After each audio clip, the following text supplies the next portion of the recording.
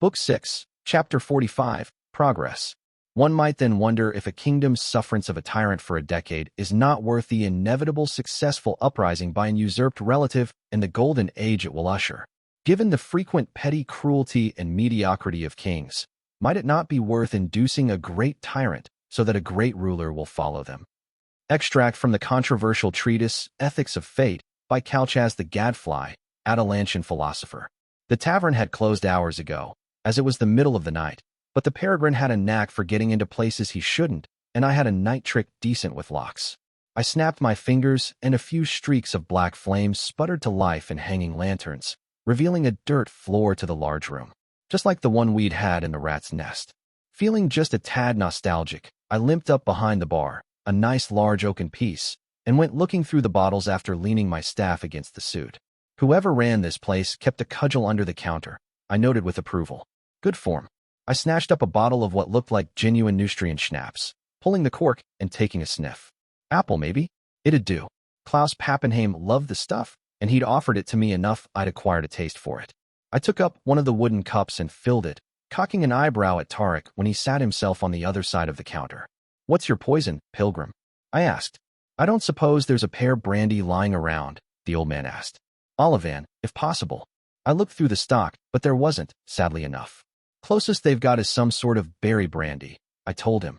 "And it looks Arlesite, though gods only know from where beyond that." "Now you have me curious, I'll admit," the pilgrim said. "If you don't mind?" I deftly set the cup down on the counter without turning as I took the bottle. Some things never quite went, huh, and poured him a finger. I sniffed the bottle discreetly afterwards and almost gagged. It smelled like a whole bush had died in there along the promised berries. This might be the Grand Alliance's camp, but I wasn't a robber queen, so I placed 2 golden crowns where the bottle I'd taken had stood. I cast a look at Tarek, who looked faintly embarrassed. "I have been traveling light," he admitted. He wasn't so crass as to actually outright request I pay for his drink, though, I noted with amusement. "Heroes," I sighed, teasing. I was actually out of crowns by I had a Presi, Aurelius, and a Procerin, Gran, which should more or less cover the costs. The Gran was less pure, and so worth less, but some places refused imperial coinage as they believed it to be cursed. I vaguely remembered that one of the Dread Emperors had, in fact, tried to drive a chunk of Calawan nobility mad by cursing coinage a few centuries back, so I couldn't even blame them. "You're covered for the bottle," I said, and raised my cup. He matched it with his, and the drink went down. I laughed after it went down, my throat aflame. Damn, but the Lycanese liked it with a kick. Orcs would actually enjoy drinking this, which was a standard rarely met. "Business, then," I said. "Business," Tarek agreed. I said nothing, only cocking an eyebrow as I leaned against the counter. "I will assume," the Grey Pilgrim said, "that your intent is not to gloat." "I like to think I'm above such things," I lied. "Naturally," the peregrine seriously agreed. A beat of silence passed. That said, I thinly smiled. "I fucking told you so." He sighed, but did not disagree. That was already promising. I'd not been sure exactly what to expect, as the silence and eventual assent from the Dominion, when I'd gotten the wandering bard to be designated as formal enemy of the Grand Alliance, had only told me he'd abstained from getting involved. His actual thoughts remained unknown to me. "It is possible that the attack on the arsenal was meant to aid in the long term," Tarek said, then grimaced and poured himself another finger of brandy. "But that is irrelevant. She has forced us to take her as an enemy through her actions, regardless of whatever intent might lie behind them. There's precious few acts you can't justify by saying they'll help down the line," I flatly replied. "That does tend to be the convenient thing about using the future for proof." "Peace, Black Queen. I am not attempting to justify the wandering bard's offenses against us," Tarek tiredly said. "Merely struggling to reconcile the woman I have known for a very long time with the one who is now my foe. Much as I hated it had taken him this long to get here, it was starting to look he actually was there, so I swallowed the many barbs still on the tip of my tongue. Rubbing salt in the wound would get me nothing save a fleeting moment of satisfaction. "Then we're in agreement that she's kill on sight," I said, "and that an order ensuring as much comes down on both your side and mine. You are unlikely to actually kill her, using such means," Tarek said. "But I do not disagree with the principle. Her power comes from access to and influence over bestowed. Stripping her from these strengths is sensible." "Sensible," I slowly repeated. "Yes, I believe so. Another sensible thing would be, for example, how you came to be so certain she won't die." I know why I think that, Peregrine, but you've been less than forthcoming about your ties with her. Should I complain to my representative under the terms and being so clandestinely approached? The pilgrim drily said. I filled my glass, conspicuously. This is just two old friends having a drink and a chat, Tarek. I toothily smiled. Not an interrogation. Skirt around the letter of the law, me? Perish the thought. He cocked a brow. Perish is the right word, the old man said. How does the red axe fare these days? I believe they went with decapitation, I said.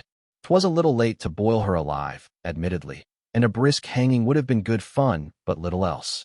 I suspected that Hazenbach had been amused, in that discreet way of hers, that from now, when the execution by sword of the red axe was spoken of, there would be a great deal of trouble over the nomenclature. Mind you, that it would add a dash of confusion to any rumors about the execution in the arsenal was a more likely culprit for why she might have arranged that. You lost trust when you arranged that, Tarek said. Some with are bestowed, more with the man who leads them. Tell me something I don't know, I replied, almost rolling my eyes. You disapprove, I take it? He sighed. No, the gray pilgrim finally said. It helped stave off the collapse of Procker at otherwise minor costs. I only wish it had not forced a distancing between yourself and young Hanno, though perhaps it is for the best. I drank of my cup, silently inviting him to elaborate.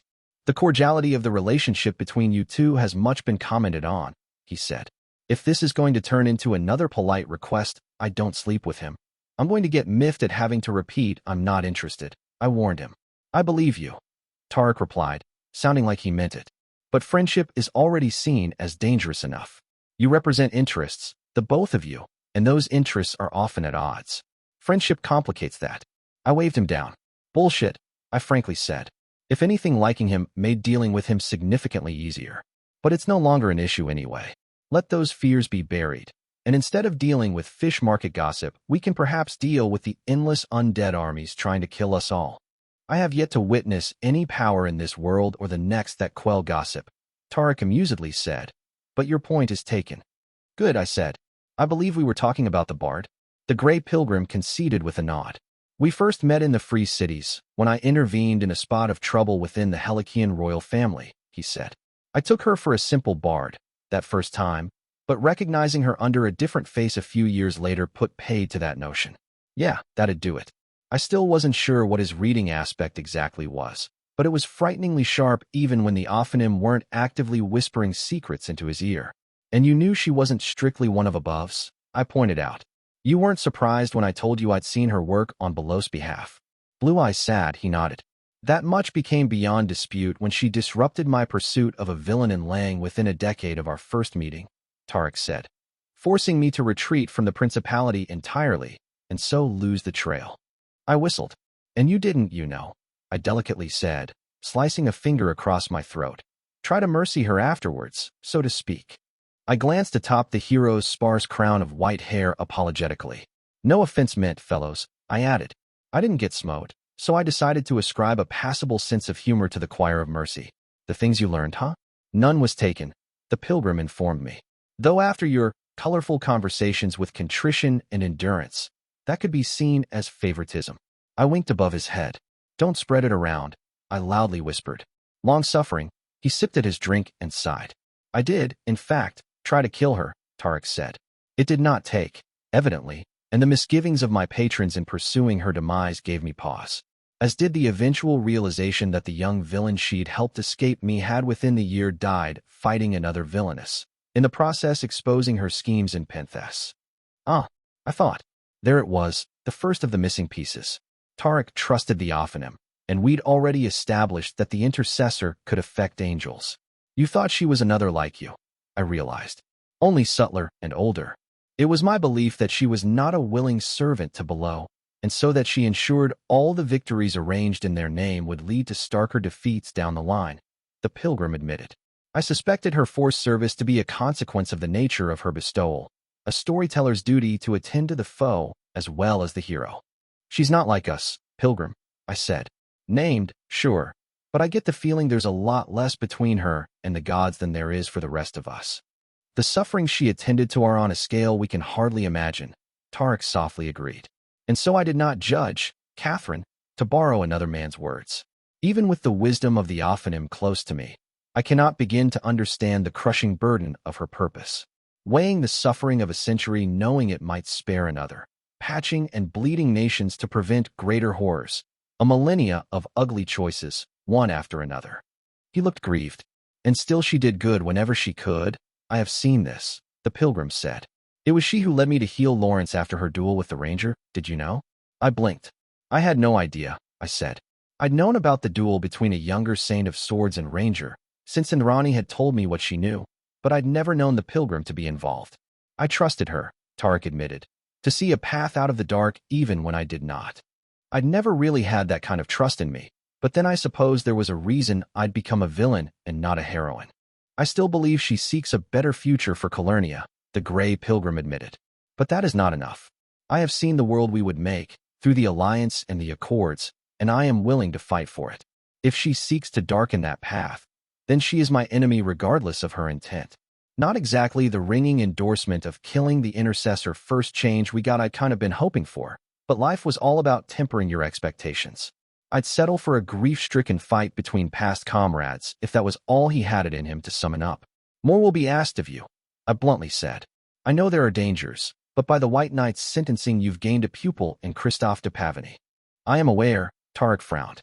What you're not aware of is how he's tied to that mess in Cleves, I said. You know, the House of Langevin being made to eat crow. He's the reason Prince Gaspard abdicated in favor of his son? The pilgrim asked, sounding surprised. Hazenbach had wasted no time spending the political capital she'd gained through the trial, though at least she'd been subtle about it. Gaspard Langevin had, officially, taken a bad wound and passed the burden of leadership to his younger and more vital son. It had been an unpopular move in Cleves, where the man was respected, but Hazenbach had privately marshaled the highest assembly, using his ties to the Mirror Knight as an anchor around his neck instead of the trump card Gaspard had likely seen them as. The army under General Ramina, then leaving regardless of protests, had made it very clear to him that he'd made more enemies than his house could afford, driving the final nail in the coffin. Not exactly, I said, but he was involved.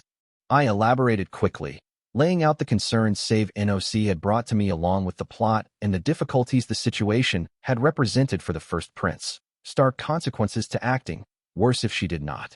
I'm assuming Hanno will speak to you as well when he arrives with the Mirror Knight, I said. But I wanted you to know the nature of what's being dropped on your lap. He needs to be straightened up before he blunders into another mess like this, Pilgrim. I grimaced. He's still the best match we have with the Severance, I reluctantly admitted. And I'd be a lot more comfortable trusting him with that power if you were able to first look me in the eye and promise B he wasn't going to shit the bed with it. If anyone could do it, mind you, it was the Peregrine. As far as heroes were concerned, he was the mentor. To Tarek's honor, he did not balk or try to pass the responsibility to another. How long would I have with him? The pilgrim asked. If things go well, we want to try Keter next summer, I said. I know it's not long, but I will do all I can, Tarek simply promised. Hells, I grimly said. That's all I can ask, isn't it? And on that we toasted, cups rising in accord and going down with the same. It was probably a good thing that our attendants were far enough behind they couldn't hear us speak as watched over the entrance of the reinforcements into the stronghold with threadbare ceremony. I don't know what my niece has been bribing the Levantines with, but I hope we have more in stock, Prince Klaus Pappenheim appreciatively said. The older man was eyeing the rows of heavy Olivan foot with an almost hungry look. I snorted at the sight. I'd found it difficult not to like the grizzled Prince of Hanovan from the start, even knowing he'd almost been one of the leading generals in the invasion of Callow. He was from a mold I was familiar with, that I'd spent most my life around, an old soldier, a veteran who'd spent almost as much time on the saddle as reigning in his capital. My reputation with Lycanese tended to be decent, for a servant of wicked power, but I'd not expected the old prince to take to me as well. Having infantry envy, are we? I mused. That ought to be a familiar feeling by now. More a tease than a truth. An open ground exercises my army tended to trounce his own, but the moment the terrain got difficult the balance tended to swing harshly the other way. It had been about as I expected, given the difficulty of using classic legion tactics in the mountains when they'd been designed to win wars on the plains of Callow. On those plains, though, Black's war machine still reigned queen despite the best efforts of the opposition. The Lycanese were good, but they hadn't mastered the tactics of the Reform yet. They'd find it difficult to catch up there, since their lack of mage was even worse than my own. Unfortunately for them, they wouldn't have the workaround of having stolen a legion or two as I'd done when founding the army of Callow. Talk to me when your lot use a goat path without waking up all of Ashur, the one-armed prince scathingly replied. The obligatory trading of insults having been seen to, I took a better look at the 6,000 troops Lord Yinu Marave had sent our way. Most of them Olivan, by the colors on the shields and faces, but I was hardly complaining about that. The champion's blood coughed up to arm its heavies in good mail and plate, and they fought ferociously with their swords and shields. 2,000 of the Levantines were lesser captains sworn to the Holy Seljun instead of Alava, though the pattern for why they'd been chosen was neither the size of their warband nor their origins. Instead, they were all, in majority, made up of slingers. Less a boon than the heavies, these, but still very much a boon. The Dominion's armies were inferior to those of Procter and Callow in several regards, but they were also the only standing force that still fielded slingers, whose thrown stones had proved to have a great deal of bite against the undead than arrows. That was the last major force we were waiting on, I said. The White Knight will arrive with named and the latest from the arsenal in a few days, which has us almost ready to begin the push. Weren't you waiting on some sort of Levantine bounty hunter? The older man asked. I was warned she might be troubled by the Silver Huntress. The headhunter's a prick, I conceded. But they're a prick with the finest tracking chops in the Grand Alliance. Archer went to fetch them, and they should both be here by dawn. The Prince of Hanovan cocked a brow. They, he asked. Fluid, I explained. He grunted in understanding. I want to split the Dominion forces between the armies when we move out, Prince Klaus said. You know their discipline holds better when they're kept apart. I also know it'll be a cold day in a tear before you get Tanya and Aquiline to split, I snorted. They listen to you, the older man said. When it suits them, I shrugged. Then take them both with you, the Prince of Hanovan said, and leave me the Olivans. Fat chance, I replied. I get both a guaranteed headache and fuck all slingers Pappenheim. Aren't your people supposed to be all about giving people a fair shake? And yours are supposed to spend their days trampling Presi out in stretches. But it's a strange new world, he grunted back. I'll take the larger slice of Fantassins and give you with Princess Beatrice if you agree. Now, that was a tempting offer. My officers just didn't have the knack for dealing with Proserpine mercenaries without it going badly. Falsifying a report in the army got you caned and demoted, when it was considered common practice among those Fantassin companies who even bothered with reports. Some poor Arlazite bastard had even tried to bribe an orc lieutenant, which got him his throat ripped out and 10 more people hanged in the aftermath of the vicious brawl that ensued. Gods, you must really hate dealing with the blood, I said. That leaves you who to run the Allemans, Prince Arsene? The man's got all the boldness of a wet towel, and I've never seen him send out his soldiers when he could pass the fight to others.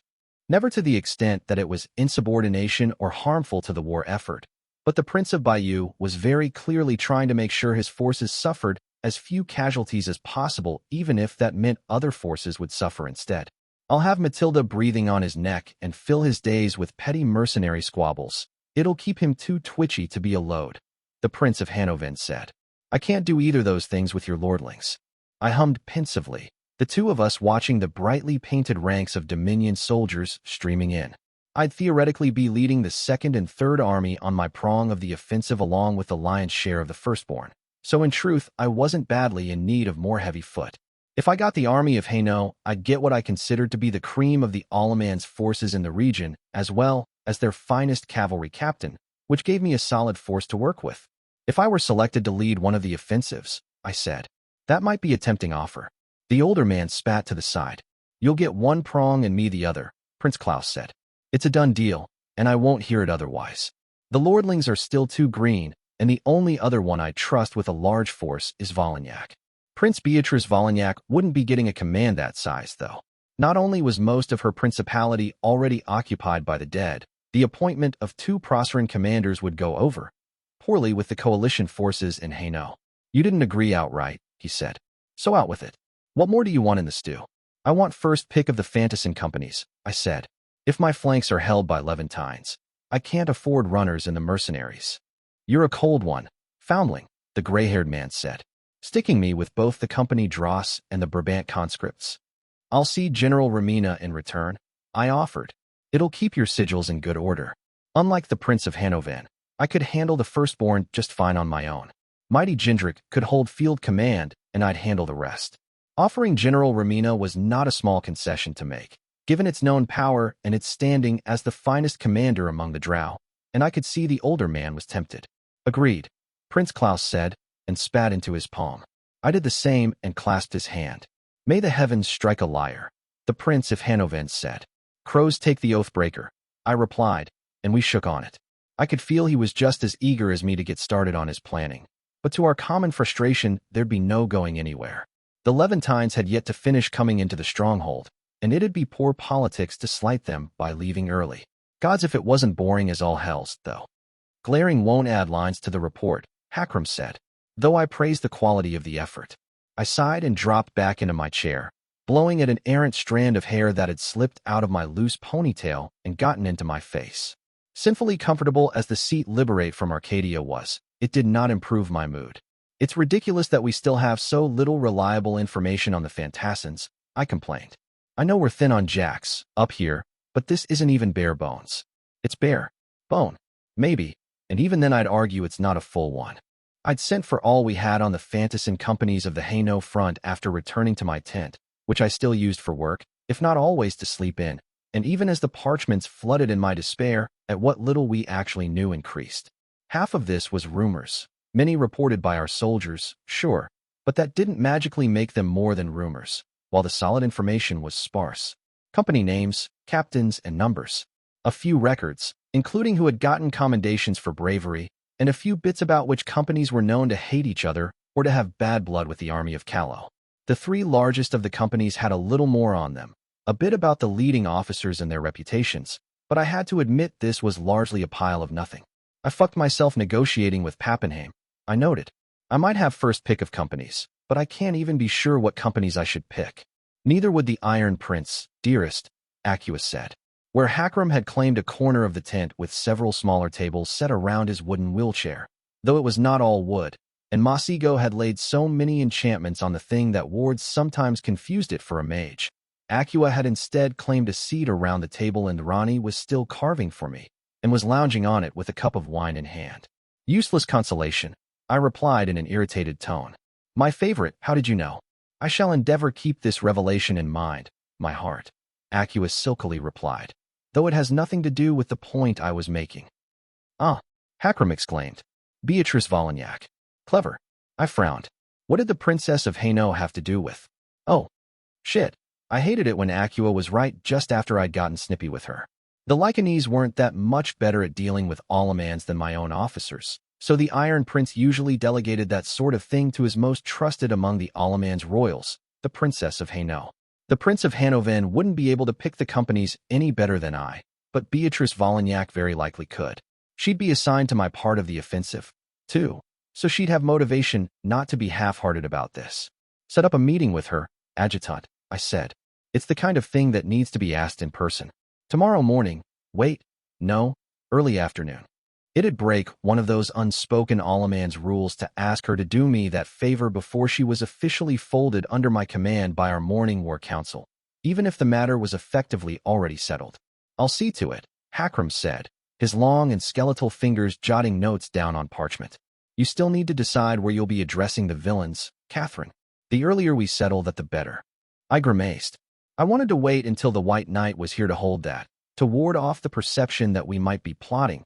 But now that the last two of my lot were arriving with Dawn, the named I represented under the terms were due a proper counsel. Some were getting restless, too, so I was wary of delaying further. So far I'd put them off by saying all was best addressed after the war council settled broader affairs. But that excuse would be expiring tomorrow morning as well. That meant I'd be meeting with the villains assembled in Hainaut before sundown, like it or not. I would suggest far from anything expensive, Adjutant dryly suggested, a peak of fangs revealing his amusement. His face hadn't changed much, I thought. So when he was seated, when the fold of his clothes hid the missing arm and leg and meat, it was almost possible to forget. Almost. Outside would be best, I agreed. Though I don't want eavesdropping, which limits our options. There's not a lot of places here warded up right for that. Most of them were war rooms, personal quarters, or other places of import, none of which I particularly wanted to shove a bunch of rowdy villains into. Make a request to borrow wardstones from the Gigantes, Hakram suggested. This is terms business, not personal, so you would be within your rights. There any left so spare? I asked. I know we restricted who can make requests, but they still go fast. I'll know within the hour, Adjutant promised. If it is feasible, then do it, I ordered, which handled the privacy issues nicely, leaving actual location as the last hurdle. In the country we'll have to do, I finally said.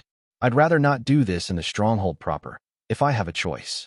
Obviously, we wouldn't be doing this on the dead king's side of the trenches, so it'd have to be south. Aqua, I asked. You've flown over the region often enough. There's a large hill with a fire pit perhaps an hour away from Neustal, she noted. Formerly used by shepherds, I believe. No other larger significance. Using somewhere with a little more weight to it would please those who like to feel important. The rapacious troubadour and the summoner came to mind, but I didn't necessarily want to encourage the perception that this was a council momentous in any way. It was a relatively large assembly of named, but it should be nothing more than that. It'll do, I said, then sighed. All right, what's next? The night was still young, and so there was still work to be done. Book 6, Chapter 46, Vestibule. I make it a habit to kill all the people at court who do not want to usurp me, as they are principled fellows and so eminently more dangerous than your average conspirators. Dread Emperor Iniquitous, first of the Mayfly Emperors. As of dawn there were 11 villains in Hainaut, if I was considered to stand among their number even with my name not yet fully formed. We didn't even make up half the named currently in the Principality, though at least we did count for more than a third, yet I honestly couldn't think of many occasions where so many villainous named had gathered together in the same place at the same time, much less while being on the same side. Not unless revenants counted, anyway, which in my opinion they did not. It was a lot easier to herd cats when they were dead. This was not the sort of thing to approach half-cocked, but I found there was a remarkable scarcity of knowledge on affairs this.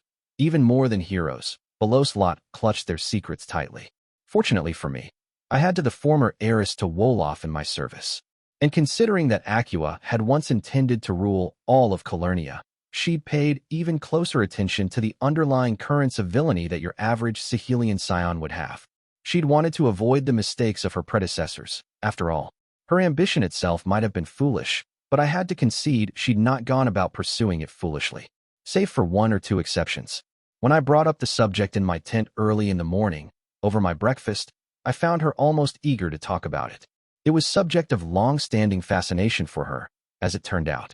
Alliances between villains have not been studied in great depth outside of praise, Aqua told me, still sounding pleased by the line of inquiry. And aside from the tower itself, there are none who can rival the records of Wolof on the subject. It was of great interest to my predecessors, as you might imagine. Wasn't hard to. I'd seen enough corpses I barely needed to try. I recall hearing the Sahelians haven't raised the most tyrants among the old families. I noted a tad more diplomatically. Though you're up there for warlocks, right? The Marimbi of Oxum are not far behind us on the latter count, Aqua said. 6 less, I believe, though it might have changed since I absented myself. They raised very different practitioners from my family, however, and their arts have not well adapted to modern war-making. I cocked an eyebrow, curious as to what Presai Highborn might consider sorcery aging poorly. Devils didn't exactly get dusty. Impractical, I asked. Oxum was once known as the Cauldron of Beasts, she said. The Marimbi have long been known for their interest in the crafting and alteration of life. Monster-making, she meant. Charming. They dabbled in heredity as well, and created the first known stable breeding program. Aqua continued. The practices have since shifted, of course, but their work remains foundational. I could see why their specialties had not aged well. In the old stories, the Presai always came at Callow with a few horrifying monsters that one of our heroes ended up killing, and the stories about the orcs that could breathe underwater and the sentient tigers were infamous even out west.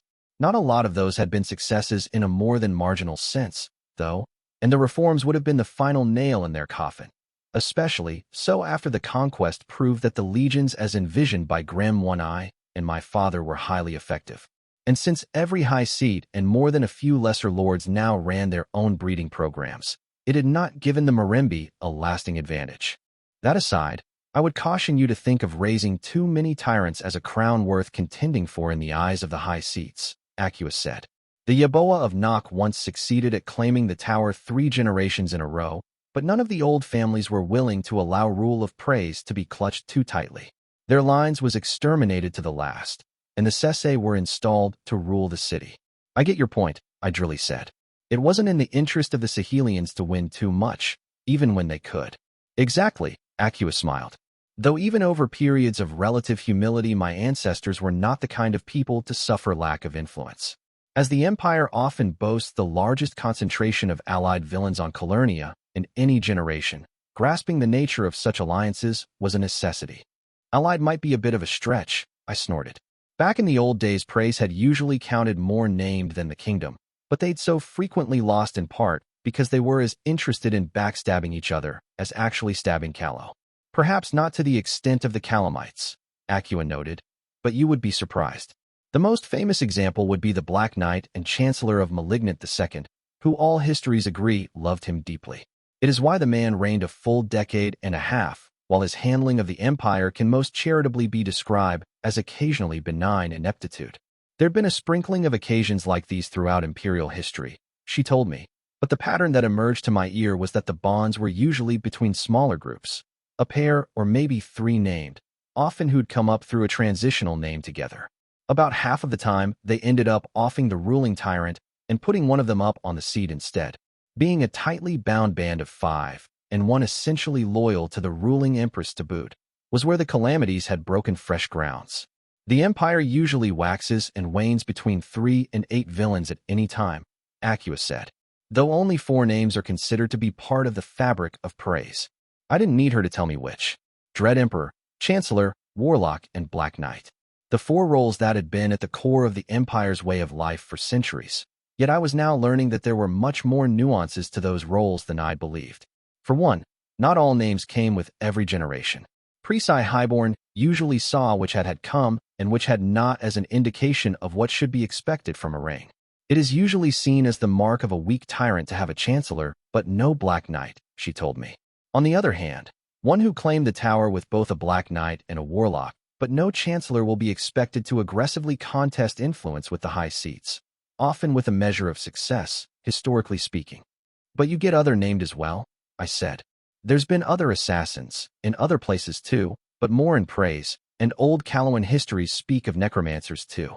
Unfortunately, the skill of Prisai in that branch of sorcery, paired with the relative magical ignorance of my countrymen, meant that old records could often only guess at if they'd been dealing with a necromancer or a necromancer. Indeed, Acua nodded.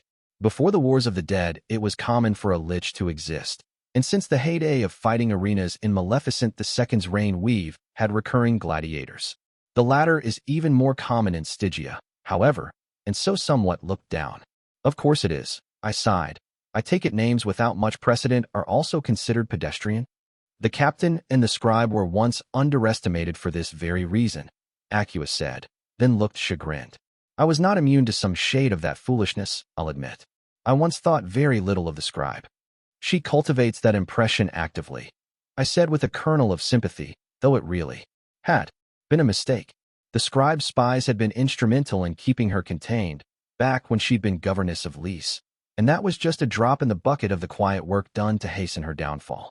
The bloody coup against Hazenbach and Salia was a good example of what scribe could when let off the leash, and its aftermath was still haunting the first prince even years later.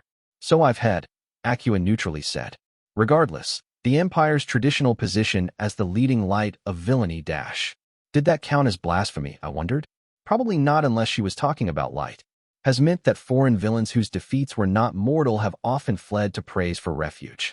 Treatment varied according to who held the tower, but some rose quite high when the Dread Empire was expanding and looking for champions. Sorceress, in particular, opened his court to many and gave them great authority. My brow rose.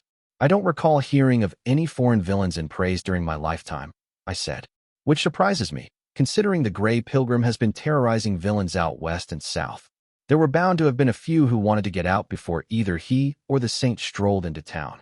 The end of the last 2 gave pause to any possible takers, I expect, Acua drily said. A beat passed. Black killed them, didn't he? I bluntly said. They came in the decades preceding our births. The Reaver from Pinthasan, the Blue Mage form Asher, to be specific, but they were brought in as helpers for the Pure Bloods, Acua elaborated. Naturally, the Carrion Lord brutally murdered them at the first halfway decent excuse and extended the purge to anyone associated with them. An entire branch family of the Nairi of Okoro was forced to eat until their stomachs burst in what he called a warning about overly ambitious appetite. I coughed to hide the way my lips were treacherously twitching upwards. She noticed. It's considered one of the reasons for the later succession crisis in Okoro, Akua reproached. Very sad. I got out soberly. Not at all ironic, or in any way cathartic to hear about. I changed the subject before that woeful look she was giving me could lead to a reproach about the importance of not killing wasteland aristocrats in amusing ways.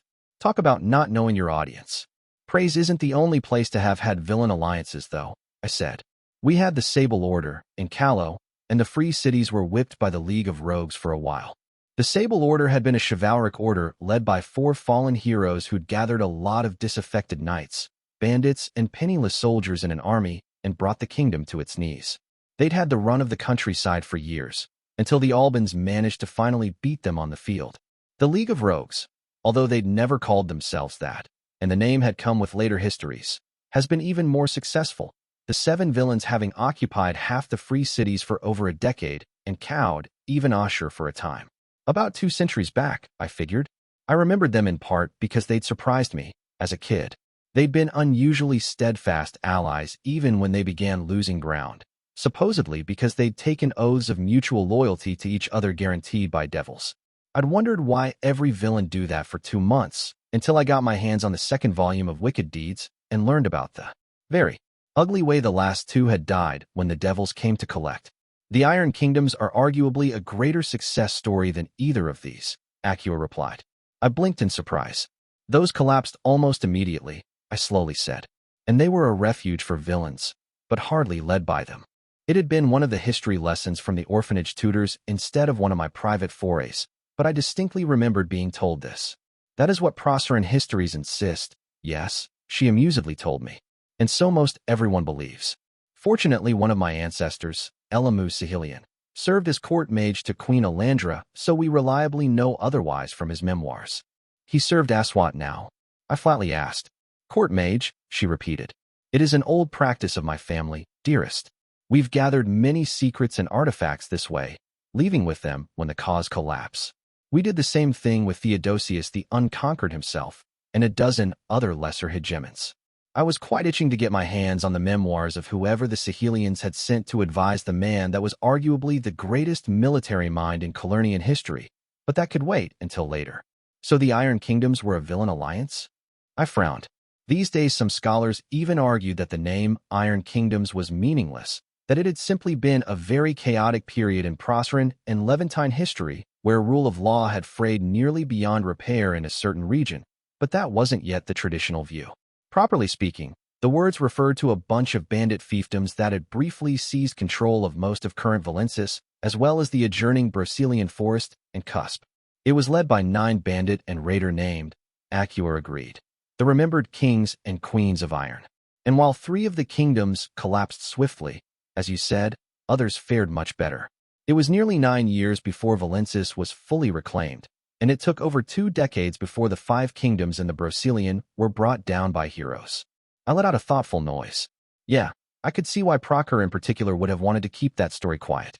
These days the Principate went all damn this and damn that when named got inconvenient. But it had been a lot younger back then. It would have been a bad blow to its prestige if a pack of villains had been able to seize one of its principalities. The kind of blow that made fresh conquests consider rebellion and borderlands mull independence. The histories I'd been taught would be a lot more palatable to the highest assembly and safer to own up to. Neither praise or these alliances really fit what we have as a precedent, I finally decided. This is true, Akua easily said, but attempting to establish direct precedents when multiple named are involved is Photon a fool's errand regardless. Valuable insight can still gain from observing what led to the victories and the failures of these arrangements. Infighting, I drolly said, and heroes, occasionally armies paired with the previous 2. Yes, very clever, she replied, rolling her eyes. About what I might have expected, given your terrible essay on the Lycerian Wars. I gaped at her. Wait, what? Shit. No, it actually made sense that she might have read that at some point. Sure, it was a piece of homework I'd written half-drunk in the backroom of the Rat's Nest, but malicious spy mistress had gotten her hands on it back in the day. She'd even mentioned it when we'd first spoken in the tower. The Sahelians had infiltrated the eyes and the tower, back in the day, though I was never sure to quite what extent. Merciless gods, though, was this the only piece of writing that I was ever going to be known by? At least Hazenbach won't know about it, I mused. Mother sold quite a bit of imperial intelligence through Mercantis when her coffers ran low, so she actually might. Acua amusedly replied. Goddamn Sahelians. I uncharitably thought. Given my luck, that fucking thing was going to end up my only written work to be passed down the ages. Regardless, my heart, you are correct that infighting is recurring pattern, the shade mused. Arguably the most important. It has been the end of many a skillful reign and a tear, and certainly precipitated the fall of the Iron Kingdoms. That's the nature of villainy, to an extent, I said. You don't become one without being hard-headed, and unlike heroes, we tend to see each other as potential threats instead of potential allies. That's a recipe for blood on the floor at the first disagreement. Heroes did kill each other on occasion too. I wouldn't ignore that, but it was significantly rarer. But there lies the area of interest, she smiled, golden eyes alight with pleasure. What aspect of villainy in particular drives us to conflict amongst ourselves? I have pondered this long, Catherine, as when I dreamed of empire still I believe that the governors of my Colurnian empire must be villains. It was imperative that I understand how to keep them from turning on each other as well as myself. I drummed my fingers against the table absent-mindedly as I thought. Villains tended to be more prone to violence, broadly speaking. They also tended to just be worse people than heroes, but that was a weak argument. Most people on Colurnia were worse than heroes, by the same measure, and they weren't as prone to infighting as villains. Names did tend to magnify your flaws as well as your virtues, but that was a weak argument as well. Villains weren't all cut from some universal cloth, in either personality or objectives, so the consistent infighting of their alliances couldn't really be traced back to some universal flaw we all shared. But then that was looking at the individual, when one of my first lessons had been that the system often had the greater impact. Villain stories tend to reward conflict and acting decisively, I finally said. It's an incentive. If it makes you stronger, helps you to win, most people will lean into the traits. When unchecked and become reflexive, that tendency results in poor decisions like backstabbing a nominal ally while heroes are at the gate. Squire to the end, I see. Acua murmured, sounding thoughtful. An interesting answer, and not one I necessarily disagree with. Yet I arrived to a different conclusion myself. I believe that ambition is the keystone. Not all villains are ambitious, I pointed out. It's not like every Black Knight eventually made a play for the tower. Ambition can be a nuanced thing, she replied, leaning forward in animation. A Black Knight's ambition could be to stand the greatest hero killer of the age, or to lead the empire to military victory. Rule need not be the driving force of them. Ambition is, to my eye, the seeking of excellence. The nature of that excellence varies with every named. There was a refrain of old Presi pride in there, I thought. The old guard of tyrants had often claimed that they were seekers of excellence, that their philosophy was one of advancement while the gods above were enemy of all change. Like most philosophical arguments preached by people who practiced mass human sacrifice and casual assassination, I tended to be skeptical of their claims.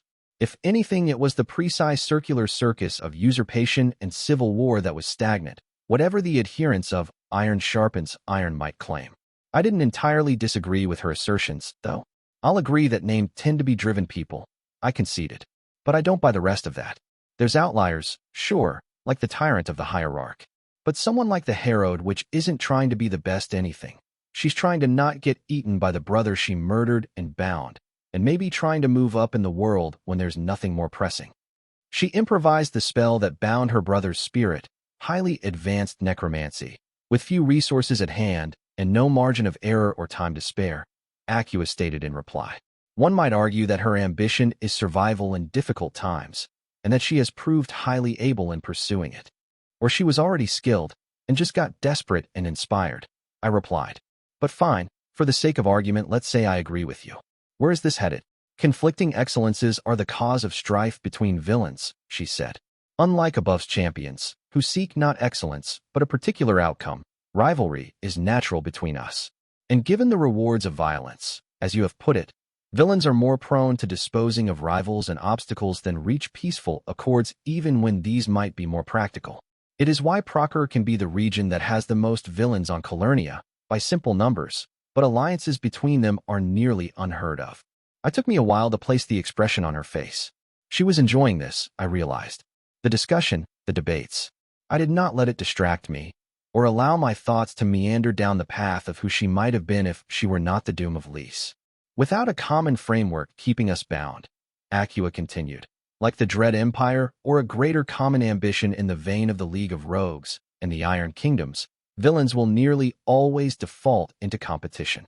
The argument somewhat held even when looked at closely, I decided. The infighting and villain alliances tended to crop up when the shared ambition was collapsing, not in the initial string of victories that most villains got to taste before their comeuppance. And how did your great Calernian empire propose to get around that flaw? I asked. It had been idle curiosity that made me ask, but suddenly there was a weight to the tent. To this conversation. We had not often talked of the doom of Lys, of her plans when she had been the Diabolist, and never this explicitly. She did not openly show hesitation, but her silence and calm face made it plain to me anyway. The golden-eyed shade knew me well, these days, but that blade cut both ways. By making more of you, Acua eventually replied. Client queens and kings that were genuinely invested in the rule of their province, and capable of dominating named within their realm. So long as my fortress stood, fear of greater breaches being opened in retaliation to treachery would have prevented most forms of rebellion, and I believed myself capable of triumphing in the inevitable ensuing shadow wars. It was a shit plan, I frankly replied. You gave yourself a single point of failure and left each of your clients a power base to consolidate. The moment the fortress was out, your entire empire would immediately collapse, which was why I intended to build several more, Acua admitted, once I had the resources of Callow and praise at my disposal. I breathed out. Shit, I'd never actually considered that. Would it have worked? No, I eventually decided. The moment she got Militia and I to surrender, Diabolist would have stood as a beacon for every hero on the continent. I'd had to bend over backwards to avoid that, and she wouldn't have been able to manage while standing atop a fucking doomsday weapon. She'd not last long enough to make a second fortress, or it'd get destroyed while still incomplete.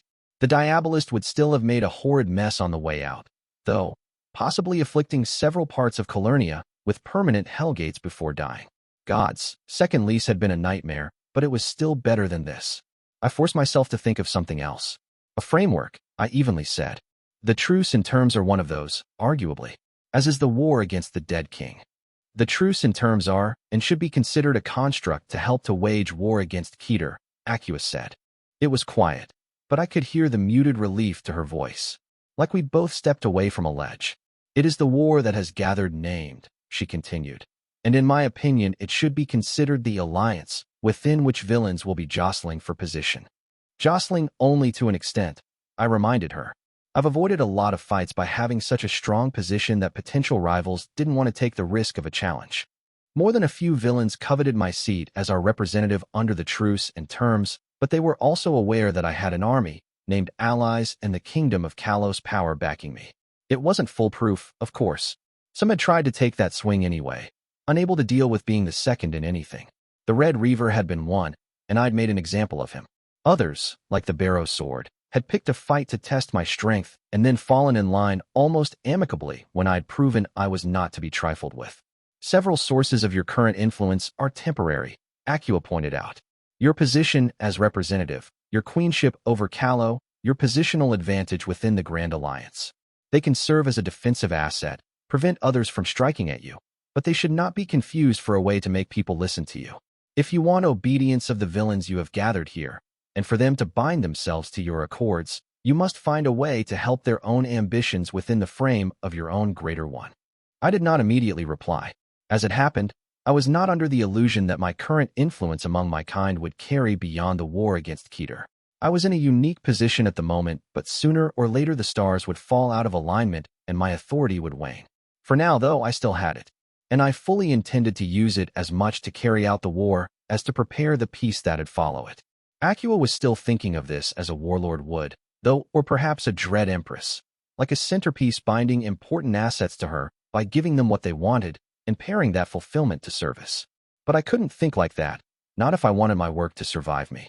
If I wanted villains to embrace the Lys Accords, that meant convincing them that submitting to some rules was worth the benefits the submission would earn them. Turning wolves into wolfhounds, I mused. One piece of meat at a time.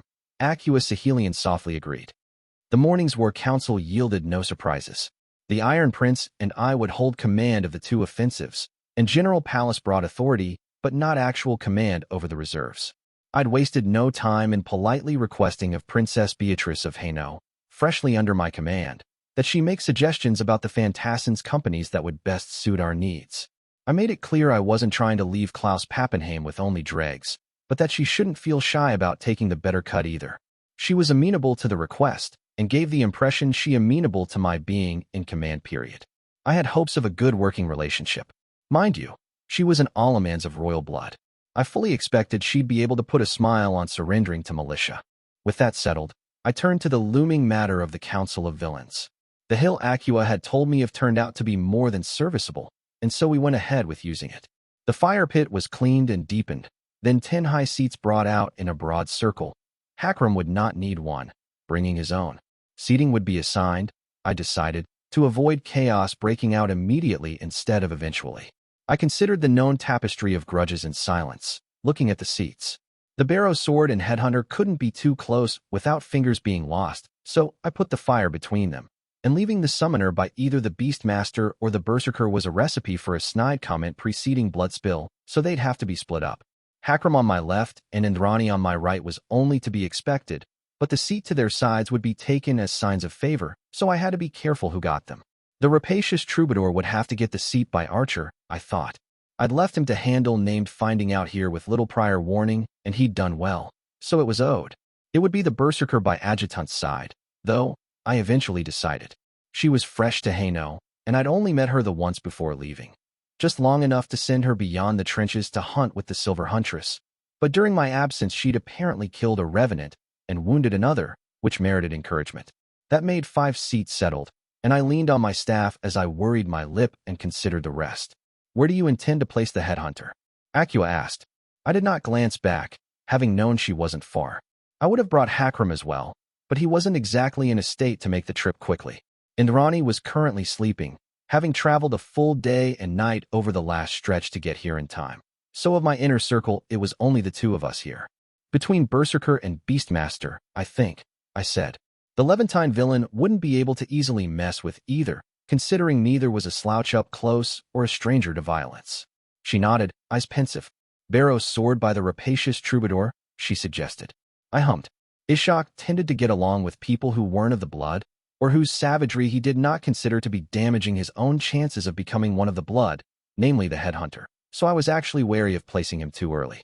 He was valuable because of that relative lack of enmities. Still, he had to sit somewhere. Then concoct by him, I said. Kaki was both sharp-tongued and not physically powerful, so I had to be wary of where I placed her. If she mouthed off to the Berserker, she was liable to lose a few teeth, not to mention the bloody scalp the headhunter would be after. The concoctor would likely have pockets full of poison, I further considered, so if she retaliated the escalation would be steep and immediate. Best to avoid the trouble entirely by giving her mild-mannered neighbors. Summon her by her, Acua said. He will enjoy word of the arsenal, no? The man was still miffed he'd been assigned as a combat sorcerer instead of a researcher, as I recalled, but he'd never hidden his continuing fascination for the arsenal. It was a good pick. With a little luck, he might even be too busy talking to her to insult anyone else for at least part of this council. Agreed, I grunted. Which would leave the Herald, which between Summoner and Beastmaster. She was in Archer's service for some time, Acua noted. That should ensure civility of the Beastmaster, or encourage him to lash out at the witch as indirect vengeance on Indrani. I thought, since her connections made her very risky to take swing at these days. It had not escaped me that Archer's fellow pupils under the Lady of the Lake did not have the fondest memories of their time together, though Beastmaster had always struck me as indifferent where the Silver Huntress and the concoctor had been venomous. It was a measured risk, I decided. The worst the summoner would send the witch's way was likely to be a few snide words about hedge wizardry, and I trusted her to be able to ignore that. She'd struck me as being steady of temperament, back in the arsenal. It will do, I said. My gaze swept over the seats. It would have to. Soon enough, we would be going to war, and I wanted every sack of venom emptied before we were on the march. Book 6, Interlude, Reprobates. And so dread Emperor Irritant did shout thus. Leave him to me. And then he did ignore the knight-errant, and brawled with a common soldier instead, and triumphed over him. Extract from Volume 9 of the official Imperial Chronicles. He'd been among the first few to arrive after the Black Queen and her attending pair, so the high seats were still largely empty, yet he was not disappointed in the slightest. Instead, Lucien Travers, who some knew as the rapacious troubadour, though he personally left the epithet out of the introduction unless pressed, studied those empty seats circling the crown of the hill with great interest. Many of his fellow damned would not spare a look for the arrangements beyond learning where their seat had been placed, but Lucien would not make that mistake. The rapacious troubadour knew himself a feeble enough sort compared to many among his kind, and so it behooved him to always consider the undercurrents of the situations he involved himself in. Lucien was all too aware that his skill with the sword was no match for the likes of the Red Knight, or his dabbling in sorcery more than a pittance compared to the arcane powers of a man like the Hierophant. He'd always been a man of scattered interests, and so while his learning was broad it might be said to be comparatively shallow. It was his eyes he'd paid for with his travels, his ability to read a room, and the underpinnings of it. Some arrangements were only to be expected. The mark of favor he'd earned through his labors in Hainaut, the seat by the Archer's Own, was one such. The Black Queen was not shy in offering honors to those that served her purposes well, so long as they played by her rules as well. The rumored red hate between the headhunter and the barrow sword had led to them being split apart, and the troubadour was amused to see that the summoner had been neatly contained between two scholarly sorts. Dear Cedric did have a sharp tongue, it must be admitted. That his Callowan ancestry had failed to bring about favoritism at his advantage remained a frustration to the wizard. It was the layer beyond the obvious that was interesting. Once it was grasped who their common shepherd saw as the individuals in need of containment, from their surroundings it could be deduced who she saw as reliable, the true favored, not those merely honored in public. The concoctor and the harrowed witch, it seemed, both of which had ties to the archer. How he admired the Black Queen's cleverness in expanding her influence.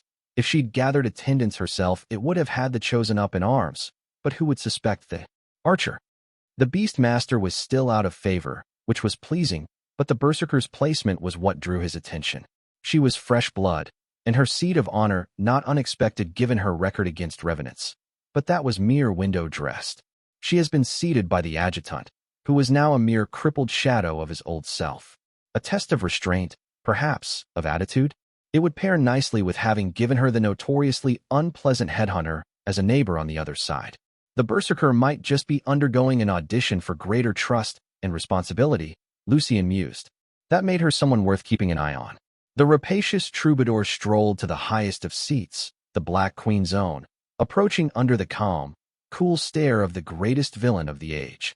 Two great crows were perched above her shoulders, their feathers as if woven from shadow. The slight tension at the knowledge he was occupying the full attention of the same woman who'd been the architect of both the prince's graveyard and the Salian peace was delicious, for all that the fear behind it was genuine. Lucien was not a man who'd been born for dull times, for pedestrian appetites, or the safety of righteous choices. What worth was life, if not lived on the razor's edge? He swept back his long hair as he offered a deep bow. Your Majesty, the troubadour smiled. It is ever a pleasure to be in your presence. Rapacious troubadour, the Black Queen replied as she cocked her head to the side, her chanton easy and lightly accented. You seem in a pleasant mood. Finally back in familiar waters, yes? Seen through already? He'd been in too fine a mood, it seemed. Gods, but how delicious it would be to have but the slightest taste of such a soul, barely more than a nibble really. Lucien felt the attention on him, and turned to meet the archer's unblinking gaze. The sharp-faced woman offered him a lazy grin, all the while idly tapping the side of a knife against a finger. He doubted that grin would waver in the slightest as she slit his throat. He'd been forgetting himself. Who would dare claim familiarity as such a gathering, Black Queen? Lucien smiled. I am simply looking forward to the night's festivities. The Berserker did not know how to read. Had the servants not told her where her seat was, she wouldn't have known, and she thought she saw a mocking glint in the man's eye. Her fist was already clenching when she remembered who was looking at her, that small woman on the seat with the huge dark crows and the deadwood staff. Temper, Zoe reminded herself. There would be better fights to pick tonight than some mouthy nobody. She dropped into her seat, sending for ale. The sooner they got to grievances, the sooner she could crack her knuckles on some fucker's jaw. The summoner's lips thinned in anger. He was not late, he wasn't, but everyone else had come early, and so he'd been made to look in the wrong. Again, Just another injustice in the long line of them forced onto Cedric Ackland. He never got his dues, always got cheated of what was rightfully his. He gathered his robes and hastened up the hill onto the last empty seat, between a disturbingly silver-haired woman and that idiot peasant who'd cursed herself with her own brother's ghost. Is he always that slow? The summoner turned a glare onto the person who'd spoken. Some ruffian in cuirass and cloth, with knotted brown hair freed from an ornate spiked helmet and 3 leathery heads hanging from their belt. The headhunter, he realized with distaste. Their reputation preceded them. Silence is preferable to empty words, the summoner sneered back. A lesson you ought to learn. The savage. Only now did he realize the brown lines sliding down the edge of their hair were brown paint and not dirt. Laughed, reaching for one of the dozen knives and hatchets at their side. Insult was given twice, once for lateness and once by wagging tongue, the headhunter said. I will collect on your behalf, Black Queen. Cedric's magic roiled at his fingertips. The things he was going to unleash to discipline that wretch with his anger was interrupted by a slight sound, fingers being drummed on a wooden seat's arm. The Black Queen was studying the headhunter was a mildly bored and irritated look on her face, as if displeased by the noise someone's dog was making. And who are you to me, headhunter, to be collecting anything on my behalf? The Queen of Callow softly asked. The savage's cheeks reddened, and the summoner grinned. Finally he got the support he was due by virtue of his Callowan blood. Has his own father not once been a lord under the Fairfaxes? Cedric should have a seat at her inner circle and his pick of assignments. Not this mere pittance, but it was a start. I only meant dash. We know exactly what you meant to do, headhunter. The archer smiled. So shut the fuck up, yeah? Before we decide it's worth taking issue with. The Levantine prick rose in anger, bearing a long knife and reaching for a rope. I will not be threatened by the likes of you. The headhunter barked. A hound gone tame, dash. Sit down, the Black Queen said. The headhunter turned their gaze to her and hesitated. Sit down, Catherine Foundling mildly said, before I make. You sit down. They swallowed their pride and did. Perhaps there had been advantages to have arrived last after all, Cedric decided as he smugly settled into his seat. The barrow sword silently cursed. The headhunter hadn't been enough of an idiot to get himself, for the shape of the face paint told his shock they were a him, at the moment, killed to make an example, or at least crippled, which was a damn shame. It meant the old dogs and the Magiles would still be able to point at the headhunter and then wag their finger disapprovingly at the bloodlust of those bestowed by below, helpfully ignoring anything the barrow sword himself had ever done in favor of tossing them all in the same cauldron to boil. There just weren't enough of them that weren't head-cutting lunatics for the blood to hesitate at crossing them, to his continuing frustration. The marauder was a lot more careful than her bestowal would imply, but she'd still killed an Osina. On behalf of the bandit's blood, she said, but it couldn't be proven. So she was easy to dismiss, and the gravebinder was both reasonable and amenable, but also less than personable. The smell of living rot could be off-putting. Not that his shock was one to judge for the consequences of going barrow raiding. The closeness of the bestowal to that of the binder's blood had also triggered harsh enmity. From the Tanya, who considered it a desecration of sorts, but they'd not dared push the enmity too far when their young lord was so close to the Black Queen. The Foundling Queen was known for keeping to a hard sort of honor, after all, and she was not one to lightly cross. She was also beginning to speak, so Ishak set aside the thoughts and pricked his ear. There's only been a few times in the history of Calernia, the Black Queen said, where so many of our kind have gathered. Consider that, before we begin addressing grievances. Remember that the last time so many villains were gathered around the same fire pit, nations trembled. Ishak grinned, watching the dark-haired queen closely as she spoke. All knew that the Queen of Callow had been the one to tame the lord and the princes, to force the hand of the peregrine and the sword of judgment, and so the achievement, she called eyes on reflected glory onto her. You sit here fat and safe instead of hunted because of me. She was reminding them. That dangerous little bastard, the rapacious troubadour, was leaning forward on his seat to Ishak's right, as if getting closer would let him get his paws on the soul of the villainous. But he was hardly alone in that. The Black Queen had a fine speaking voice and a reputation that demanded attention. There's enough skill and power assembled here tonight to topple a kingdom, the Black Queen said, a hard smile touching her lips. That it has not been enough to break the dead king over our knees should serve as a reminder of what still lies ahead of us. War on Keter, the archer called out, baring her teeth. Ishak laughed and joined his call to hers, as did half a dozen more. The shouting would buy him time enough to figure out how to bury the headhunter all the way to his neck instead of merely his knees. The Beastmaster eyed the great shadow crows again, biting his cheek in irritation. Their form, the power he could feel pulsing within them, it all called to him. Yet Lysander had found that he could not master them, not even the slightest bit. His power was no immediate yoke, taking time and skill to settle properly into the beasts of his menagerie, but when he used it, there was always a bite. Not here, though. He had heard it said that the crows were shards of drow goddesses, not true living creatures, but he'd not truly believed it until now. Wild gods sometimes touched animals with their power, remaking them into something more without fundamentally changing their essence, so he'd expected this to be case here. Not so, it turned out, and now the shadowy things had turned their black eyes on him. Had they noticed? He could not tell, but caution was in order. This was not the woods, where he knew the paths and dangers. Boldness had to be measured, lest it cost him more than he was willing to give. The Beastmaster drank from the ale horn the servants had passed him, wiping his mouth afterwards and listening without much interest as the parade of grievances began. Deferred to her even though she is fresh to the front, and I was in command, the summoner whined. There must be punishment for this. Gods, Lysander thought. What a useless prick. His dislike for the man had grown stronger with every comparison between them. The Beastmaster brought servants to the fight as well, but unlike the Maggling, he wasn't useless if someone got to him. He fought. With his menagerie, not behind it. Are you? The Barrow Sword said, tones slightly disbelieving, complaining about Dominion warriors deferring to the valiant champion. The Beastmaster grunted in amusement. Ishak had a good head and a better sword hand, a respectable man, too close to the Black Queen's party for comfort, but without having turned into a minion. I held command, the summoner insisted. No one who has to say that holds anything, the headhunter dismissed. There was a murmur of agreement around the fire. The headhunter wasn't liked. No one wanted to ally with someone who'd stick you in the back for your head and a shadow of your power, but he wasn't wrong. Lysander glanced at the Black Queen, who was lounging on her throne and idly sipping at a cup of wine. She seemed less than impressed. What's your exact grievance under the terms? The Queen of Callow asked. It was disrespect, the summoner angrily replied. Against the terms. Disrespect is not against our laws, the Black Queen said. Were your orders disobeyed or contradicted? The Beastmaster chuckled under his breath, as all here knew the answer to that. The summoner went on to bluster for a bit before it became clear the villainous patience had been exhausted. She glanced at Indrani, who cleared her throat loudly and called for the next grievance to be spoken. Lysander's eyes narrowed at the sight.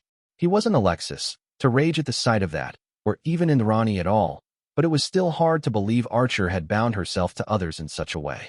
The Beastmaster had long believed that Alexis might have inherited the lady's thirst for challenges, but that it was Indrani who'd learned their teacher's restlessness, her wanderlust. It was a belief difficult to pair with the reality of her serving as the Black Queen's enforced, and it had done much to unravel the respect he'd once held for Indrani. I have a grievance, the concoctor spoke up. Lysander's brow rose in interest. Kaki was not one to dip her toe into these things without reason, so this ought to be interesting at last. Did you lose a cauldron? The headhunter jeered. It's not like you know how to use anything else. The Beastmaster's knife came down on the arm of his chair, blade biting into wood with a hard thunk, and the Levantine's own hand twitched towards his blade as he turned to match eyes. Lysander shrugged. My hand slipped. The Beastmaster shrugged. Fucking Dominion shithead. Lysander wasn't some sentimental pissant, but there were lines. Kaki was a lot more useful to have around than a second-rate tracker who used an aspect to make up for lack of skill. The Herod Witch winced. Merciless gods, why did all these people have to be so violent? Julian's shade muttered angrily in her ear, his half-heard imprecations rather distracting, but she focused. If this turned into a brawl, she'd throw herself backwards and flee under cover of illusion, the latter part of which would take some concentration. Although, she thought, it was not the archer who led here, but her own mistress. Unlike Lady Indrani, who enjoyed a spot of mayhem between comrades, the Black Queen was known for her stern disposition and sharp tongue. Perhaps she'd take this all in hand. Your grievance, concoctor? The Queen of Callow asked. That bear of a man, the Beastmaster, ceased glaring at the headhunter, and they returned the favor. Both pretended nothing had ever taken place between them. Sweet Providence, but Aspasie had lucked out with her seat, having the rough woodsman between her and the headhunter. Even Julian's shade avoided getting too close to that one. I have had supplies brought in from the arsenal, the concoctor said. And twice now the crates have been opened and inspected by Proceran soldiers before being passed on to me. Aspasie felt it more than she saw it. Like the weight in the air before a storm, a pressure had gathered atop the hill. The fire dimmed and breaths came shorter as the Black Queen straightened from a lazy sprawl to sharp-eyed alertness. The witch had seen it once before in the arsenal, the subtle metamorphosis that turned a mouthy young woman into the arch-heretic of the East. It was all in the way she held herself, in the intensity of her. The roiling power around them that had them all shuffling uncomfortably in their seats, those dark eyes, almost black in the evening light, growing cold with displeasure at what she had heard. Those crates, had they been inspected and sealed in the arsenal? The Black Queen asked in a clipped tone. Yes, the concoctor replied, tone admirably steady. You will pass on descriptions of those soldiers to Adjutant, the dark-eyed queen said, drumming her fingers against the arm of her seat. They will be swinging from gallows by dawn, and your supplies will never be touched again. Aspasie shivered, for she did not doubt the other woman's word in the slightest. The rapacious troubadour weighed his options. While he'd be most pleased by a greater monthly supply of binds to take from, their souls were ancient but worn, tasteless and colorless. He doubted that the Black Queen would be amenable to the request. She'd never hidden her distaste for his inclinations, and she'd been quite blunt in warning him of the costs of returning to his old practices, a restriction that he chafed under, even knowing it was only temporary. Still, Lucien was not an unreasonable man, and he knew that the terms and their looming successor, the lease accords, were much to his advantage. He thrived in society, when navigating hierarchies, and the Black Queen's ambitions would herald the creation of a society of the damned. The sheer potential of that had him giddy, sometimes. So long as he was able to limit his predations to victims deemed acceptable under the rules, heroes would have no real call to hunt him, and he'd even be able to move through the civilized world without fear of being hunted. No, the prize was well worth a few years of lean and tasteless pickings. He ate more than enough to avoid desiccation, and he'd begun to pick out the people that would be of use after the war. Gluttony would not help him here. It'd be much more useful to earn a favor or two from his fellows, and he had just the trick for that. One need not be brilliant to realize that the berserker was itching for a fight, and she was not so thuggish as to fail to understand when she was being helped. It'd give him an in with the barrow sword as well, if he played it well. I have a grievance as well, if we are to clear the air, Lucien drawled. Rather obvious bait, but given the precedence. A bard insists on speaking, the headhunter snorted. There's a surprise, like a fish on a hook. This, the troubadour airily said. This is my issue, Black Queen. The constant pricking from the prick, so to speak. Can they not be disciplined into a semblance of politeness? The foundling queen eyed him for a moment, and Lucien felt naked, as if seen through once more. It was exhilarating, in a terrifying sort of way. I'm not here to hold your hands, the Black Queen acidly said. Petty disputes are not breaches of the terms, they are yours to resolve. Huh, the headhunter sneered, you dash. Lucien discreetly winked at the berserker, whose flat face and broken nose split into a brutally gleeful grin as she grasped the chance she'd just been given. A heartbeat later, the headhunter's jaw popped with a beautiful sound as the berserker's knuckles smashed into it, the seats of the two warriors toppling as they brawled. That troubadour was a useful sort for a fucking singer, Zoe approvingly thought as she let out a hoarse shout and smashed the headhunter's head through the seat even as they slipped a knife into her ribs. She'd remember the good turn and return it in kind. As she was thrown off by the headhunter, the berserker felt her back begin to crack as the haze seeped into her, shuddering into her limbs as the strength and anger hardened her muscles. The headhunter got to their feet again, as did she, and Zoe ripped out the knife in her side before letting out a blood-curdling scream. Finally, she could cut loose and just rage. The barrow sword turned to study the man sitting by his side, a dark-haired sort with insolent good looks and slightly crooked fingers.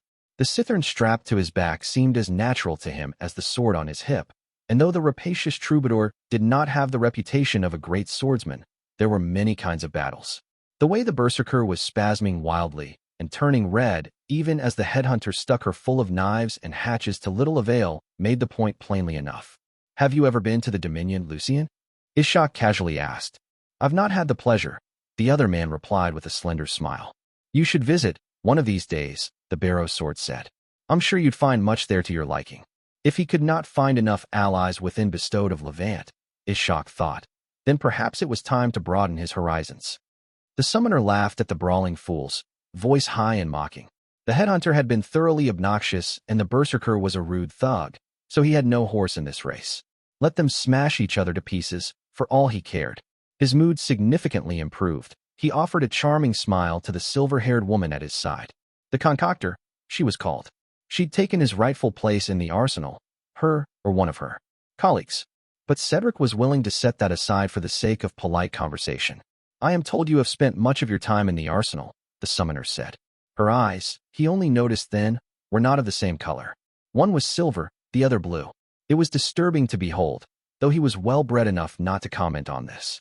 I have, the concoctor said. And I am told you sought admission there yourself? He grit his teeth. Mere rumors, Cedric dismissed. My talents as a war mage are too precious to squander. I've always known this. Are they? The concoctor said. I have not been told of the shape of your gift in any detail. Was she doubting him? Cedric scowled.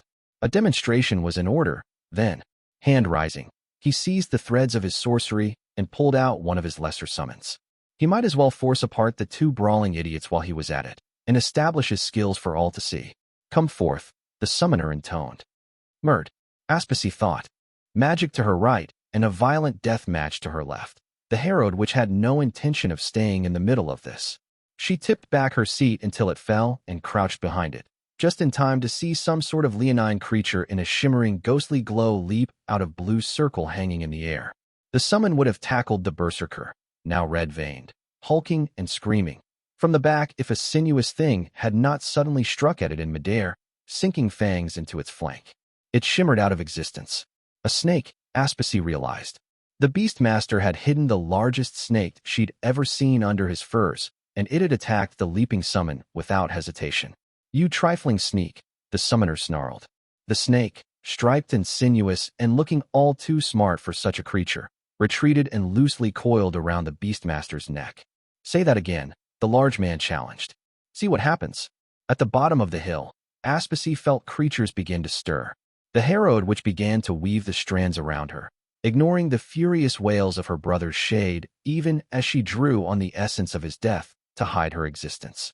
The two who'd begun brawling, the headhunter and the berserker, had almost tumbled off the edge of the hill. Though the berserker had clearly hurt the other villain, punching in a rib, the headhunter had sunk over a dozen blades in their opponent's flesh. Even now they were trying to tie the villainous limbs with some sort of rope, though the berserker's strange spams made it difficult to achieve. Something was slithering along the grass atop the hill, and for a moment Aspasy thought it was yet another snake. But in the heartbeat that followed, strings of shadow shot up.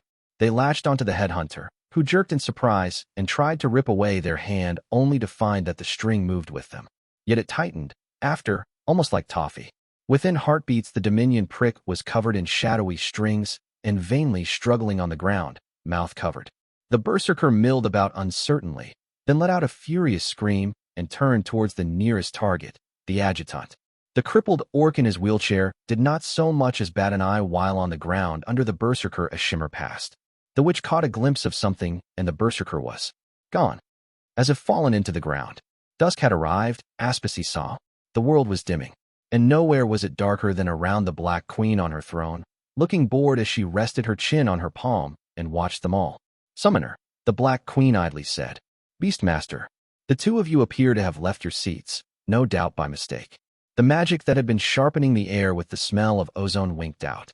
The creeping creatures that had been making their way up the hill froze, then withdrew. The Beastmaster offered a jerky nod and slumped back onto his seat. The snake disappeared under his furs, as if it had never been there at all. Your Majesty, the summoner began. There was a sound like a rope being tightened, and the headhunter hoarsely screamed. I dislike, Catherine Foundling said, repeating myself. The summoner sat down. The herald which dragged her seat back up and sat down on it, hoping no one had taken notice. The Black Queen had seen through him. The thought struck the rapacious troubadour and would not leave him even as he studied the headhunter's futile struggles against the shadow bindings. Her put-downs had been too smooth, too perfect. The gate beneath the berserker had already been woven, just left dormant. She'd known Lucien was going to incite a brawl and let him, so that she might use the erupting chaos to her own purposes. What these purposes were he did not know, but he was hungry to find out. If she'd planned it all ahead this far. A dangerous woman, This orphan queen. She'd played the oldest living hero of Calernia like a fiddle, it was said, and so far they were faring no better against her wiles.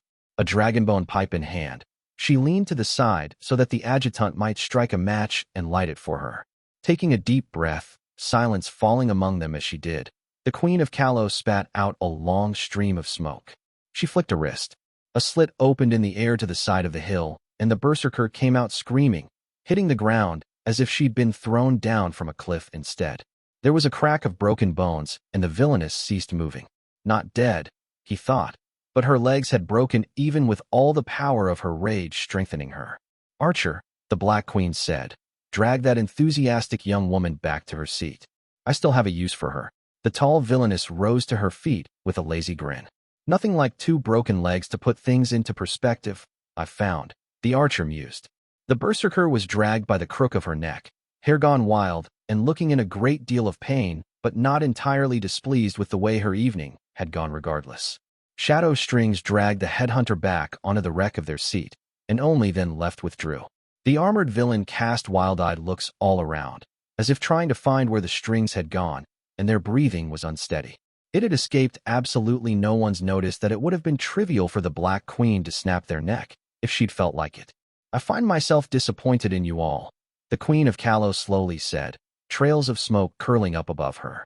The information's there to be found, I made sure of it, so it must mean that not a single one of you thought to look. The archer leaned back in her seat, looking amused. The adjutant remained the same mirror he always was, unreadable. Lucien watched the others, but found only puzzlement and veiled faces. No one was quite sure what she meant then. Good, he'd not been left behind. How many villains have signed onto the truce and terms? The Black Queen asked. Does a single one of you know? Lucien hid a frown, counting silently. At least 20, he thought, but he was uncertain of the numbers in Cleves, so it was likely higher. Besides, had the first prince not taken one of the damned as an advisor? She had kept this quiet, but not so quiet the likes of the troubadour could not find word of it. 28, the adjutant said, his voice like rough gravel. The troubadour blinked in surprise. Was this true? It seemed. Some of you are putting it together, I see. The Black Queen thinly smiled, eyes passing over him, and then to his surprise onto the headhunter. There are 74 named who have signed onto the terms, you see. Less than half. Lucien would admit he was surprised. He'd expected, if not quite even halves, then at least something close to it. This was sharply imbalanced in their disfavor. And what is that to us, Black Queen? The Beastmaster replied. Look around you, she replied. Then think of the heroes and their own fire pit. How unlike you they are. Making allies. Let them hold hands, the headhunter dismissed. It will not save them when the night gets dark. The barrow sword almost laughed, for as usual Sadie was missing the point. All that power, all that skill, but not a bushel of wits to go with them. When the war on Keter ended, things would not return to what they had once been. That was what the Queen of Calais was telling them. How many of these bestowed by above would have met, if not for this war? Now they knew names and faces, had struck friendships and alliances. When the war ended, when the truce came at an end, the heroes would prowl in. Packs. Magalings from Asher allied with duelists from Procur, priests from the free cities with the blood of Levant.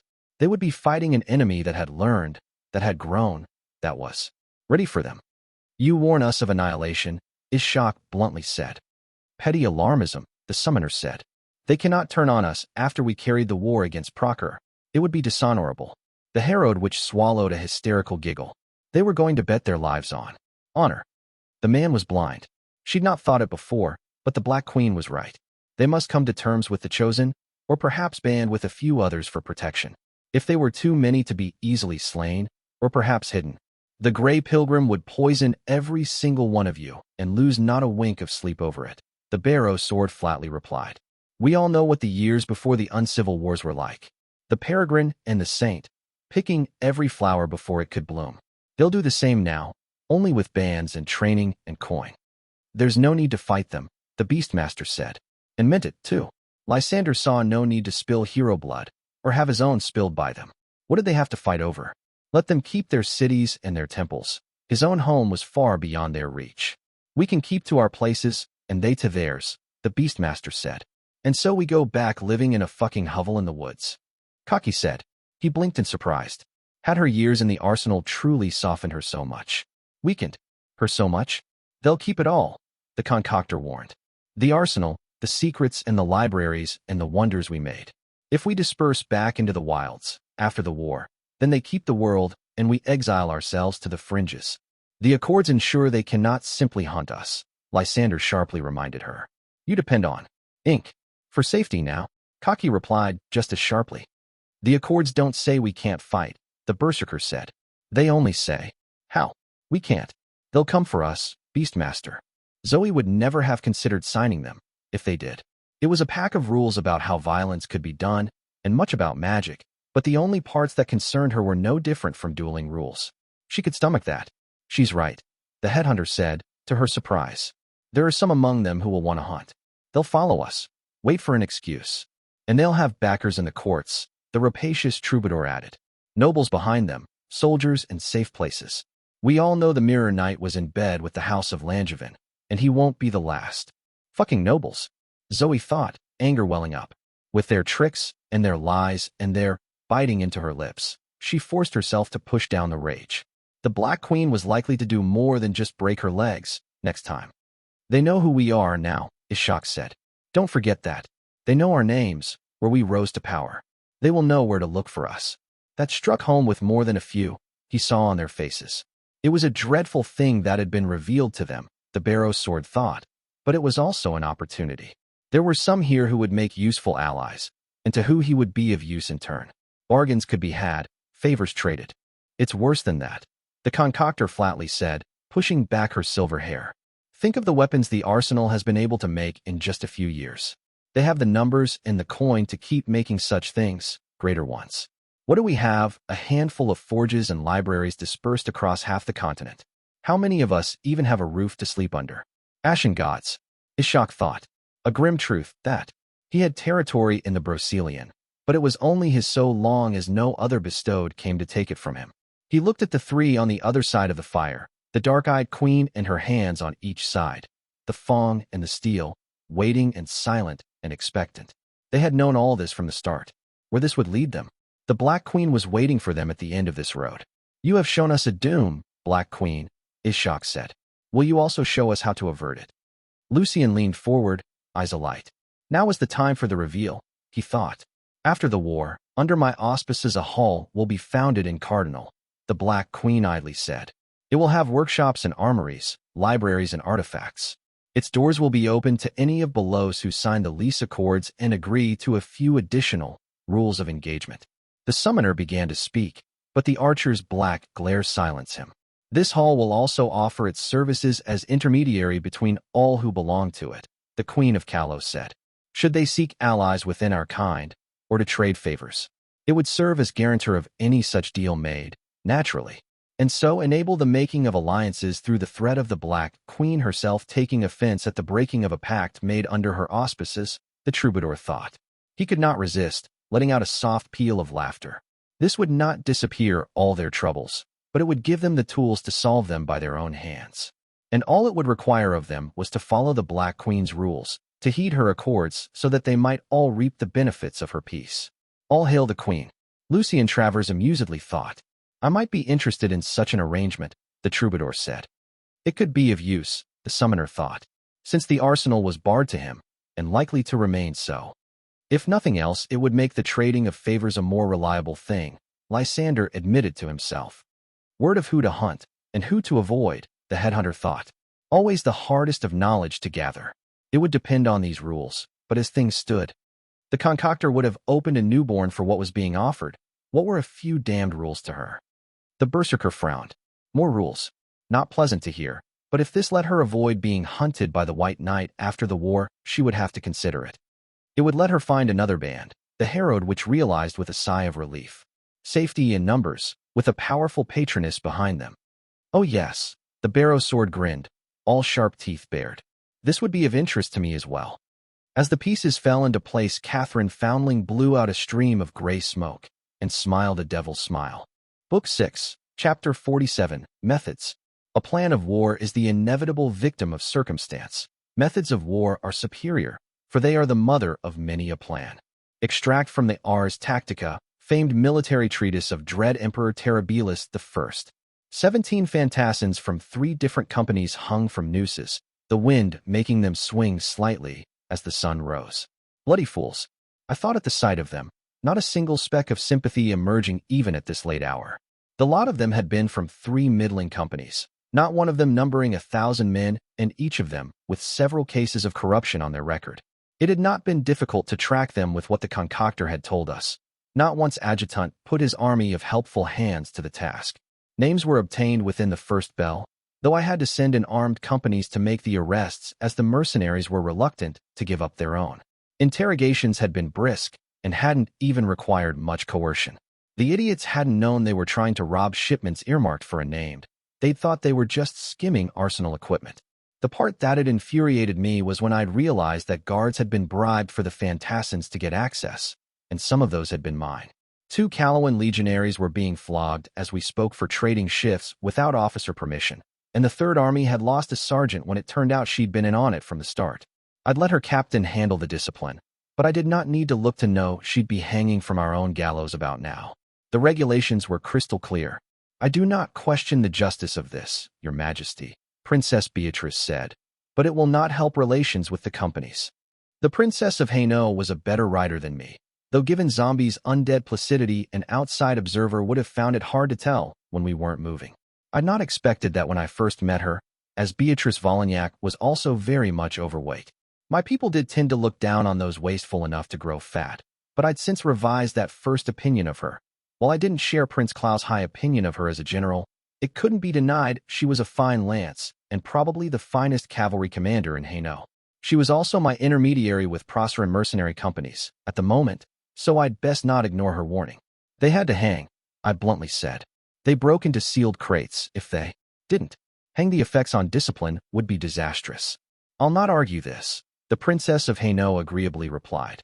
But it plays into common fears that you intend to treat the fantassins as you would legionaries, subject to the same rules. It is a highly unpopular prospect, and there has been grumbling of contract breaches. My brow rose.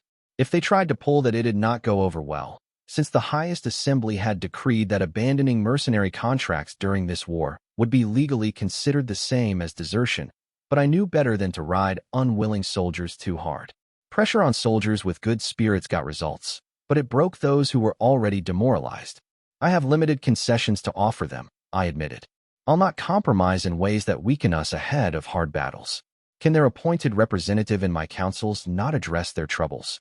The Princess of Hainaut only smiled politely, which I took to mean she tried to lead me to a conclusion and I'd failed to get there on my own.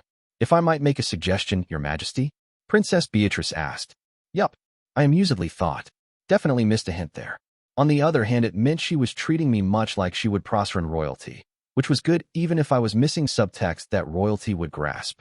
It spoke to a degree of respect, which was a good sign coming from a woman in whose hands I'd placed a lot of influence. Please do, I said. An appointed representative is a Calawan manner of approaching this, she delicately said. Orderly and efficient, but relying on trust that is absent. Expanding the fantassin seats in your war council to 2 and allowing the companies to elect those who will fill them would do much to assuage fears of overstep. I squinted at her a moment. They could have a dozen seats and it'd give them no more influence in the decisions. We both knew, since this was very much to be my campaign. On the other hand, it would be a gesture and it'd give them a degree of power over their own situation, which the Princess of Hainaut had gently been trying to explain to me. They were afraid I'd summarily strip away from them. Agreed, I sighed. They'll make it understood I'll not suffer foolishness even if it is elected. Foolishness. I expect either skill or silence. A reasonable request, Princess Beatrice said, inclining her head. And if I may ask about why the corpses will not be returned to the companies. The concoctor had lost several ingredients through the actions of greedy idiots, which had caused her to run late on some brews. For that inconvenience, I'd given her leave to harvest what she wanted from the hanged mercenaries before their corpses were burned. You don't really want to know the answer to that question, Your Grace, I calmly said. Actions have consequences. Let's leave it at that. It was a grim note to start the day on, but no less true for it. It would have been a lie to say that particular reunion wasn't one I'd been looking forward to. I smiled, offering my arm to clasp. It's been too long. My Lord of Silent Steps's fingers lightly touched my forearm as I returned the gesture affectionately, and only then did it retreat a step to offer a respectful bow. Iva had not changed a whit since I'd last seen it, still tall and slender with an ageless youth to its face under the silver and purple paint of the Losera sigil. Its soft leather shoes had not made a sound when it stepped back, and never would. The title it had gained during my days of warring against the Everdark had left its mark, which would never entirely fade. I am glad to return at your side, Losera Queen, it replied. It has been too long since I warred beside you. Oh, I don't doubt we have plenty of that ahead of us, I drily said. I then flicked a glance at the other drow in the tent, who returned the gesture with silver blue eyes and a cocked hairless eyebrow. I see you've yet to get yourself killed, General Ramina said. Odd, given your fondness for the opposite practice. Ramina the Tomb-Maker was still a striking sight, in the sense that it was one of the only mighty I'd ever met who actually looked old. Standing stooped in his ring mail of obsidian, the old drow was a deep well of night, as well as one if the finest tacticians of its kind. It was also kind of a prick, and one I'd yet to get the better of through words. One of these days I'm going to make you into a vest, I told the bastard. Crows know you already look like you're made of leather. It respectfully bowed. It will change nothing, first under the night, the Tomb-Maker replied, as you have never needed an opponent to lose. In the back of my mind, I heard Kamina let out a snort of laughter. Goddamn goddesses, I thought. They shouldn't play favorites unless that favorite was me. It's beneath my station to argue with a subordinate, I airily replied. Your skill in retreat remains unrivaled, the old drow praised. That fucker. I flipped it off, which only got a cackle out of it. Enough pleasantries, I said afterwards. I did have a reason to call on you too. The old drow nodded. Save NOC has told me of your pact with the Pappenheim, General Ramina said.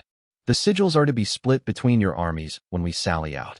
I don't intend to meddle in the details of assigning the sigils, I said, but you'll be personally leading the third that goes east with the Iron Prince. It didn't look surprised. Some of the fighting to the east will be done underground, I understand, the Tomb-Maker said. Once you get to Malmedit, yes, I agreed. Ideally, you'd collapse the tunnels the Dead King is using to keep funneling in troops, but the decision will be left to the Prince Klaus' discretion. I couldn't think of a decent reason why we'd not want those tunnels shut as quickly as possible, but it didn't pay to tie the hands of your commanders before they even set out. The Prince of Hannoven knew his business and had been making war on Keter since before I was born. There was no need to breathe down his neck. That is pleasing to hear, General Ramina said. It has been too long since we have fought beneath the burning lands. Do you intend a particular mighty for command in my absence? If you don't have a recommendation, I was considering Jindrik, I said. It shook its head. I would take mighty Jindrik with me, Ramina replied. It is a skillful vanguard, and less likely to grow unruly than it would away from my gaze. I hummed. I could see that, I finally said. You have a commander for me, then? Several, the old drow replied. All qualified. It is so, Ramina agreed. Shall we discuss them? I bit my lip. I wasn't unaware that one of the reasons Save NOC had been on board with the firstborn serving in Cleves instead of Hainaut was that it had let the drow grow into themselves on the surface without my meddling too much in the process. The sisters could still call on me when there was trouble, as they had when the Langevins had been caught scheming, but it had always been pretty clear that I was to be a herald and an advisor and not queen of the firstborn. Much like with Callow, part of my use would be bringing about my own uselessness. Let them choose their own commander, I finally said, as they now choose their own sigil holders. The gray-skinned general studied me a long moment. You have grown, I think, the Tomb-Maker thoughtfully said. This war has done more than simply scar you. Don't get sentimental on me now, I teased. It snorted, dismissing me. It will be as you say, Losera Queen, Ramina said. Good, I sharply nodded. Iva can keep me informed and serve as liaison. Though my Lord of Silent Steps had remained silent as I spoke with the general, as firstborn ways, discouraged intervening in the conversations of one's superiors, it now nodded with visible pleasure. It will be good to resume my duties, Iva smiled. I spoke with the White Knight at least once a day as he approached Neustal, bringing with him the last few named who'd joined the campaign, as well as the latest goods from the arsenal. Much of it was enchanted weapons and ward stones, but there were some greater prizes as well. Unravelers, tested successfully, and so brought to the front by the crate, as well as a set of 5 Pharos devices. Most of the latter would be going to the Iron Prince's host and the reserves, since they'd be of greater use there, but my own forces would get one. It was the kind of the trump card that could tip a battle our way, if used well. Most of the conversation covered how names should be assigned and where. Hanno himself would be going with the Iron Prince, but there would be villains with that host, as there would be heroes as part of mine. We wanted to be able to field multiple bands of 5 should the situation on either prong ask for it, but not all named were field-capable, so in practice the numbers did not quite align even though in principle there were 28 named in Hanno. Haggling ensued, since some of our kind were a lot easier to place in band than others, and though on paper I won by securing 16 named in reality, I got the bad end of the stick. I'd gotten most the named who could not fight in 2 of 3 transitionals, not including the one who was actually good in a fight, the young Slayer, although apparently he might have been trouble with Aquiline, so it might be for the best, so my fighting numbers were actually smaller than Hanno's in reality. Still, when it came to named it was all about finding a use for talents. At least I'd gotten Roland as part of my lot and got the White Knight to take on the Grey Pilgrim, and so the Mirror Knight, his latest pupil, so it wasn't all bad. Archer would be happy I'd secured the Vagrant Spear, too. I'd even managed to leverage a half-hearted effort to claim the Witch of the Woods into keeping all the heroes that had spent time on the Hanno front over the last few years, which meant the core of my heroic lineup would be one I was familiar with and on decent terms. The Silver Huntress, the Silent Guardian, and the Sage. A shame I'd lost the Barrow's sword, but the logic that Hanno needed someone to lead his villains was hard to argue with, and got his shock away from the blood, which was probably for the best. By the time the White Knight's convoy left the Twilight Ways and began its way up the road to the stronghold, I had already begun to plan the best use for my named.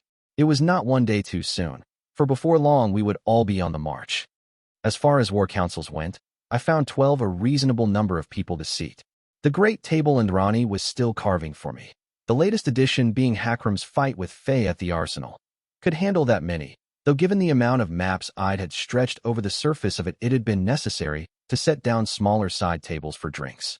That adjutant would be seated at my side was a given, but occupying the rest of that side of the table were the foremost officers from the army of Callow that'd hold command in the coming offensive. General Hune of the Second Army, towering above us all with those intelligent eyes set in a brutish face.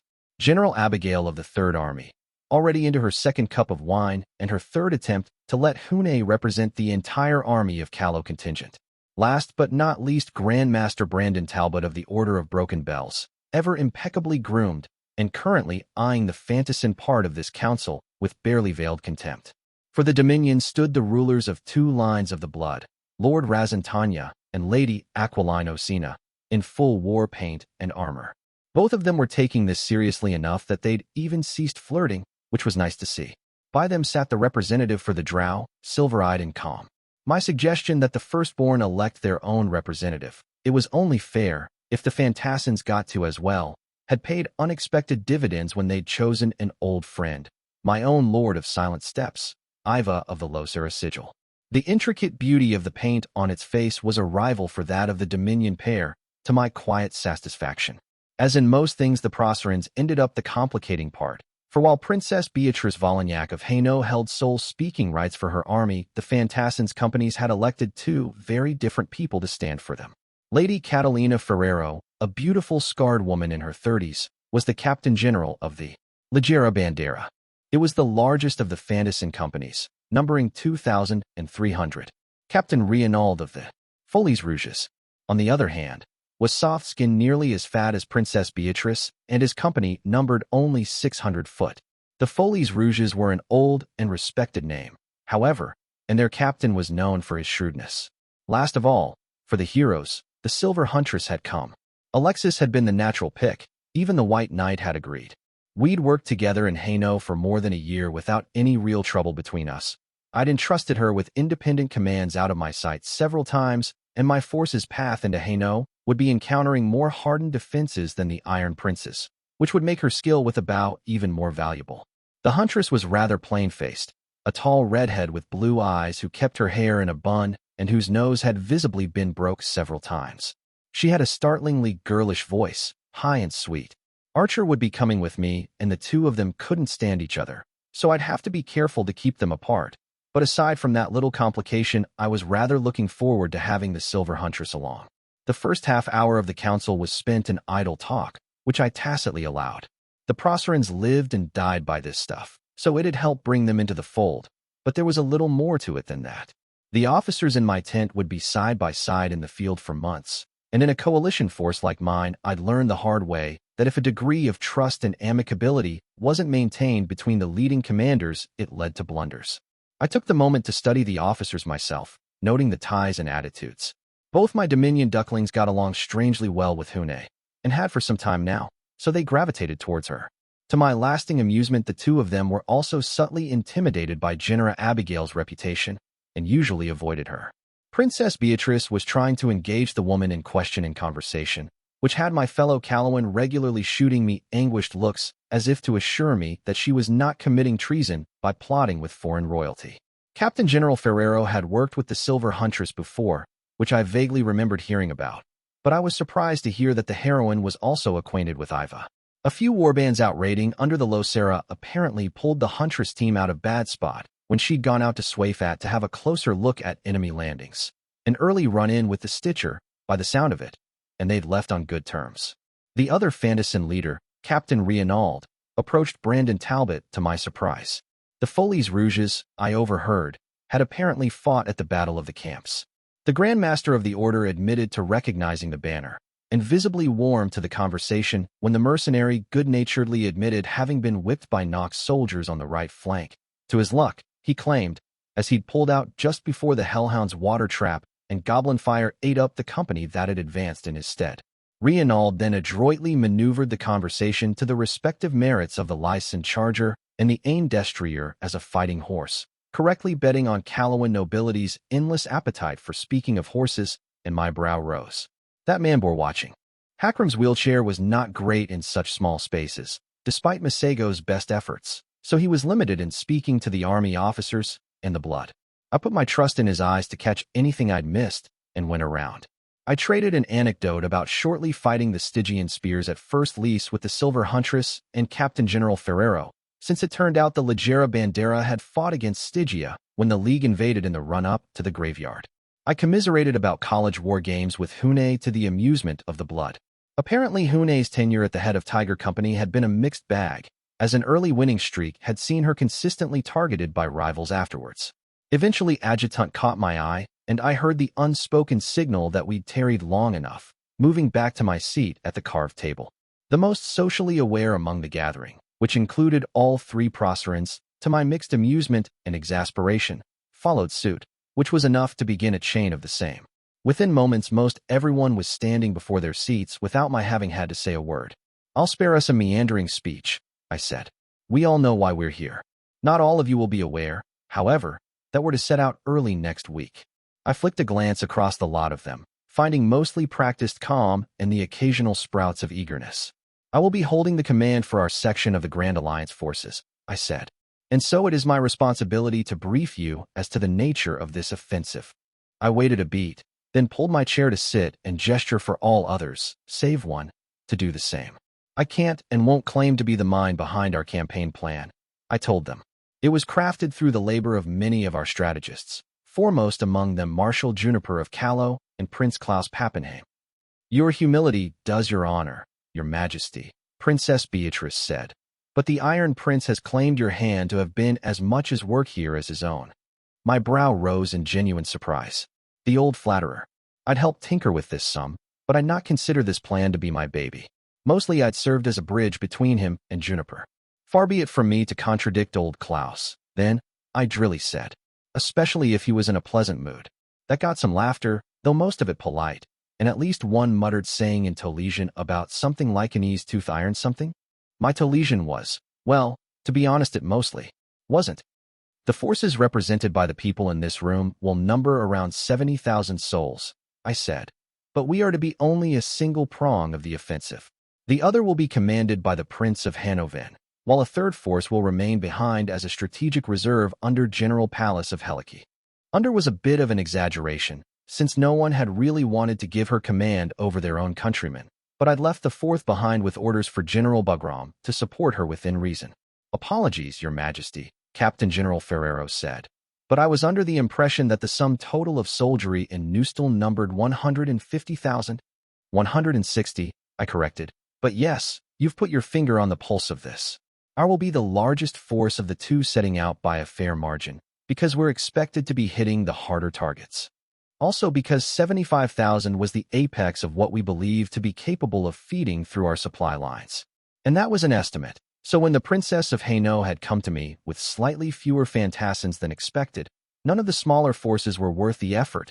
In her opinion, I'd not argued against it. Best to have too many supplies than too few.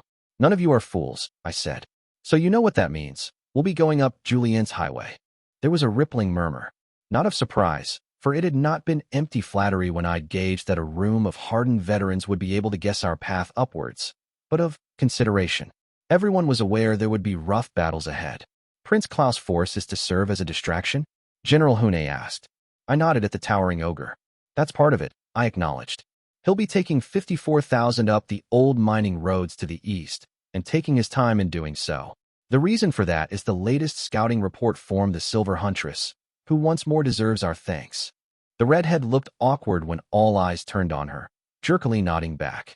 I took the sage and a war party of Osina slayers, she said, slowing her words so her voice would sound less high-pitched, to have a closer look at the fortress town of Juvelin. The withdrawal of the dead towards the north was an opportunity to venture further than usual.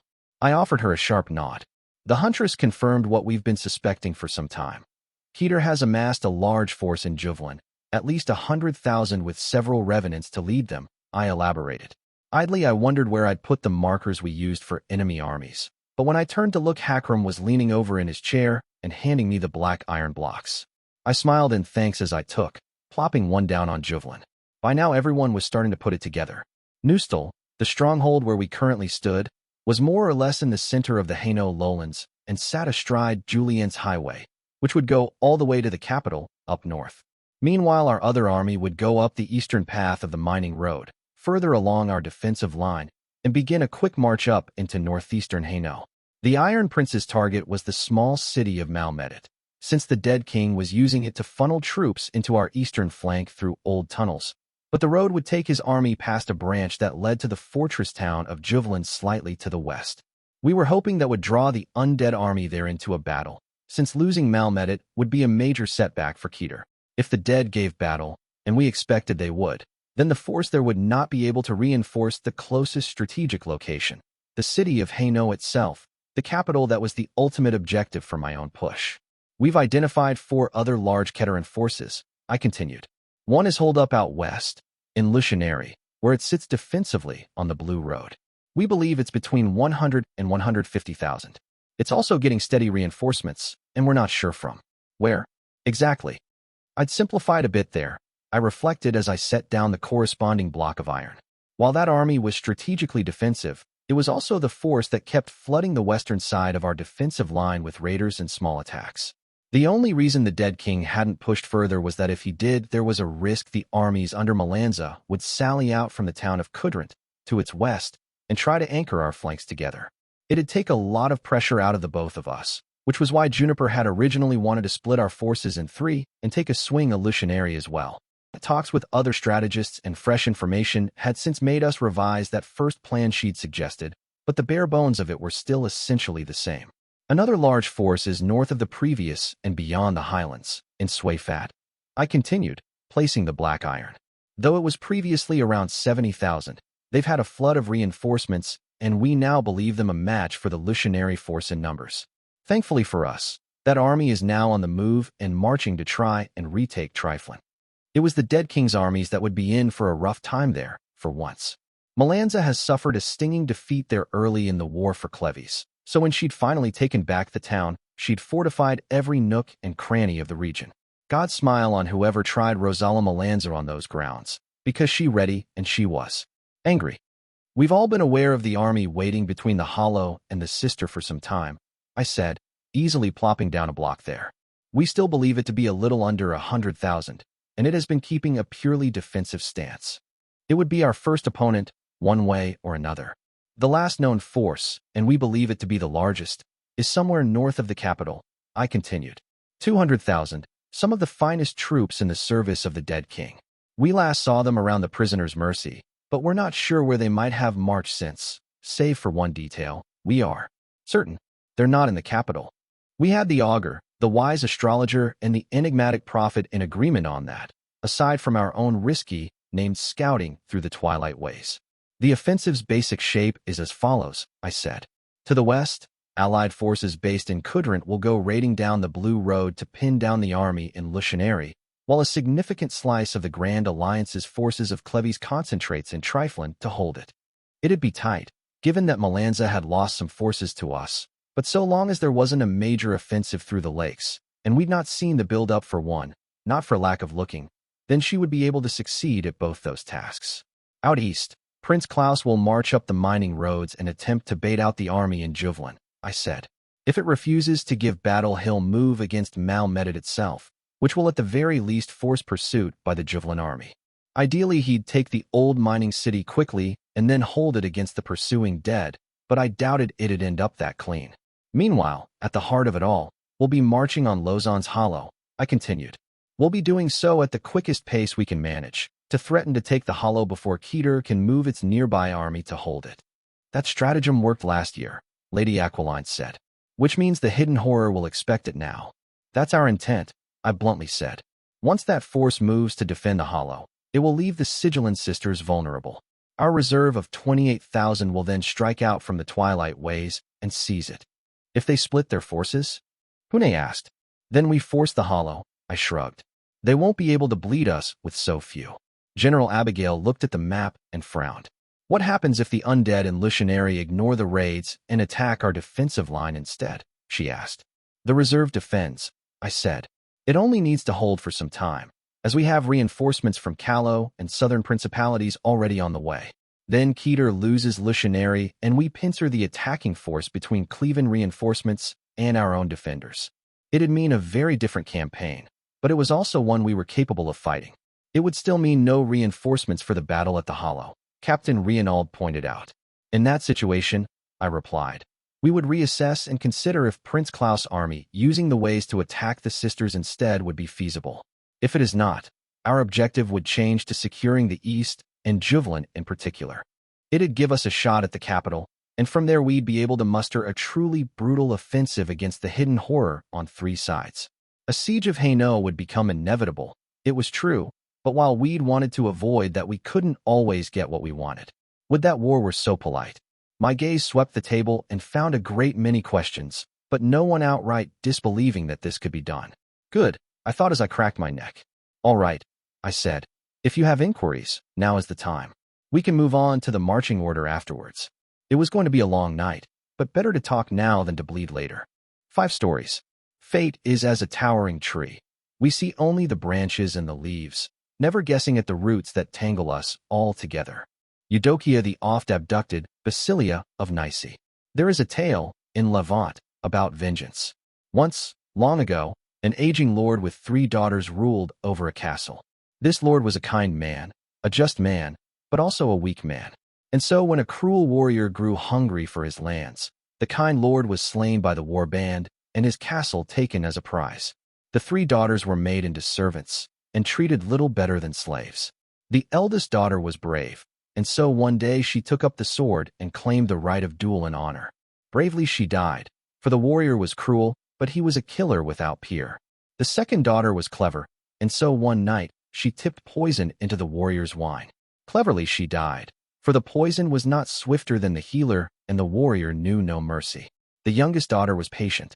She swore to the warrior she would never seek to take his life, and to prove this, she took up neither iron nor the pouring of wine. She became instead a painter of hues, and her skill was great. So she was praised and forgiven the trespasses of her kin. And patiently, every day, she painted a hidden knife within the work she gave the warrior. And so the warrior grew wary, for from the corner of his eye everywhere he saw knives. Then he grew fearful, for the longer he sat on the lord's seat he had taken in blood, the more knives were pointed at him. The warrior grew irate and capricious. His warband grew unruly for the mistreatment. Until one day the knives were not painted, for the warband rebelled and slew the warrior. The youngest daughter stole his corpse, as the warriors fought for the lord's seat, and took him not to a barrow. Instead she painted a red knife across his throat, and left him for the wild dogs to tear at. This was a well-known tale, fondly told by mothers to their daughters when blood grew heated and patience called for. It was not a grand tale, no anthem of smoke or odes of honor, but it was known. And so when Callia of Levant burned her father's corpse and stirred the ashes into paint, when she traced a red knife on the door of the cruel Lady Abril, her declaration of war was heard across the entire city.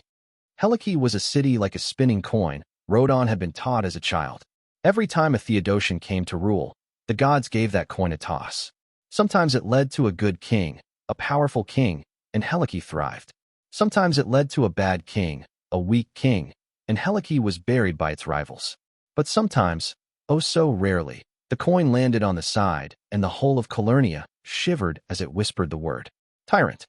It was all very poetic. Rodon thought now that he was a man, but these days he was rather inclined to believe the gods didn't even bother with a toss.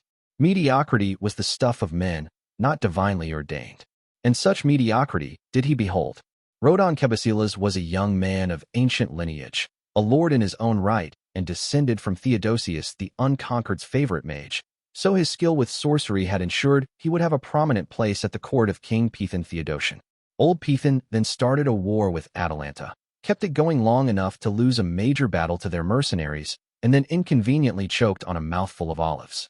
Half the palace screamed of assassination, the other half began plotting a coup.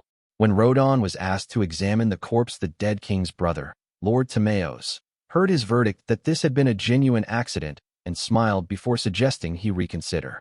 Perhaps it had been poison, Lord Timaeus suggested. Perhaps the evidence even pointed to the king's young son and heir, Prince Amyntas. Rodon was interested in keeping his throat from being slit, so he politely agreed, but he discreetly sent warning to the young prince to hedge his bets. He decided he'd made the right choice when Amyntas escaped the city, helped, it was said, by a stranger in gray, and began gathering an army in the country. Lord Timaeus fatally blundered when he struck a very unpopular peace deal with Atalanta, ceding farmlands, and within the year Timaeus was dead and Amyntas on the throne. King Amyntas' very second act when he took the crown, just after offering amnesty to a few powerful nobles, was naming the loyal sorcerer who'd saved his life to the highest mage title of the court. And just like that, Rodon Kebasilas became the royal conjurer. Alan considered his father to be an inspiration. Magistrate Thibaut Monduc was known as a fair and learned man, and this had been known far as the capital. Prince Endwise of Isère had called Alan's father there, so that he might surrender his elected charge and instead become a royal magistrate of the Prince of Isère. It was a great honor, Alan's father told his family, and they must live up to it in all things. They might be highborn, but they held no lands and little wealth, and so their armor must be strict adherence to the law. And so Alan set out to live up to his father's words. He took to his lessons with discipline, never lied nor cheated nor disgraced himself in any way, and he reveled in the pride he found on his father's face when he announced he wanted to be a magistrate as well. His father asked a favor, and Alan went to study under another magistrate as a scribe and attendant. Royal Magistrate Christina was cold, but she was also experienced and willing to teach. He thrived as one of her attendants, and left her service with a commendation. Not yet a man, Alan Monduc found that his family had fared very well in his absence. They now lived in a manse in a better part of the capital, and both his sisters were in talks for very advantageous marriages with young men of noble blood.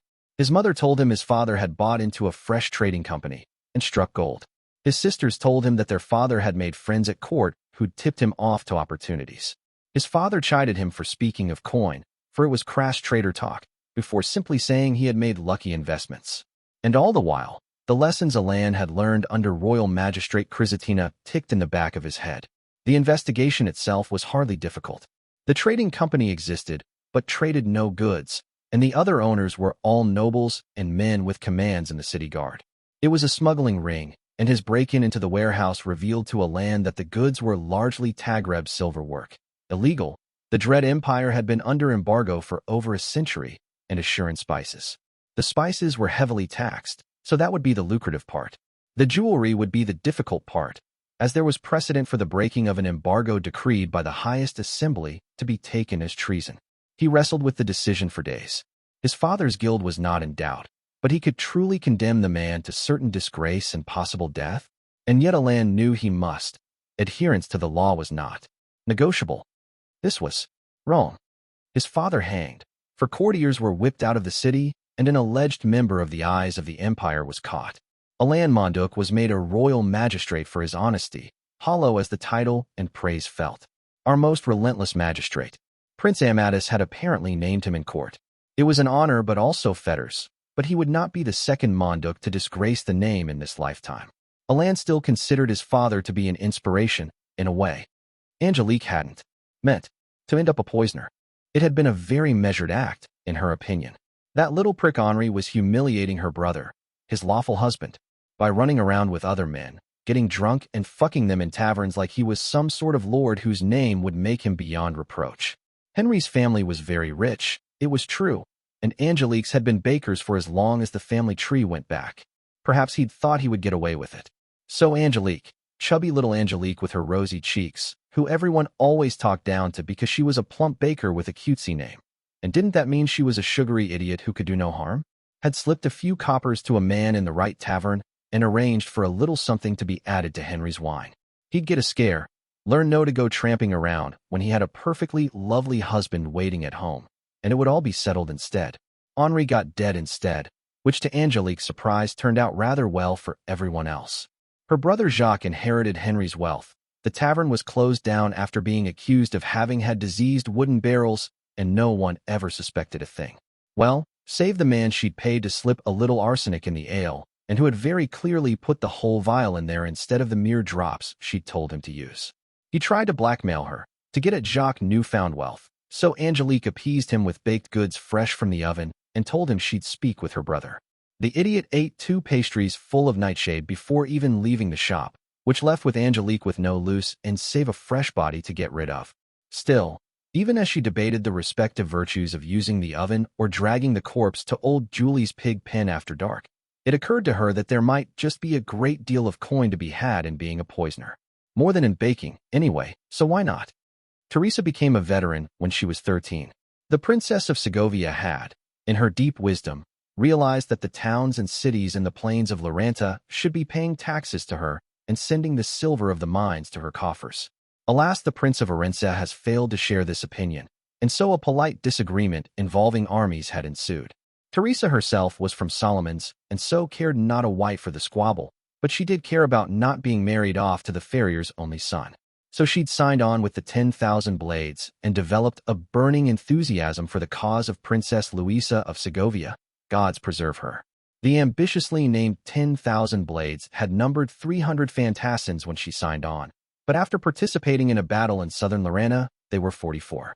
Captain Leonti had been dismissive of pikes, much as the cavalry of the Prince of Orense had been dismissive of the notion of not trampling Captain Leonti. Teresa made a kill, took a wound, and played dead for the rest of the battle. She rose a decently wealthy woman, as Princess Luisa gallantly paid wages even after the disastrous defeat, and after taking her cut promptly moved on to a company slightly less likely to get her killed. The Iron Brotherhood had a good reputation and a good captain. She served a full 2 years there. Officer's rank was kept within a circle of Cantal families, though, so she signed on with the Glorious Lions and was a sergeant when the company disbanded a year later after the captain bought a noble husband and retired. She made lieutenant under the Grey Banners, deserting when the Prince of Tenerife refused to pay and the captains decided to turn bandit, and served 2 years as Captain Julie's second in the Folies Rouges. Things were looking up, she decided. Teresa then went bankrupt after founding her own company, the Salamanders, and immediately getting stiffed by Atalanta. The priests had made sudden peace with Helike, and were not inclined to pay for mercenaries they wouldn't be using no matter what the contract said. She had to spend a year under a merchant lord in Mercantis training city guards until she was able to gut the bastard, rob his vault, and blame it on one of his rivals. When Teresa returned to Procure, now 22, she realized that most of the fantassins she'd come up with were dead or retired. Young bloods were now looking at her the same way she'd looked at grizzled fantassins once upon a time. First, Kalia came for them. The guards wouldn't help, and the old palace didn't care. Lady Jabril was of the blood, however meager the line and its deeds. But Kalia was her father's daughter, quick and sure-footed and very good with a knife. It had taken 4 men to kill him, she remembered with hard pride, and one of them had still died. So she sought vengeance through the deeds of her own hand. She was told names, for in Levant the avenging of one's blood was a sacred thing, and she went on the hunt. The first one was a boaster and a drinker, so he was easy to find leaving a tavern, and still she almost died. Kalia had never taken a life before, and found that her hand hesitated when the moment came. A scar on her side taught her never to repeat that mistake. The second she slew coming back from a brothel, smoothly and from behind.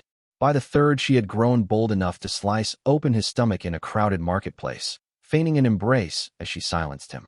Each time she traced a red knife, a painted knife. There were some who might have ended the vengeance here, who would have counted it even with the death of her father's killers, but not she. The lips that had spoken the order still drew breath, and there would be no peace until Lady Jabril of the Slinger's blood lay dead. But Kalia had forgot the lessons of her story. She had been brave and clever, like the sisters told. But it was not enough. She learned when she returned to see her home burning. Second, they came for Kalia. As the years passed, Rodon found that he was not a patriot. Not in the sense that orators used, those brave lads and lasses read to sacrifice life and fortune for the sake of Helike. Yet he'd been named the royal conjurer of a young king's court, and King Amyntas did have ambitions the mage respected. More importantly, the young man had a practical bent, enough to know that if he was to ever curb the nobles he would need to marry into a strong alliance.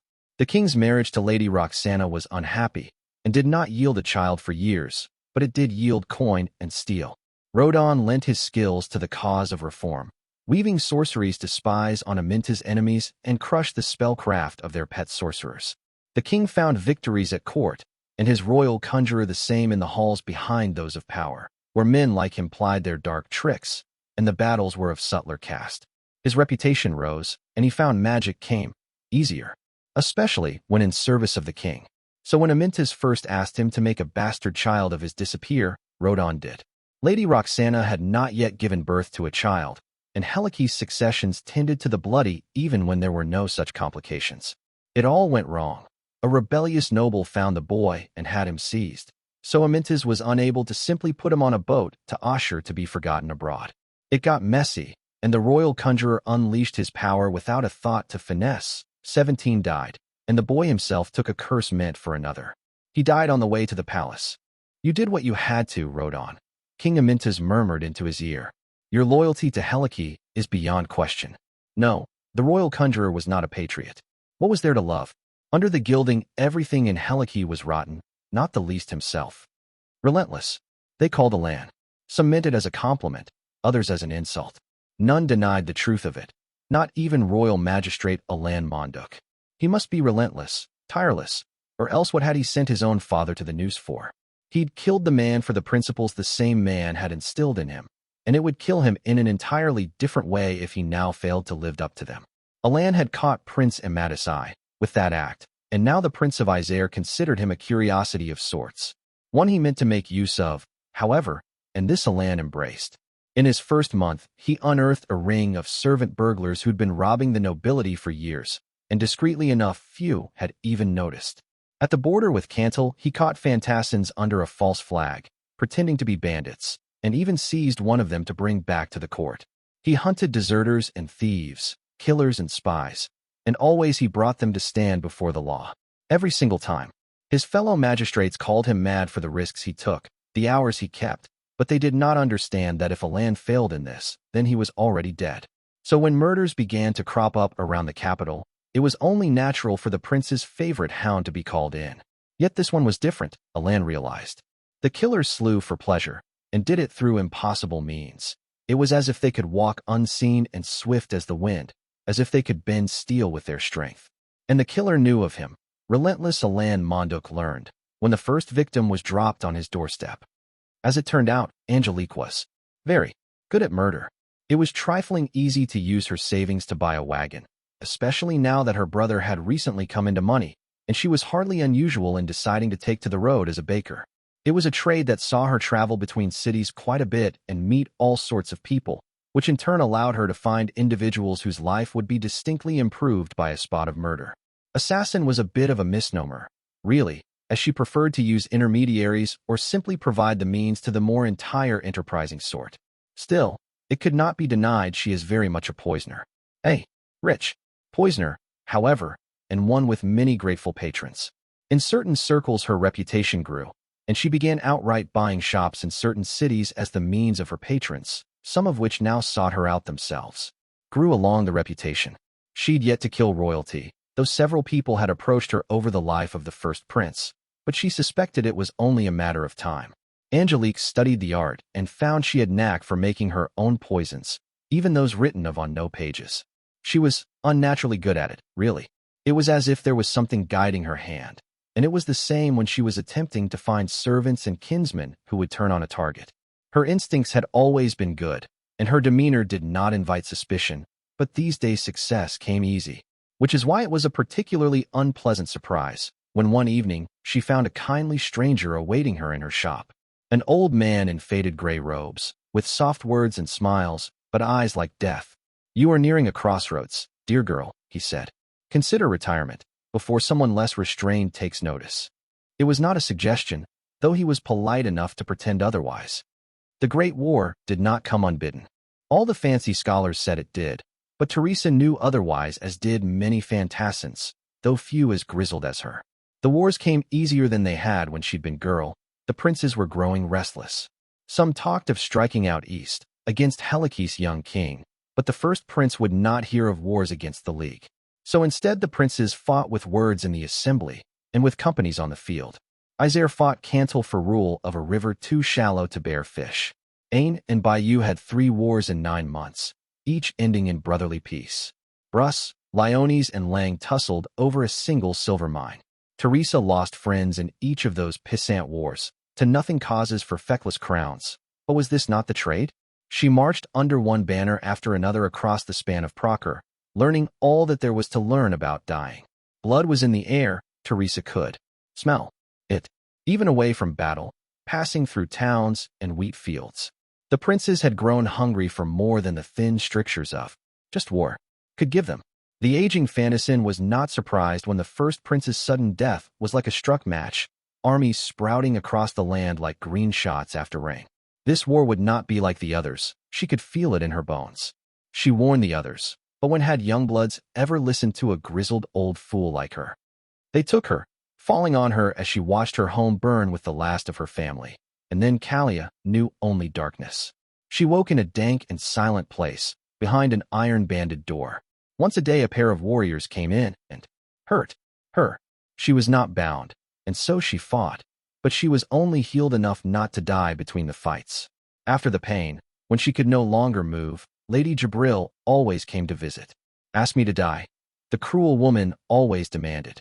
And instead Kalia traced her face with red, with her own blood.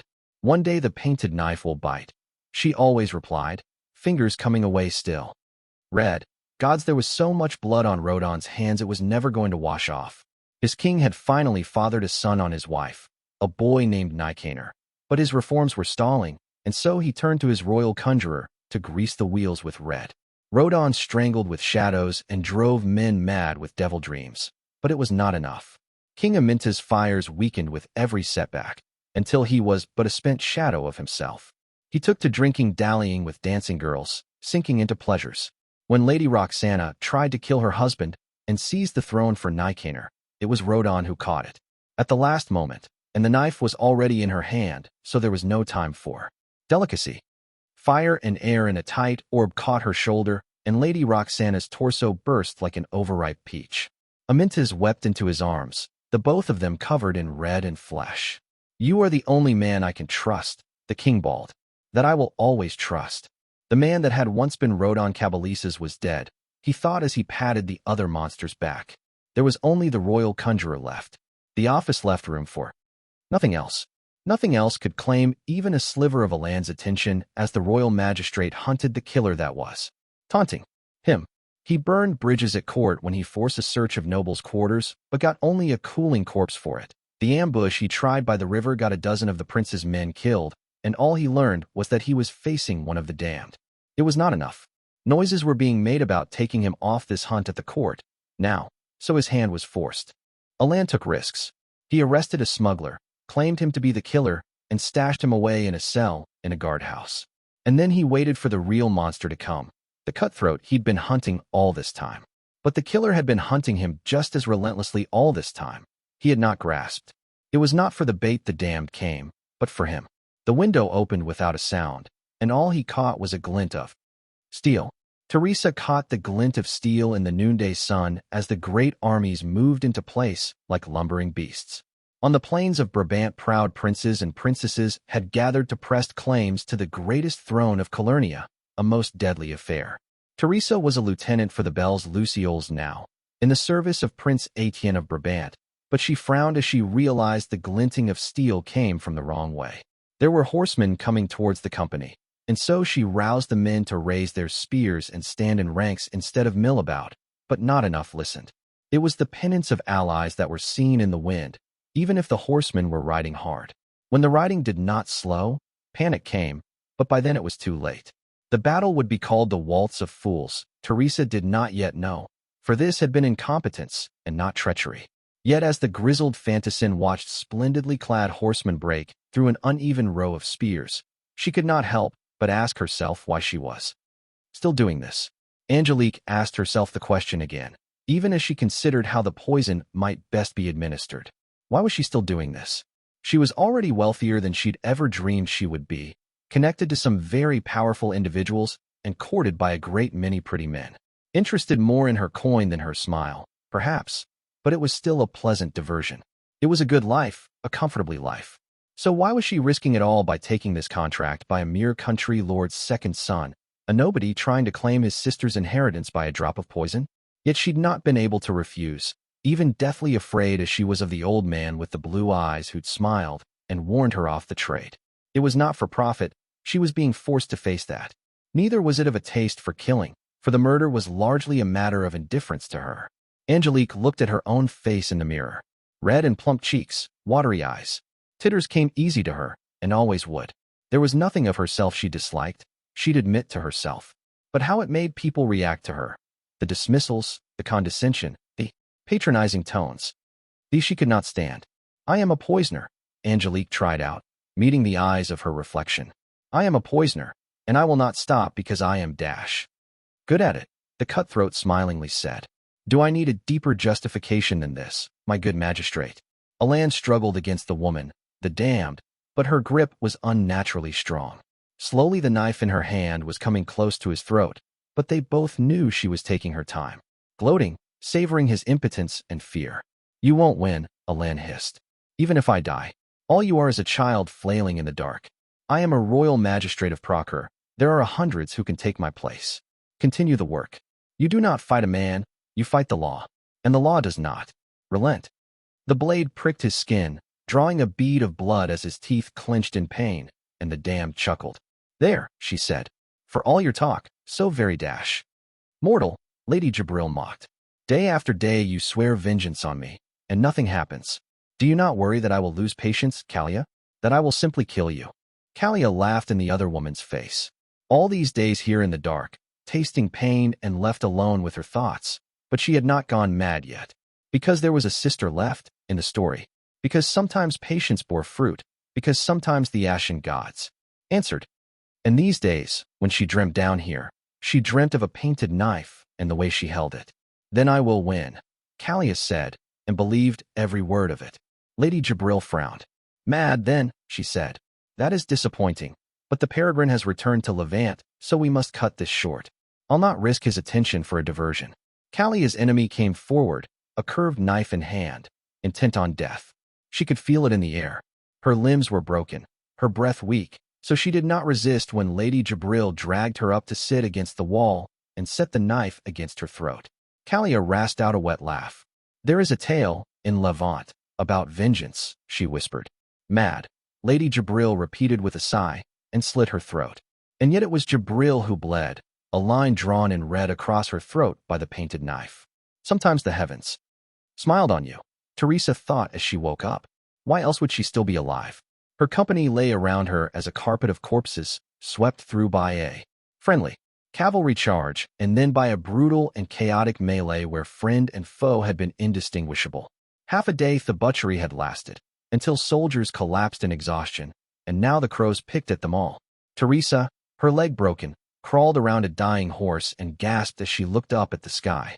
Eventually, she bound her leg and dragged herself up with a hoarse scream. Still alive. She'd lost her sword, so she took another from a corpse, and stole boots to replace her own slashed-up ones. Teresa breathed out, and grasped that she was perhaps the only living person for a mile. There was fighting in the distance, but her entire company lay dead around her. And she saw, in that moment, the future that lay ahead of her through this great war and those beyond. She would survive again and again and again. Teresa would survive until she the only old hand left in this fucking trade, and she was not simply a grizzled fantassin, but the grizzled fantassin. And when the thought came to her, she knew it to be true in a way beyond her understanding. Shivering, exhausted, the grizzled fantassin began limping towards the nearest town. The business wasn't over yet, and she was still under contract.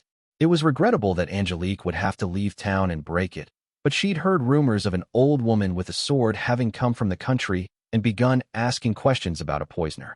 An old woman who'd casually snapped the arm of a guard when he tried to force her out of town for having come in without paying at the gates. That was not the kind of enemy Angelique fancied confronting, so flight would serve. And yet, even as she planned her escape, the poisoner found she felt excited, alive. It might be that the authorities would hunt her and the chosen with them, but even if she feared this, it also pleased her. It was like discarding a mask and finally revealing her face to the world.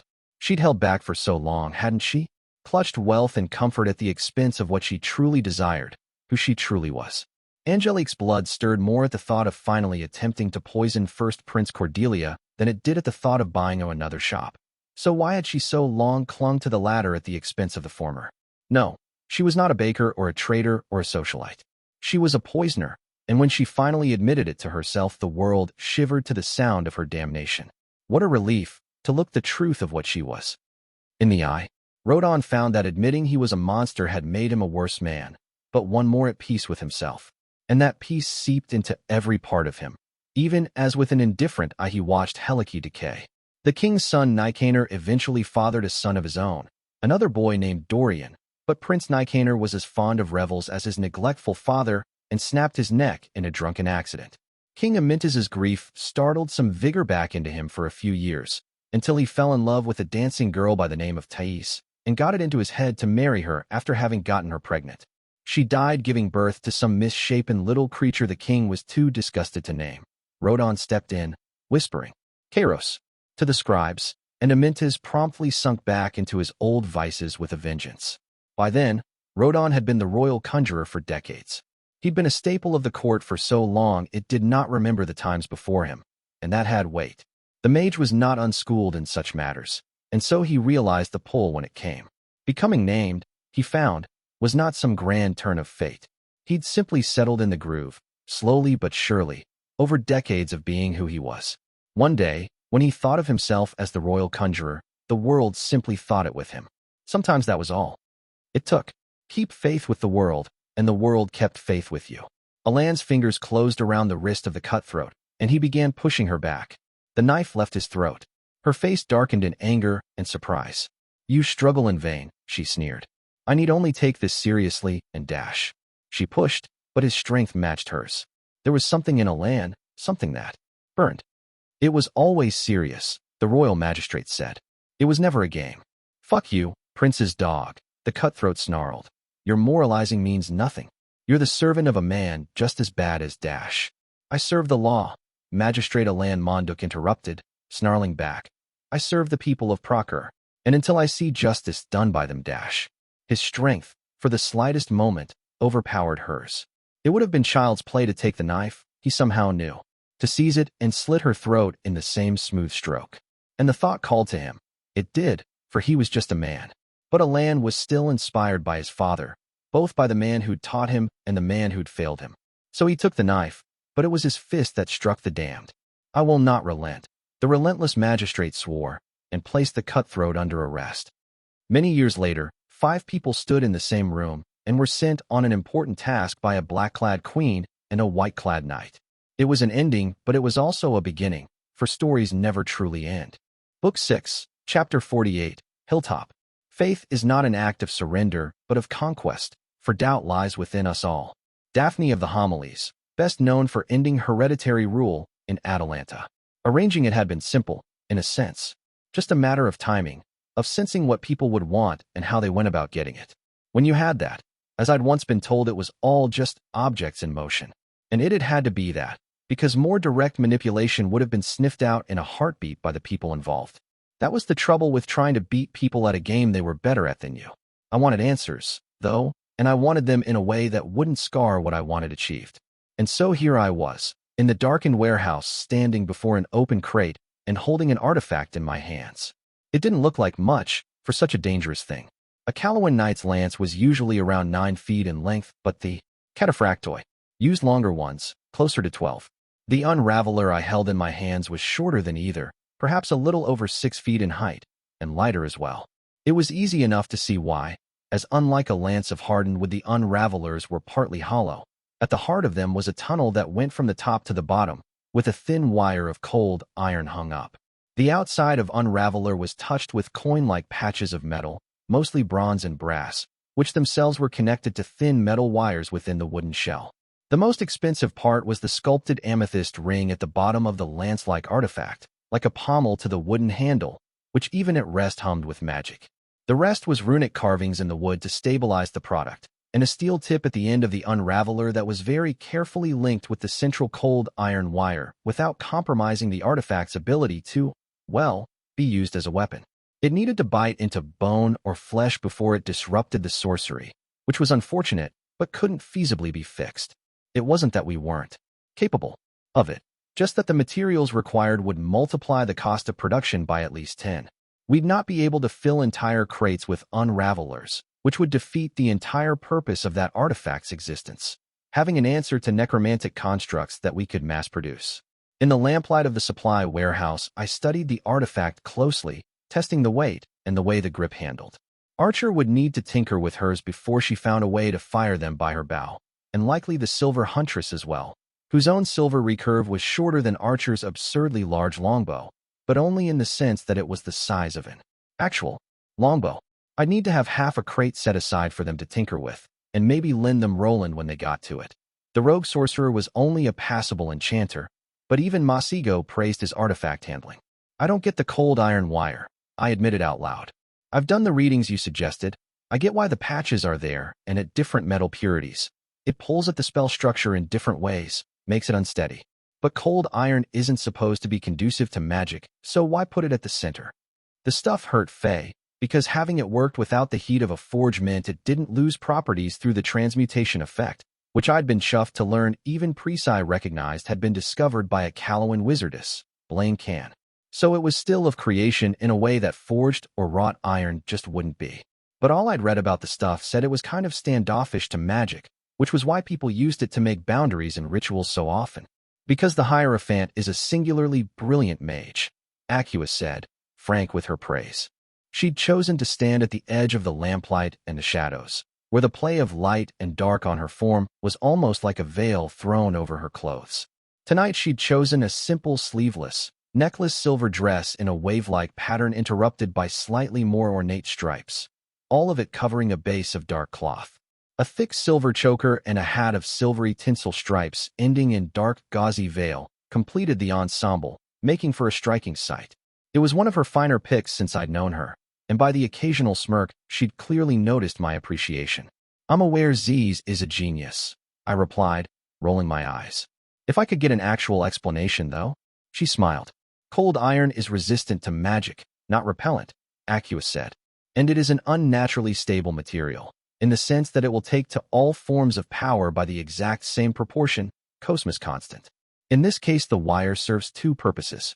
First, it stabilizes the magic coming from varying metal purities as it is sucked into the amethyst ring, which is why the unraveler does not simply explode in a shower of shards when it is used. Secondly, it actually enhances the destabilizing effect on a necromantic construct. The iron wire's resistance to magic means more of the construct's invested magic is sucked in without it ever reaching the amethysts, and some of the runes carves ensure that wasted magic does not turn to heat. Acua paused, pushing herself off the wall and more fully into the light. It is an inspired solution, the woman who'd once been the diabolist admiringly said, and not one I would have considered in his place. I've always sought the elimination of waste in artifacts and rituals. It would not have occurred to me to actively pursue it instead. Masigo has his moments, I agreed. I set down the unraveler atop the open crate, over the 11 remaining ones cradled in cloth and straw. The real breakthrough had been the amethyst ring, though, or so Roland had implied. and that had been a contribution of the blessed artificer. It was a relatively cheap precious stone in Procure, which was why some Assuran ship mages like to buy them in bulk in Valensis and enchant them to hold winds. The ring structure was even an invention of her own, though it had had to be slightly reworked since it was being used to anchor an enchantment instead of light. While I might not get along particularly well with Adana of Smyrna, I was not complaining that she'd ended up as one of the heroes assigned to my army. The dead king will know we have these, I finally said, or at least suspect. We've done enough field tests, he can't have missed it. It was hard to notice something the size of a Bjorn or a Tusk get struck with a lance, and then collapse, barely a heartbeat later as the necromancy animating it shattered like glass. We'd been afraid that the dead king's necromancers would be able to raise them right back up, but we were pretty sure by now they couldn't. The arsenal specialists believed it might take as much as months of rituals to raise those creatures, imbuing the different parts with different spells as they were being assembled. It just wasn't something that could be done in the field and on the fly, not even with masked mages. You were careful to use the prototypes only sparingly, Acua pointed out. Hiding we have these was always a fool's errand, but we can still take him by surprise with the sheer amount that can be fielded. He will be expecting these to be named work, not a pattern that trained mages and artisans can make on their own. Named were still arguably the source of the labor, since they'd been the one to train these mages and artisans when it came to making these, but her point stood. By now, almost a full third of the arsenal was dedicating its time to producing stockpiles of these to send to the fronts. There'd even been talk of starting workshops in Procure, though I'd balked. The dead king and militia both had spies, and if either got their hands on the plans, it'd make it much easier to figure out a countermeasure. I wanted to extend our window of effectiveness with the Unravelers as long as possible, especially if it coincided with the offensive for Hainaut. Ideally, the Gigantes would then raise massive wards on the coasts that'd keep the dead out, and we'd have breathing room to make a countermeasure in time for the assault on Keter itself. We'll see, I finally said. We'd only caught the hidden horror Flatfoot a handful of times since we'd unveiled the Pharos devices, so while I was hoping to repeat the experience, I wasn't going to be relying on the hope. I cast a last look at the lances, snorting. Something amuses my heart? Acua asked. For all the cleverness that went into these fucking things, I said, they still have to be stabbed into the enemy. There's something almost reassuring about that. Even when you put all the brilliance in the world into an artifact, in the end you still had to find some thug to stick it into your foe. At least folk like me would never be entirely out of work. I felt a tug against my little finger, and I knew my patience had finally borne results. I'd traced tripwires of night around the warehouse entrances, though no more than that, or I'd risk irritating the wards. So I knew at the moment the door opened, even without needing to turn. Acua cocked a brow in my direction, her superior senses having caught the sounds without needing any such tricks.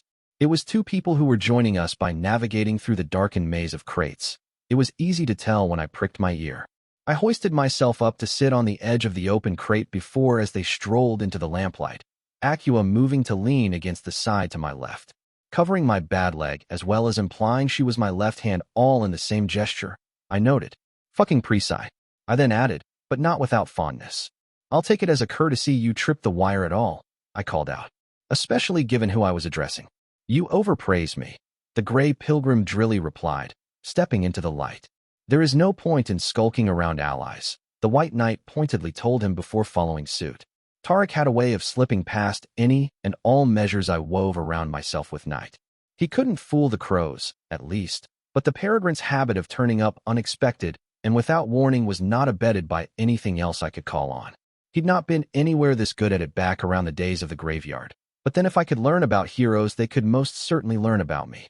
Though I wonder that you saw fit to place such a measure at all, Your Majesty, Hanno said, sounding genuinely surprised. Named are a nosy breed, Lord White. Acua smiled. And there are a great many of them in Newstall. As always, it is a pleasure to see you. Lady Sahelian, the White Knight blandly replied, inclining his head the slightest bit, then turning to me. The adjutant pointed me here when I sought a conversation with you. Is now an agreeable time? Of course it was. I'd picked it. If you don't mind my shadow, I shrugged. Such sweet things you call me, Acua drolly noted. Could you not send her away? I turned a steady look on Tarek, who did not look apologetic in the slightest. And though I could have chided him, as it was rude to ask audience and then quibble over the given terms, even more so for two heroes to corner me in the dark and ask me to send away my only nearby ally, I held my tongue. I'd gone to a spot of trouble to arrange a pit fight between two of the finer speakers I knew, so I was in no hurry to spot it. Acua took my half-beat of silence as the open field it was, and took to it without any visible hesitation. I assure you, Peregrine, that no disease will come of addressing me directly, Acua smilingly replied. I kept my expression blank. The danger with getting answers Acua had always been that she was a better manipulator than me. It meant I couldn't put my finger on the scale, try to guide an outcome, without her likely noticing it. But Tarek was perfectly capable of matching wits with her, and in his own way Hanno could be said to be even sharper. It had taken me long to learn the lesson that sometimes doing nothing was the best way to get what you wanted, but I'd gotten there eventually. If you'd prefer, Tarek politely acknowledged, turning to face her. I distrust you, Acua Sahelian, and do not want you to be part of this conversation. Please leave. She hid the surprise skillfully, but I knew her well. A precise blind spot, this one. The pilgrim just wasn't proud in that way that the named of the dread empire were. On the contrary, in his own way he was humble enough he was perfectly willing to make a request like this without batting an eye. It made a lot of her usual social arsenal effectively useless, since he simply did not care about the hierarchical nuances she was so adept at using. Now came the interesting part, though, how the shade would deal with the challenge. Conflict was always told the tales that smooth faces hid away. I recall no reason for there to be distrust between us, Grey Pilgrim, Acua replied. And your companion's silence begged the question of whether your opinion is shared. I thought. Better than kicking this back to me as the person who could dismiss her. Not that I'd expected her to. She'd be well aware that if I'd wanted to intervene, I already would have, but I wasn't entirely satisfied with the answer. The first part floated, but the second still smacked too much of trying to turn heroes on each other. But was this old habits dying hard, or just social ploy to suss out where the White Knight stood? I couldn't quite tell yet. You are a criminal, Lady Sahelian, Hanno frankly replied. But your sins were committed against Callow, and you are in the custody of its queen. It is not my place to meddle in this. I would caution you, however, against confusing respect for your warden as tolerance for the most egregious mass murderer of our age. The sword of judgment wasn't one to pull his punches, it had to be said. But there was a reason I'd wanted him as part of this conversation. Unlike the Grey Pilgrim, whose own dabbling in horror might have made more wary of bringing up the doom of Lys, Hanno absolutely could and would go there. That was a sting I'd wanted Acua to feel so that I might see what it brought out. I neither seek nor expect your esteem, Lord White, Acua said. But I had hopes for courtesy, at least. Or is it too much to expect of a hero? Good, I thought. She'd not countered by going after the bloody records of heroes like the Saint or the Pilgrim, even though it was the easiest and most effective parry. Tarek would answer he'd killed to prevent suffering. The debate would get religious, for lack of a better term, and enter grounds where no one could truly win. It also meant that, deep down, Acua did not think of the folly as something on equal footing with Tarek ceding innocence with the plague to catch black. Or, at least, she recognized it was not an argument that could be made and be considered to hold water. That'd be a lesser prize, but still a prize. A few years back, she wouldn't have cared that people believed her to be wrong when she was espousing more accurately highborn, philosophies. She would have said the words anyway, and should circumstance prove her right down the line pointed to that as evidence of the wasteland's dark but undeniable wisdom. Now she was avoiding that sort of talk even when trying to win the argument by other means. Her definition of winning, of how it could be achieved, had shifted, and not because she was being coerced or fearing punishment. It had sunk into her, the act. Maybe no more than the slightest drop, but that was all it took. It is unpleasant to talk of butchery, the White Knight calmly replied, but it is not impolite. The burden of snuffing out 100,000 lives is yours to bear, Lady Sahelian, and your discomfort with the truth of that is of little import to me. You know very little of what you speak of, Acua quietly replied, yet display great certainty. There are many sayings on people who behave in such a manner. What do you know of my follies, save what others have told you? I know enough, Hanno simply said. And this conversation is waste of time. Is it? She mused. The two of you have decided I am to be dismissed, and there is nothing more to be said of the matter? She clicked her tongue. Though my hands are dripping red, White Knight, and I'll not deny this or quibble over it, I have dealt fairly and openly with you and yours, Acua said. I have no expectation of ever seeing the scales of Lys settled, but that sin is not yours to ask answer for. So what have I done to you to deserve this scorning? I I thought. And there it was. I'd been right. Then, this conversation had been needed. The nudge over the crest of the hill was still required so that she'd finally be able to see the slopes on both sides. Some part of her, perhaps the same that she allowed to enjoy the companions she'd made, still thought that so long as the mountainous horror that had been the folly remained far away, and she was good and loyal and lovely, she could have her warm place in the sun. She spoke the words as I'd said them to her, but it had not really sunk in that lease. Wasn't something that could be atoned for. That even if she saved 10 lives for every one she'd taken, she would still be the same woman who'd murdered an entire city. I couldn't be the one to lead her there, though. I couldn't deny it either. It was true, all other considerations aside. But to keep my role, I could only agree to this and not be the one that brought it up. Otherwise, she'd know there was a deeper game, beyond the one I'd admitted to. The long price that had yet to be paid. I couldn't be the one to blot out that hazy hope. Otherwise, she'd ask herself. Why? I would do that. Why? If I was manipulating her, I'd do away with the mirrored oasis that was being genuinely one of us. And I couldn't have her ask that question. Not yet. I reached within my cloak, the gesture drawing no attention. I've known a great many monsters, Tarek pensively said. But in your own way you are among the most tragic. How you were raised, how you were shaped. It robbed you of the ability to understand what you did even as you did it. But it has begun to dawn, I think. The scale of the evil in something like the doom, the way it ripples out into the world. How ugly such a thing fundamentally is, so unlike the stories of glory and triumph. The thing that made Tarek dangerous, I thought, was that he was being sincere. This wasn't a veiled insult or a threat or some stratagem. He was genuinely grieved by what he saw in Acua. How accurate what he saw might be remained debatable. But the way the shade's face went solid for the fraction of a moment, as if she was locking it by will, told me she'd read his sincerity and it had struck deep. I'd been in her place before, as it happened. There'd been a reason I wanted Tarek here. Fair dealings and courtesy changed nothing. Acua Sahelian. The peregrine said, almost gently. You killed a city. There is nothing to be done. In the wake of that, that will buy you trust. She did not look at me, but I felt her attention shift my way. I forced my face into stolid blankness, but just a beat too slowly. Not even on purpose, it had been simple luck. I believe you might even care for a few others, Tarek said. But there is nothing redeeming in this, my dear. Even the most terrible of us can love. I am not your anything, peregrine, Acua replied, tone forcefully cold. Overcompensation, I decided. She didn't control her voice anywhere as well now that she was a shade, though she'd gained in other ways. Then I withdraw the address, the old man said. It is not enough to avoid doing evil, Acua. You have to do good, even when there is no reward. Especially when there is no reward. I almost smiled. There went the last piece I'd been waiting for. Selflessness, the greatest of virtues in someone like the pilgrim's eyes. A virtue he clutched most desperately, I expected, considering some of the things he'd done over the year at the behest of the Choir of Mercy. And Tarek had spoken of it just after effectively telling her that the folly was not something she should ever expect to dig her way out of. And now, I thought as I watched Acua Sahelian, you see the view from atop the hill. One slope goes back down the way you came, into the beliefs of the Truebloods. But the other one feels just as pointless, doesn't it? Because you know there'll never be a payoff, a redemption, a settling of accounts. But she stood atop the hill now, and her eyes had been open to the choice. She knew she'd have to make it, sooner or later.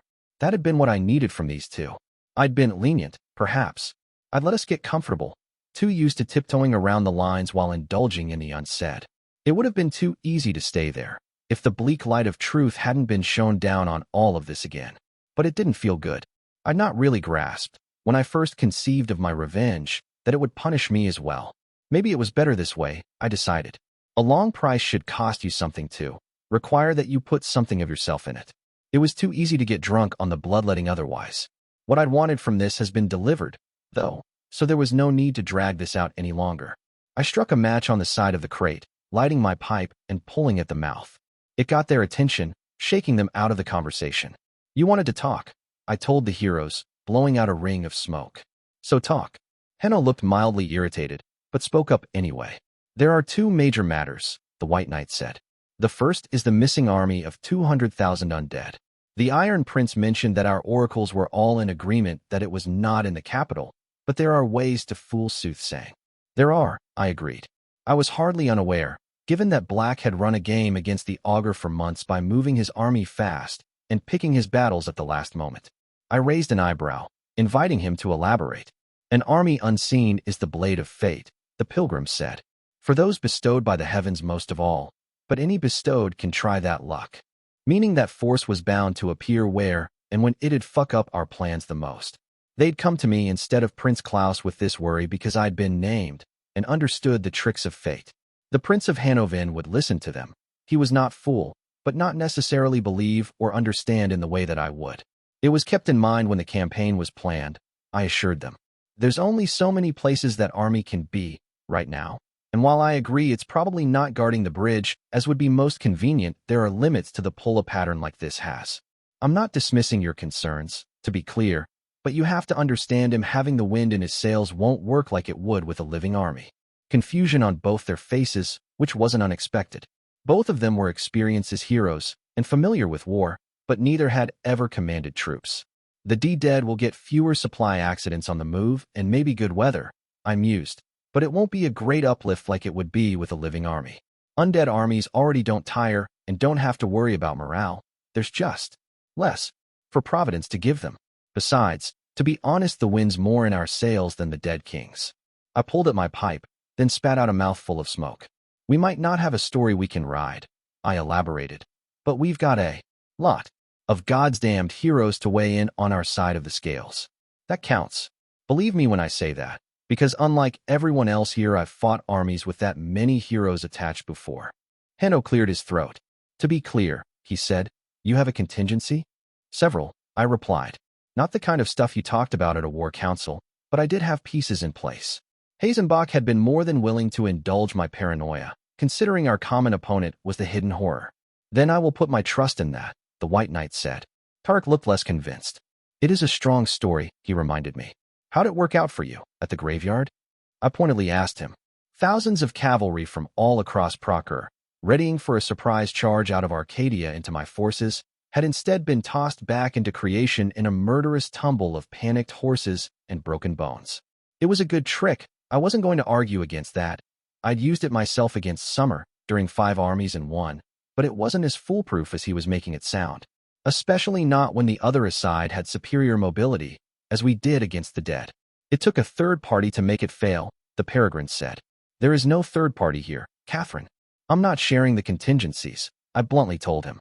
Lord Yanu was brought in on the relevant ones, as the strategist sent by the Dominion to the arsenal, but I'm not thinning the secret by further spreading it. If you can't deal with that, take it up with the appropriate authorities. The old hero sighed. You are the appropriate authorities, Tarek reminded me.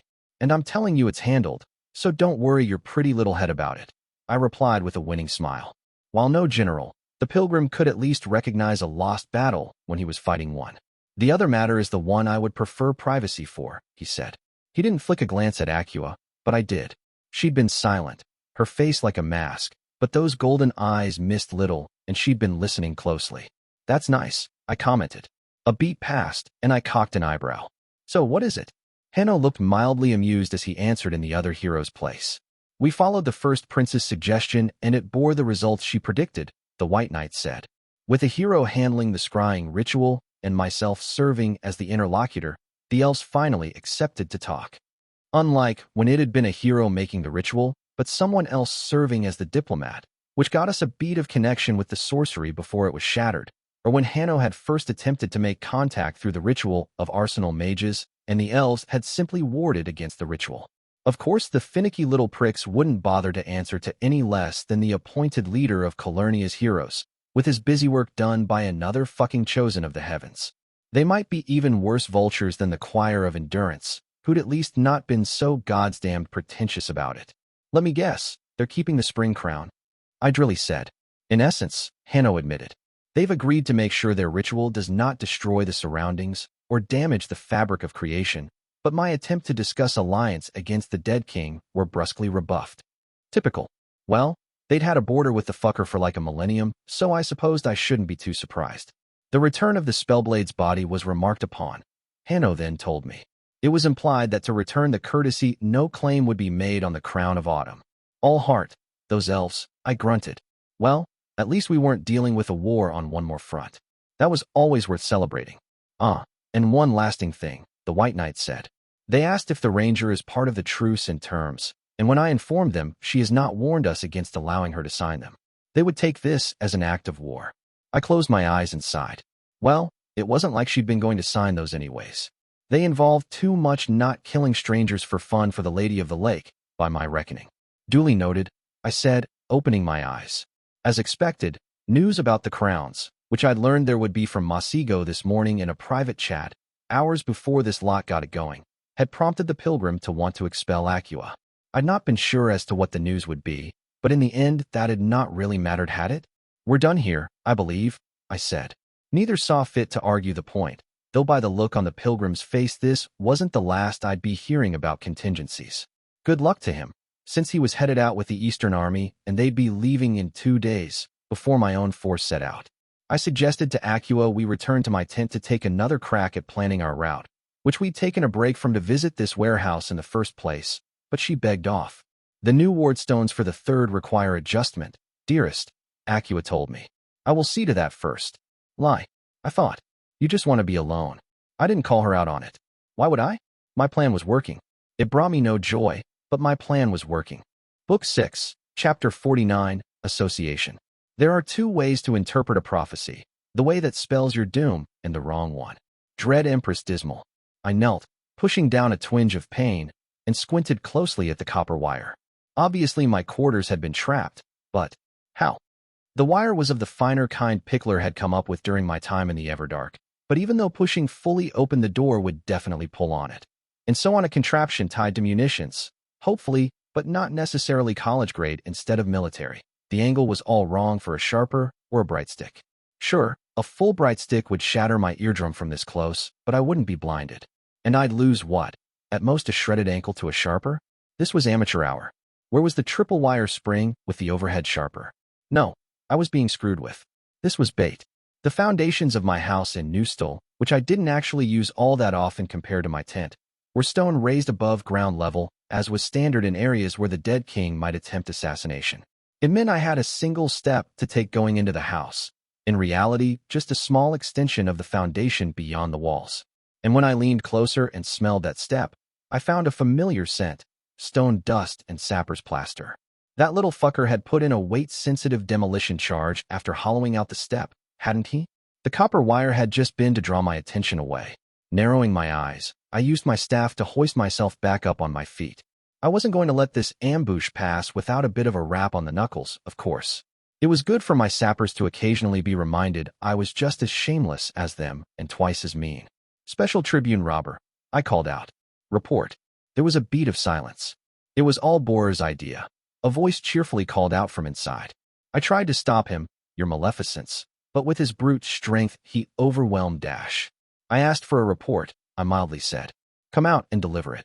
I pulled on Knight the slightest bit, just in case. Special Tribune Robber, who'd held his rank for several years now, had visibly aged since I last saw him. That was often the way with goblins, whose lifespan was much shorter than most other races. How old was he now? Near 20, I imagined. Over the hill by the standards of his race, who quickly began going decrepit past 30 when they lived that long. He was distantly of a matron line, I knew. So I held out hope that his face grown even gaunter and the pulls of skin around his yellow eyes were not warning signs. Deftly the sapper came to stand on the stone, and offered me an offensively terrible salute paired with a smug grin of white needles. I could not help but notice the distinct lack of him exploding. Vexing. Reporting at your leisure. Your wickednessness, Robert cheerfully said. I cocked my head to the side. Fine-tuned it to trigger only above your weight. I said, no idea what you're talking about, ma'am, he assured me. Although, while we're at it, I'd like to report Captain Bohrer for wanton mutiny, assault of a superior officer Dash. How long did it even take you to hollow that thing out? I asked, reluctantly impressed. Pickler made this stone-eating acid while we were up north, Robert said. Works like a charm. Based on some Lycanese alchemy they used to keep their ramparts clean. There was a beat of silence. Is what I would say were I Captain Bohrer, who is, obviously, responsible for Dash. How strong are the munitions? I mildly asked. Like the gentle caress of a breeze, he lied. A slender tentacle of night pierced through the fresh plaster, triggering the munitions within, and the little bastard fell into the steppe with little burn but large billows of a pungent black smoke. I took a sniff and almost gagged. Leftover smoker ingredients mixed with something rank, I guess. Robber had always been a deft hand with munitions, especially recipes that weren't on the record. Even as the goblin tumbled forward at my feet, coughing, I leaned against my staff and cocked an eyebrow. "So what have we learned today?" I asked. "You are an implacable foe to all goblinkind," he croaked out, "and take pleasure in persecuting your poor, innocent, loyal servants." A grin tugged at my lips. "I did saddle borer with you," I conceded. "So I suppose an argument can be made for the second." "You could offer me healing, at least," Robber complained, then faked a few fresh coughs. "Aren't you some sort of fancy priestess these days, boss? First into the pie or something like that." I knew he was full of shit, because the sisters were actually wildly popular with the sappers and even goblins in general. It was almost like, culturally speaking, they were very comfortable with the idea of unknowable female eldritch entities of murder and theft standing above them. Go figure. I wouldn't call them converts to the tenets, which were much too drow in nature to ever really find takers beyond the firstborn. But these days sappers like to mark their equipment with the crows, and the occasional rabbit or bird was bled in their name before being tossed in a cookpot. Andronike was rather charmed by the practice and had sounded me out on the subject of bestowing night. I wasn't opposed, so long as she knew what she was in for. Kamina was lukewarm at the notion of branching out too much from the drow, though, so it had gone nowhere. "You're right," I mused. Silly of me to forget. Quicker than he was able to dodge, I rapped the top of his hairless head with the side of my staff. He yelped and paddled back. "How is that healing?" he accused. "Well," I shrugged, "you're not thinking about the cough anymore, are you?" A heartbeat later, he was cackling, and I shared in the laughter. He darted in to clasp my arm in a legionary salute, close but light-touched, before backing away. "It's good to see you, boss," Robber said. "You too," I smilingly replied. "You malevolent little shit. Was this just a heads-up you got in, or did you have a reason to seek me out?" "Pickler wants to see you," he said. "Sent me to get your attention." I snorted. Haven't been able to get more than 3 words out of that one in the week she's been here, but now she feels chatty. I said, "Let me guess. She's finally finished her latest tinkering trip and she wants to show off." "You're the one who named her Sapper General," Robert shrugged. "Then you compounded that by throwing a mountain of coin and artisans at her. She'd been on a 2-year tinkering binge, boss. I had to assign someone to making sure she ate." I winced, though I was not entirely surprised. In theory, Pickler was the head of all the sappers in the army of Callow, which had been made into a separate military order not unlike the Order of Broken Bells. I just didn't have enough sappers to use them the way the legions did, but she was utterly uninvolved with field command. Even company assignments were largely handled by her second, Commander Waffler, with her only occasionally meddling in matters. Her efforts had been on making war engines for this new war we were fighting, and Twilight's Pass has been both her testing and proving grounds. No one told me it was quite that bad, I admitted, faintly apologetic. Robber had always been sweet on his old commanding officer, in a goblin way. It was unlikely to ever go anywhere, but that didn't mean he couldn't hold a torch. We got moving as we talked, him leading the way as I limped to the side. "She's pleased as a raider on a moonless night," Robber dismissed. "I'm not irked about that part, just that she's learned some bad habits. Nobody seems to care since she's spitting out wonders keeping to those hours, but it's not good for her health." He looked at me from the corner of his large yellow eyes.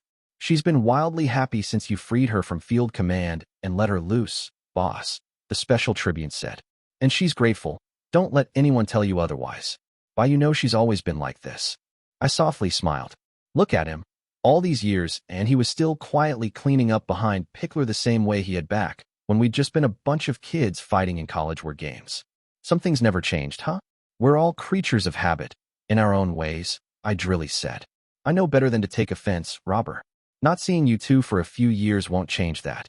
Hells, I didn't have enough friends left alive to start getting petty with them over little things like, say, Pickler's inability to pretend she cared a whit about niceties when instead she could be attending glorious machinery."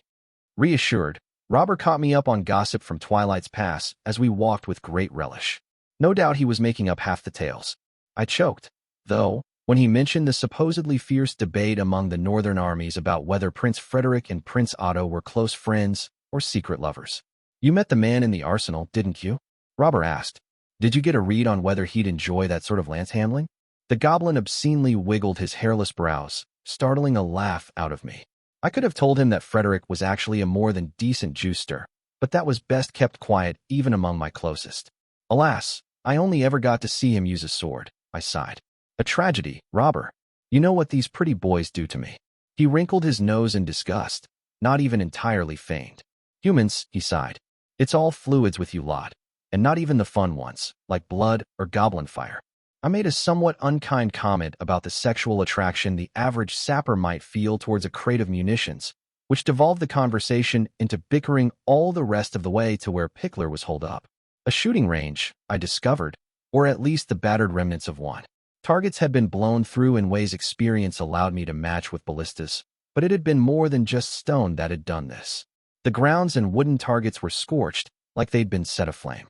I frowned as I limped to the edge of the firing range. Interested enough, I didn't stop to chat with the sapper crews fielding the 3 ballistas on the range. I knelt slowly, leaning on my staff, trailed my fingers against the charred wooden remains of a target. Bringing them close to my face, I took a whiff and immediately let out a noise of surprise.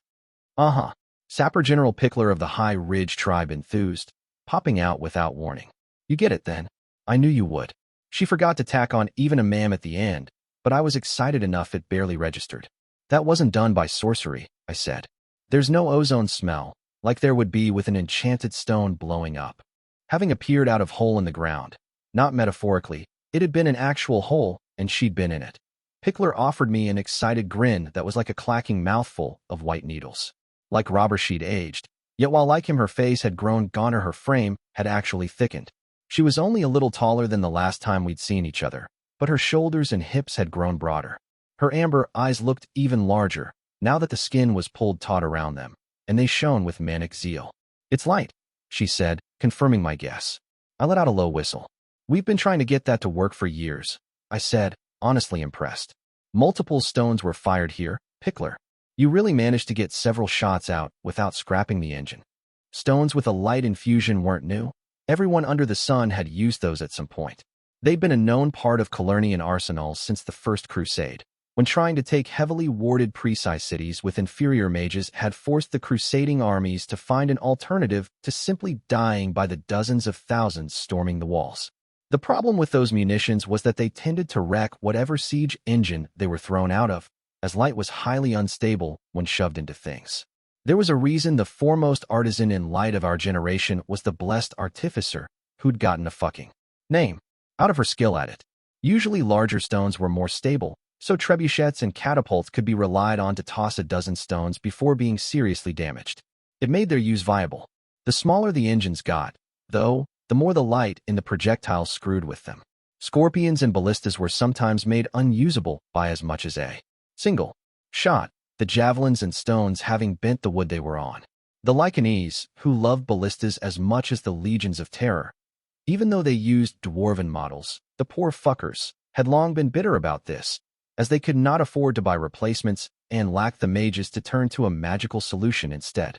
We have to put a copper casing on the stones, Pickler hedged, but once that safety is observed, yes. It had been an unequivocal success, Catherine, and the amount of light that emanates is battle appropriate. It has a decent shot of destroying even a construct. Gods below, Pickler, I laughed out. That changed things, to put it lightly. Most constructs were too damned quick to be threatened by something like this, and those that weren't were much too big. But the amount of light she was talking about would utterly wreck most undead infantry. It might even finally give us a way to deal with the Grey Legion that wasn't soldiers praying Acua, the witch, or me got there in time. Even Hanno had found those fuckers a hard nut to crack. I thought it might please, my sapper general said, smiling a smile as girlish as goblin teeth allowed. It would have made a cat flinch, I suspected, and wisely so, given that goblins liked them in a stew. It has, I said, almost touching her shoulder before I refrained. It, was usually taken as an advance by goblins. Robber had been trained out of that by his years rubbing elbows with other races, but Pickler wasn't as social. Have supper with me tonight, I said. You can tell me more about it there. But until then. She watched me, amber eyes alight with expectation. Take what you need, Sapper General. I grinned, wolfish. On my authority, requisition any bloody thing you need to make sure we have as many of those modified ballistas and copperstones as we can when we march. She didn't protest the name, improvised as it was, so it might just stick. The two of us grinned at each other again, and it felt like the day had gotten just a little bit lighter. I swung by my tent, afterwards, to follow through on what I'd just promised. I doubted Pickler was going to be shy with requisitions if she was rushing things before our departure, so I'd better ensure she actually had the recognized authority to make those. Thankfully, Adjutant was waiting there, seated in his wheelchair and dictating notes to 3 attendants in the green and gray livery that signified they were directly in his service. 2 humans and 1 goblin. I noted, by the looks of it, a young Sonic woman and an older Calawan man. All 3 bore a discreet painted iron pin in the form of a curled skeletal hand pointing its index, the enchantment laid on it serving only to prove it was authentic. On the rolls, these constantly swelling ranks were called the Adjunct Secretariat, and their stated purpose was to serve as a mix of my personal bureaucracy and messengers. And while they did serve those purposes, and well, that was only the official part of their duties. In practice, people had taken to calling the phalanges after the pins, and they served as Hakram's eyes and hands. Some of them had been invested with authority on my behalf, able to make inspections of Calawan and Grand Alliance property and soldiers to unearth treason and corruption, but there was also an entire armed wing that had expanded out of the first 10th of legionaries I'd long ago put under Adjutant to ferret out heiress rats in the 15th. Grandmaster Talbot had approached me and expressed, in confidence, a degree of unease over the Adjutant's private army of soldiers, sneaks, and scribes. If he'd know that Hakram had heavily recruited from the parts of the Assassin's Guild that had not been a good fit for the Jacks, I suspected he would have been outright worried. I'd appeased the commander of my knights by assuring him there were non-negotiable limits to the amount of coin dedicated to the Adjunct Secretariat, which would restrict its size permanently after a little more growth. I got the sense Talbot had wanted some Calawan oversight over the phalanges, either through Vivian or my Queen's Council, though the latter would have probably meant Vivian also, given that my council was currently in Lore and answering to Duchess Keegan. But that wasn't going to be happening. When I abdicated, I'd be taking the phalanges with me to Cardinal, so I wasn't interested in giving Calo too deep a peek at their inner workings. If I wanted them to survive as a cardinal institution, I couldn't let them slide into being just a chapter of the Jacks by another name.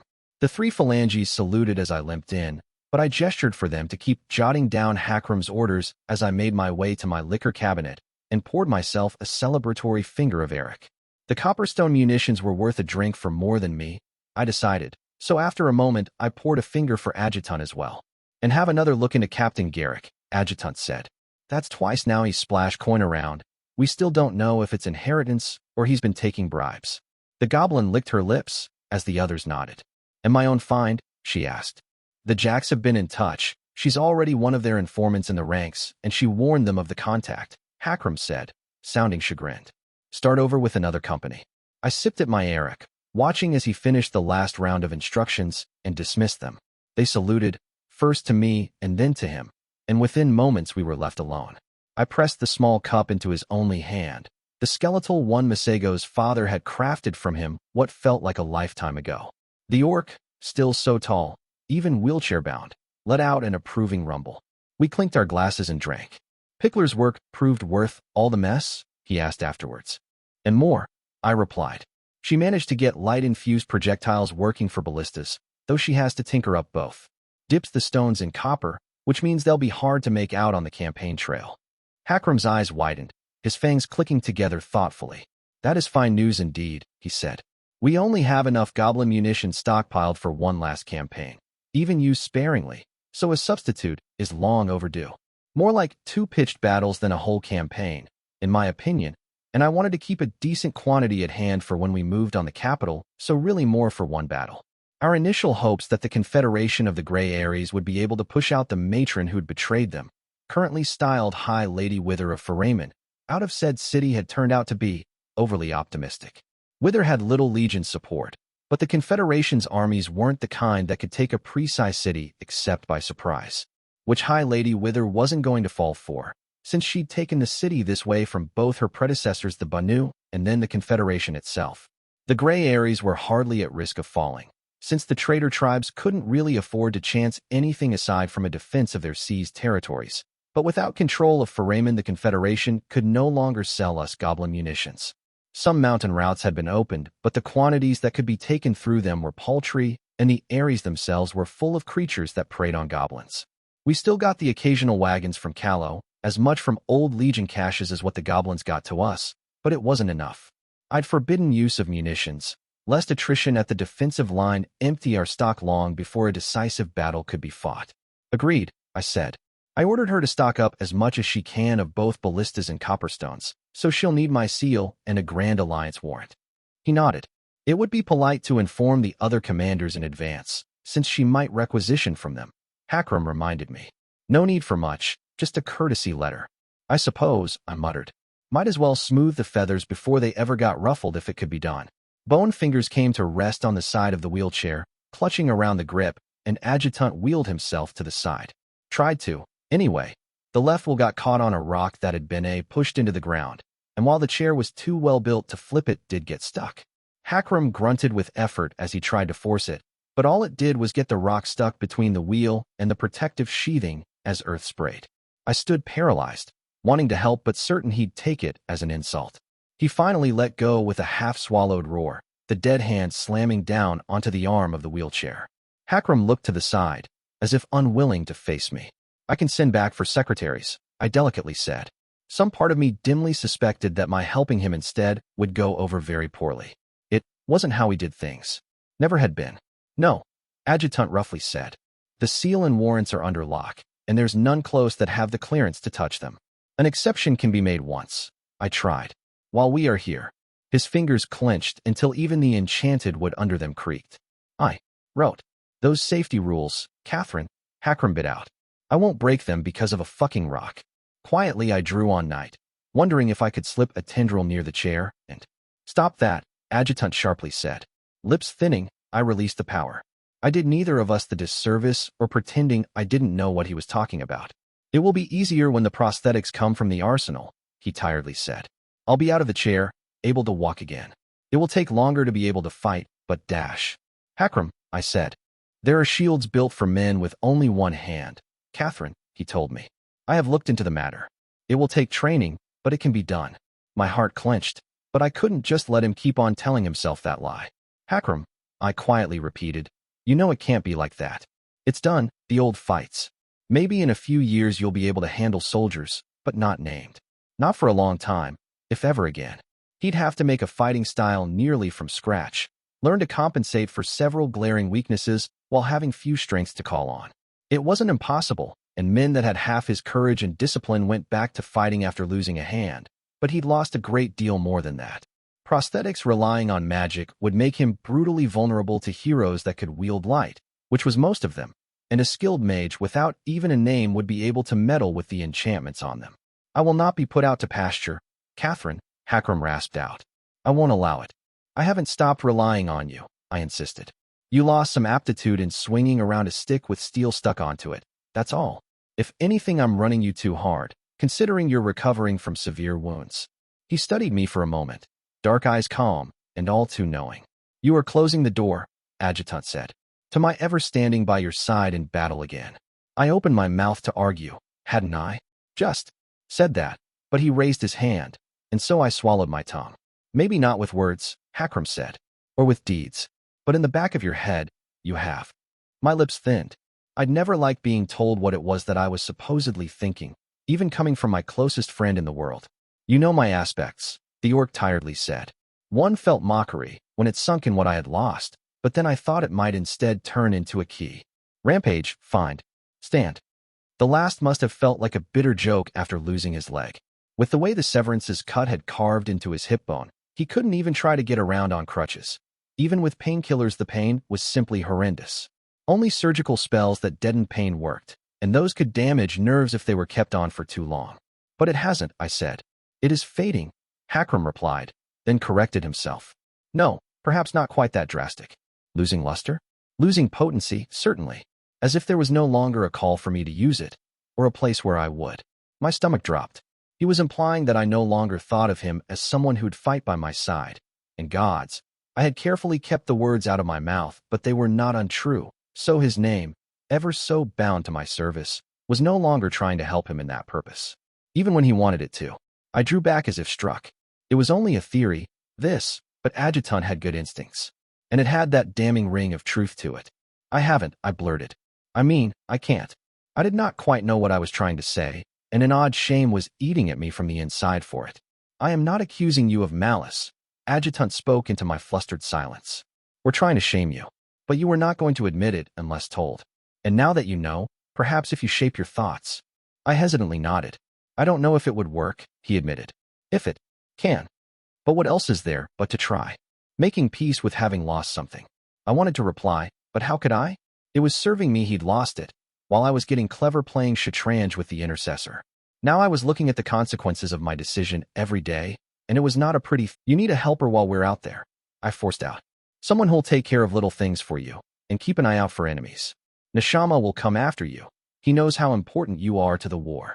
And to me, which would have been enough for the hidden horror to aim for his head without all the other good reasons for it.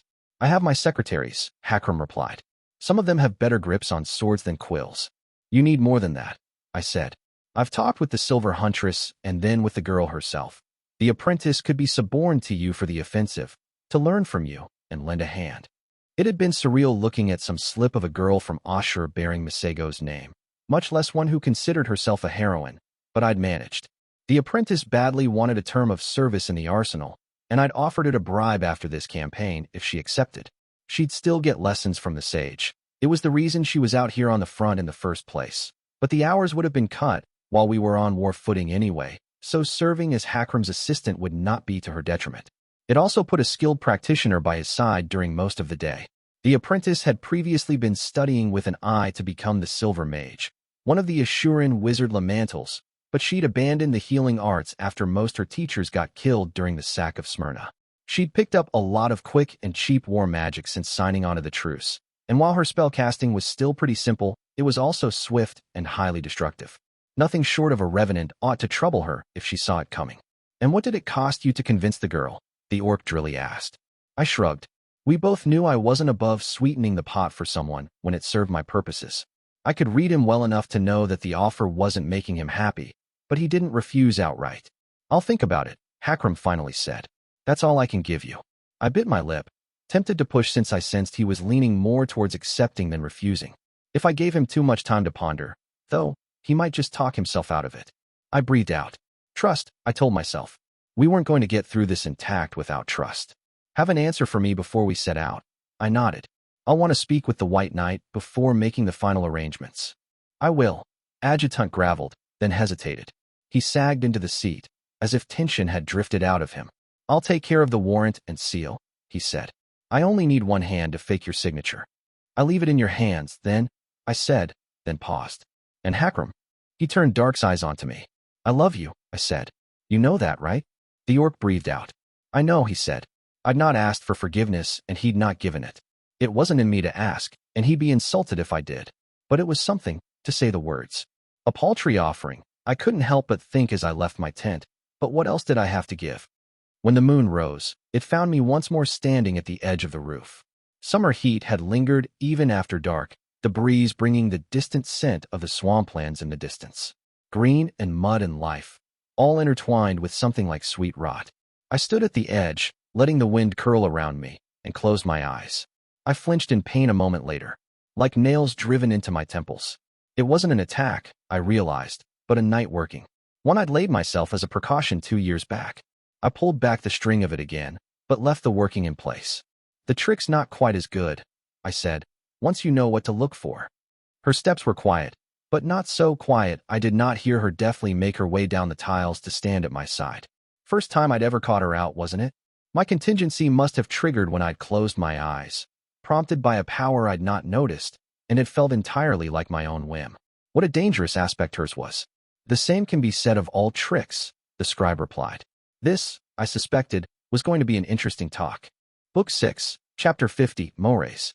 Villains often try to get clever, to stump me with philosophical questions like, what is evil?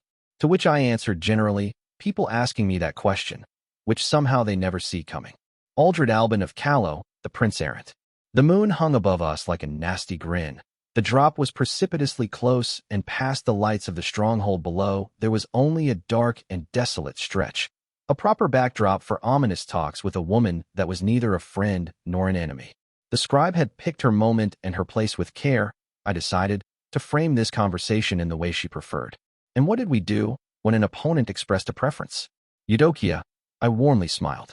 How lovely to see you. It's been much too long. How have you been? That's right.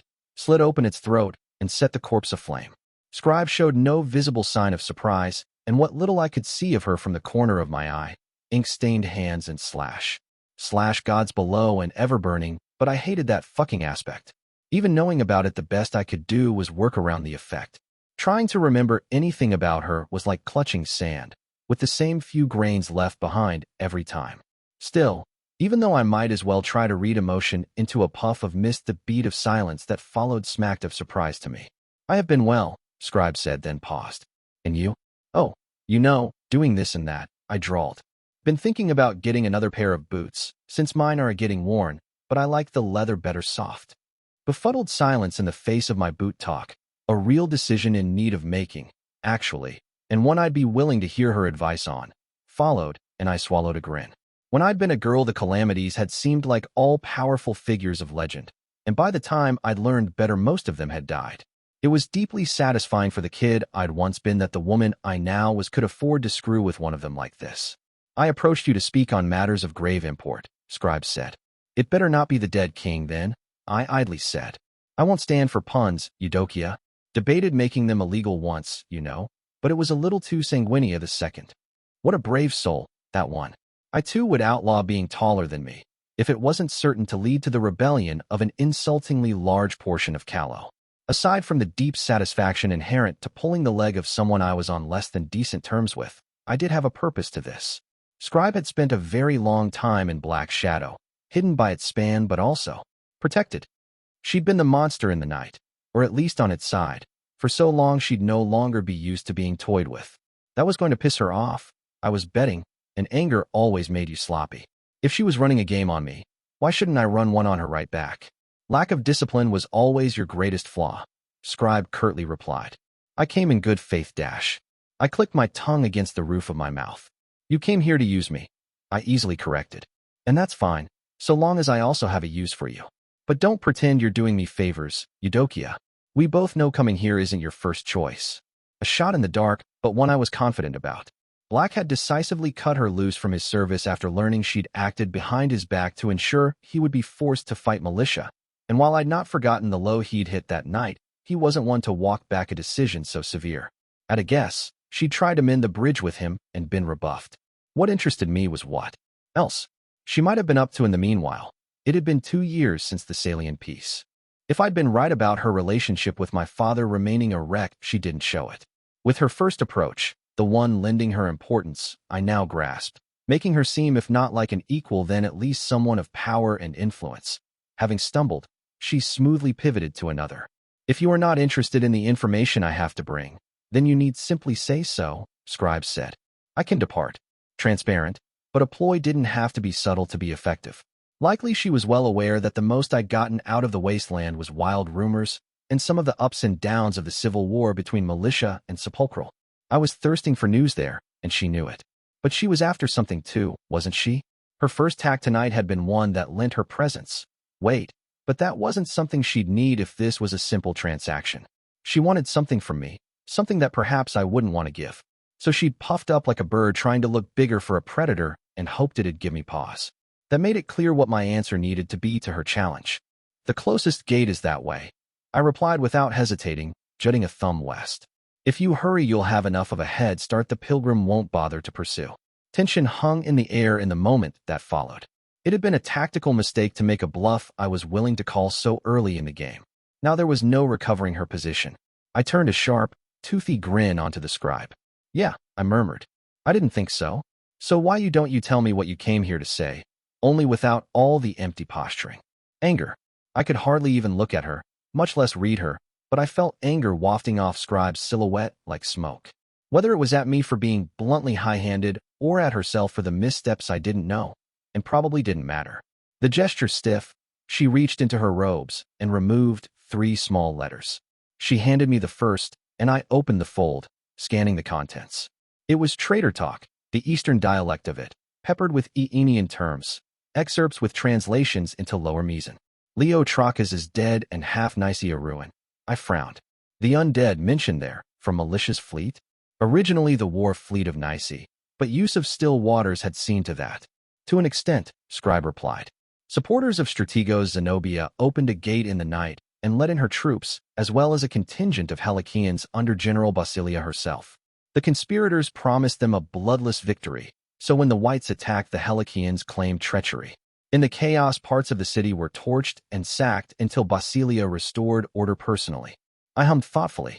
The first prince's diplomacy had borne fruit, then. I'd thought it drastic to condemn Leo Trachas as an ally of the dead king, and only reluctantly voted in favor when the moment came, but Hazenbach had been right. It had moved enough people to turn on him for the stalemate to turn in our favor without troops needing to be sent. Nicaea falling wasn't only good news, though. Stygia had been quietly meddling to keep the wars within the League going, but with one of them settled, the magisterium might just come out swinging. So Zenobia is crowning herself a princess? I snorted, reading the last excerpt. That's new. That came an intercepted Nicaean courier, so it probably reliable. It was also noted that several of the Trachas from lesser branches had escaped Zenobia's attempted purge of the family after the fall of the city, which was a name in the making if I'd ever seen one. I found it mildly amusing that she'd discarded the title of Strategos for something more royal, but it wasn't of great import. The office had essentially ruled Nicaea like a royal house for decades, and I had doubts she'd make bloodline inheritance stick. Royalty wasn't unknown in the free cities. Kairos himself had been king of. I paused, then frowned. Basilia still hasn't crowned herself queen, has she? I asked. She has not, Scribe confirmed. Was she really that ambitious? Zenobia had been backed to the throne by General Basilia, but when she'd given herself a royal title, it had only been that of princess. Why not queen, if she had royal ambitions? Fuck me, I murmured. That's why Basilia doesn't care Stygia's an enemy. Why she sent me all the letters making clear they're the provocative ones. She doesn't want to avoid that war at all, and she's not a queen only because she wants to be a bloody empress.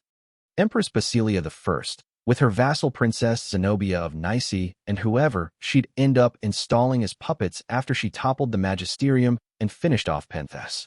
I was impressed, but also skeptical. She'd managed the politics of this well, since no one in the free cities could really ally with her enemies without siding with either Stygian aggression or malicious southern meddling. But the spears of Stygia were a fine army, and the Helicean host bloodied. If we survive Keter, I sighed, the next great war will come out of some damned foolish thing in the free cities. I took the second letter when it was offered to me. Traitor talk again, but this time towards the Assuran end of the stick. I couldn't parse the High Tyrian any better than the Aenian, but at least I got them Tethwell loan words. We'd known for some time that Magan Hadast, the ruler of the thalassocracy, was dead. That was old news. Killed by assassin, if the augur was to be believed. Bitter disagreements had since kept Ashur from recovering from its defeats at League and Presi hands, but the nature of those had been opaque to even Cordelia's spies abroad, the circle of thorns. Not so for Scribe's people, it seemed. So it's a glorified inheritance dispute, I bluntly said. The dignitaries in the two camps often divide their allegiances by provenance from Arwood or Smyrna, Scribe noted. It speaks to a deeper divide in Assuran society. The Arwood committees mentioned tended to be from slightly lower tiers, I noted, and many sounded mercantile in nature. They were backing a distant relative of Magan Hadast for ascension to their highest citizenship tier by virtue of blood, since the main Hadast line had been extinguished. The man in question had married a noblewoman from Levant, though, which disqualified him in the eyes of the Smyrna crowd. They wanted instead to send a ship across the Tyrian Sea to import a ruler from Ashur's nominal overlord, the Baalite hegemony. So far the conflict had seen no battles, only skirmishing in streets and countryside, but by the looks of it positions were hardening on both sides. I could not help but note that by the sounds of it, an awful lot of people with the last name Hadast had died not too long after good Ol Magan himself. Assassin's work? I asked. Evidently. Without orders he went somewhat overboard, Scribe said. He was caught and slain by the Blue Mage last year. I rolled my eyes. And I'm sure. This time it took, I drawled. Pull the other one. Where is he? I've not been in contact since he set out for Ashur, Scribe replied. I eyed her skeptically, but let it go. If I was to start digging at that particular secret, it wouldn't be in so haphazard a manner. Without a word, I was handed the third letter. This time it was lower Meson, and a simple phrase, the crown was obtained, along with a bell and day noted. I mastered my surprise, slowly folding the paper back. Fuck. I'd hoped we would keep the eyes, if not entirely out of the arsenal, then at least out of the most critical projects. I now had evidence otherwise. It went well, I calmly said, as if this was not an unpleasant turn. I had no eyes at the location, Scribe said. It was a scried report that was intercepted, and I expect it is making its way towards you as we speak. The ritual appears to have been a success, and the nearby gate is still functional. I pushed down the urge to snatch her by the throat and dangle her above the drop until I got names. It wouldn't accomplish anything, I reminded myself. Angering her was one thing, but an attack was another. I had no need to cement an enmity tonight. Not yet, anyway. You've made your point, I noted. You know our allies better than we do. Your people have access places where we don't, and you have eyes even in the Grand Alliance's most guarded sanctum. Now that you've proved you have something to bargain with, what is it you want to bargain for? Scribe went silent for a moment. I wish to sign onto the truce in terms, she said. I snorted, ignoring what I suspected was an unfriendly look my derision earned. There was no need for the song and dance to get that, I said. And we both know signing won't open many doors for you. The first prince had not put a bounty on her head, but according to Vivian, she'd also put the matter of forbidding such a thing to the highest assembly and purposefully lost the vote. Both the Proceran House of Light and more than a few highborn wanted scribes head on a pike for the mess in Salia, and the Principate wouldn't stand for her gaining access to Grand Alliance secrets even as a signatory were I inclined to push for it. I was not. You picked a fight tonight aiming for something, Scribe, I continued. So out with it. She sighed. I was not picking a fight, the webweaver replied. I was making a bid for a position. My brow rose, and I almost laughed until I realized she was deadly serious. Gods below, I thought, how badly had it gone with Black for her to come to me? We weren't exactly bosom friends, Eudokia and I. My reflex was to refuse her, and not politely, but I tamped down on it. I have questions, I mildly said. Understandable. Interrogating one of the most skillful living spy mistresses of Calernia would require skill and subtlety, I mused. Unfortunately, I lack those, so best swing the other way around entirely. What have you been doing for 2 years? I bluntly asked. Fighting for control of the eyes of the Empire, she frankly admitted. I knew IME would overtake me closer to praise, so I concentrated on taking over the edges of the network and damaging records in the wasteland, so she wouldn't know what was lost. My agents were purged or suborned most places east of the Whitecaps, but elsewhere I have established control. Fuck, I thought. That meant militia was firmly back in control of the eyes in Callow. Not exactly great news. Still, at least I'd gotten a list of Imperial agents in my kingdom from Scribe as reparations during the negotiations for the Salian peace. Duchess Keegan had sent the watch to purge everyone on it when I'd passed it on, so at least the foothold of the Empire would be damaged. It also meant that the leader of the largest spy network on Calernia, not directly in service of a crown, was standing next to me. Worth a second look, that. If you're going to try to sell me you didn't reach out to Black, you'll need a better pitch, I noted. I felt her breathe in even if I didn't see it.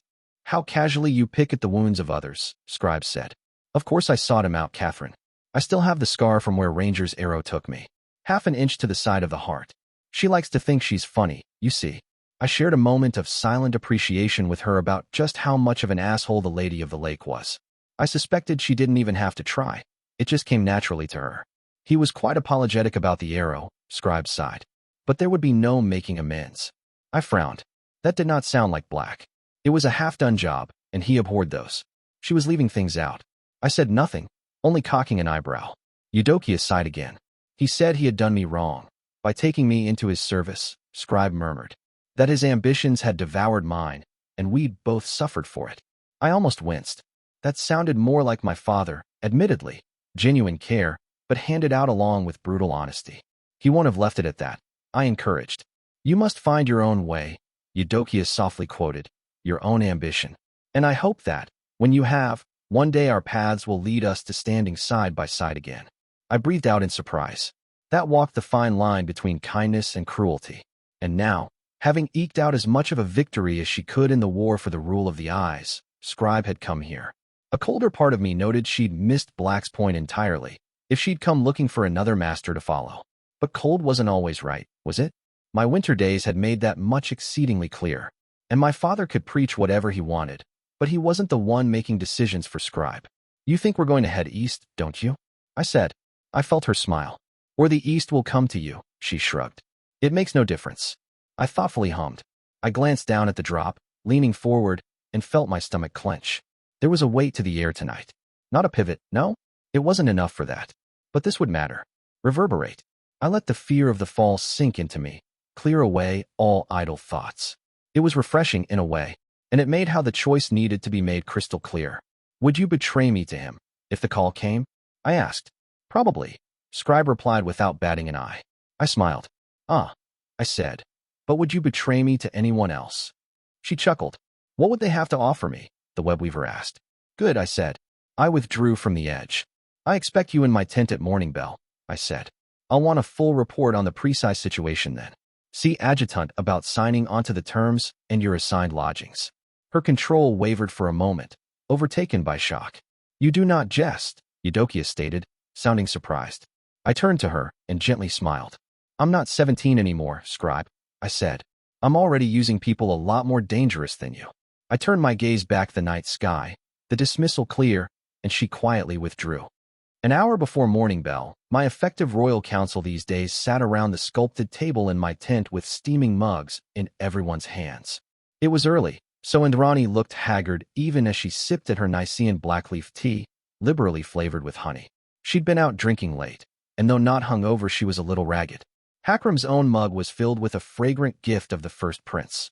Hazenbach had noticed he enjoyed her abominably spicy brews and sent him a small coffer full of assorted leaves, and he deigned to share with Acua, who these days took more pleasure in scent than taste. I'd stood on a rooftop like an ass for an hour last night, so unsurprisingly, I was now drinking Masego's personal brew for pain and hoping my leg wouldn't swell too much.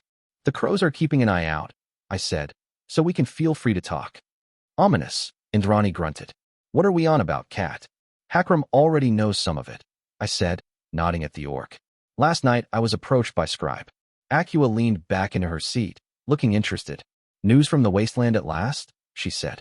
I had wondered at the continued silence from the Carrion Lord. Not exactly, I said. The Scribe has signed onto the truce in terms, Hakram said. Or she would have, if I'd then passed on the parchments properly. They were mislaid.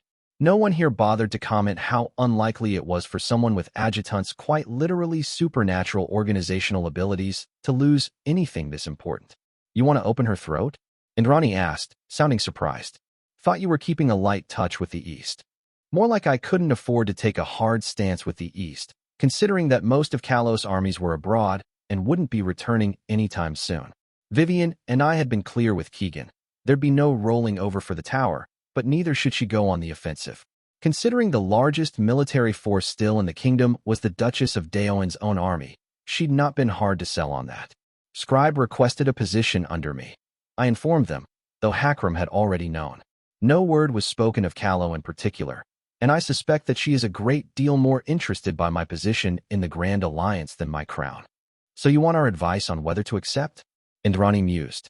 Acua's golden eyes narrowed. She already has, dark skin shade said. She is simply uncertain as to whether or not she meant it. I raised my mug in a toast. In an hour, the Scribe will enter this tent to give us a report on the state of the Dread Empire, I said. I want your opinion on, when she finishes, whether I should give her a position or slit her throat. That got me some surprise, but I thought more at the bluntness of the statement than the morality inherent. I wasn't a fool, so there'd be no talk of keeping Scribe prisoner and extracting information out of her. She'd escape, sure as night, and be out for revenge. If I could not use her, could not employ her within the frame of the terms, then she needed to die. Quickly, cleanly, and without fuss. I let my words sink in for a moment, then glanced at Indrani with a cocked brow. She sipped at her tea a little longer, then snorted. Slice her, Archer frankly said. She's too dangerous, and she'll never be loyal to you or anything you make. We can deal with that when it's a nobody villain, but she ain't one of those. She's got spies and gold and skeletons in people's closets. Best she's taken off the board before you found your cardinal. We don't really need her, anyway. One can never have too many spies, Indrani. Acua chided her. Come off it, dressing ghoul, Archer replied, rolling her eyes. I'm not going to pretend the Jacks are the sharpest operation out there, or that it's not awkward to rely on Procker for the goods, but what does more sneaks really do? For us? It's useful, sure, but it doesn't bring anything new to the table. According to the first reports she's fed us, Adjutant said. She has eyes in Asher. We yet lack those, and it is the same for the first prince. Look, Indrani said. I'm not trying to be an asshole here. I've got nothing against Scribe. But, sure. Really? When the fuck was the last time those guys mattered? It scratches our nosy itches to learn what happens there, but the poor bastards are out of the war. Who cares what goes on there? On the other hand, she's the goddamn Scribe. You let her into something like the terms, and she'll be handling half our villains' money by the end of the year and reading the letters of the rest. That was a fair point, I mentally noted. Scribe would take to the terms and their intended successor, the Accords, much like a fish to water. That wasn't necessarily a good thing. Archer as underselling her value as an asset, though, in my opinion. Still, I'd decided before starting this talk that I'd hold my peace until I'd gotten the advice I asked for. The Carrion Lord ruled Callow for 2 decades without ever having a formal capital, Acua said. I have been heiress to a high seat and imperial governess, so believe me when I say that is deranged. That such a nomadic bureaucracy was even attempted is absurd, but that it worked is testament to the sheer use that can be had from someone like the Scribe. So she's real good at paperwork, Indrani said, sounding skeptical. Hooray. We get us a shitty, untrustworthy Hakram. There's a coup worth the trouble, Gauzy Ghost. We have not yet identified through what agent the Wandering Bard managed to incite the Mirror Knight and his allies to head for the arsenal, Acua pointed out. The Jacks don't have the formation to attempt an investigation like this, and the heroes have produced no results on their own. That is already a use for the Scribe, and hardly the only one there is. She's expressed enmity for the Intercessor before, Hakram gravelled. I'd agree we can rely on her against a common enemy, at least. Look, Indrani sighed. I'm not going to argue for an hour we need to open her throat. It's starting to feel like I'm going after her, when I don't particularly want her dead. You wanted my opinion, Cad, and you got it. She's a risk, and I don't see what she brings to the table that warrants taking it. I slowly nodded, drinking of my herbal brew, then turned an expectant gaze onto Acua. Killing her would be unwise, Acua said. For one, it would have consequences. Villains would hesitate to sign onto the terms, if they knew being snuffed out was a possibility should they be judged unfit. The Scribe attempted to infiltrate our camp before the offensive and resisted when caught, Adjutant mildly said. We had no choice but to kill her, and can have every written evidence otherwise burned within a quarter hour, and she's only dealt in person with the Adjunct Secretariat. Secrecy is possible. Hazenbach isn't going to argue with her corpse, that's for sure, Indrani snorted. She's dreamed of seeing it often enough. The highest assembly might even throw us a parade. The Dominion has no reason to care, Hakram added, and even less to investigate. Presci villainy is largely seen as our backyard, and ours to deal with as we see fit. The terms are a covenant of named, not nations, Acua replied. Belief in it has already been undermined by the second trial of the Red Axe and the prior wave of betrayals in the arsenal. Further fraying the fabric of it without a decent motive, which I have yet to hear, would be irresponsible. She has a significant portion of the eyes, Acua, Adjutant calmly said, and we have no real understanding of what she wants, or what loyalty she keeps. Her name will thrive in the environment of both the terms and the Accords. Practically speaking, she represents an immediate threat because she is a way for villains to gain and consolidate power that we have no control over. She did not approach as a contender for influence, Hakram, Acua said. She requested a position. Under Catherine, Scribe can and should be considered a potential threat, but those are thin grounds to kill on. Even more so when those very same qualities that make her a threat also make her a potential asset of great worth. Which wasn't wrong. Unlike Acua, I'd actually ruled Callow. She significantly underestimated how difficult it had been for Black to rule the kingdom on the move, even with the imperial governors handling most local matters. It was telling that our most comprehensive record of Callowan laws and noble privileges wasn't the old Fairfax records that had survived the conquest, but a neat set of manuscripts titled with the numbers Ida 6 in Scribe's personal handwriting. She'd put together the records of 100 families in the House of Light so well that even Keegan, who despised everything Presci, was in favor of having the books copied and used to govern. Thought you'd be all about strangling the viper before it could bite, Acua. I'm not gonna lie. Archer frowned. This isn't about how we picked you up, is it? Because that's not the same at all. Look, you were a bloody horror back in the day, and our resident Callowans are still going to scrape you raw for it, but you're not like Scribe. She leaned forward, earnest. We wouldn't off you like that, Indrani assured her. It's been a few years since we got past that. Hells, I'd probably miss you some if you got your ass exorcised. Coming from Indrani, that was actually a pretty warm endorsement. While I am touched, Archer, Aquadrilli replied. I am not so confused or sentimental. Refraining from killing her out of fear of it being outed is acting on sentiment, Adjutant graveled, if not in the sense you implied. So is acting to kill Scribe out fear of what she might do. She replied without batting an eye. We do not know her desires. What of it? Few allies are so helpful as to tell us these outright, and we have other named just as dangerous in our menagerie of the damned. If we come in conflict with the Carrion Lord, or he is made hostage, Hakram began. Would we not act in accord with the man regardless, or seek to free him? Aqua interrupted. Let us not pretend we seek enmity with the Carrion Lord, or that in his own way he is not a reasonable man. Was he not our candidate for the tower, once upon a time? The scheme might have faltered, but the underpinnings of it remain unchanged, which was a solid point, and a reason I'd been willing to consider taking on Scribe in the first place. What did I care if she'd betray me to Black, if I never got in conflict with him? Eudokia wanted nothing to do with either the Dead King or Militia, my two most prominent enemies, which was a major point in her favor. Unfortunately, while I agreed with Aqua that she was a very capable woman, that only made it worse that I also agreed with Hakram. We knew fuck all about what Scribe wanted, and with that in mind, I was very wary of letting her loose into the truce and terms. I wasn't worried about sabotage, if so she'd already be dead, but I was letting a fox into the hen house. There were no two ways about it. Let's not pretend we can take her in and not use her, Indrani pointed out. We take her, she's not going to be a messenger girl. It'd be dangerous to use her like that. Spit on what her name's worth. I don't think it's much, but it's definitely more than that. Her resources could be used in Mercantis to combat Militia's influence, Aqua said, speaking directly to me. To hunt the Intercessor's agents, to help provide the arsenal with exotic assets, and that is only the use of what she leads. As a named, she can smooth essentially any task she is assigned to. Are we not ever drowning in disasters? Archer eyed her with surprise, as if she couldn't believe would care enough about this to speak this vehemently. I was a little surprised myself, to be honest. The Calamities had long been her enemies, and she had no reason to love Scribe. If she does become what was described as a threat, Aqua continued, that is, a banker and facilitator for villains, imagine how useful she would be as such a broker, yet in your service. It would be wasteful to kill her, Catherine.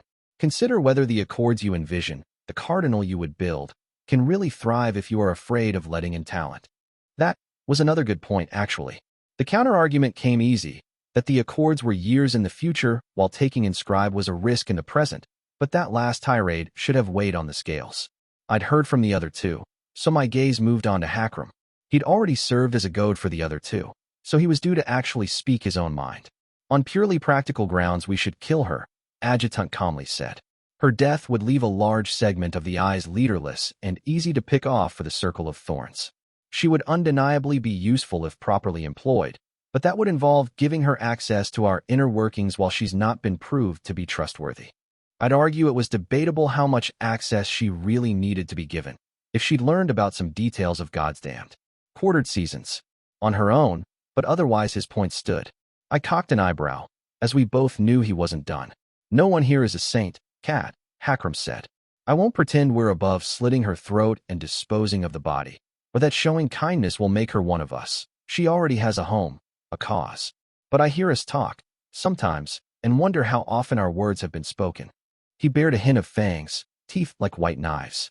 If dread empresses have not sat with their chancellors and knights, with their warlocks, they too deciding that someone needed to die, just so they could rest a little easier. Adjutant graveled. Did we fight all these years, warlord, so that we could be just another spoke in the same old wheel? I'd been an idealist as a girl, hadn't I? In my own way. Gods, I hardly remembered what that felt like. Too many compromises since, too many ugly choices, and I knew deep down that following principle once would mean nothing. Change nothing. But I looked at Hakram of the Howling Wolves, crippled in his wheelchair because of an ugly choice I had made, and found I could not argue with him. Not for guilt, though that would stay with me until I died, but because he was a reminder of a simple truth. This had to be about more than just winning. If it wasn't, it would all end as I stood victorious in the ruins of the world. And so when Scribe stood before us, come morning bell, I tossed her a small painted iron pin, in the shape of a curled skeletal hand pointing a finger. Congratulations, Scribe, I said. You are now officially a member of the Adjunct Secretariat. Slowly she nodded. Good, I smiled. Now report. Book 6, Chapter 51, Endwise. And so Maledictus said, all the world had denied us, so let it all be damned, and we with it. This wasteland of our own making, it will kill us, or we will kill it. Extract from the Scroll of Misfortunes, 13th of the Secret Histories of Praise. Before the conquest, my people's maps of praise had tended towards imprecision when it came to the interior of the dread empire, with only the western parts well known to the Old Kingdom and the details of the eastern coast usually being cribbed off of Assyrian maps. I'd never dealt with that difficulty, as even before my time in the War College had given me access to standard Legion maps, I'd been given the luxury of using Black's Own whenever I wished, though I'd not understood quite how much of a gift he was giving me back then. Only when Juniper and I had gotten around to raising the army of Callow had I realized how troublesome it was to get any good maps that weren't in noble hands or Legion-made, much less sets as good as those Black had kept for praise in Callow. Back in the day, I'd suspected the cartographers that were an official part of the Legions, under the Catchera Tribune of any Legion's general staff, weren't the only reason my father's charts were so exactingly precise, and now I was getting confirmation. The leather-bound scroll that Scribe unfolded across the table was no larger than a saddle length, but I openly lusted for what I saw displayed on it. A map of the Dread Empire, showing not only cities, towns, and villages, but also the roads and typical regional weather. The last of these had been the death of many an incursion into the wasteland, given how centuries of reckless rituals had turned it into a death trap of sudden storms morphing into burning heat or freezing cold on a whim. Gods, but I wanted a dozen of these. When we're done with this, we'll be talking about your upcoming contributions to my personal map collection, I noted. She shot me a look, a face I glimpsed to be lightly tanned, giving me the impression of disconcertment. Had those been brown eyes I saw? Already my recollection was fading. Sometimes you do remind me of him, she admitted, though nowhere as much as some people like to claim. We've all got some of our teachers in us, I shrugged. And he's been more than just that to me. But I interrupted, my apologies. Continue, she nodded, then idly set down painted iron blocks, regular army of Callow issue for our general staffs, I noted with some chagrin, on 2 cities, one black and over a tear, one white and over Oxum. On the surface, the situation in the Dead Empire is a classical precise civil war, she said, being waged between Empress Claimant Sepulchral and Empress Regnant Militia. You even us the proper terminology, Acua said, sounding surprised yet pleased. I snorted. Yeah. I suppose considering how often someone raised a rebel flag in the wasteland to take a swing at claiming the Tower, the Presi would have been forced to develop a very specific vocabulary to address the situation. Would have gotten real awkward in conversation otherwise. I have spent longer in praise than the free cities, Sahelian, Scribe chided. Few even remember I was not born of the wasteland. Your preconceptions aside, I was setting out the factional lay of the land. Both empresses have, naturally, gathered supporters. A single smaller white block went on the city of Nok, where High Lord Dakarai Sahel ruled.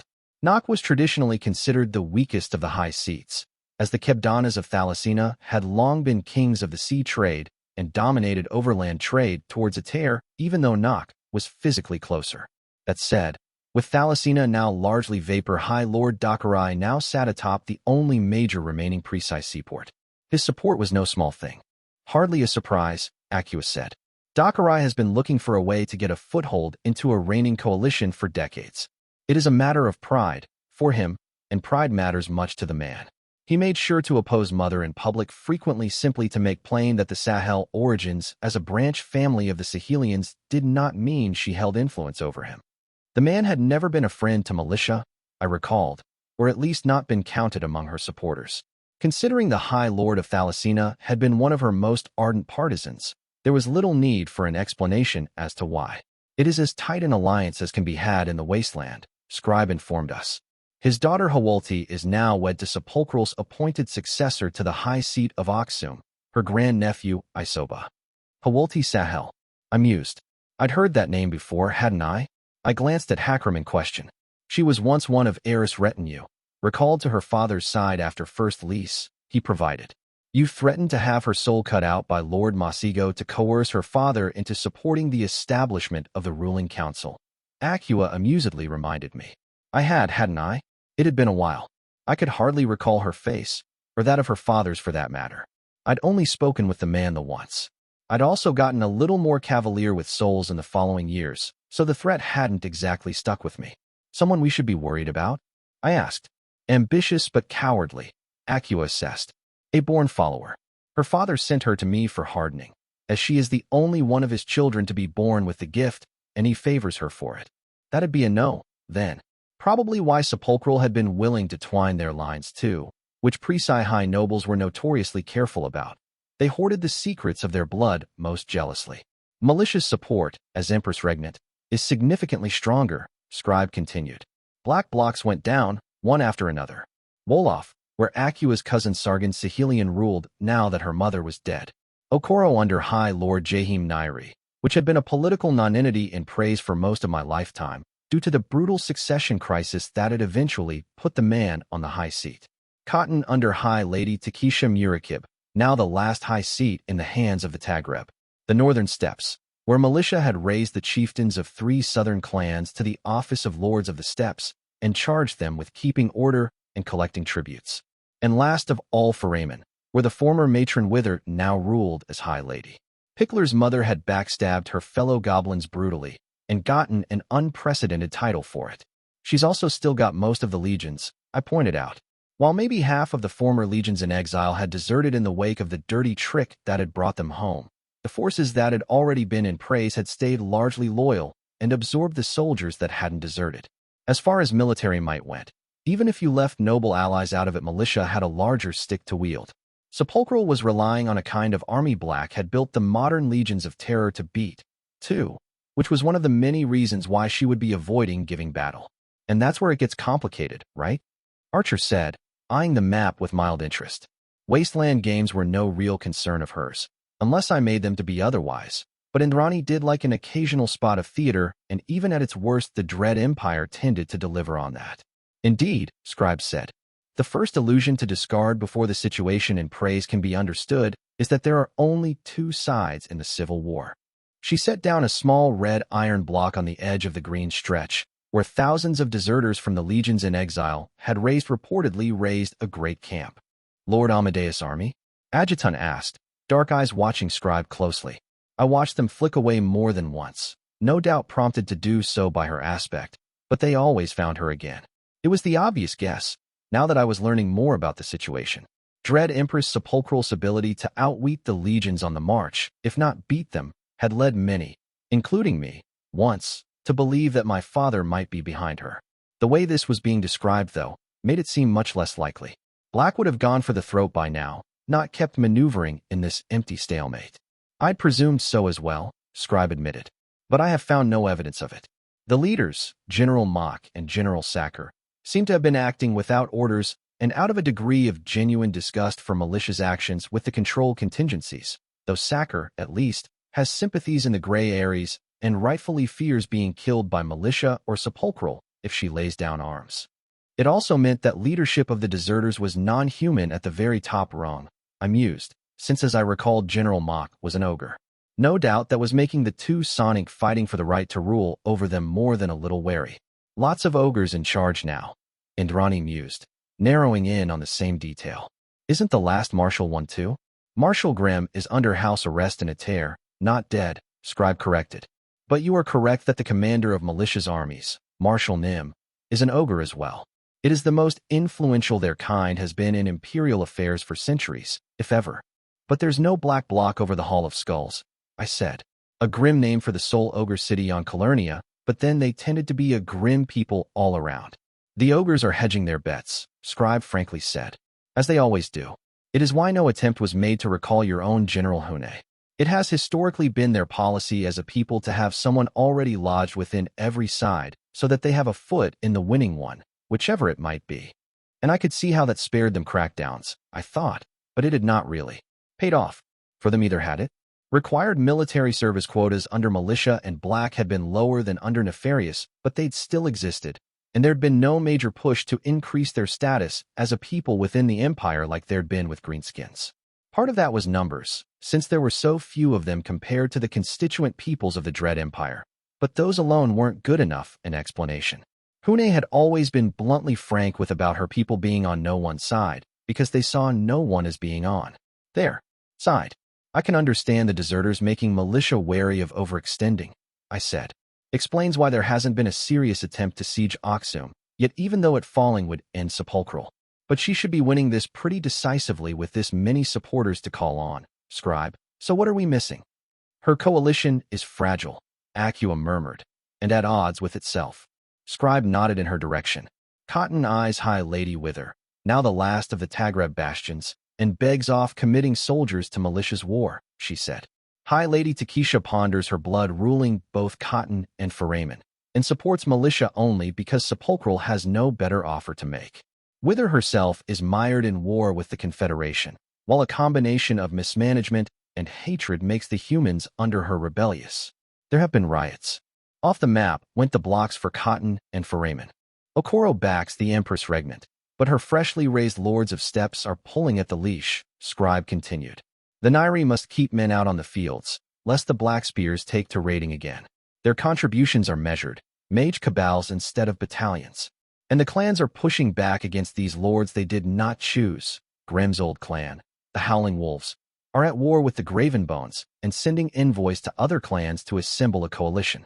The Red Shields burned the holy grounds of the Stag-Crowned and denounced them as traitors to Orkand.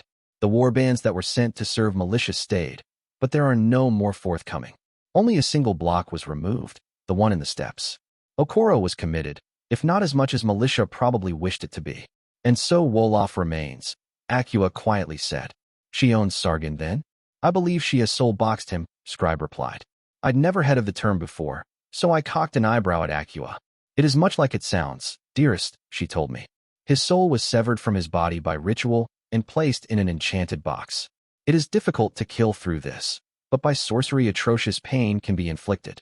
It is tradition, however, that the box be sealed for only so many years. She turned her gaze to Scribe, her silence an unspoken question. Wolof had taken a beating when Sargon overthrew Tasia Sahilian, Acua's mother, and it had been the legions of terror under Marshal Nim that ultimately re-established order there. With malicious soldiers in the city, the freshly risen High Lord Sargon would not have been in a great bargaining position, so I doubted the length of time would be small. At least 10 years, Scribe said. Perhaps as much as 3 decades. Acua sighed. He'll try to steal it back, she said. But with Mother's spies in disarray, the eyes will have gutted them. Sargon will not turn on the tower, so long as she has the box. Wolof is still handling demonic taint from its latest contested succession, Scribe said. And so it has offered few troops, but those it sent are elites. They have been raiding the hinterlands of Aksum with great success, stealing people as much as wealth. High Lord Sargon intends to fill his city anew. I drummed my fingers against the table, frowning. All right, so I could see how the stalemate had come into being. Sepulchral couldn't afford a field battle against the legions of terror. She'd lose, and her cause would die. Yet since it stood between Ascom and Nock, Ater had to be garrisoned with reliable soldiers, which meant legionaries, not household troops with ever-dubious loyalties. That'd peel soldiers off of Marshal Nim's army. Enough she'd be careful about sieging the rebel high seats and all the nastiness that implied. If she lost too many soldiers storming a city, she risked being caught by Sepulchral and smashed in a war that was frankly hers to lose. And all the while the deserters were looking on, keeping everyone from taking hard risks lest they intervene and finish off the weakened victor. The balance of the power was in the south, I thought as I stared at the map. Foramen and Cotton, the forges, and the armies. If High Lady Takesha could be convinced to call on her many vassals and make war for militia, Marshal Nim would have troops to throw into the breach when attacking a high seat. But it was not something the High Lady of Cotton would be eager to grant the tower when instead she could try to cement the Murakib legacy and have her family rule the last 2 great cities of the south. Which led me to another question. How can militia afford to make trouble for us abroad, with all these fires in her backyard? I frankly asked. She should not have the time or gold to spare. Cotton and Foramen still pay their taxes, fully and promptly. Scribe replied without batting an eye. So do Okoro and Wolof, though their caravans are larger and armed. The tower has undertaken no rebuilding of Thalassina, so malicious treasury is filled to the brim by taxes and decades of Calawan riches. What can she spend her wealth on, if not trouble for the Grand Alliance? There are no more mercenaries to buy, and the gold does her no good sitting in a vault. That was one way of looking at it, I supposed. And from her perspective, the Grand Alliance wouldn't stop being an enemy if it wasn't fought. It'd just have more allies and resources to spare when it finally turned its gaze on her after the war with the dead king was done. But this did raise the veil on a situation that had largely been opaque to us so far, which was more than a little useful. If nothing else, it made it clear what the state of the opposition truly was. I shared a look of understanding with Hakram. Militia's position is much weaker than it seems from the outside, Adjutant stated. And though the military advantage is with her, so long as she cannot bring Sepulchral to battle, it means nothing. They could keep marching back and forth across the wasteland for years, and little would change. It was hard to tell whether a long stalemate would favor Sepulchral or militia, though I was inclined to believe it'd help neither so long as the High Lady of Cotton kept sitting the fence. I suspected the bribes being offered to Takesha Murakib were rising by the day, but with riots in Faraman making it clear Wither's grasp on the city was loose, there would always be a greater temptation to the south. So where's the Carrion Lord? Indrani bluntly asked. It's all pretty stuff, this story, but it doesn't mean shit if he and the lady aren't accounted for. I glanced at her in surprise. You're not that flattering when speaking of him, usually, I noted. She grimaced. If the lady stuck with him for 2 years, they're up to something that caught her interest, Archer said. Her interest isn't easy to catch, Cat. True enough, I thought.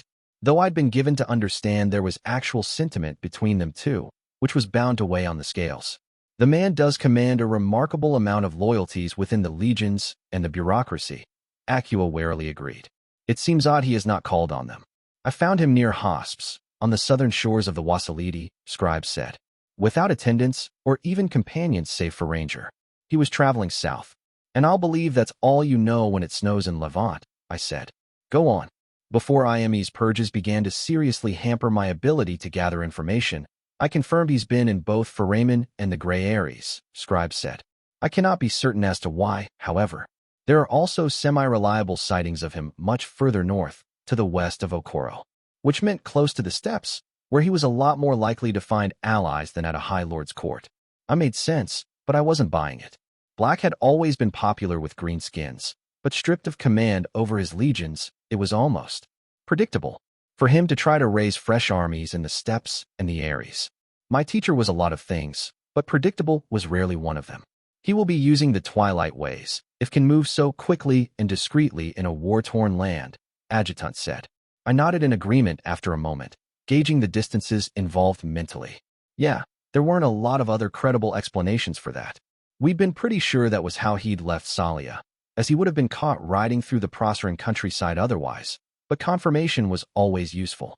As for why the two of them have been so discreet, Scribe continued, I do have an answer, or at least part of one. She came forward to offer me a folded parchment, which I opened with impatience. To my surprise, it was something I'd heard before, wild rumors from the green stretch about pale ghosts being glimpsed off the roads. A number had supposedly been put to them, 10. So it wasn't even Black and Ranger that had been sighted. I passed the parchment to Hakram, who after a puzzled moment passed it to Acua. She looked equally bemused, and passed it to Archer absent-mindedly. It was Indrani who went still after a casual glance, cursing in what I was pretty sure was High Tyrian. 10. Fuck. You're sure? Indrani asked Scribe.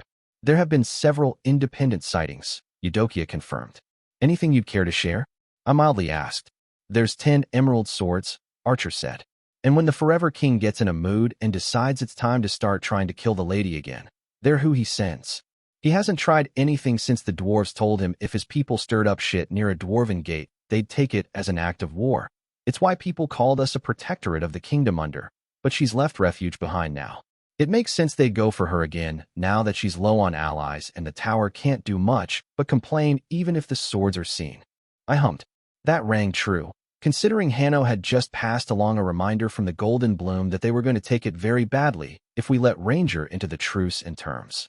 They'd want the old thorn in their side as isolated as possible, not under the protection of treaties binding together half of Calernia. Considering the general uselessness and unpleasantness of the elves while we'd been waging a war for survival against Keter, I found myself in the surreal position of actually rooting for Ranger a little bit. Gods, but these were strange times. The Carrion Lord cannot formally seize command of an army, else the emerald swords would converge on it looking for the Ranger, Acua lightly said, sounding mightily amused. Ah, the fickleness of fate. I didn't particularly share her amusement. As if my father had seized the tower, we'd have the East settled instead of this fucking mess going on for forever and a half. He could have signed onto the terms and brought the legions of terror north instead of playing hide and seek in the wasteland while trying to get something rather nebulously defined off the ground. Mind you, he'd had her father killed as she watched, so I could forgive some manner enjoyment at his expense. Acua could claim Presai Mores as the source of her indifference there all she wanted. She'd actually loved the man who died. No one got over that quite as neatly as she liked to pretend she had. Anything you would care to add? Adjutant asked Scribe.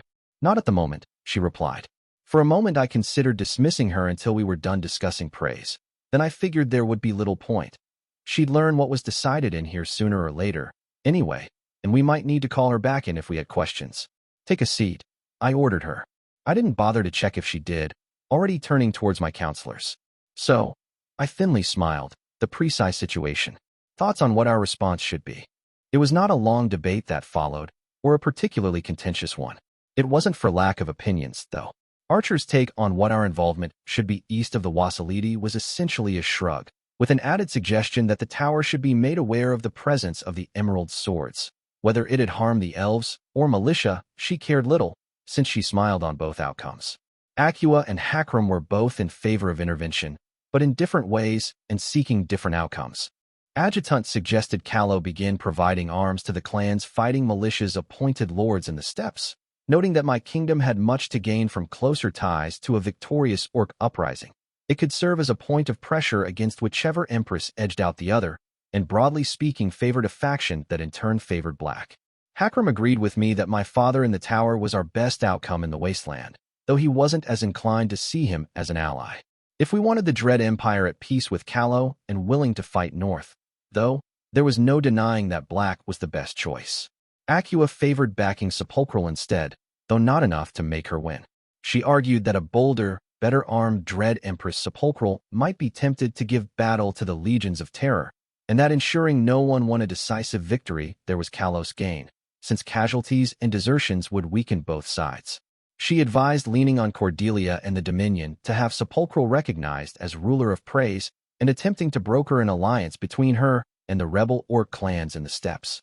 Her approach was cheaper on our coffers than Hakram's, but it carried other risks. Callow couldn't afford to get dragged into fighting out east right now. We just didn't have the men to spare. And adventurism in the wasteland was brutally unpopular a notion back home, especially now that it had come out that Militia's deal with the dead king supposedly ensured his undead would not attack us so long as she lived. It was only after they'd all spoken that I turned to Scribe. Suggestions? I mildly repeated. She stayed silent a moment.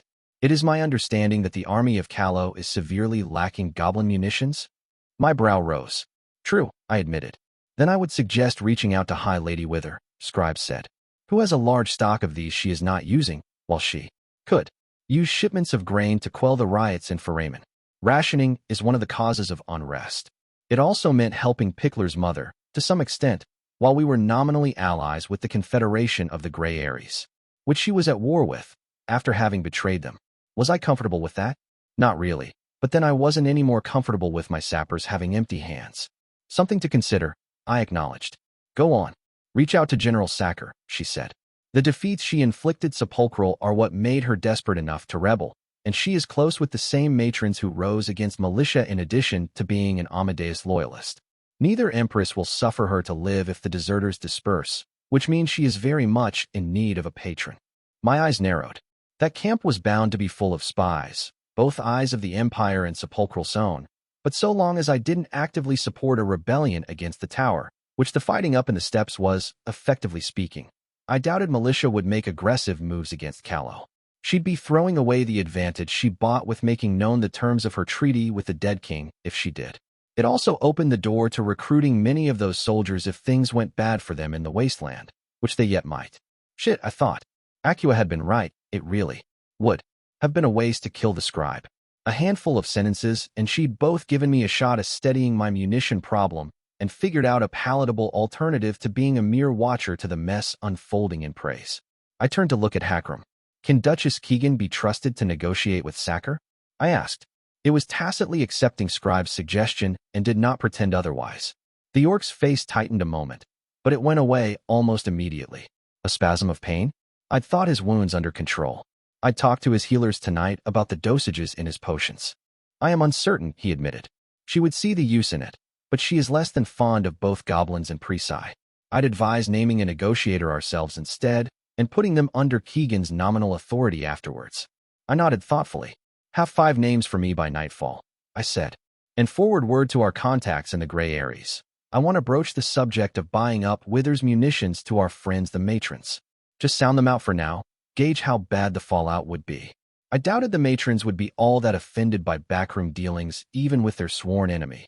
Those were a proud goblin tradition, but I'd rather keep things above board so they wouldn't suspect I was softening on militia.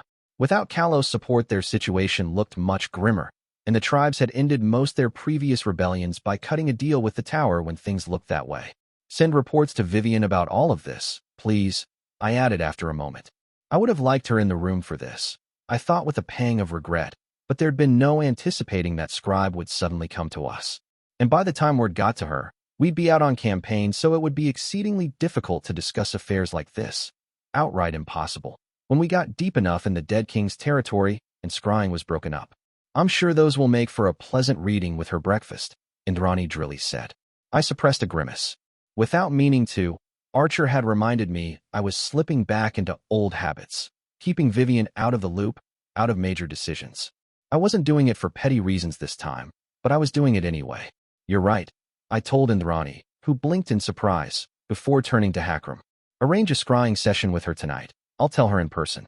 Tell her it's urgent, worth canceling prior engagements for.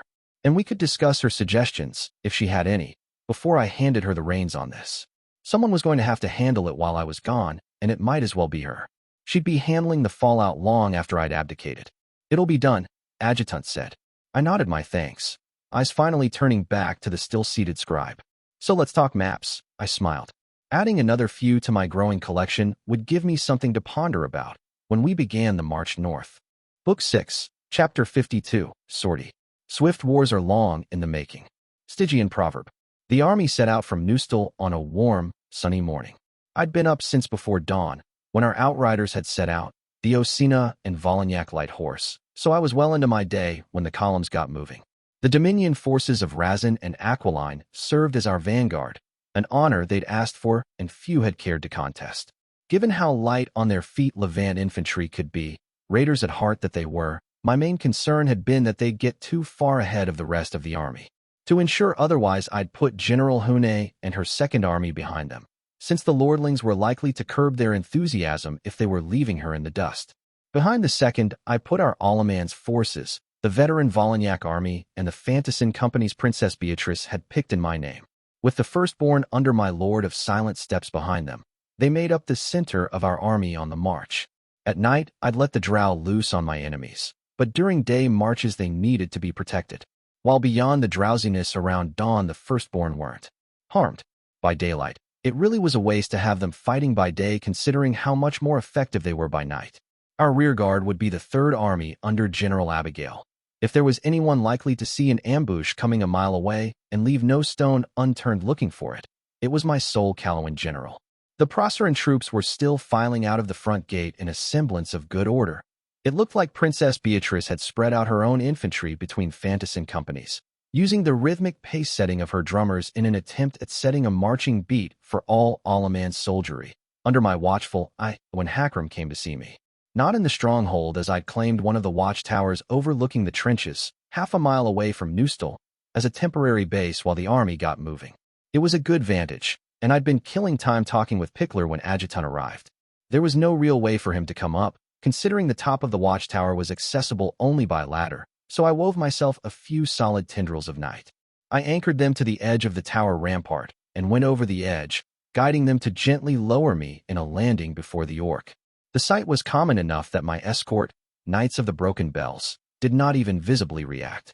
Night was a lot less eldritch a power to their eyes these days. People could get used to anything if it happened regularly enough. Catherine, Hakram greeted me. Here are the last dispatches before we leave. He offered me a few parchments with his skeleton hand, and I took them. I noticed the apprentice wasn't around, even though he'd ended up accepting her presence as a helper. He must have left her behind for the trip. Thanks, I replied, folding them open one after another. The first was ordinary diplomacy, well wishes from Hazenbach and the highest assembly in our offensive. The second, slightly more important, word from the Iron Prince that the dead had begun testing his army with large-scale night raids as it went up the mining roads. So far his pickets had caught them in time, but Prince Klaus believed it likely that his preparedness for a battle was being measured. That was promising, considering we quite wanted the undead army holed up in Juvelin to come out and fight him. The last might be the most important of the three, though it was by far the least ornate. Just 2 sentences scribbled in a familiar handwriting. It went well, the work has begun. I am on my way. I allowed myself a thin smile. Good, that was a load off my back. I passed the parchments back to Adjutant.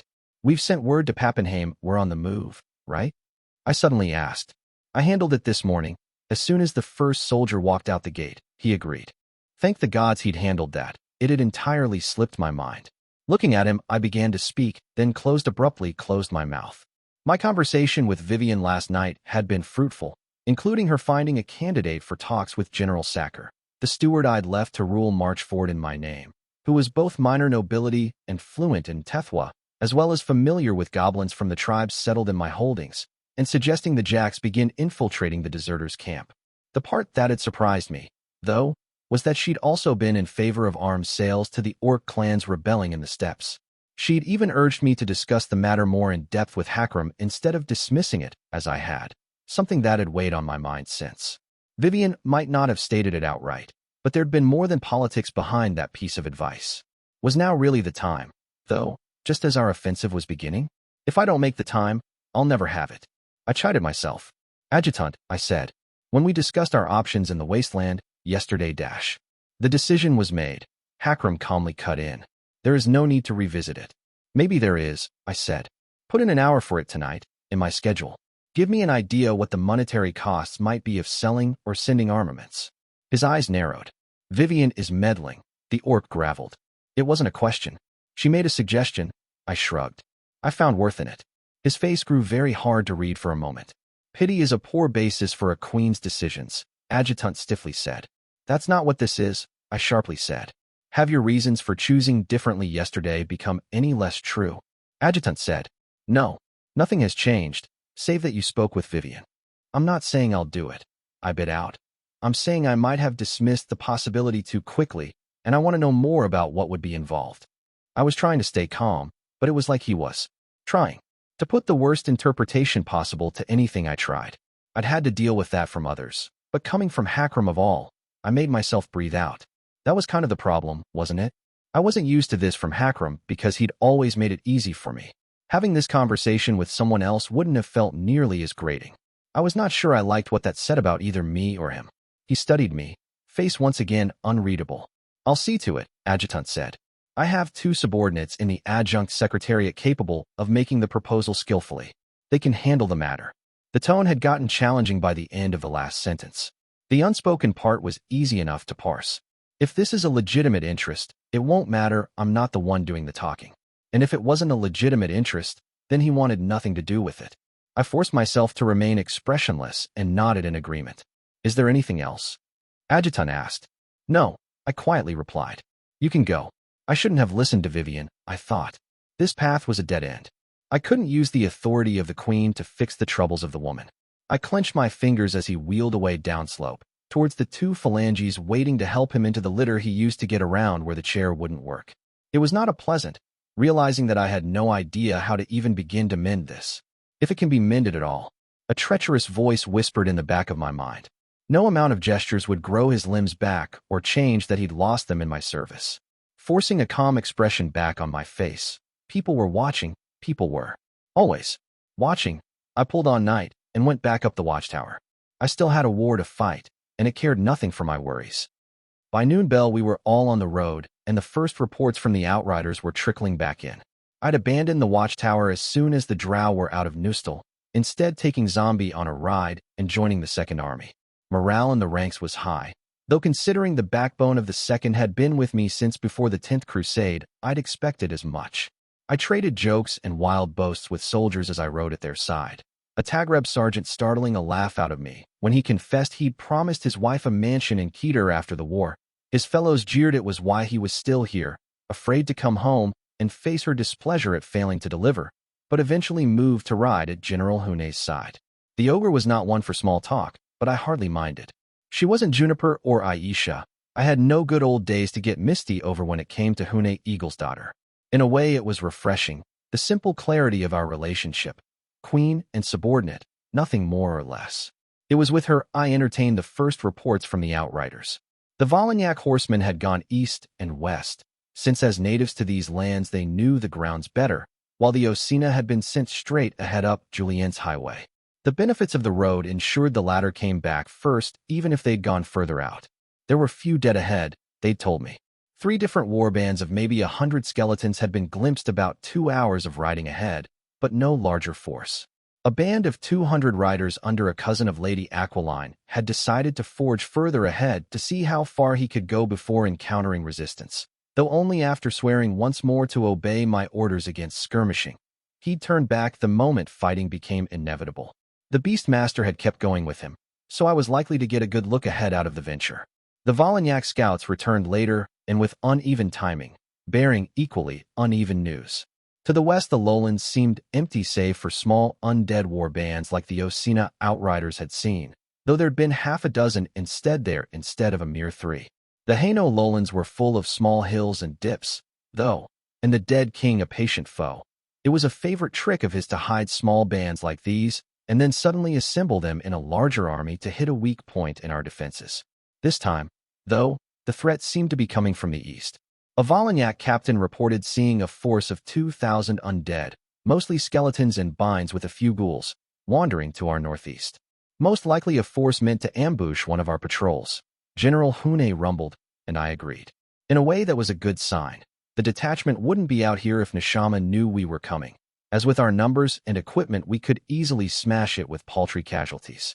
The dead king was not so wasteful as to throw away 2,000 for no gain, profligate as he was with bodies. I asked the captain if the undead had seen his riders. I do not believe so, the mustachioed man replied. But the enemy is a cunning foe, your majesty. I cannot be certain. I wanted the dead king unaware of our march as long as possible, even though it had been impossible to hide that we were gathering troops in Neustal. Part of the reason the army under the Iron Prince had begun to march a week before us was to draw the enemy's attention, after all. The trouble was that the hidden horror could see through the eyes of his undead, and the moment he got a look at the army marching up Julien's highway, he was going to send his closest army to halt our advance at the natural pass called Lausanne's Hollow. We wanted that to happen. As if that army wasn't drawn forward, our surprise strike at the Sigilant Sisters behind it would likely fail, but we wanted it to happen as late as possible. We didn't know exactly what Neshama had in reserve, so if he had too long to prepare a response, it wasn't impossible for him to fortify both Sigilant and the Hollow. That wouldn't necessarily make it impossible for us to win, but it would make that victory costly, to say the least. Fortunately, we'd established Neshama could only see through one corpse at a time, as it required a focus of his attention. But the arsenal, more specifically the repentant magister and hunted magician, had also proven there was a working seated inside binds and revenants that allowed them to call for the attention of their master if they believed it warranted.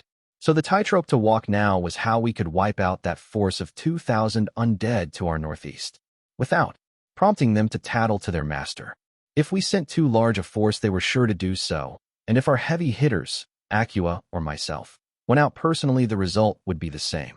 We couldn't just ignore it, though, since with binds in command they were sure to scout in our direction sooner or later. A pack of zombies or bones could be counted to display staggering stupidity, but binds could actually think. There was a reason it was standard Grand Alliance tactics to target them first if we could find them among the horde.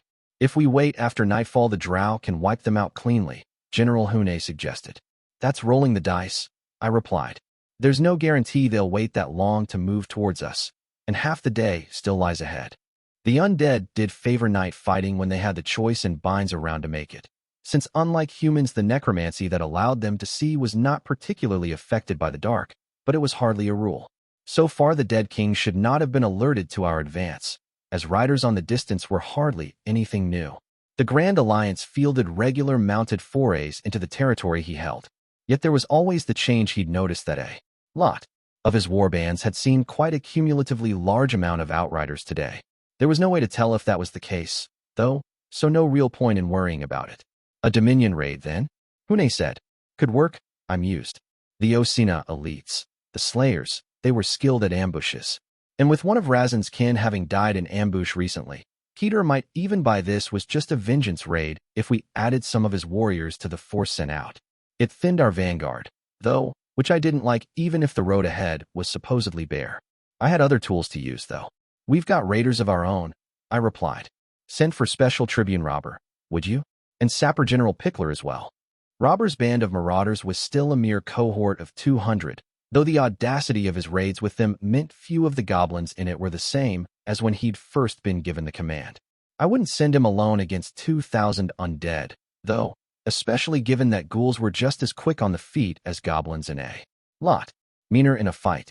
It was time we gave Pickler's new copperstone ballistas a proper trial in the field, which Neshama should buy as a reason for a raid north, if he ended up looking in, but to add a bit of muscle I'd throw in regulars backed by Levantines.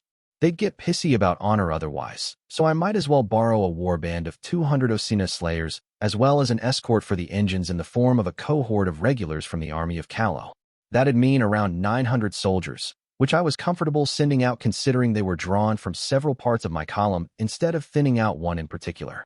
I spoke to my goblins first, Robber proving eager for the task and Pickler insisting on going along with her ballistas. I couldn't deny having her there would be useful when it came to assessing their performance, so I allowed it. Pune detached a cohort of regulars and briefed them herself while I went to the Levantines. Aquiline proved flattered that I would call on her elites in particular, which meant she was disinclined to argue when I requested her officers heed the instructions of the senior army officer on the field. In theory Pickler, though in practice it'd be Robber. The forces were mustered within an hour, my special tribune running off ahead to pick his grounds. Eventually the rest of the forces mobilized set out east after him, and I stayed seated on Zombie, resisting to urge to ride her up in the sky and have a quick look. I had another ride with the ranks just to distract me with the urge. I missed fighting, I could admit it to myself.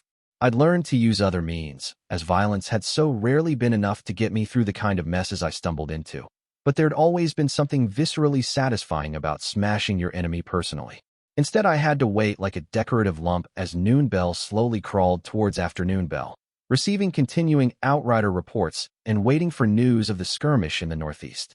Robber came back half an hour before afternoon bell, dusty but flushed with preening malice, and I knew it had gone well before the little shit even opened his mouth.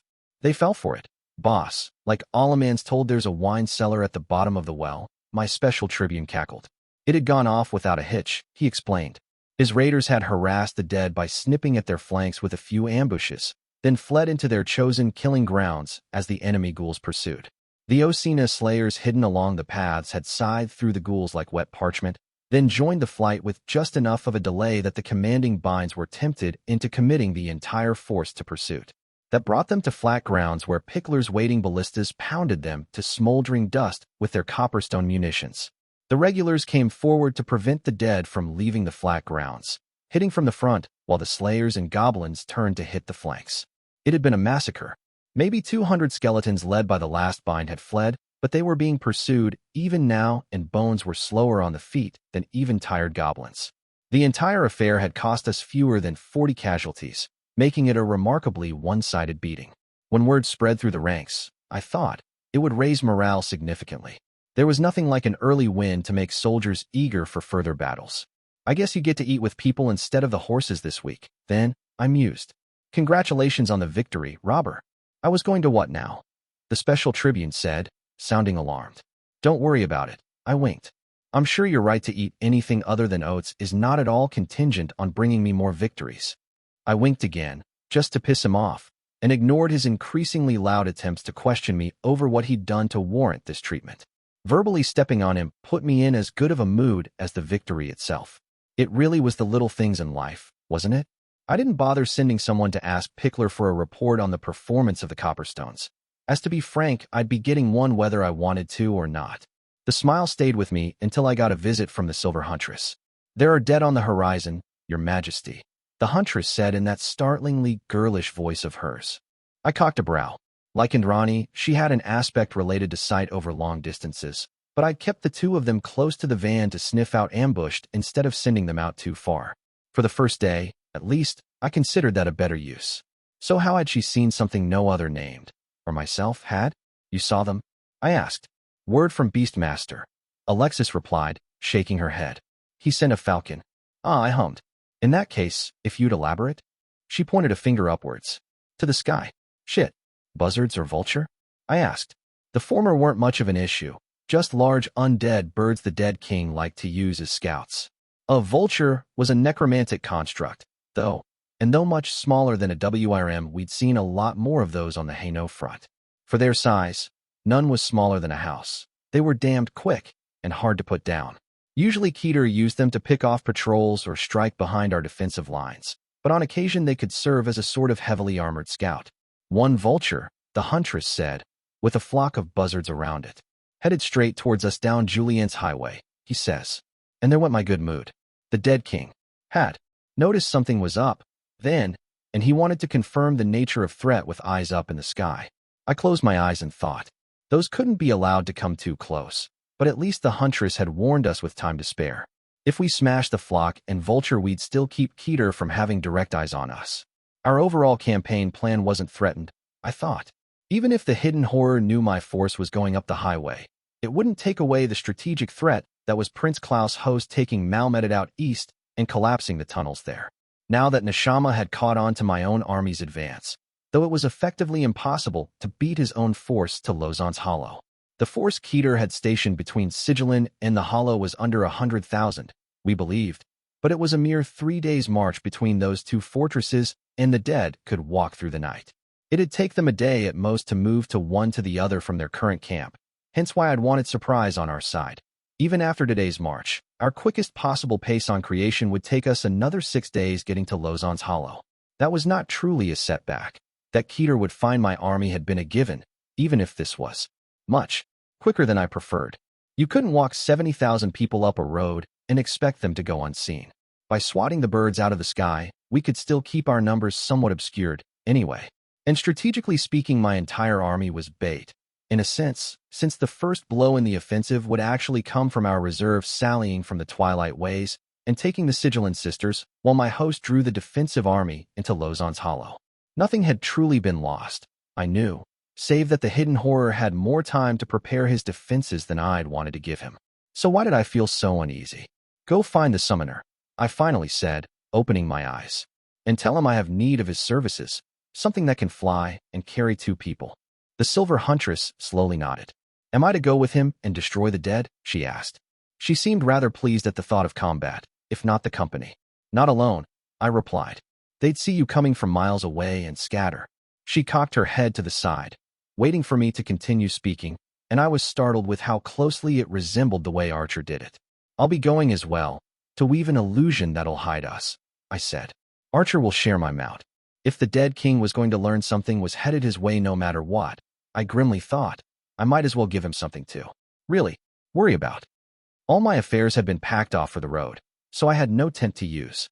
I rode up to one of 2 wagons holding my affairs, though, and asked the phalange handling the reins to slow for a bit.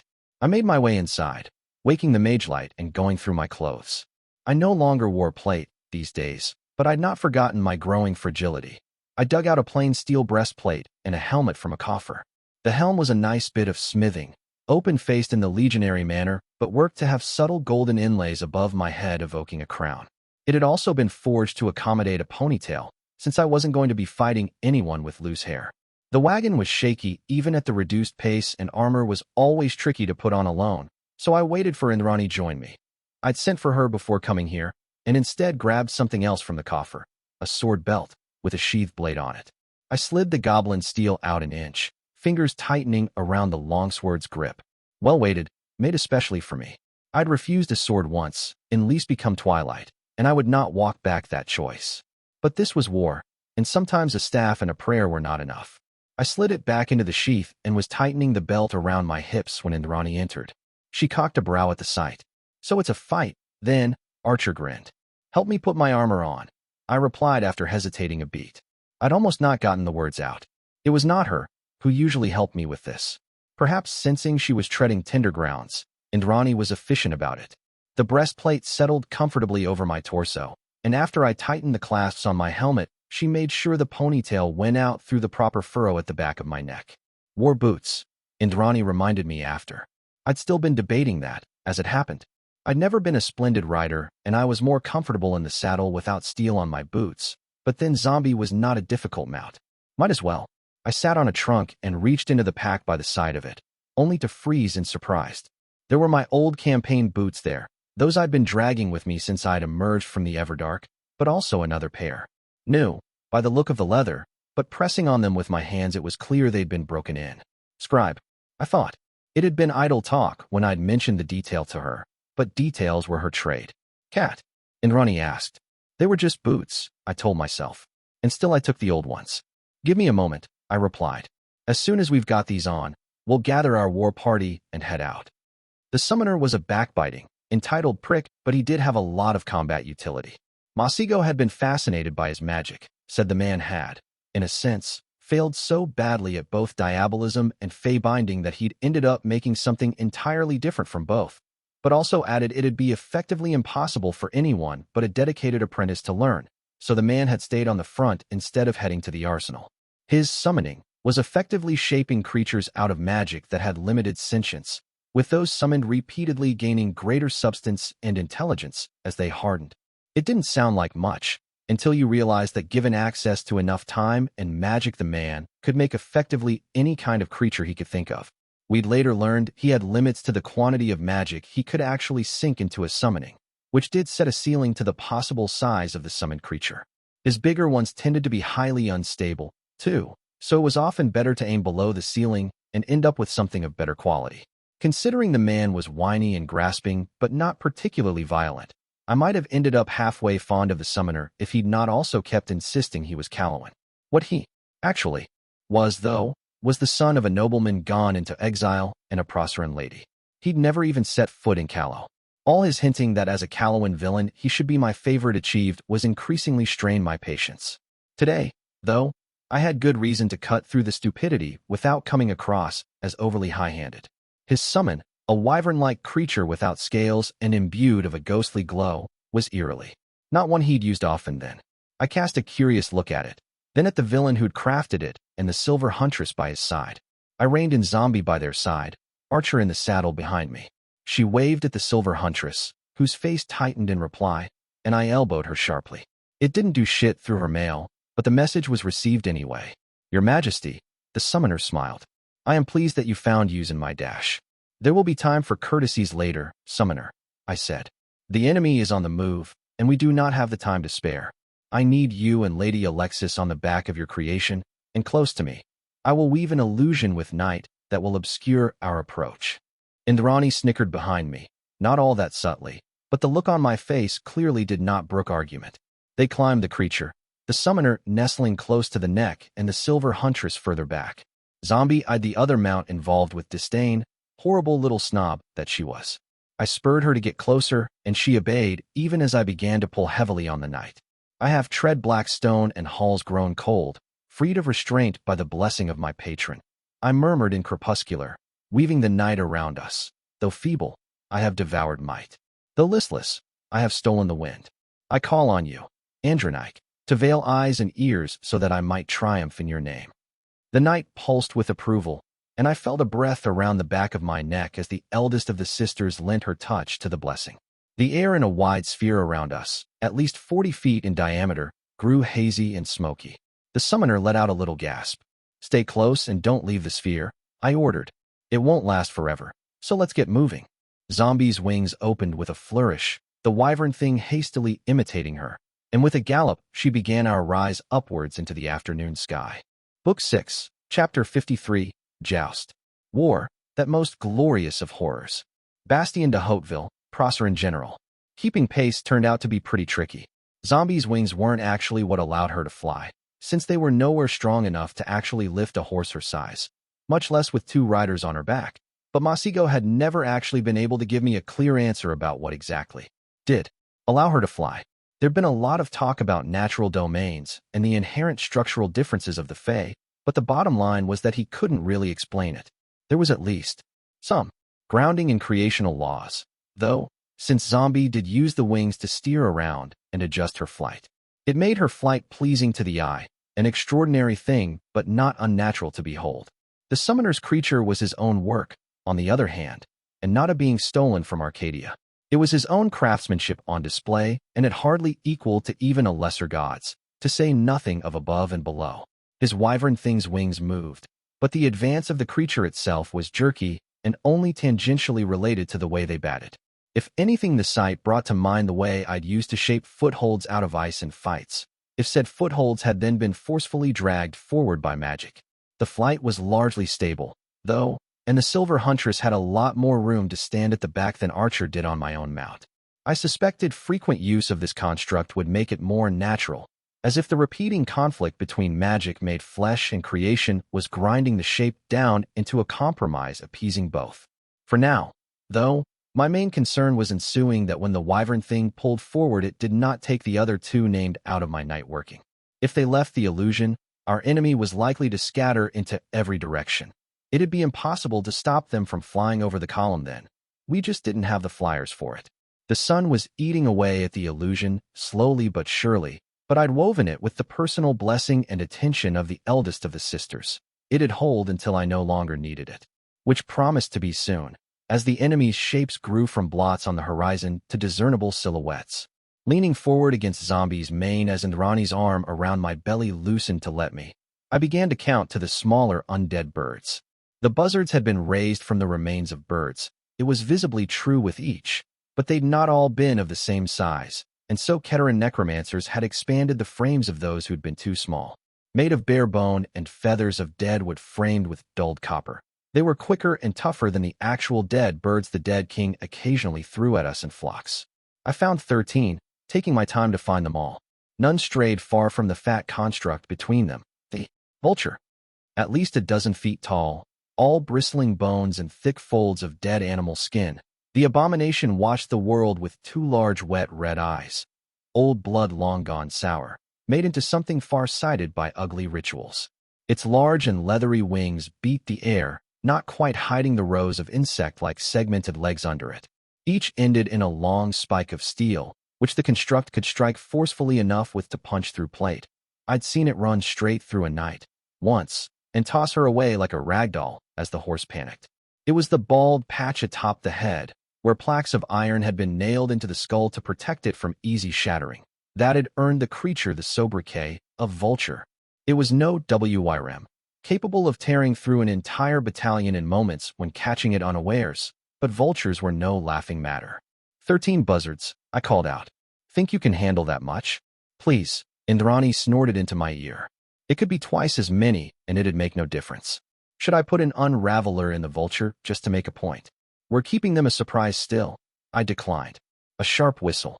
It would not leave the sphere of my night working and give us away. The miracle was a very cleverly made one, drew my attention. The silver huntress wanted to speak, it seemed, and so I pulled at the reins to bring Zombie closer to the summoner's creature.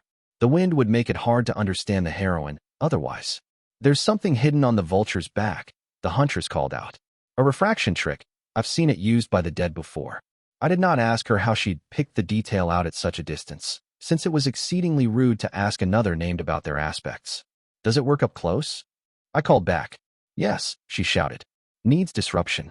Light works. I frowned. There weren't a lot of things the dead kings would bother to hide on the back of something as visible as a vulture. Either he'd send out mage binds, which he was always careful about protecting, or there was a revenant riding that thing. The first we could handle easily, the second might get complicated. Some revenants were no more dangerous than a necromantic construct, simple champions to use against named, but there were some who'd kept the better part of their fangs, even in death. Archer will handle the buzzards, I yelled. Disperse the trick on my word, we'll attack together. Zombie knew Indrani well, and even liked her. She kept offering her oats that the god's damn dead fey horse did not need, so there shouldn't be an issue leaving her on my mount's back. The silver huntress gestured to make it clear she'd heard, then retreated further on the wyvern thing's back. Like Archer, she'd come with her bow already strung and a quiver of arrows that were more or less the size of javelins. Unlike Indrani, though, she preferred a short spear to a pair of long knives. It was just as silver at the bow, and no doubt just as heavily enchanted. I waited until we'd gotten within 100 feet of the enemy. By then I could almost make out the trick the huntress had mentioned. There was a glimmer on the back of the vulture whenever it shifted one side or the other. I leaned back towards Indrani. You ready? I asked. Give me a moment, she said, pressing a kiss into the side of my neck for good luck. She put a hand on my shoulder to help herself upright, standing on the saddle with a gleeful grin and knocking an arrow. Gods, I hoped she wasn't about to die a very stupid death just so she could have a better field of vision when shooting. She tapped my shoulder to tell me she was finished, and I turned to find the watchful eyes of the silver huntress. Now, I shouted. She knocked an arrow of her own and smoothly drew, silvery light gathering at the point like a blinding star, then casually released. My working shivered under the cold burn of her power, hollowing from the inside even as the sun attacked it from the outside, and shattered entirely even as the arrow left the confines of my illusion. In the heartbeat that followed, things happened so quickly I almost couldn't parse them. The buzzards began to scatter, Indrani loosed an arrow, the vulture tried to evade to the side, and the silver arrow struck true. Two silhouettes were revealed, and neither looked like a bind. Fuck. I cursed in every tongue I knew. Time for a brawl, then. I breathed out to steady myself, then threw myself to the side. Swallowing the scream that was trying to fight its way out, I forced my eyes to stay open and gauged the distances even as I drew on night. 1, 2, 3, 4, and there. The gate into twilight opened below me even as a second silvery arrow swatted a leaping revenant back onto the vulture and a fourth buzzard dropped. I dropped through the warmer sky of the twilight ways for a heartbeat before pulling at the night and wrenching open another gate, resuming my fall about 2 feet above and 3 feet in front of the vulture. That repositioning trick had been a bitch to learn even with Kamina helping me. I dropped down, eyes wide open and cloak trailing behind me, and before I'd even landed atop the construct my enemies gave answer. A blackened longsword's point came at me in a thrust, exquisitely timed to go straight through my unprotected throat even as my feet touched the ground. I slammed my deadwood staff against the ground first, and the clap of night that rippled out messed with the timing. Before the armored revenant, in impeccable knight's armor, I glimpsed, down to the faded heraldic swans of House, can on the shield, could properly turn the thrust into a cut. I landed in a crouch at its feet, fingers sliding down the length of my staff. Afternoon, Neshama, I drawled, and rolled forward before the revenant could bash in my head with its shield. Right behind the first enemy the second had been waiting for me. Tattered robes and a breastplate of dull green light were all I caught before the points of the trident coming from my chest got a lot more pressing a consideration. Laughing, I leaned back, earning myself half a moment, just long enough to unsheath my own sword and slam the side of it into the blow. The dead named pushed the lock one way and me the other, only my grunt breaking the silence. The revenant was stronger than me, pale dead eyes staring down through a ratty hood, but night pulsed through me, and with a savage grin I slapped aside the blow, just in time to see the dead knight about to run me through the back most unchivalrously. Silver light rammed into the side of its head, blowing off half the steel helm and revealing blonde locks on a beautiful face. Dead knightus. I mentally amended and deftly twirled my staff to smash it into the exposed flesh. Too slow, I cursed, her shield coming up, and even the night I'd slid down the staff splashing out harmlessly against it. I narrowly parried a thrust from the trident and withdrew to the side prudently. That light breastplate wasn't that of a warrior named by my reckoning, but not quite swiftly enough. When lightning streaked down the trident's length and lashed out at me, it caught the edge of my cloak. The mantle frizzled the magic, but did not shatter the spell. It twisted around, answering the revenant's will, and struck my sword hand. I bit down on my scream, limbs convulsing, and dropped my sword against my will. A blow from the back hammered into my shoulder, cutting deep as the knightess put the full weight of her strength into it. Blood spurted and I was driven to my knees, but I let out a bark of laughter through the sting. Painful as that had been, it had broken the lightning spell's hold on me. The hand freed by dropping my sword went up as I drank deep of the night, then closed my fist. As if a dragon had breathed in the air was sucked in by the funnel I'd crafted, drawing both revenants in, and with a hard grin I spun my staff. Black flame roared out in a wheel. Both retreated, robes doing being the knightess whose exposed face was caught, but their relief was short-lived. With a furious cry, the silver huntress entered the fray by smashing a shining spear into the knightess' side. Pulling at my breastplate so it had stopped digging into my wound, I rose and offered robes a wink. "Hey," I said, "do you want to see a magic trick?" The revenant stiffened for a moment. Wait, was this one of the perfectly conscious ones? They were exceedingly rare. No, the dead king replied through another mouth. In the same moment, uncaring that there were also revenants atop it, the vulture flipped upside down. Gods, Neshama really was such an ass even when you discounted all the horror and mass murder. The huntress still blew apart the knight's shield in a streak of silver, scoring deep burns into the plate behind it. But I had to trade taking a shot at robes for crafting a tendril of night and catching the heroine by the waist, throwing her upwards. That cost me, as Neshama robes got off a spell before I finished crafting a veil of night for my own defense. There was a boom of thunder that struck me like a physical blow, rattling my bones, and then my vision went white as a column of lightning erupted. Would have caught me for sure, if a creature looking like a large, ghostly pufferfish hadn't suddenly formed right in the path of the spell. Shit, I thought, changing the veil from a defensive one-form one that'd obscure my presence before I was done changing it. I might actually have to be polite to the summoner for that. From the corner of my eye I caught 1, 2, 3 silver streaks. The huntress had somehow taken her bow, even while being thrown upwards, and her arrows hammered into the knightess mercilessly. Neshama in robes did not bat an eye, beginning to weave a large web of lightning streaks around the lot of us, like a large, loose net. Clicking my tongue against the roof of my mouth disapprovingly, I opened a small gate into twilight near the edge of the net and allowed it to close. The dead king, visibly irritated through his puppet's face, gathered the lightning streaks into a spear of spinning threads and tossed it at the silver huntress. I let myself keep falling, mantle of woe flapping around me, and pulled on the knight. I grinned as a silver arrow tore through the point of the lightning spear, hollowing out the center, though it was an unpleasant surprise to find that the outer layers had kept shooting forward. I saw movement from the corner of my eye again, though, and kept working on my miracle with a pleased smile. Zombie glided down past the huntress gracefully, Indrani catching her old comrade by the scruff of a neck. They went into a dive before the spell could catch them, though the dead king was already preparing another spell. Lightning was pulsing around him, erupting from the frame of the revenant in spikes. And still I waited, carefully shaping the knight. The vulture swung around, one of those deadly legs catching the knightess and slamming her onto its back before moving, so that the dead king's puppet could lightly land on the back. Just before the feet of Neshama in robes could touch the vulture they threw their spell, a ball of lightning that began to expand massively the moment it left his hands. I struck at last. Thin tendrils of night shot out of me by the hundreds, ripping through my veil and revealing my position.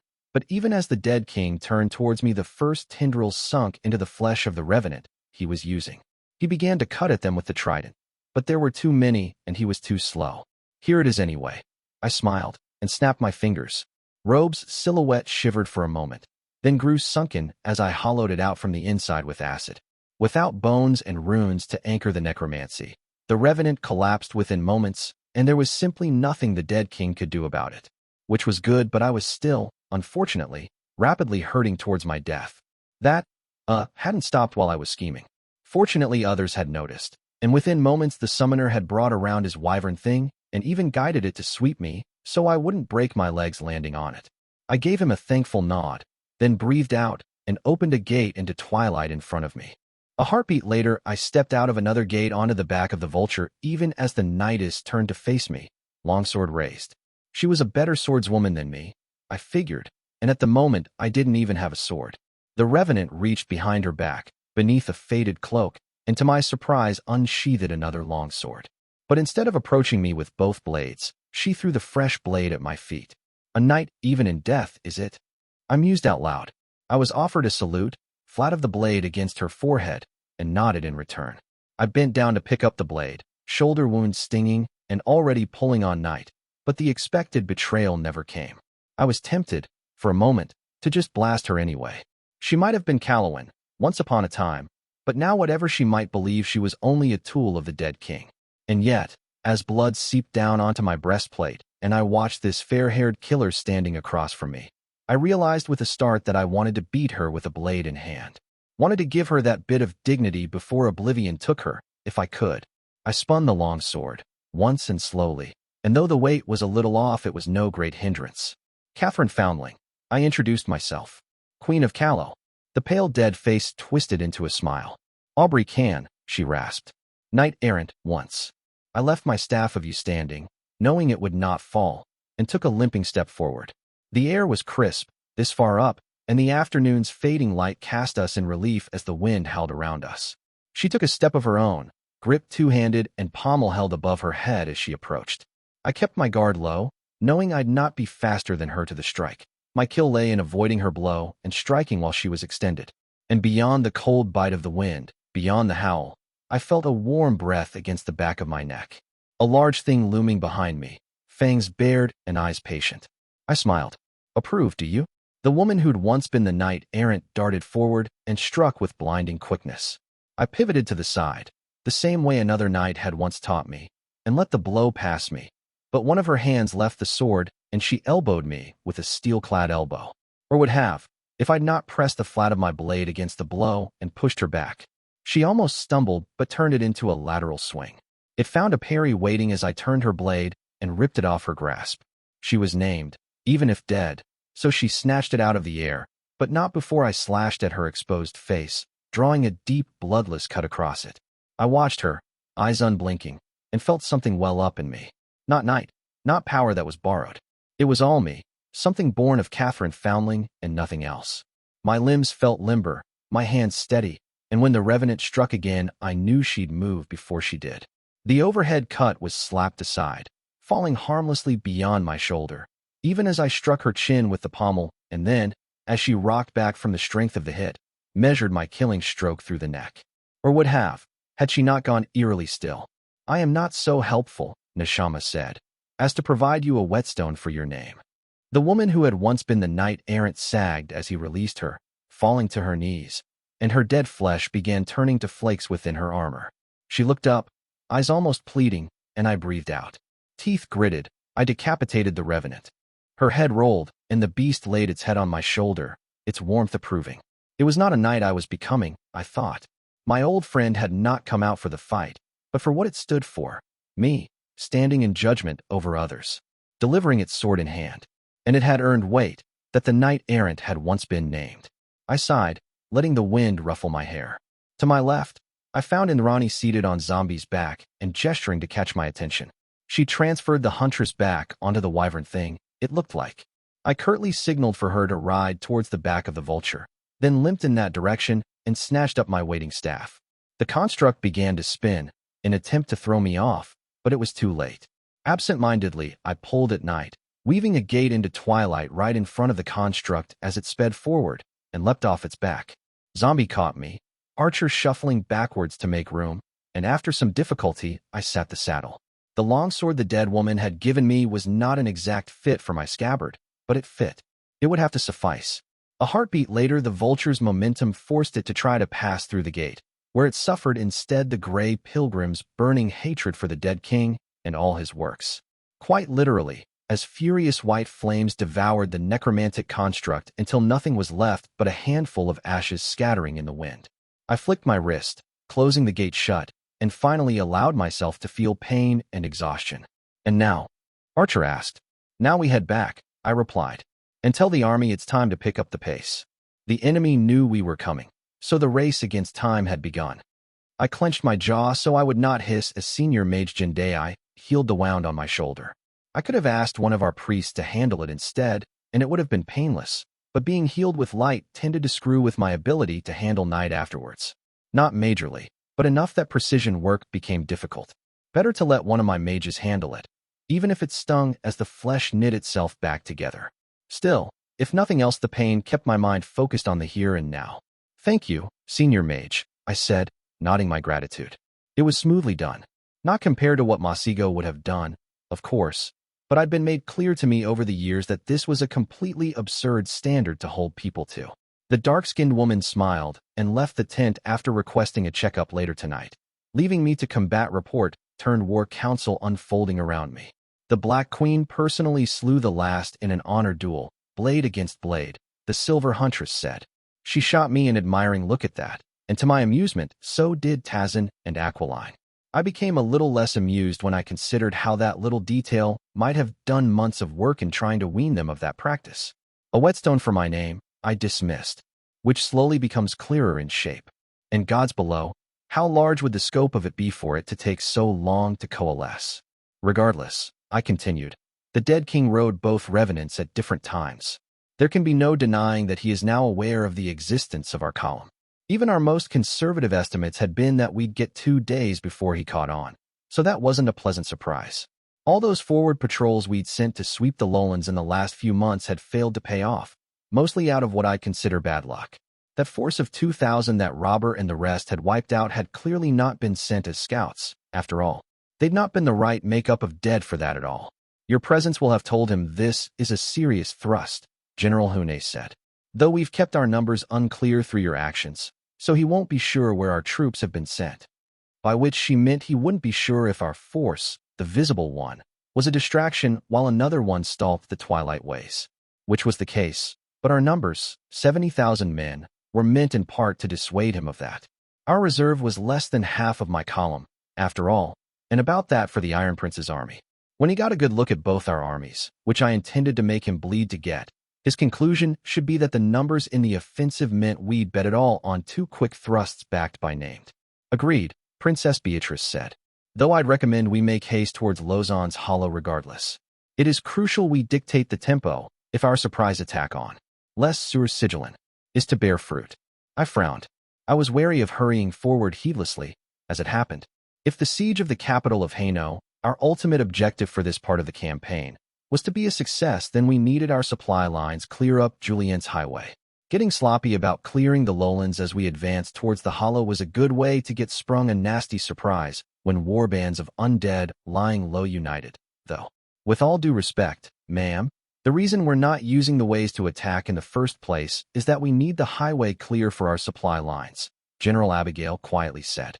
There's no point getting to the capital if we starve while sieging it because the bread gets burned on the way. I hid a smile. She was growing into the rank better, I decided, without my looking over her shoulder. Acqua had been right about that. Then we split our forces, Lady Aquiline suggested. Send out large war bands to clear the countryside of the enemy while the main column continues its advance. Split our forces while already outnumbered, General Hune said. A recipe of the enemy to roll us over piece by piece. We are outnumbered in principle, not in. Iva began then stopped, biting its lips. These are not the correct words. It turned to me, speaking a few sentences in crepuscular. I nodded. The Lord of Silent Steps means we're outnumbered in a strategic sense, not a tactical one, I clarified. I tend to agree. With the Twilight Ways we're quicker on the move than the dead, so we'd be able to afford sending out detachments to clear the countryside, and still be assured we can concentrate the column before giving battle with the central enemy force. At this point, there was no denying that the enemy would move into the hollow long before we were in a position to contest it. I'd be surprised if those 100,000 dead weren't already on the march as we spoke. If the enemy fights as we want him to, and sends his soldiers to man the hollow, Captain Reinald pointed out. This assessment depends on the hidden horror holing up in his defenses instead of taking the field. The 2 Fantassin captains had been quiet in this council, aware that out on march their influence was not the same as in camp. Not even the snippiest of mercenaries would seriously threaten to walk in the middle of an offensive into the territory held by the dead king. It'd be a death warrant for them, if nothing else. He's right, the Silver Huntress said. We haven't gotten eyes on the enemy yet, Your Majesty. I'd like your permission to take a band out for a deep reconnaissance. I mulled over that a moment. By a band, she meant a band of 5, so that was more or less a third of the named with this army that'd be risked on this jaunt. Mind you, having actual hard information about where the enemy army was would be damned useful, and sending heroes into an adventure of this sort a lot less dangerous in practice than it sounded. I eventually nodded. You'll take the headhunter with you, I said. Any preferences for the rest? The vagrant spear, she immediately said, and the silent guardian. She paused for a moment, deep in thought. And the rogue sorcerer, if you have no other use for him? She tentatively asked. Take him, I agreed. In and out, Huntress. Don't let yourself be drawn into a scrap. As you say, Black Queen, she smiled, offering a quick bow. She offered another one to the room at large, and departed with haste. My gaze returned to the rest of the war council. You've convinced me with the war parties, Lady Aquiline, I said. I'll detach 10,000 drow under Lord Iva to sweep the lowlands, as well as a fighting escort that can handle the daytime. It couldn't be the Levantines, I decided. They were good at light warfare, I wouldn't pretend otherwise, but they were also a lot more likely to let themselves be drawn into unnecessary battles than a more disciplined force. I wanted them close so I could keep an eye on them. I would volunteer for such a task if you'll allow it, Your Majesty, Captain General Catalina spoke up. My company can discharge these duties skillfully. I glanced at Princess Beatrice, who subtly nodded. Good, she agreed. This seemed like a decent idea then. Take your pick of the companies, no more than 8,000 total, I said. You will be sharing command with Lord Iva. I'll leave the details of the sweep to you. By your command, Your Majesty, the Fantassin replied. Kno save NOC. Iva simply said, inclining its head. I rolled my shoulder, finding it stretched taut from the healing, but no longer painful. Good work by Jindai that. As for the rest of us, we'll continue our advance at the quickest sustainable pace, I said. Let's get to it. People, the enemy won't dawdle, so neither should we. Book 6, Chapter 54, King's Fianchetto. That there is little reason to war should be no surprise, for war is never the choice of reasonable men. Basilius Stavros Trakas of Nice. It wouldn't be cheap. The pair from the adjunct secretariat had been dismissed, leaving me with a pile of papers where the words maybe and should came up uncomfortably often. While the phalanges who'd spoken to me, an orc and a Calawan, nice touch that, had been well versed in the details. Looking at the plans, I recognized the careful method that lay behind them. This was Hakram's proposal, and not one he'd begun working on recently. Too much groundwork had been laid, and some of those numbers would have taken months to get. I was honestly astonished he'd managed to get his hands on estimated fighting strength for the greatest of the clans, as the Jacks were completely blind in the steppes. As far as proposals meant, it was well crafted, and made it clear that not only was propping up an orc state in the steppes achievable, but it would benefit Callow in several practical ways. Establishing treaties with orc leadership and trading ties with Western clans would ensure that raiding of my kingdom did not resume down the line, while a mutual defense pact would mean that if the Dread Empire turned on us, both Wolof and Okoro would be knocked out of the war before the first sword was drawn. The clans weren't rich in much besides amber and fur, but trading those goods south in Mercantis would mean steep profits for Callowan traders given the demand for both. There'd be no need for actual Callowan military involvement either, as simply arming the Red Shields and the Howling Wolves up to Army of Callow standards would allow them to sweep through militia's allies in the clans and become a thorn in the Tower's side in northern Praise. From their different manners of support could be offered grain and cattle and craft goods, while the clans stabilized as an independent polity and pressured the wasteland with their raiders. But there were issues. For one, orcs didn't have a great record when it came to keeping to treaties, especially treaties binding multiple clans, considering the independent bent of their chiefs. The trade outlined would become profitable in the long term, yes, but in the short one, it was a drain on the already strained treasury of Callow. It'd also represent an escalation of our current manner of war with the Tower, struggles abroad through intermediaries, to something significantly more aggressive. There was a difference between backing rival parts of the League and arming rebels in militia's backyard. This would prompt retaliation, one that Callow was currently ill-equipped to handle. And the truth was that, in the end, I couldn't be sure the orcs even would stay an independent nation for long. If Black claimed the Tower, then given his popularity up north, he shouldn't find it overly difficult to bring the clans back into the fold. Meaning I would have pissed away gold, political capital. It was going to be a difficult sell and lure to arm greenskins largely at our expense, to say the least, and risked retaliation all to strengthen soon-to-be Tower loyalists. Sure, they'd be a pain in militia's neck for a while, but was that small a gain really worth such a significant investment? Much as I would have preferred for the answer to be a different one, deep down I knew it was not. I sighed and leaned back into my seat, the lights of the camp around me dimly visible through the entrance flaps of my tent. I poured myself a finger of brandy, and tried to think of a reason for me to back this that wasn't just making Hakram happy. He'd been good, for a very long time, about never putting me in a position like this, having to choose between him and duty. So damn good I'd allowed myself to forget he wanted things at all.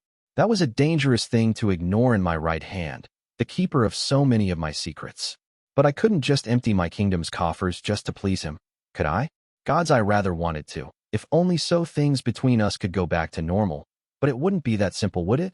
No, I suspected that if anything, accepting when I had so many qualms would only make things worse.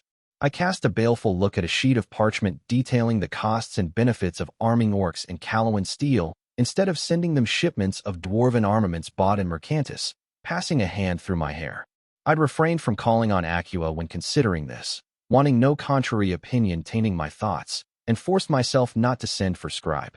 even though she'd likely have better force estimates for the clans than anything my people had been able to dig up, on top of the lay of the more recent politics. I can't accept this, I admitted to myself quietly. It was a stark enough admission that I punctuated it by guzzling down the brandy, the burn in my throat and belly distracting from the unpleasantness. I wiped my lips afterwards, reaching for a quill and inkwell, and pawed around until I found a sheath of parchment I could use. I couldn't accept this, I thought, but I could at least make it clear why I couldn't accept it. It was better than just refusing and letting silence have the day. The words came easy when I got into it, and I found further reasons to hesitate even as I wrote. For one, the clans were currently dependent on praise for many goods, and the northernmost Sonic holdings much closer than Callow. How could I be assured the steppes wouldn't just be pulled back into an Eastern alliance down the line by simple dint of needing what the wasteland could provide quicker than my people could provide it? Callawans were not known as great merchants, and there was no port up the Wassalidi for our river barges to land that wasn't in Presai hands. I needed answer to more than a dozen questions just as crucial, and so I asked them all. I cannot in good conscience commit to this proposal at his stance. I added at the end. I would, however, be willing to entertain a revised one addressing my concerns. I bit my lip, a few drops of ink dripping down as my hand hesitated. I look forward to seeing your work. I began, then crossed it out. I expect I will soon see. No, I thought, and crossed it out again. I hope that. Crossed. I believe that there is merit to this. I finally allowed.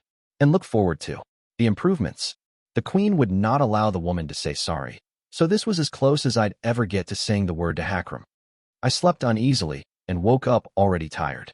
Though we both knew he'd read my answer, Adjutant did not speak a word of it as we ate breakfast, and I did not press the matter. While I'd slept, the campaign had continued, the 10,000 firstborn still with my army, hunting down nearby wandering bands of undead in the lowlands and wiping them out under moonlight. They'd retreated back to camp before dawn and were now sleeping through it as the remainder of our column prepared to resume the march. I'd be leaving the 3rd under General Abigail to protect them while our march picked up again, the Levantines once more serving as vanguard. I'd pulled at the leash yesterday and gone out to fight, but I'd not get such an opportunity again anytime soon. There was no Juniper for me to hand command to as I went hunting for trouble, much to my displeasure. It was my command, for better or worse. The detachments of Fantassins and Drow we'd sent out yesterday had dug in through dawn, but would begin sweeping the region clear of undead soon enough. I got regular reports from both Iva and Captain General Catalina about their progress. It looked to be slim pickings, with the enemy force holed up in Lushanary having sent no raiders down the Blue Road that we could find. That worried me. Why was the Dead King not reacting to our advance? There were 3 forces that were in position to prove a threat for the offensive. First was the 100,000 army ahead of my column, no doubt well on its way to Lozon's Hollow by now. Another of at least 100,000 was holding Juvelin to the east, but we were trying to bait it out with Prince Klaus' army. A force at least as large as the others was in Lushanary, though, and while Princess Rosala was supposed to send raiders out to worry at the absence of reaction from there was raising my hackles. Lushanary was a fortress. It wouldn't be easy for raiders to take even if a few dozen thousand dead were sent down to march on our defensive lines north of Arbusans. It was what I would have done in the Dead King's place. Mounted a large enough assault on that defense that my column was forced to strip away detachments to reinforce. It had weakened us before the clash at the Hollow, and in the worst possible case the Dead King would break through the fort and force our arriving reinforcements from Callow and Procure to face him in a costly field battle before his marauders were driven back. So why was there only silence from the northwest? My Lord of Silent Steppes had correctly estimated that east of Julian's Highway was the region I wanted cleared most thoroughly, and it had acted consequently. The Firstborn had gone out there in force overnight and savaged the enemy warbands in the area thoroughly. They'd also paid particular attention to keeping the connection between the mining roads of the east and the highway clear, which I send a commendation for. So long as that road remained open, the Iron Prince could keep sending us messengers even when he got into territories where scrying broke down. My column's advance went uncontested through the rest of the day, the field hours in every direction according to the reports of my scout. Some of my commanders came to believe we'd caught the hidden horror by surprise with our advance, that our timing had been apt. He might have been focusing his attentions on the offensive against Cleves, they said, the one headed towards Triflin. Our 2-pronged offensive might have caught him with his forces deployed in the wrong places.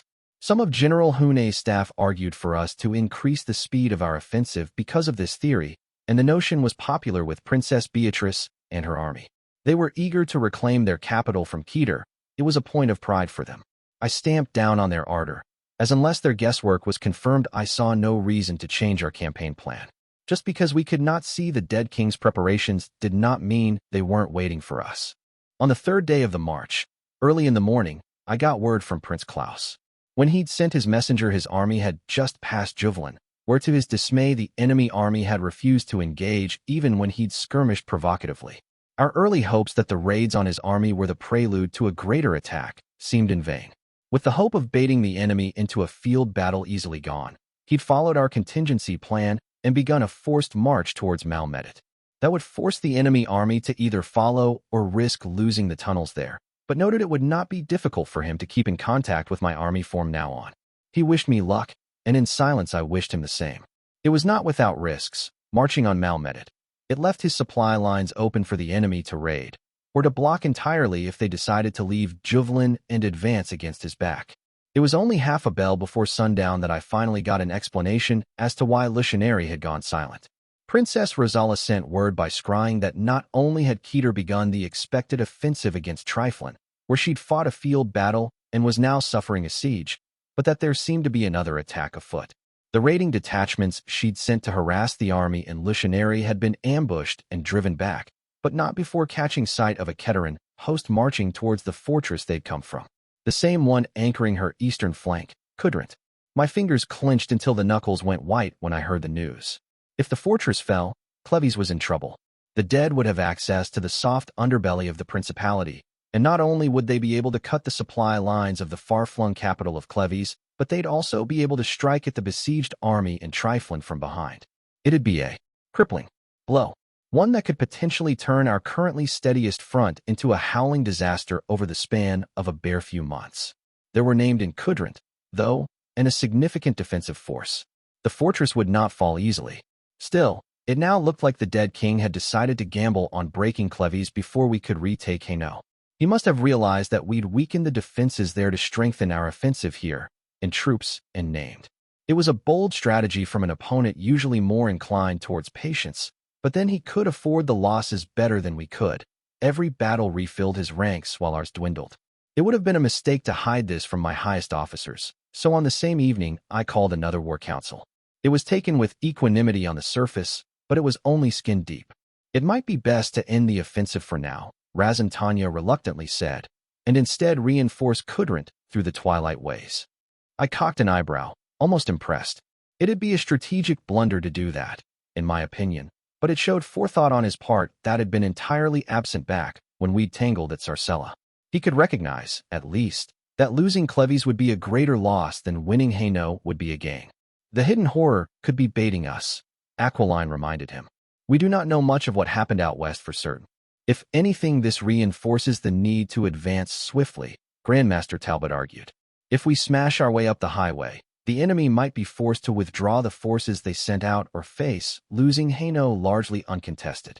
Beg your pardon, Lord, but it's only uncontested if the army in Juvelin does what we want and chases the Iron Prince, General Abigail said. Might be we could take that for granted before, but I'm not so sure we can now. Agreed, Princess Beatrice said, startling my general. Though I would suggest that is even more of a reason to push forward quickly. Unless we become a serious threat on the enemy's hold of Hainaut, he has no reason to reconsider his offensives. The army in the hollow needs to be shattered, and soon. I stayed silent, wanting all here to air their thoughts, but I tended to side with Beatrice Vollignac in this. There were still 4 days of marching between us and the hollow, if we stayed on creation, which was starting to look like too long. The dead king wouldn't have made a move against Kudrant if he didn't believe he could take the fortress, named or not. And to be honest, I was starting to suspect the attack on Triflin was not to take the place. Rosala Malanza had made it into a butcher's yard for anyone trying to take it, but instead to pin down the Princess of Equitan's army so it couldn't relieve Kudrant. We can't fight a battle with our columns spread out as it currently is, General Hune pointed out. We'll need to recall the drow and the mercenaries first, and that'll take at least a day. A generous estimate. The distances involved were not small. There were no real roads to speak of out there, and the forces in question were significantly spread out. Even if we sent the order in an hour, I doubted we'd gather everyone here by tomorrow. I'd bet the morning after, the dawn of our campaign's 5th day, if we were lucky and the Fantassins ran themselves ragged. It will slow us down to wait for them, Aquiline pointed out. Attacking an entrenched force with superior numbers without our full strength would be foolish, Hune bluntly replied. We don't need to launch an assault outright, I noted. We can set up camp facing the hollow and prepare for battle, and order the detachments to catch up to us there. It'd have the benefit of having those detachments sweep through the upper lowlands on both sides as they joined us, flushing out undead warbands still in hiding. And if the enemy comes out to fight? Princess Beatrice asked. Gods, if only, I wolfishly smiled. General Abigail let out a small trilling laugh, which sounded either keen or terrified. Her fear aside, I strongly believe that in a field battle we'd smash right through the force the dead king had sent to hold the hollow. It was one thing to assault a strong position, another to face bones and binds on the plains, where our cavalry could come into play and we could force them to come to us as our engines pounded at them. Send out the recall orders. We're to gather directly before Lausanne's hollow. I ordered Hune, then turned my gaze to the rest. As for our column, prepare your forces for a march through the twilight ways. Morning bell tomorrow is the timeline for beginning to open the portals, which meant we'd probably start moving around noon bell, realistically. Even the simplest of things became incredibly complicated to achieve when out campaigning, and time was always the first casualty. My tone was firm, and there was no argument. The war council dispersing to see to their orders. We could all feel it. I thought, how much more had come to rest on our shoulders with the latest news. If we failed and Cleves fell, then the Principate would follow. Maybe not the same year, but it would all be downhill from there. So we don't fail? I murmured. The words were cold comfort as I went to sleep. Noon bell turned out to have been wildly optimistic. For once it wasn't even the Fantassins that ended up being a pain in my ass. It was the Drow. With Iva gone, their discipline had thinned, and they dragged their legs when it came to getting their supply carts in order, which in turn slowed down the Third Army, which was meant to march into the twilight watts after them. And when it became clear that halfway to noon bell, we were still far from marching, the armies that had gathered had to be released. We couldn't just make the soldiers stand in the sun for hours like scarecrows. Hundreds would get heat stroke and discipline would break down. The upside was that when the Silver Huntress and her party returned from their jaunt into enemy territory, just a little after noon bell, I was still there to take their report. Haranguing sigil holders had stopped being a productive use of my time about 2 hours ago, so I'd sat down for lunch and had covers set for the named so they could join me as they gave their account. Unsurprisingly, the tour had even such plain fare with great enthusiasm. I waited until they'd filled their stomachs some before nudging the Silver Huntress into starting to talk. We got close to the hollow, Alexis the Argent said. It was swarming with soldiers, so even sneaking near the road wasn't an option, but we went up into the hills to the east so we could have a look from there. She paused, swallowing a piece of jerky and washing it down with a mug of ale. The headhunter was the one who found the goat path that allow us to. The huntress conceded. She did good work. The villain in question only grinned at me, showing crooked but white teeth. The rise we found overlooked the army, Your Majesty, the vagrant spear said. The dead are raising fortifications, making ready for us. Bad news, but not unexpected ones. The dead tended to do as much when they had the time and expected to fight defensive battles. Unlike the army of Callow, though, Nishamiya's undead hordes did not usually have dedicated engineers or artisans that could serve the same purpose. Sometimes binds with know-how managed something a little more elaborate than raising palisades and digging ditches, but it was rare. Anything to worry about? I asked. Ditches and walls. The usual, Roland told me. They are concentrating on where Julien's high passes, but there were several layers being dug when we had our look. All the more reason to move on them soon, I thought. Even without giving actual battle, when we got close I'd be able to send raiders to disrupt their preparations. I glanced at the silent guardian, but though she was clearly paying attention, she had nothing to add by gesture. There'd be no talk out of her, of course. Her name was not an exaggeration. She'd been born mute, way I heard it. The Grey Legion was there, the headhunter said. She grinned at me again, as surprise appeared on the face of her companions. Evidently, she'd not informed them. You saw them? I asked. She shook her head. I have a mark on 2 different soldiers of it, the headhunter said. Both were in range. I nodded. She'd always been vague about what her range actually was with the aspect, or how many of those marks she could have simultaneously, but I gathered it was at least several miles. You never said a word, the vagrant spear indignantly said. I'm not your mother, Bloodlet, the headhunter sneered. I won't hold you by the hand when you fail. I whistled sharply, which interrupted before. That lovely little spat could escalate. You can wait until I have my report to tussle, I bluntly said. Do you have numbers for me? Around 90,000 infantry, the Silver Huntress said. Mostly skeletons, though there was a large contingent of ghouls, and we won't have seen them all. Constructs? I asked. 2 WIRMS, she grimaced. And the usual for a frontline force, Bjorns and Tusks, a few vultures, and irregular horrors. At least 100 total, and more they'll have kept hidden in reserve. Not as bad as I'd expected, although the WIRMS would be a problem and the Grey Legion was going to complicate everything just by being there. Either Acua or myself would have to be kept in reserve and fresh for when they came out. Else that was going to be a damned costly battle. There just wasn't anything our infantry could do against those things, not even my legionaries. Anything else come to mind? I pressed. There were revenants there, the rogue sorcerer said. At least 10, and there was a shape in the distance, behind the hollow, that I believe might have been a crab. That got my attention, since we'd ever only had unverifiable reports about those existing. How sure are you? The headhunter snorted contemptuously. Not sure enough to want to risk venturing too far, the villain said. Our orders were to avoid combat, the Silver Huntress sharply said, and we obeyed them. As to the crab, Your Majesty, it was impossible to tell if it truly was one from so far. There was magical interference as well, we believe. A crab was what we'd called the method the dead king used to keep his armies halfway functional out in the field, when he had no cities to support them. It was a massive, skittering necromantic construct, but not one meant to fight. The inside of its armored shells was supposedly filled with forges, workshops, and warehouses. A small moving city meant to allow repair, the creation of fresh constructs, and safely carrying necessary goods. Masigo believed they were also one of the methods the dead king used to scramble scrying, as a sort of moving ritual site. We'd never gotten a close look at a crab, though, as they tended to be kept relatively far behind enemy lines and jealously guarded. I'd be a significant blow to the dead king's ability to wage war in Haino if we destroyed one, though. There wouldn't be a swift replacement either. Given how expensive and difficult making a construct the size of a small city would be, we were pretty sure there were no more than 10 of them in existence. My eyes moved to Roland. You didn't answer the question, I noted. He hesitated. I strongly believe it was one, the rogue sorcerer said. The spell I used is essentially a bolite I made through sorcery, and though it doesn't show much at great distances, what it does show is reliable. I nodded in acknowledgement, drumming my fingers against the table. I tended to put trust in Roland's judgment, cagey and tricky bastard that he was. While bagging the crab wouldn't be a greater priority than, well, actually beating the enemy army ahead of us, I'd keep its existence in mind. It'd be quite the prize to destroy one of those. Noted, I said, then changed the subject.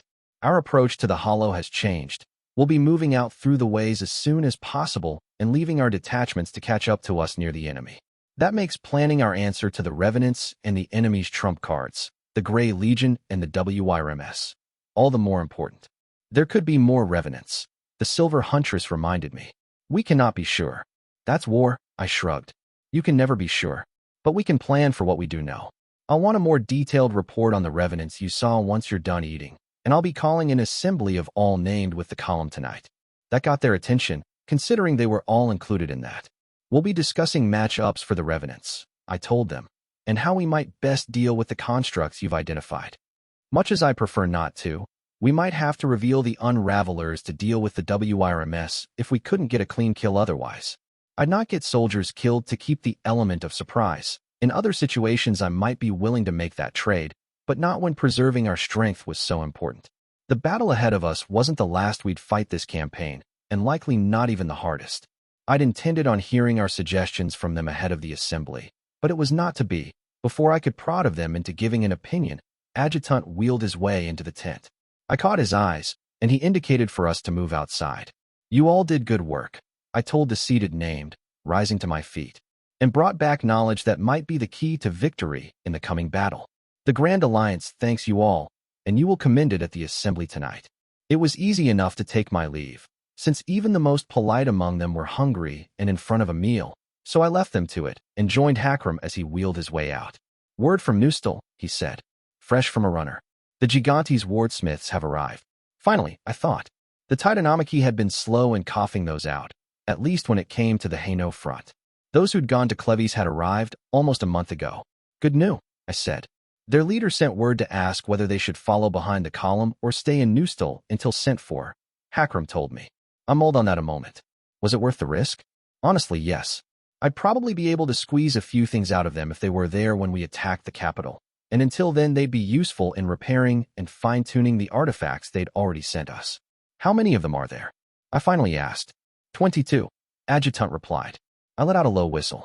That was more than I'd expected. At least the Titanomachy wasn't being stingy with manpower, which, if what Hanno had told them about them was true, was the single they prized the most.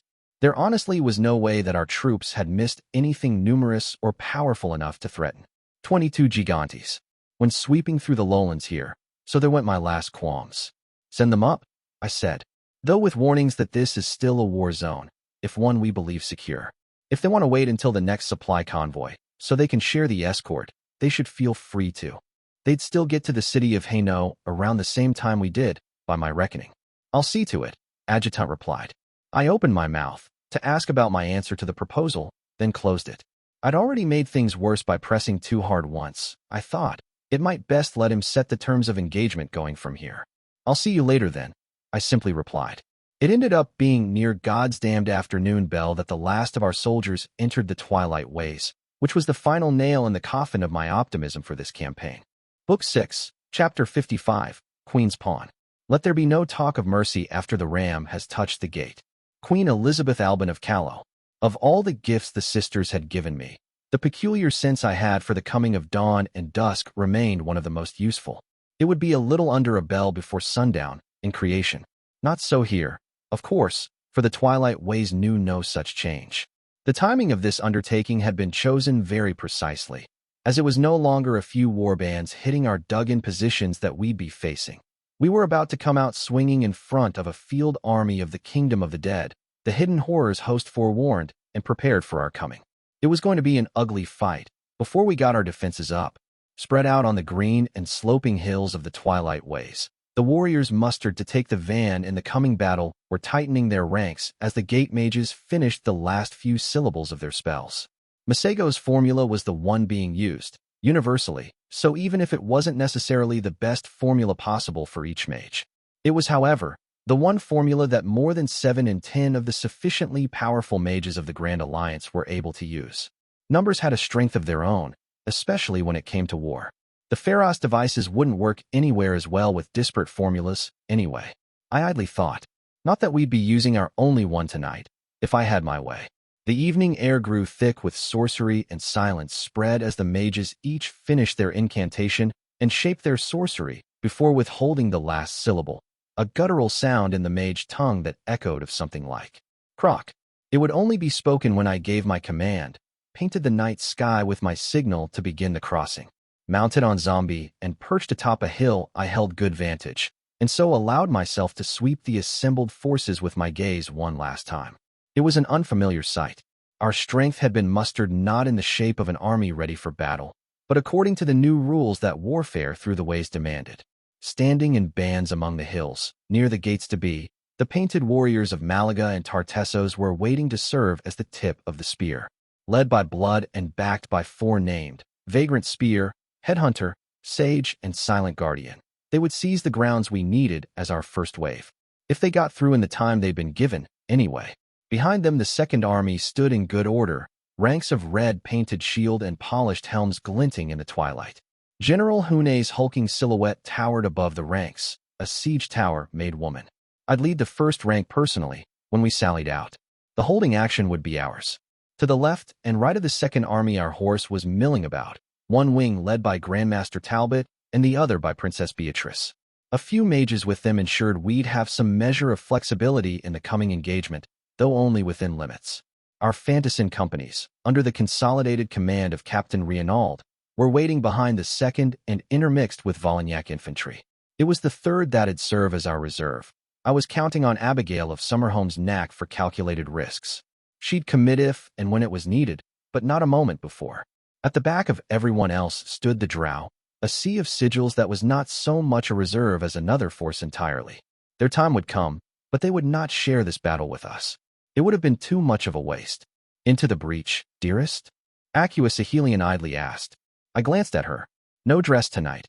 No silks or velour. The shade had taken the appearance of a daughter of Wolof gone to war. Beautiful lamellar plate in red and gold beneath a curved helmet, and an aventail of mail that could be fastened with a piece shaped like a black swan. I was in no mood for banter tonight, and did not pretend otherwise. Find your mages and waste no time, I said. Your hands will decide how much the butchers do tonight. Then luck in battle, my heart, Acuus smiled. Luck's for the other side, I replied. We make do with plans. And as she melted into the shadows, I raised my staff and pulled at the night as I unleashed a great spurt of power. The bright light that bloomed in the sky exploded in silent streaks of color, and with that unmissable sight, the battle began. Mages finished their incantations. Magic held back at last unleashed. The twilight ways shivered, and 72 different gates into creation opened. Most weren't even large enough for 2 people, with a mere 20 of proper size to let carts and engines through, but that was why we were sending the Levantines out first. They were quick on their feet and used to fighting without formations. Clamor in Levantine tongues went up, war cries filling the air as the warriors boldly went forth through the gates. Honor to the blood, they clamored. Honor to Levant, honor in strife. I'd found a thick shield and a knack for ducking more useful than honor, as a rule, but I would not deny their ways when they lit a fire in their bellies. I kept my eyes on the bands filing through, counting down as the warriors passed. The enemy was slow, tonight, or we got lucky. It was 31 heartbeats before Keter gave its answer. More than half the gates, but not the large ones, thank the gods, flickered, shredding whatever flesh and metal had been going through in a red spray. So that was to be the first beat of our dance tonight. 31 heartbeats. The dead king's mages were getting sloppy, if it had taken them this long to disturb our gates with their counter-rituals. Banners were raised by the gates and drums brought to the fore, so that through their beating the rhythm could be kept. For 30 beats Levantines continued to cross, then halted. The gates rippled again, taking the leg of some screaming young warrior who'd been foolhardy enough to try the odds. It wouldn't be the last time today it happened. The bleeding man was dragged through and the crossings resumed. For now I was not needed. The first hour belonged to the Dominion of Levant, tasked to clear the grounds in front of us so that when the Second Army began its crossing we had room enough to set down wards and protections undisturbed. Depending on what the enemy had waiting on the other side, that hour would either be a pleasant moonlit walk or a bloody horror of screams. The lagging counter-rituals gave me hope for the former, but hope would not serve me well in a battle with Keter. I'd learned that the hard way. Time dragged forward as the warriors passed through the gates in a trickle, hundreds, then thousands, but I watched in silence. My escort dared not disturb me. It was only when I sensed the time nearing that I headed out, spurring Zombie forward. An escort of 20 knights formed the Order of the Broken Bells behind me. I headed towards the Second Army at a brisk trot. Soldiers under 100 different banners cheered sparsely as I went by, for even though few of them were mine, I was known as a good woman to have on your side when the steel came out. Though later I would fight on the front, for now I went to Hune. Looking down at me, the ogre have a brisk salute. First reports, I asked. The enemy was already mobilized, General Hune said. We'll be doing it the hard way. Ghoul packs were already afoot, so it was contested from the start. Keter has pulled in every patrol in a radius of miles to slow us down. We're looking at thousands, not hundreds. My lips thinned. I'd known that Keter would be expecting us to pop out soon, but not anticipated large enemy forces this far out. Our beachhead was at least 10 miles away from Lausanne's Hollow. If it were an easy war, we would already have won it, I said. Watch your back, General. Good hunting, Your Majesty, Hune replied. Dismounting Zombie and handing her reins over to my knightly escort, I went to stand with the front rank of the second. The company was under the command of a Captain Bola, a dark-skinned veteran who'd once served in the legions, but it was her young Calawan lieutenant, Alfred of Ankou. He eagerly introduced himself as, who stood closest to me. Before long the two named that were to serve as my retinue for the fight made their appearance, having been lingering nearby but away from my troops. I don't believe we've ever shared a battle before, Roland noted, coming to stand at my left. He'd prudently added a helmet to the mail and long coat he refused to set aside. Not on the same side, at least, I acknowledged. The Beastmaster, on my right, was not inclined to idle talk. His eyes stayed on the banners near the gates. Time will run out soon, Lysander grunted. I nodded in agreement. It was unfortunate, but it didn't look like the Dominion would be able to get all their warriors across in the time we'd allotted for it. Before long, trumpets sounded, signifying the warriors of Levant were to move to the sides and clear the gates, which got contentious. None of that proud lot wanted to be denied the opportunity to battle because they'd been a little too slow, and some gates had to be forcefully cleared of Levantines trying to force their way in. Behind us, the Second Army raised its banners. Horns were sounded, and the advance began. Unlike the Dominion forces, my army of Callow had standard company sizes and officers ensuring order, so instead of a mess of war bands, it was neatly filed lines matched to gate sizes that approached specific gates. My own company, Captain Bolas, was bound for one of the larger gates, part of the reason I'd picked it, and before long we were standing in front of the transparent veil, the mage maintaining it standing to the side with closed eyes and 2 assistants. On the other flank, the drummer kept pace, while a Proceran held the banner telling us the number of the gate, and a young woman by his side shouted at us, "Hurry." A heartbeat later we were through, and the cool evening air of the Hainaut lowlands washed over my face.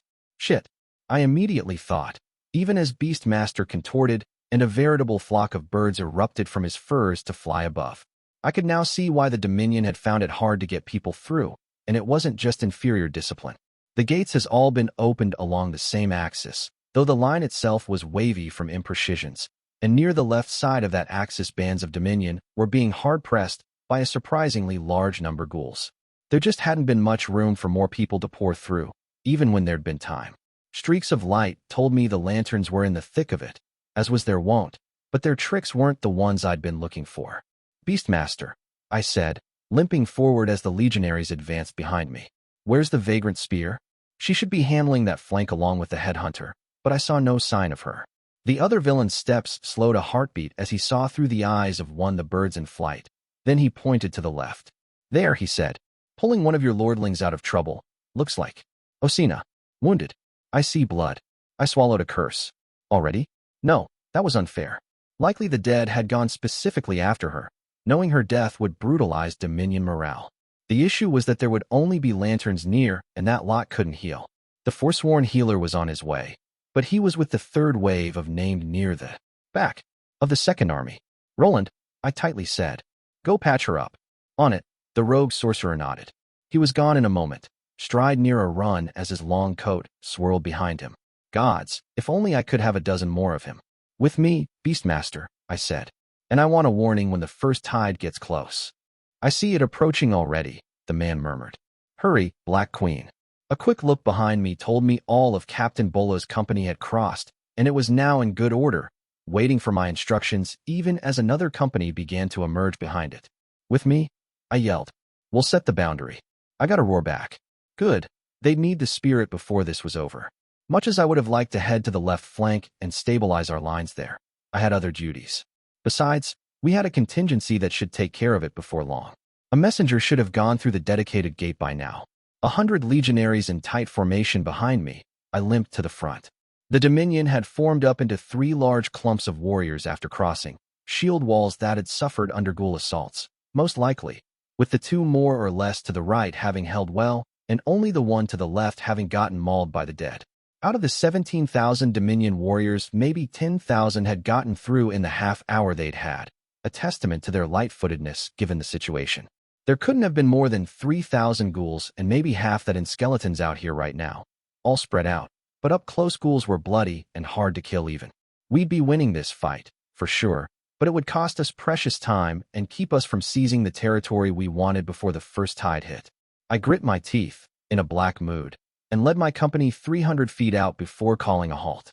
"Here," I shouted. "Form up." Maybe 20 feet ahead of us, the Tanya forces were cleaning up the last of their undead. Among the ranks, I glimpsed the Sage and the Silent Guardian, whose assigned flank this was.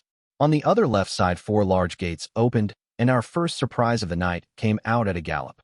Grandmaster Talbot led out the order, and some Dominion light horse and wedges, smoothly coming around to hit the ghouls that had been chewing up the Osina in the back.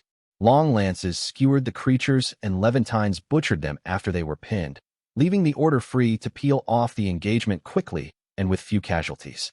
They retreated the twilight ways without wasting time, as the last thing we wanted was to risk them out here for too long.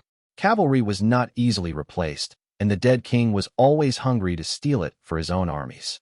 With the pressure taken off of them, the Levantines on the left flank pushed forward at last. I worried my lip, eyes on the moving soldiers. Using my location as the yardstick, the Second Army had begun taking position in a broad hollow square, but the left third of that square was noticeably lagging behind the rest. It wouldn't be ready in time, would it? Beastmaster, I asked. You'll start seeing them in a moment, he replied, and hearing them not long after. Fuck, I snarled. They'll hit us long before the cabals are in position. Much less the wards, whose raising would be further delayed. Acua was good, and I'd glimpsed her crossing through with mages and ward stones. But she couldn't conjure up a stable array out of thin air. She needed room that she just wouldn't have. Beastmaster's warning proved true moments later. In the distance I saw what I might have taken as a swarm of insects, were it not too far out for their size to be reasonable. Birds, they were birds. Not buzzards, which were specially crafted dead, but just any bird the dead king had been able to get his hands on.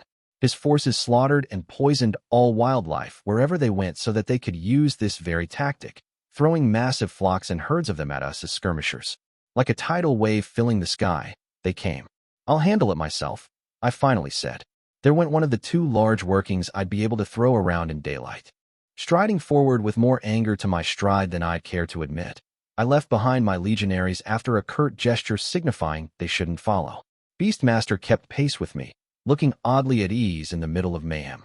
The warriors from Malaga had been thorough about putting down the dead, but sloppy with clean-up. With my staff, I shoved aside a painted warrior before the back of her knee could be stabbed by a crawling, half-broken skeleton, my boot going through its skull with a wet crunch. I ignored whatever she said to me in Cesio and kept limping ahead. The Levantines split from me, almost respectfully. By the time I got to the front, stepping away from my armies with no one but Beastmaster at my side, the tide of undead birds was closer. Close enough no one could miss them. Close enough that the beat of their wings and their ceaseless screeching hit our ears like a drumbeat. One coming ever closer as dead things filled the horizon. The birds would only be the first tide, I knew. They were just the quickest to make their way to our lines. Behind us, I felt the Dominion warriors shrink. I'd seen some of those same people leap into a siege tower on fire without batting an eye, face revenants with gleeful whoops, but this breed of horror always hit them hard. What honor could there be in being shredded by dead birds? Neshama had made of study of us, of what got into our heads, and put lead in our legs. You have means to deal with them? The Beastmaster asked. Sure, I replied with a hard smile. It's called force. To my surprise, that startled a laugh out of the usually humorless man. Don't let me get into your way then, Black Queen, Lysander said. A snort was my only answer. As if, I took another few limping steps forward, loosening my shoulders under the cuirass and taking a good look at the advancing tide. Hadn't rained in a while, had it? I knelt down, leaning my staff, and traced the ground with a few fingers. Dry? I hoisted myself back up with a grunt. You never taught me a prayer for this, I said in crepuscular. An invocation. I imagine there isn't one. I smiled at doom coming on darkened wings. Shall we make one together? On my shoulders I felt sharp talons dig into the skin, almost enough to draw blood. I had their attention, and, closing my eyes, I breathed out and sunk into the night. I pulled it deep into me until it was writhing in my veins like serpents of smoke. I have come a long way, through winding paths, I murmured, and cocked my head to the side to better hear them. It was neither a murmur nor the beat of wings, and somehow both. Yet behold, I said, Andronike's cool disregard-given voice, this barren realm, this crown of ruin. And her sister was not far behind, leaning close to his purr into my ear, every syllable a caw, a greedy call of carrion. Let me match horror with horror, might with might, I said, common as poisonous pride made verdict. And no master in this. The night roiled, the sea boiling out of me in dusky vapor, and I almost smiled. They had left me the honor of the last touch. So let the sun weep and the crows have their due. I spoke in a rasping laugh. For in the end, all will be night. I felt the sisters smile against the sides of my neck. This one, they whispered, would be known as mine. Catherine's tears. Above the tide of carrion birds the sky howled with gales as the night left me, leaving me buckling down to my knees and hollowed out. My vision swam, but not so much I did not see my work, the power forming into a great sun of black flames, pulsing and screeching almost as loud as the undead. And the tide moved to split around it, but it wouldn't be enough. I pushed myself up with my staff and raised a trembling hand. I snapped a finger, and all the hells went loose. The black sun blew up in a wave of heat, long streaks of dark flame lashing out and carving streaks of ash through the undead. Like black comets, seething strokes shot out, burning as they went and smashing into the plains below with enough might to have the ground shivering even where I stood. Droplets of black fire fell like rain, igniting the carrion dead, and I watched with a cold smile as entire swaths of the enemy burned. Soon the smell of burning bone and flesh would come to us with the wind, but for now I turned around and began my limp back to my lines. The Beastmasters followed, face gone blank. A sky-shaking roar came as the Dominion and the Second Army gave their approval to my work, but no smile touched my face. I dug deeper than I'd planned to. My legs still shook and my arms felt numb, so I could not guarantee I'd be able to pull something on the same scale again. Not anytime soon, anyway. It had not been enough to blot out the birds, but it'd slow them down. The undead things had scattered every which way, so they'd take time to regroup, and I could generously be said to have at most destroyed half of the lot. It'd be long enough for the Dominion left to have put itself in position, hopefully, because otherwise there was going to be an awful lot of blood on the floor and soon. My face grew grimmer as I got closer to our formations and saw we were still behind. The Second Army wasn't entirely on the field yet, and that meant we'd be under strength when it came to priests, the kind that could make shields, anyways. While I could have gone to the command note of the Second, all I'd do there was get in Hune's way. She already knew the damned plan. She'd helped make it. Getting too close to Akua's work would be a risk as well, since I was pretty much a moving mass of night, even when not actively using it. So the front line was the best place for me. The Second Army had moved into cohorts, with furrows behind them, and as I got back to Captain Bolo's company, the first trumpet sounded. The Dominion moved down the furrows to stand behind the army of callow formations, with some relief I fancied. The winged undead were already beginning to gather in great swarms. As soon as the Dominion was behind them, the Second Army's standards were raised and horns sounded. The lines closed and shields went up, a solid wall of steel becoming the front line as mage cabals got into position. Ahead of us, the tide had entirely formed anew. It was closer now, and the cacophony of screeches was once more deafening. 400 feet, I thought, watching. 300 feet. Around me, legionaries shifted uneasily. Steady, I called out. Trust in your officers. We're ready for them. That got a few shouts back, and swords were hammered against shields. 200 feet. The shrill screeches washed over us like a physical wave. Screams erupted behind us, not of fear or dismay, but battle cries as the house insurgent slashed out with light. Callow. Some simply shouted. Cries of, for the kingdom, or, God's unforgiving. With them, and even a few, only to the just. Like a volley of arrows, javelins of light went flying, prayers to above brightening the air. 100 feet. 1, 2, 3 volley followed, and then at 50 feet, when the noise was like a rolling thunder in our faces, transparent panes of sorcery bloomed in front of us. Like a sorceress tortoise formation, the rectangular angled shields came down as armor and muted the cacophony. It was not airtight. Some birds went through, and with a tired hand I drew my sword to hack at a rotting blue jay as its talons clawed pointlessly at my cuirass. But those few were a pittance compared to the angry tide hammering at the magical defense. In some places the shields flickered or outright broke under the pressure, but we had mage reserves, and the house insurgent had been tasked with purging breaches. Captain Bolo's company was untroubled, so I clapped her young lieutenant's shoulder and called for Beastmaster to follow me. We would be most useful plugging breaches for now. The Second Army finished ferrying across its numbers early, but still too late. By then the second tide had struck. Insects, come on smaller wings. Flies and hornets, until larger things like beetles and stingers and butterflies came up. Unlike the birds, they were capable of digging under the rim of the shields and going up. Twice I torched a stretch when swarms became large enough they devoured soldiers alive, Roland coming back to my side for the grim business after having healed Aquiline Osina. Sappers came forward and burned the insects out with torches and pitch, but it wasn't enough. We had to pull mages from shielding to defend against the insects, and it shrank our defenses. More pains began failing when our intricate patterns began losing strength, dozens of soldiers dying to every breach before the house insurgents and the lanterns, come to reinforce them, could purge the invaders. The third tide hit just as the first Procerans began crossing through, and to my relief, Juniper. Hune, I caught myself. It was not the hellhound in the deeps with me this time, had called for priests to cross first. When vermin and wild animals began to hammer at the shields and wriggle under them, less numerous than birds or insects, but much stronger, we finally got to dismiss entire sections of the defense and remake them anew in pale yellow light. It burned the dead when they touched them, though not as much as more concentrated amounts would have. We focused our defenses anew, breaches becoming rarer as the work became more distributed, and in some places our people even began to lower panels to bait the dead into deadly light volleys. It's turning in our favor, Roland told me, panting and sweat-soaked. For now, I grunted back.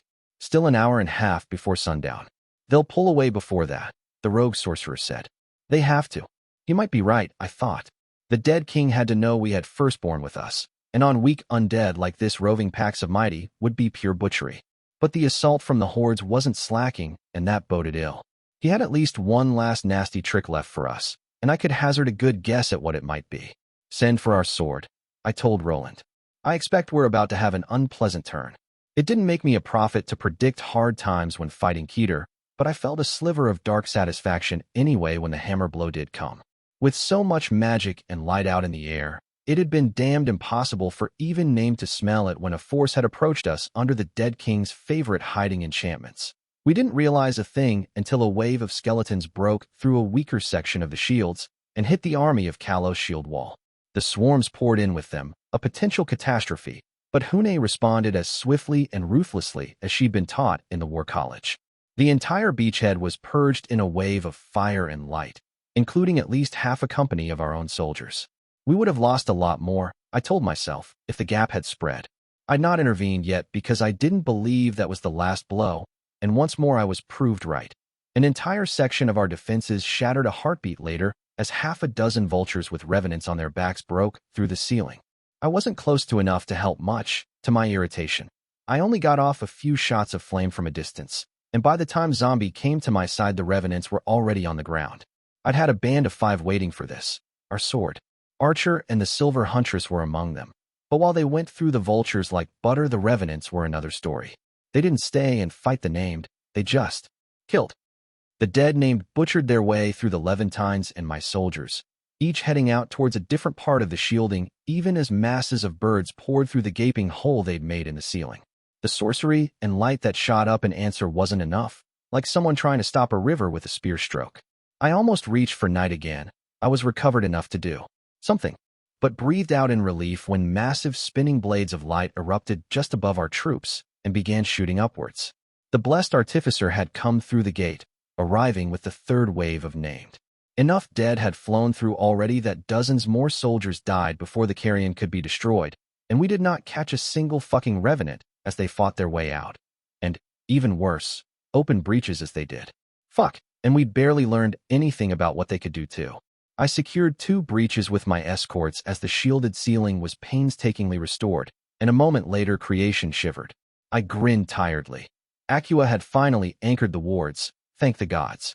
Unlike the first few times the dead king wouldn't do us the favor of grinding his expendables to dust on our defenses, so to the ragged cheering of the army the swarms went still and then began to retreat. Half an hour left until sundown. Still on Zombie's back, my face was grim as I looked around us. Though the battle had gone well, better than we'd expected even, there'd been no need to commit the Procerans or even the third to very risky flanking actions. We'd still lost more than 1,000, at a glance. At least half over that in wounded too, though the priests would see to that sum. As night began to fall and the hard work of building the camp into a defensive position was undertaken under torchlight and mage lights, I found myself approached by a silent ring of thin silhouettes with painted faces. The sigil holders of the firstborn bowed when I turned to them, and I offered a hard smile. "Prepare your sigils," I said. "We raid, mighty." The answering smiles were fearsome things, for these were a fearsome lot. It was our turn now. Malanza. It would be a curse to be born good.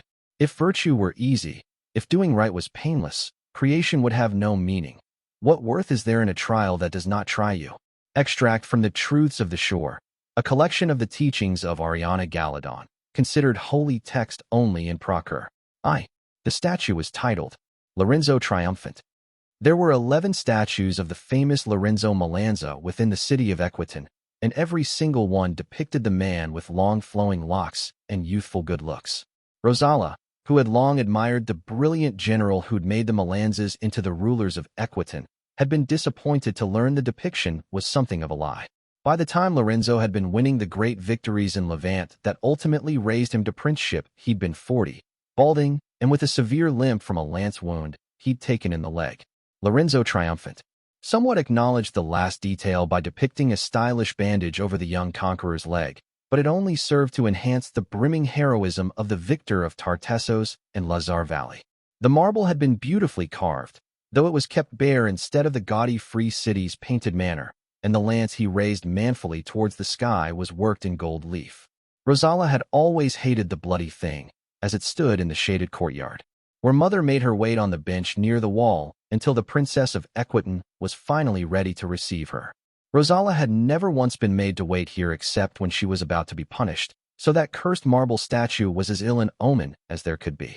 It was different today. Rosala had spent most of the last hour looking at the statue and the orange trees of the courtyard, racking her mind to come up with a misdeed she'd done warranting punishment, but there had been nothing. She'd dumped worms in Hernan's pillows again, but the little shit hadn't caught on yet, and now that he was 9 he'd grown too proud to rat her out as eagerly as he used to. He'd asked for it. Anyways, mocking her for having a hard time memorizing the first stanzas of the tragedy of King Conrad. Writes was hard, and unlike her brother, she wasn't getting any better at it. The day broke from precedent again when instead of one of Mother's attendants, it was Mother herself who came to find Rosala. Inner of Equitan, Rosala thought with pride, was still known as one of the great beauties of the South even in her dawning middle age for good reason. She didn't need glittering jewels or powders to impress, just a well-done braid and an elegant silken dress. One day, Rosala promised herself she would be just as beautiful. Mother offered her a lovely smile before sitting by her side on the bench. "Is there anything you would care to tell me, Rosala?" Princess Inner meaningfully asked. "Nothing at all," Rosala lied. The tan princess looked faintly amused. "Your delivery needs work," Mother said. Rosala said nothing, primly looking ahead and hoping if she did not move the subject would be dropped. Her mother was a skilled interrogator when she put her mind to it. "But that is not why I sent for you today," Mother lightly added. The 10-year-old girl breathed out in relief. "May I know why I am here, if not to be punished?" Rosala asked. "Most of your tutors will be dismissed this evening," the Princess of Equitan said. "I will be taking care of your education personally, at least in some regards." Though thrilled, Rosala forced herself to remain calm. "Sister Lisella said last week that I was not yet ready for such tutelage," she said. Mother looked at her with approval. "I am hurrying the transition," the Princess of Equitan agreed. "There are growing undercurrents to the ebb and flow, my darling. I've come to believe the years ahead will bring with them great perils." "Through peril, rise," Rosala replied without hesitation. The words of the House of Malanza had been drilled into her since she could walk, along with the duty she had to her family and her people. Mother simply nodded, as if the answer had been a given. "There will be opportunities," Inner Malanza agreed, eyes coming to rest on the statue of their famous forebear. "Of the very same kind he found, I expect." "It will be war, then?" Rosala softly asked. "It might yet come to that," the Princess of Equitan said. "So let us learn the lessons of Lorenzo's life, yes?" Rosala turned attentive dark eyes onto her mother, waiting for the wisdom she had to impart. "Have you ever seen a statue of one Osuna?" Mother asked. The young girl startled in surprise at the question. The last name she recognized. How could she not, when the House of Osuna had preceded the Malanzas on the throne of Equitan, but the given name took her shamefully long to place. Prince Juan Osuna was mostly known as Juan the Abjurer in the histories, for he had been the last prince of the Osuna and abjured his right to throne before fleeing east into Solomon's. "I have not," Rosala admitted. "The question was a trick," Princess Inner easily said, "for you pass by such a statue every time you ride through the eastern gate." The young girl blinked, and only then put the pieces together. "The wicked elder is meant to represent him?" Rosala said, doubtful. "But the statue is of an old man, decrepit and impious." There was something unsettling about the statue's gaze, and the unseemly face it stared out of. It was somehow ribald and heinous at the same time. The young girl frowned, drawing back a strand of hair. "I've been taught that Juan the Abjurer was 15 when renounced the throne," she added. "He was," Mother thinly smiled. "And yet he lost, and so when he was still remembered at all, it was as a hideous figure. While Lorenzo, who was nearly thrice his age, won and is now depicted as a golden youth all over the city. The Princess of Equitan continued to stare at the statue. It is the victor who decides who was wicked and who was righteous, in the end, Inner Malanza told her daughter. When that statue was first raised, my lovely, it was known as a lie. But who remembers it now save a few scholars? Rosala almost shivered, though the afternoon heat was stifling even in the shade. But we've lost wars, haven't we? She softly asked. In the years since.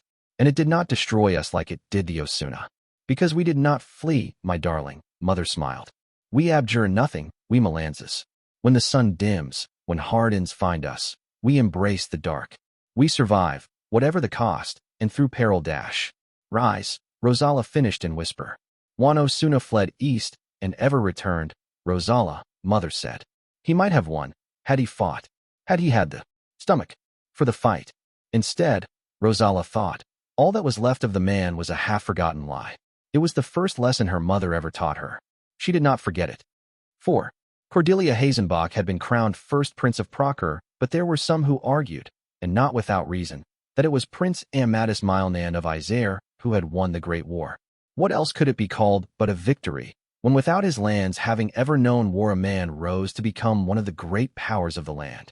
Prince Amadis did not hold the highest office in the Principate, but he had not beggared himself and his allies to seize it as the first prince had. And down here, in the south, old blood knew the strength of patience. The Lycanese despot would fall sooner or later, and when she did, the Prince of Isère would rise in her stead. Rosala Malanza, made Princess of Equitan by her mother's decree before she drank the regal mercy, had heard much of this sort of talk in Salia. Not in the streets, of course, for the people were jubilant at the election of a first prince and the end of the Great War, but behind the doors of great mansions in the city. Rosala had remained aloof, even when invited to attend dinners, preferring to study the currents at the capital from a distance. Hazenbach was not as weak as was argued, she saw, and there was wishful thinking clouding the judgments. She had the votes in the highest assembly, and the bite of her armies would not be soon forgot. For now, she had the run of the Principate, and she was comfortable enough in her seat to make gestures, such as refraining from contesting Rosala's acclamation as princess before the highest assembly. It was tradition, when a princess of the blood took the regal mercy, that their choice of successor not be challenged. Yet tradition was only that, not law, and Hazenbach had the strength to dispense with it should she wish it. It had burned Rosala like acid, kneeling on the floor of the highest assembly as she faced the cold-eyed savage that had made her mother drink poison. The hate clung at her insides like 1,000 hooks, and these days fear was beginning to do the same. For Hazenbach had been merciful, yes, wasn't it the talk of city, the virtue and kindness of their fresh young ruler? But she had not been soft. Rosala wore a crown, but her young brother Hernan, the same little shit who'd tattled on her as a boy and tried to steal her throne as a man, was now a member of the first prince's court in Salia. Tread carefully. Cordelia Hazenbach's cool blue eyes had told Rosala as she knelt. Tread carefully, or else. Yet she could not. Gods, how could she? Mother was dead, and now the savage had put a knife at her throat. She would not be called to heel like a dog, browbeaten into obedience. Yet the house of Malanza had few friends these days, for it had come close to the throne, but in the end it had lost. No one wanted to share the taint by association, not even those who had been her mother's most ardent supporters. And so Princess Rosala Malanza at last accepted an invitation to taste the latest Isèran vintages, finding herself seated across Prince Amadis Milnan, a handsome man, the Prince of Isère, and well-spoken.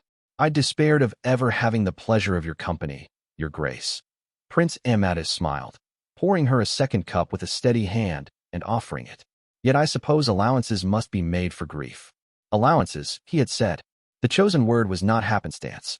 There was only one master in the alliance that Amadis Milnan was gathering under his banner, and he would not suffer any talk to the contrary. His protection, his help, would come at a price. It ate at Rosala's pride, and she almost turned back, but she could not. Rosala Malanza would not go into exile, abjure the death of her mother, and the answer it must be given. She had the stomach for this fight. And so she smiled, thanked the prince for his courtesy, and took the cup she had been offered. Through peril, rise. Rosala swore, and drank deep. 2. The first prince died, and the highest assembly gave answer. Too many answers, in truth, and there lay the tragedy. 7 growingly urgent sessions were held, and even at the end of the 7th no one had the votes to sit the high throne. Princess Constance of Ain, no true princess, not even born to the house of Grosiller, but to a branch family of a different name, claimed regency and rule of Salia until a first prince could be elected, claiming it her right under ancient laws as the closest kin to the buried first prince. Rosala's mother laughed and walked out of the hall of assembly without another word, Dagobert of Lang and Fabian of Lyonesse not far behind her. It would be war, then. Regretful, Rosala's mother said, but it'd all be settled in a few years after battles separated the serious contenders from the chaff, and compromises were forced. The people bled. The people sang, growing quiet when riders neared. It was a new song, but in a sense it was also as old as the Principate. Princess said she had a right. It went. Princess said it'd be a fight. Now princess are all aflight. And the pot it is boiling. Rosala Malanza learned war in the saddle as a girl barely grown, taking lesson from fantassin captains and highborn generals as she wore mail and rode under the banner of the House of Malanza. She took her first life at 14, and mother's smile, when she returned bloodied, was luminous. You will be what I cannot, Inner of Equitan said, stroking her hair. I am no warrior, it is not in my nature, but you are taking splendidly to it.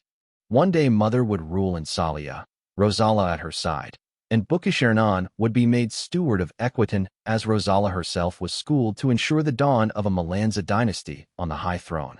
But it was a golden dream, and the gods ever laughed at such designs. First defeats in the east, as Constance the usurper drove back an offensive into Orne at the Battle of the Swallows. It stung, but the war continued. And when the first of the great claimants was smashed up north, Fabian of Lyonesse kneeling to another's rights, the armies of Equitan and its allies marched north to prevent Dagobert of Lang from consolidating power. The sack of Lullafule decimated Equitan's army, cunning Prince Dagobert and his Gothel right hand pinning it up in the city and smashing it piecemeal. Rosala broke the encirclement, leading out a few thousand haggard survivors, but it was an unmitigated disaster. Yet Inner of Aquitan's tongue was silver, and her treasury overflowing even in defeat, so armies were raised again. The war was not over. When word came of the savage Lyconese sallying south, it was considered an amusing anecdote. Then Bruss fell. Then Lang surrendered, as Segovia and Lyonesse knelt. The anecdotes were no longer amused. It still shook Rosala to the bone when she saw that mother was entertaining envoys from Constance the usurper. Secretly, but the wind was turning and alliance was in the air. Only for so long. But this Cordelia Hazenbach, who most of Procker had barely heard of a year ago, back then know only for the fanciful tales of pre-sign manipulation she'd sent letters about, was scaring the opposition. The Great War was entering its last stretch, and neither Inner Malanza nor Constance Grosiller had broken a dozen armies to end up allowing some slip of a girl from the edge of the world to claim the high throne in their stead. It will be done, my darling, mother told her one night. The alliance is agreed upon. All that is left is haggling terms. I had 20 cousins when this war began, mother, Rosala harshly replied. I now have 3, and these only because even Constance the usurper would not blacken her name by having toddlers and newborn babes murdered. You would break bread with the woman who ordered this? Rosala asked. Share a cause with her? The very thought was enough to make her sick. I have not forgotten a single thing, Rosala, Princess Inner harshly replied. But I am a princess, not a swaggering duelist. There are times when honor must be set aside, when the deaths are blindly dealt, and so pride must be swallowed. Sometimes we make bargains with those we hate, when duty demands it of us. Weeping gods, but it had all gone wrong. The army of Callow should have been in no state to fight after the bruising clashes of the previous day, but Rosala's belated suspicions had proved true. Even as the dead rose from the water, hammering home the gravity of her mistake, the legionaries of the Black Queen had struck. Where the day before had been a dance of maneuvers and daring, and the day before it a terrifying battle of chosen and damned, this one was nothing so clean. It was a blind melee, vicious and messy and chaotic.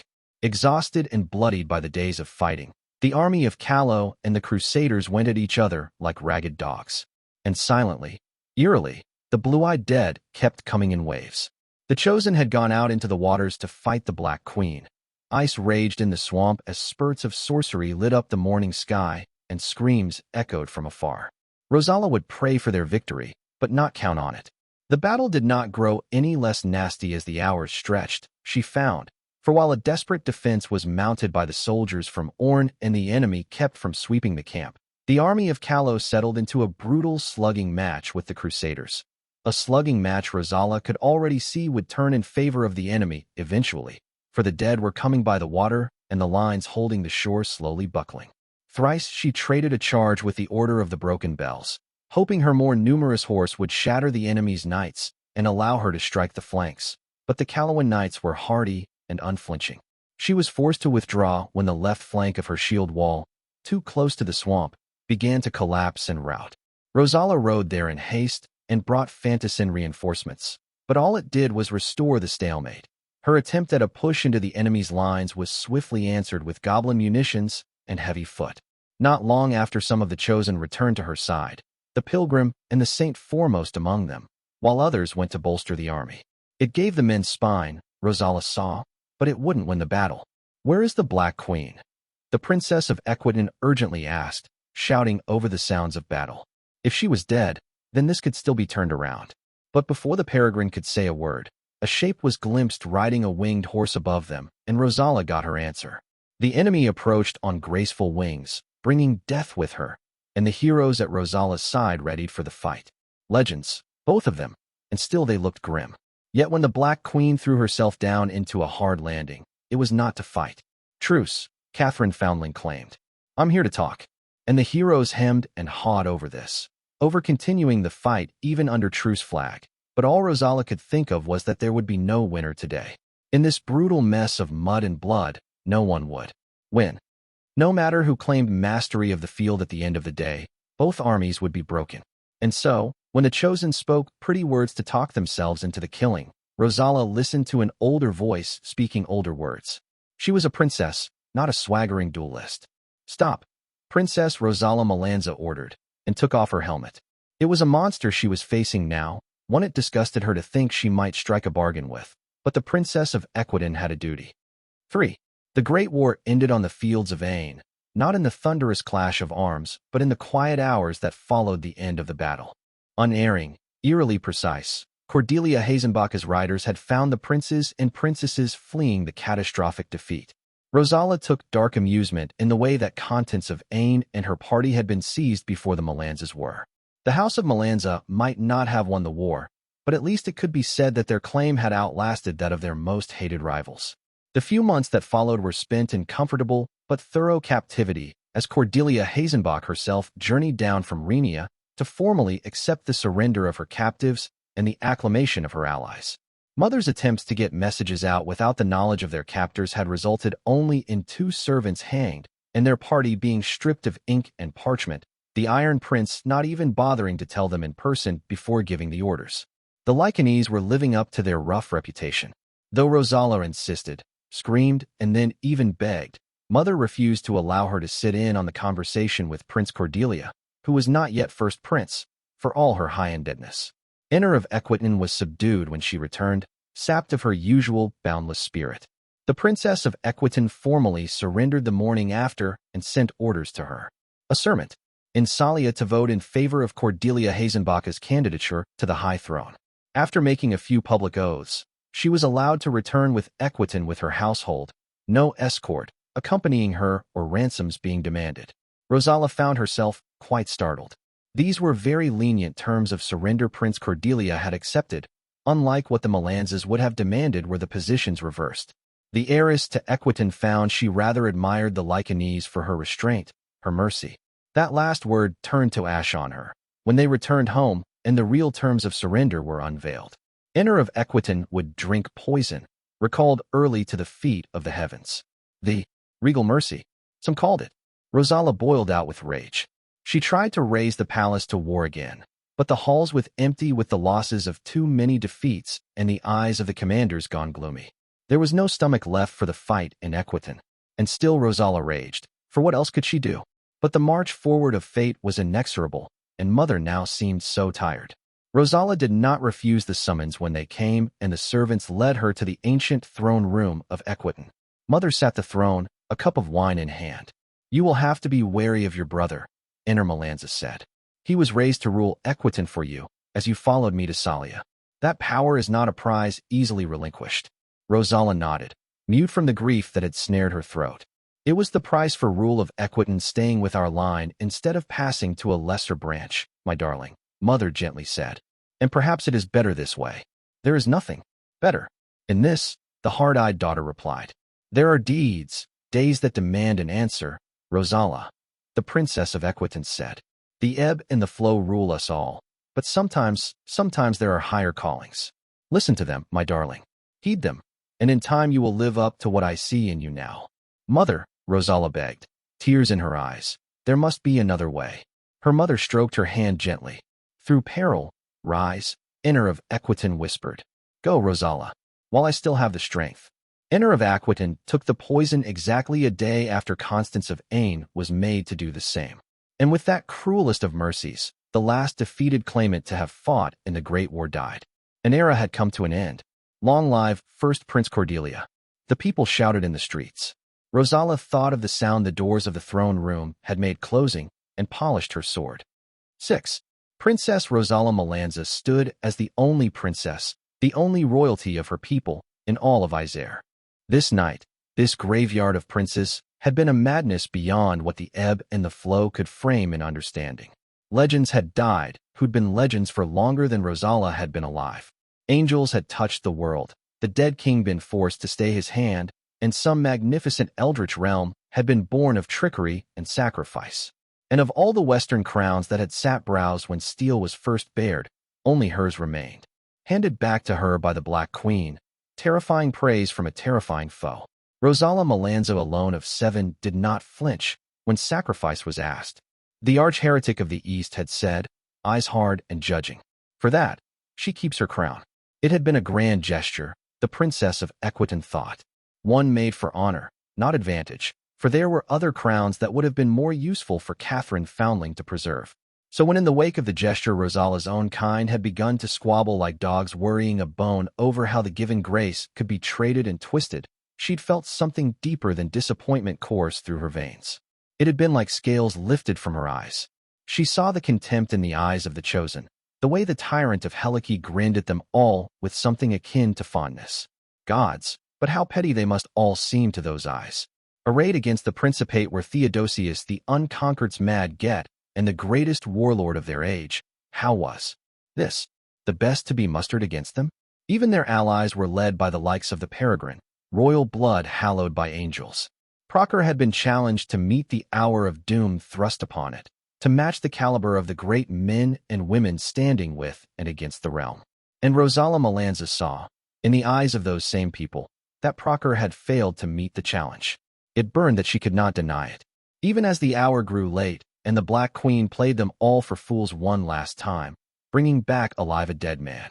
Even as the great lords of Levant swore oaths atop the hill, straight-backed and solemn.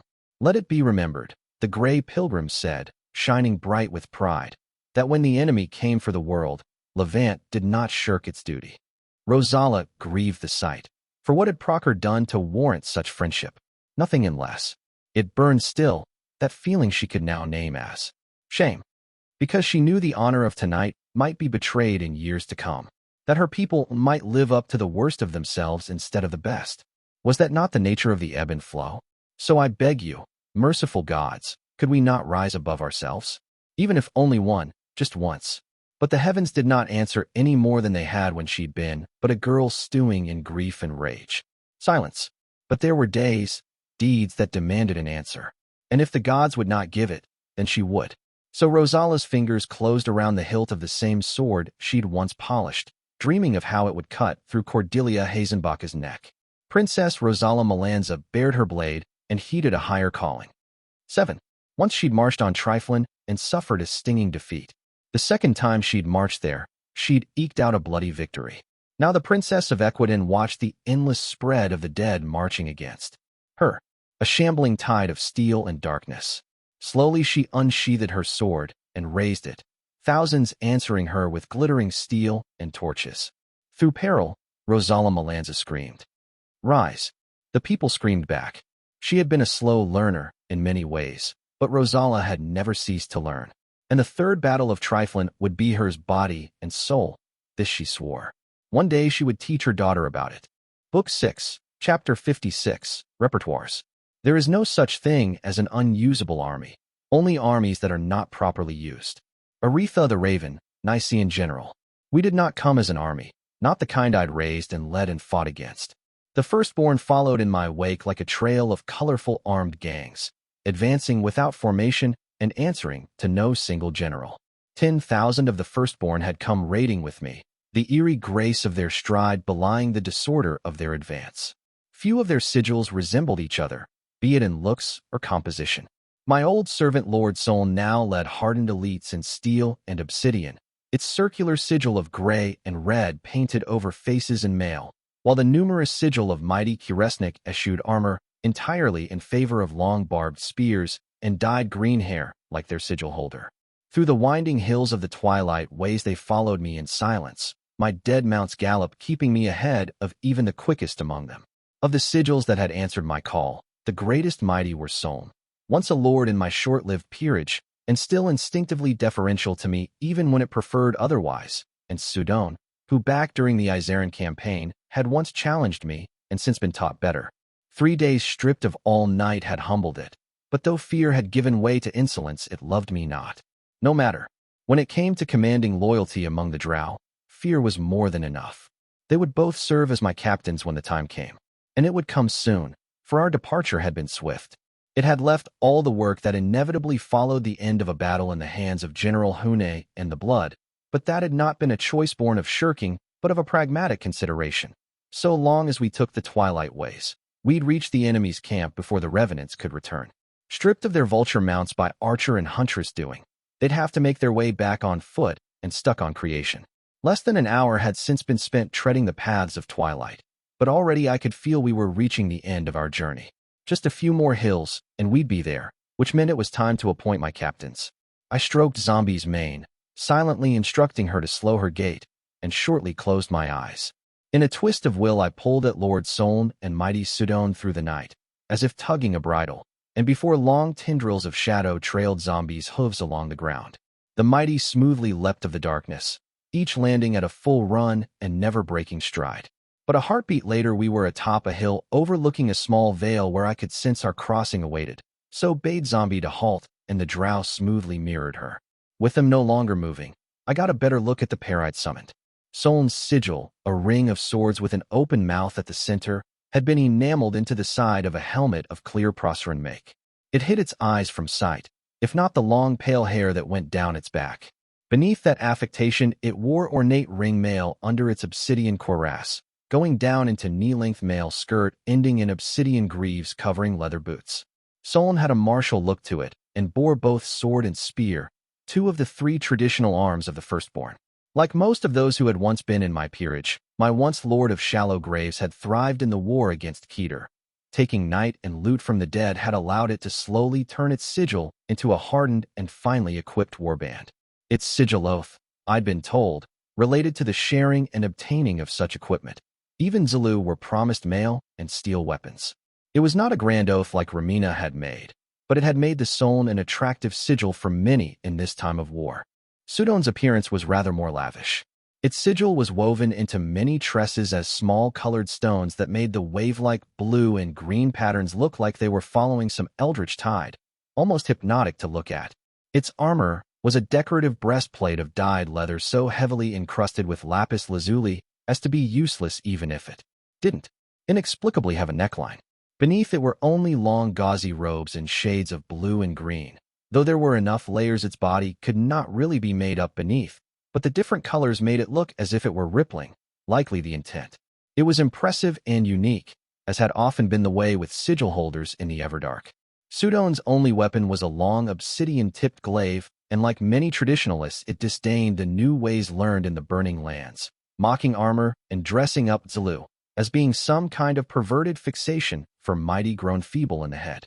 The Sudon and other traditionalist sigils often took harder losses in battle, but the old-fashioned way they distributed night also tended to mean they had more powerful mighty. Those two were, in a way, emblematic of the currents that were beginning to pull firstborn society 2 very different ways. Mind you, the traditionalist here did not have the better reputation of the 2. Sudon was taller than Soln in body, and perhaps stronger in the night, but it was also what the drow called Radular. It translated roughly to glad joiner, and was an insult some firstborn used for mighty who preferred to act through cabals and alliances instead of picking an honest fight. The connotation was that drow like Sudon only fought when the odds were on their side, something most firstborn would be quite offended to be told. The essence of the tenets of Knight, after all, was to rise in power by taking it from others. I'd been silent for too long, I realized, lost in my thoughts as I'd been. Both were looking at me without hiding their wariness. Watch closely, I said, as neither of you were with the host when we took Lozon's Hollow last summer. Lightly tapping the dewy grass of the hill, I let night ripple out and shaped it as the broad strokes of what the location we'd be raiding would look like.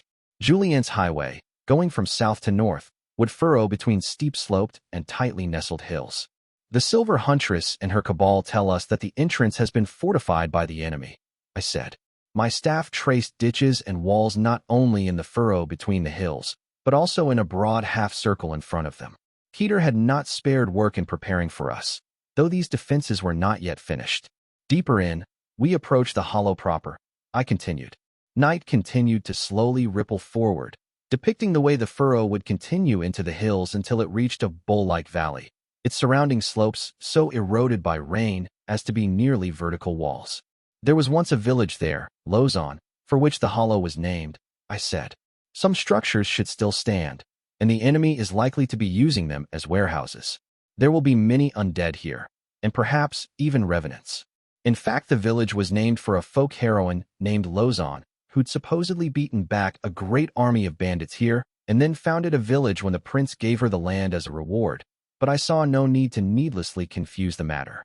Night continued to crawl, shaping the latter end of the pass, a wavy, hilly road with several large alcoves that eventually led back to open grounds.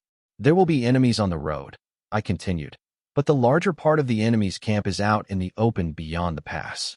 There just wasn't enough room to cram 100,000 people in the pass itself, even if Keteran armies didn't have to deal with the usual disease outbreaks that came from cramming soldiers tightly together for long times. The two mighty were watching closely, and not only because I'd ordered. There were no sigil holders alive who were not practiced raiders, aware of the importance of knowing the lay of the land. We will split our force in 3, I said, so that we might make the most of this night. Wise, mighty Sudon muttered. We will not find a soft belly twice.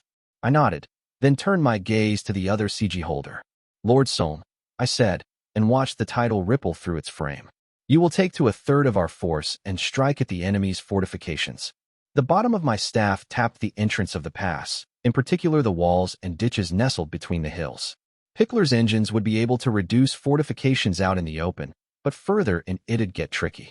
Best take care of that potential bottleneck now, as no one did attrition warfare like Keter. Leave no wall standing and sweep all in your way, I ordered. It will be as you say, Losera Queen, the drow that had once been my lord of shallow graves replied, pressing hand over heart. The dead will die once more. My gaze moved to Sudon, whose silver-blue eyes watched me unblinkingly. You will lead 1/3 of our force as well, mighty Sudon, I said, and tapped the northern edge of the pass. Near the open grounds where the camp lay, but not too far out. Your duty is hunt down the enemy's ritual makers and destroy them, I bluntly said. So ruin where you may, but it is those skulls above all others I require of you. It was a fantasy for the raid to be able to rid us of Nishama's mages, but we could at least hamper his ability to hammer away at us with rituals. It was always binds who were capable of magic, never the lesser undead we called bones, so great concentrations of their kind were usually knots of sorcerers. When they served as officers for his armies, the dead king used them rather more sparingly. Made sense, considering he had a limited stock of binds and massive hordes of bones. Just because Keter's logistics were different than ours didn't mean its armies were entirely without them. Your word is that of save NOC. First under the night, Sudon replied, mirroring Solon's own salute. There will be done. It would do. Sudon was a better match for the mage hunt, given that Solon was a great deal more prone to blunt approaches. It was no Gindrick, mind you, but Sudon was a lot less likely to end up overreaching when it hit the edge of the enemy camp. I will lead the last 1/3 myself, I said. You may pick whatever sigils you like to assemble your war party, but I claimed 3 for myself. Breslage, Randabog, and Kuresnik. A pair of eyes, a shield, and a swift spear. Those 3, as much the mighty as the sigils they had shaped, were at the heart of my plan for my part of the raid. Neither of the three were considered among the greatest mighty of the host, either, so it wasn't even like I'd be stepping on the toes of my two captains by claiming them. And should we both seek the same sigil? Sudon asked. I clicked my tongue against the roof of my mouth. I would expect the matter to be settled in concord between you two, I said. I have no patience for foolishness tonight. As you say, first under the night, mighty Sudon murmured in reply. Not convinced, that one. It would have preferred a fight. Sudon's sigil had grown smaller in the years since the giving of sigil oaths had become a law of the firstborn, for its rule was particularly brutal to Zulu. Yet those that remained, and those that had since joined, were hard-nosed traditionalists. That lesser mighty and even Zulu would be willing to become Sudon, knowing they'd be treated like expendable things had startled me. But then the Everdark's traditions were not something easily set aside, even when those traditions were at your expense. Might this one ask what deeds you will seek tonight? Lord Solon delicately asked. Flattery and not genuine deference this time, I gauged. Not that it made any difference. Havoc, I replied, baring my teeth as my staff came to rest on the valley that had given the pass its name. Havoc is my business tonight, Lord of Shallow Graves. While they went about their sabotage, I was going to return to my roots. I'd make enough of a bloody ruckus that Keter would not dare to look elsewhere. Is it not always, Losera Queen? Mighty Sudon laughed. It bowed to me, allowing the gesture to end its presence as it dissolved into shadow. Our deeds will be worthy, Lord Solon promised me, of an empire ever dark. It followed suit, though not quite as smoothly. As for me, I closed my eyes and let Zombie guide me towards the last of the distance to the needle hole that would take us out of the twilight ways and into the heart of the enemy camp. Letting the night flow through my veins, I listened through the sea of thoughts and emotions as my two captains picked their sigils. They went swiftly, the unspoken competition having hurried them as I had wished, and when the last of the sigil holders, a mighty Finnerock, went over to Sudon, I leaned forward with a smile. The darkness came eagerly when called. You ride with me, I murmured. It carried through the night, like a whisper into the ears of my raiders. Fear and excitement bloomed, along with an undercurrent of hunger. Oh yes, I mused, these would do nicely. The sigil holders among them I pulled to me as my mount slowed, and then stopped before the very stretch of grass where we would cross. First those I had wanted most, wary Breslage, grizzled Randabog, and bold Kuresnik. But the others as well, the whole throng of them, with only the most eye-catching standing distinguished from the rest. One-armed Vidaga bedecked in jewels, Derisim with the bone-white tattoos and its ebony spear, even bloody Agavis, smaller than me, almost childlike, and having never worn paint not made of mighty's blood. Even the least of them had been around for a century, and there's some here who had been blooding their spears for longer than anyone save elves could live. Sudon has been made a hunter of hunters, I told them, and Solon will destroy the works of the enemy. Ours is to be the hour of the sword, mighty, bare and bloody. I swept the sigil holders with my gaze, holding them there look enough for them to look away. We will war in the manner I have arranged, I said. Listen close now, for you will bring those words to your sigils. Nothing too sophisticated would work with Firstborn. They weren't trained soldiers, and though by now they were veterans one and all, it would be decades before a proper drow war doctrine could be made. Just adapting the Legion 1 to Firstborn peculiarities was bound to fail, and spectacularly. So it was tactics and broad strokes I presented them with. Skirmishers out front, the sigils heavy on them taking the vanguard when we crossed. After the first few exchanges, armored sigils would strike in the thick of the enemy, and those few small sigils that were heavy on mighty were to hunt constructs and revenants at the exclusion of all else. The tactics were not new to them, and I trusted they would be carried out skillfully. The dismissal was swift, save for three I held back. Breslage, Randabog, Kuresnik. I met their eyes, sensing their unease in the night. I have a particular use for you, I smiled. They listened, and when I was certain they'd understood, I dismissed them as well. Not a moment too early, either. Our way out was just before us, and the forces of Solon and Sudon were nearing their own ways out. Orders trickling down formed sigil holders to sigil. My third of the forces gracefully repositioned into the rough order of battle I'd outlined and resumed its advance.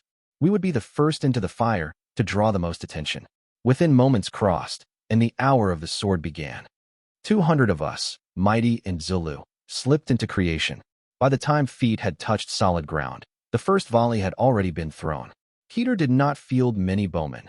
Bows required too much upkeep, but that hardly meant the armies of the dead king were without ranged weapons. iron-tipped javelins came down as a rain. 2 Zulu were unlucky enough to take a sharp tip through the chest before they could liquefy into shadows, but they were the only casualties from the first round.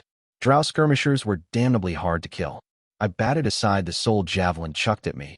It would have punched through my shoulder, by the angle, with my staff, and took an assessing look around. I almost let out an impressed whistle as a second wave of drow came into creation, for Keter had been busy. All around us the dead turned to match the threat. Already a second volley of javelins was in flight even as drow began to emerge from the shadow tendrils closer to the enemy. But the sigil holder for the Serbanad howled as it unleashed night, and the javelins froze in midair, momentum stolen from them. They clattered to the ground a moment later, even as I pulled night to my eyes and tried to figure out the lay of the enemy's fresh works. The abandoned village of Lausanne had been rebuilt into fortified stone warehouses, but that wasn't unexpected. The surprise was the scaffolding going up the eastern and western sides of the hollow, intricate sets of stairs, and even pulley lifts. In the darkness, I glimpsed hulking shapes atop the hills where the scaffolding led, not constructs but instead engines of war. My brow rose, as those were rare. Neshama usually preferred his horrors, as they could be used in more ways than simple engines. Which meant, I grimly thought, that these were unlikely to be simple engines at all. We had maybe half an hour to spare before this got too dangerous to continue, so there was no time to waste. My skirmishers were already on their 4th wave through and they'd closed the distance with the dead, going up close with the skeletons in mismatched armor the dead king had crammed here. More threatening were the warbands of heavy infantry near the entrance to the hollow, tall skeletons in heavy armor, wielding long spears and great shields. If my vanguard got in close with those it'd be slaughter, so I breathed out and let night flood through my veins. A few javelins were thrown at me, but 2 Isp Volvage Paint had stayed as guard dogs, and they shredded the projectiles with howling bursts of air. I struck the ground with my staff, letting night crawl out in thin tendrils like spiderwebs along the ground. With every heartbeat more of the hollow was covered, until the crisscrossing covered the full grounds. Firstborn stepped on the darkness without consequences, which had been the tricky part, but where the undead made contact they found the working stuck to them like glue. Much less exhausting than a destructive miracle, and almost as effective. Given the size of the heavy infantry and their lack of finesse, most of them were caught within moments. Those that weren't found their fellows served as the wall they were meant to be, only this time to Keter's detriment. Slayers, begin, I called out in crepuscular. Acknowledged bloomed in the night as the last of my skirmishers hurried through and armored drow began sidling into creation. All around me the hollow had become a nightmare-made melee. Deft drow dancing around clumsy corpses. Many stuck to my miracle, and reaping death as they moved with fluid grace, slipping into shadows and striking with unnatural strength. I waited until 2 sigil holders I decided on earlier came through, then finally set out. Krakovich, Prosage, with me, I ordered. I limped towards the old village of Lausanne, the 2 of them trailing behind me, without a thought to disobedience. Mighty Krakovich, I am told you know the secret of great gales. It is so, mighty one, the sigil holder acknowledged. And you, Prosage, are reputed to hold the full suite of the secrets of ruin, I noted. A feat long in the making, Losera Queen, it proudly replied. Good. The ruin secrets were on the subtle side, compared to most secrets, but I'd found them very useful. The trick that had killed the Saint of Swords was derived from the secret of marching ruin, against most conventional defenses. There just wasn't a lot of sorcery using similar means, so most wards and enchantments didn't account for them. Good, I smiled. Mighty Prosage, I want you to use the secret of ruinous downfall on those stone houses. I pointed at the warehouses Keter had raised from the old village, sidestepping a skeleton swinging a sword as I did, and leaving Krakovich to absent-mindedly slap its head off. Its fingers trailed down the bare spine after, and there was a soft touch of power as night was stolen from the corpse and added to its own. Prosage looked pained, as if it wanted to contradict me, but did not dare. There are too many, Losera Queen, and the sum is too large, Prosage finally hazarded. It will not be a success. It's not meant to, I grunted. Krakovich, be ready to call on the gales soon. Mighty Prosage, either reassured or wary of arguing further, heeded my command. Biting deep into its own thumb, it drew intricate patterns on its bare arm, the night shivering in them, and only then did it begin to call on the secret. A stabilizer, the patterns, as the ruinous downfall was particularly difficult to maintain. It was based on the principle of entropy, like most secrets of ruin, but this particular one had a vicious bent.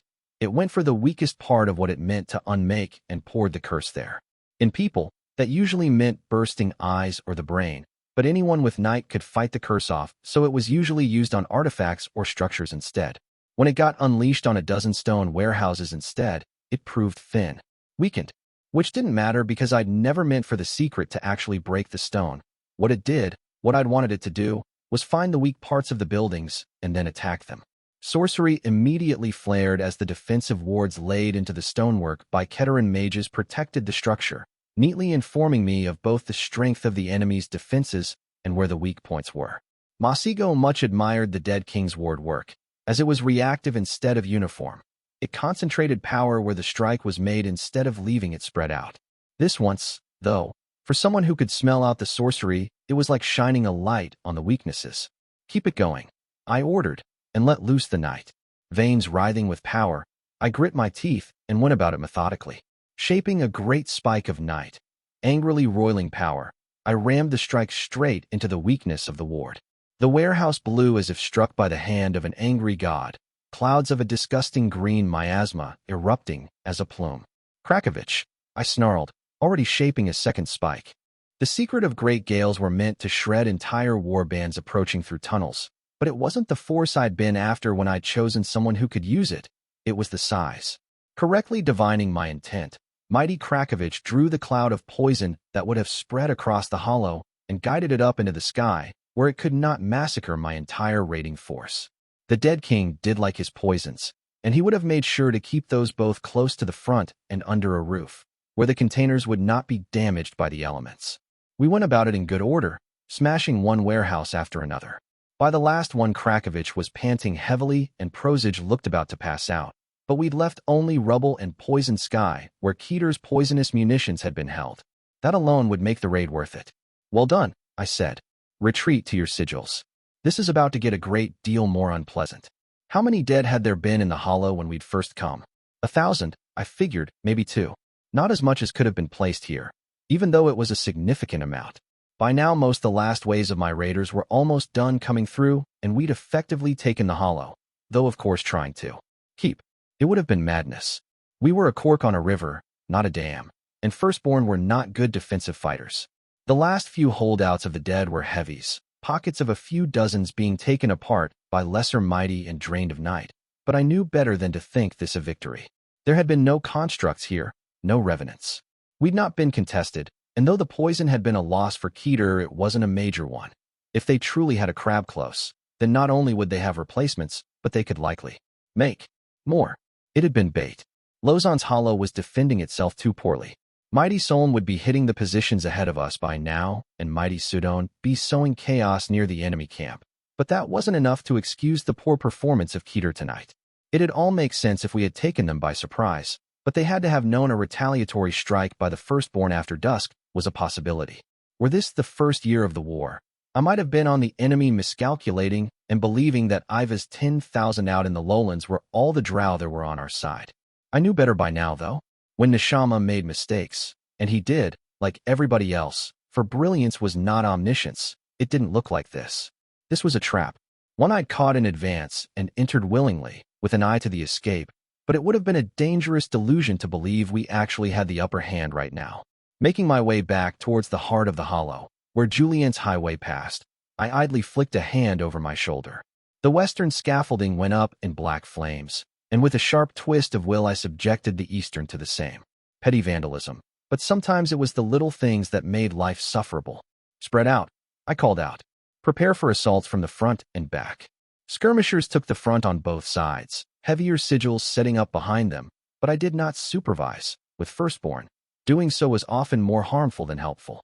I pulled at mighty Agaviz and Derisim through the night, called them to me. I did not waste time with courtesies when they rose from shadow. There are engines of war up on the hills to the east and the west, I said. Go there and learn of them. Destroy the enemy's work if you can. I dismissed them curtly, and in silence they melded back into the shadows. I doubted the Dead King would leave those as unprotected as they looked, but it was worth a try. And if it went bad, as I suspected it might, those two sigils were known as being rather quick on their feet. Unlike with humans, The drow conception of honor in no way precluded running away when the opposition was stronger than expected. Safely at the heart of the milling sigils, I wove myself a few protective workings in night, an illusion, a sharpening of my senses, and a trip ward, and straightened my back. It wouldn't be long now, I figured. Above, on the hills, the two sigils I'd sent ran into what sounded like entrenched defenses. There was fire and light, sorcery, as well as clash of arms. And still I waited, almost with bated breath. Agaviz retreated from the western heights, going down the heights as shadow strands with most of the force it had taken up there, when finally Keter closed its trap. With a bone-shaking hum, wards went up over all of us. Idly, already knowing the outcome, I tried to open a gate into the twilight ways and found a lock had been placed over the area. The first part, I mildly said. Now for the second, King of Death. As if called forth by my words, two hulking shapes rose from where they had been lying among the hills.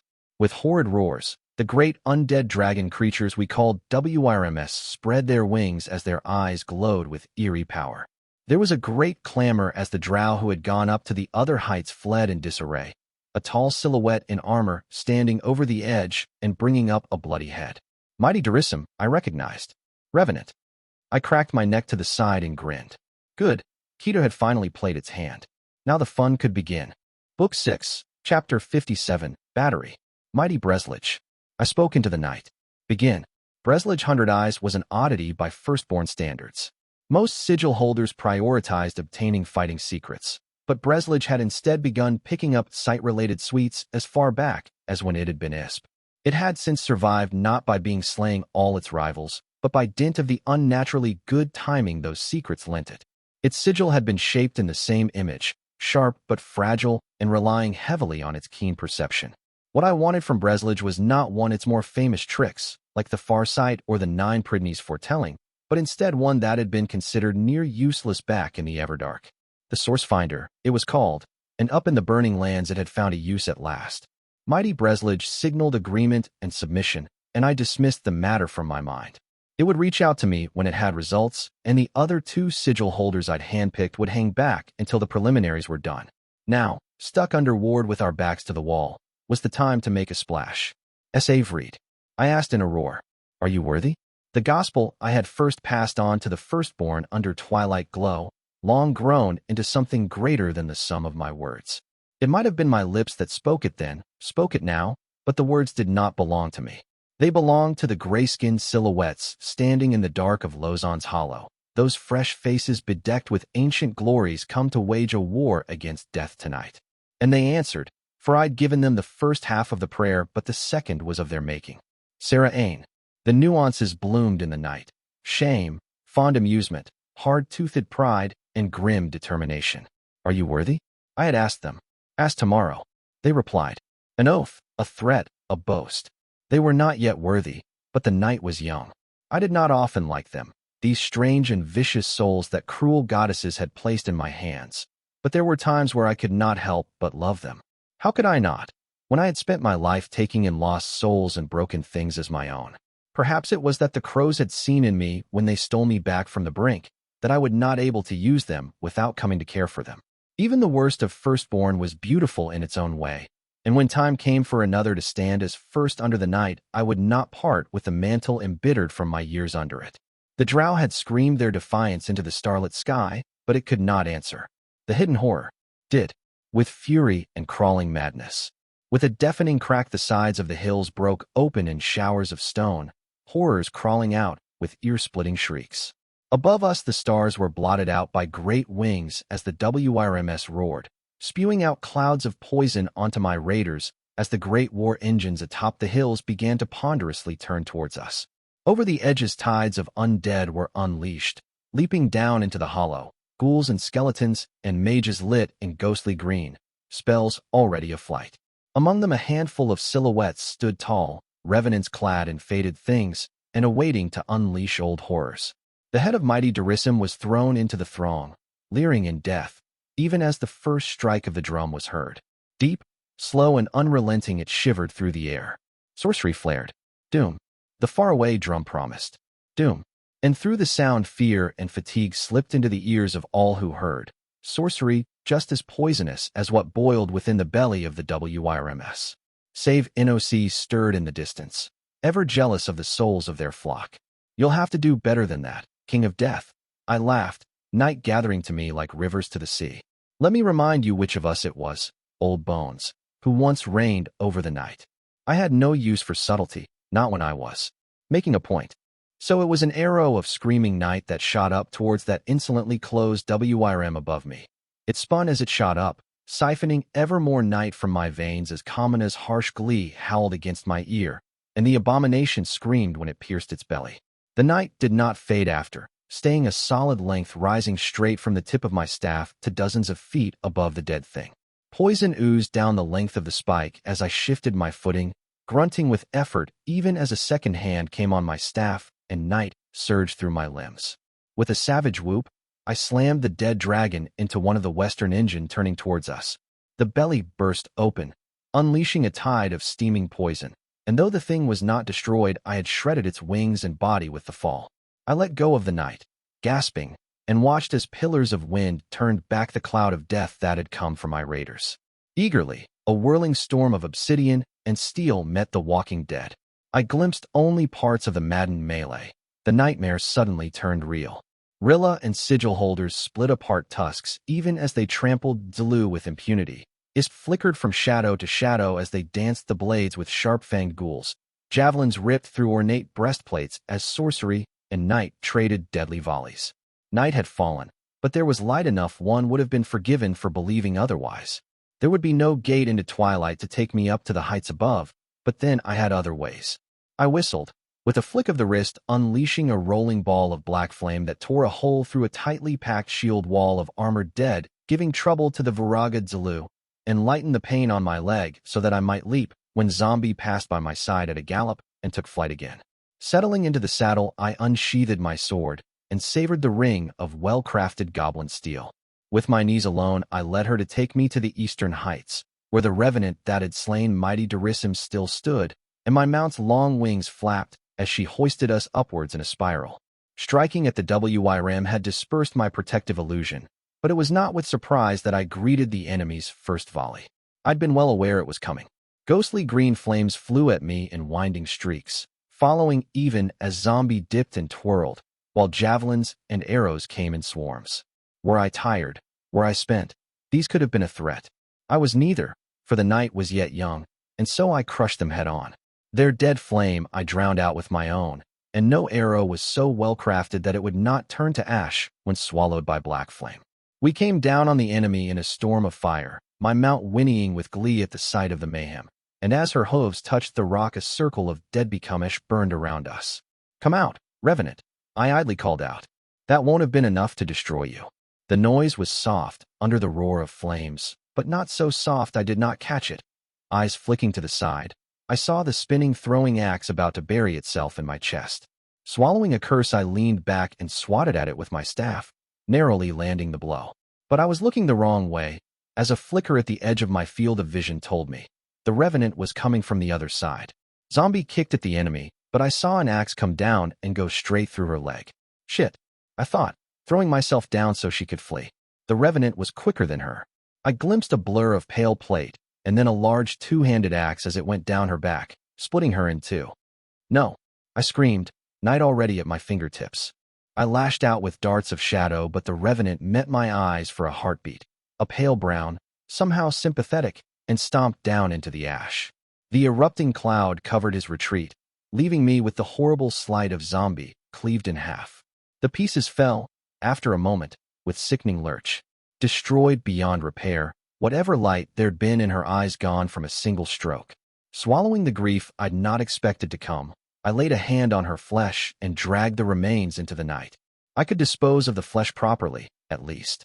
There was no time for more, as another muted whoosh tipped me off. The enemy was after me again. This time I ducked below the throwing axe, sharpening my senses further so I might hear from where the Revenant would come. Left, I thought, and lashed out with night.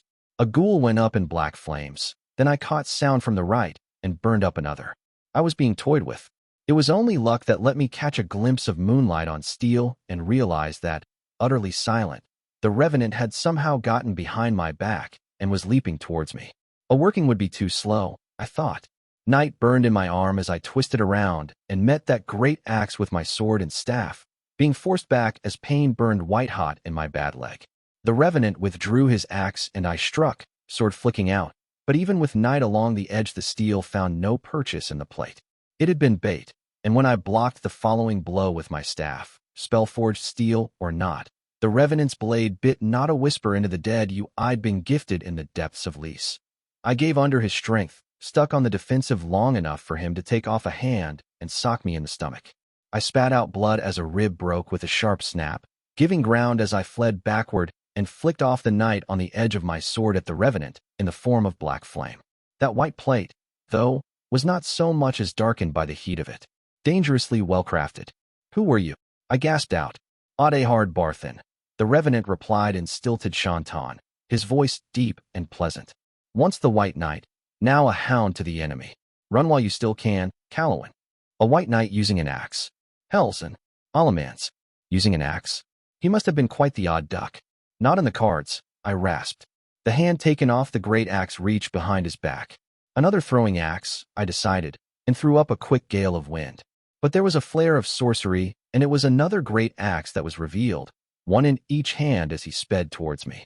I shaped a tendril of Night and sunk it into the ground right before him, then detonated. He leapt up, just in time for my staff to smash his armored stomach and forced him back to the ground. I swallowed a scream, my broken rib digging deeper into my flesh. I struck out with my sword, looking for a weak point closer to the knee. If I found flesh, I could burn him inside out while avoiding the enchanted plate. An axe came down to force aside my blade, goblin steel stubbornly matching Ketteran's spellcraft, and he swiftly pivoted on himself with his axe spinning with him and aimed for my throat. Gods, but he was quick for a man his size. I formed a tendril of Night, curling around my own abdomen, and had it drag me out of the axe's swing faster than I could move, then hammered his helmeted head with the tip of my staff. Night blew up in a heated detonation, but while the helm shook from the impact, save NOC's power did not bite into the steel as it should have. Fuck me, but this one was a hard nut to crack. I stole the pain out of my rib, as it was getting too much to bear. Completion sounded a clarion call into the night. Mighty Breslage was done, and it had answers for me. Though I itched to continue the fight with this strange White Knight, who'd already cost me too much, I'd not come here for revenge or a pissing match. My staff struck the ground in front of me, smoke billowing out, and even as a great axe went spinning through where I'd been a heartbeat earlier, I weaved an illusion around myself. Lesser undead came flooding the edge of the broken hill, as if answering the Revenant's call, but I was just one limping step ahead. I skipped off the edge, calling night to myself. Tendrils of darkness rose from the ground, forming into a flat bar I landed on, and then stairs I strolled down as the workings of Mighty covered my back from the shots of the undead. Mighty Breslage knelt as I approached, so unusually short and stout for one of the firstborn. I'd not seen many who could be called fat, though Breslage fell well short of that, and its gaudy golden trinkets dangled on their strings. "We have found 3 sources, Losera Queen," Breslage said. "I offer these sights to you." It offered up its palm, a small sphere of night atop it. With a nod of thanks I took the sphere in hand and crushed it. My vision wavered as the memories I'd been given settled into my mind. It took me a few heartbeats to place the 3 ward anchors Mighty Breslage and its sigil had found. One in the enemy's camp proper, beyond the pass. I sunk that memory into the night and passed it to Mighty Sudone, along with the curt order of destroy, and another closer to the front, close to where Lord Solon was fighting. Its raiders were actually in the memory, getting the worst end of a tumble with ghouls and Bjorns. I passed along in order to break that anchor as well, Solon replying with a sense of acknowledgement. "You believe the 3rd anchor is the key one," I noted. "It is the source of sources," Mighty Breslage agreed. "And it was the one closest to me, not far beyond the hollow, into the winding pass and tucked away behind secondary wards obscuring what defended the anchor. It had trap written all over it, but it needed to be sprung anyway. Fortunately, I'd already handpicked.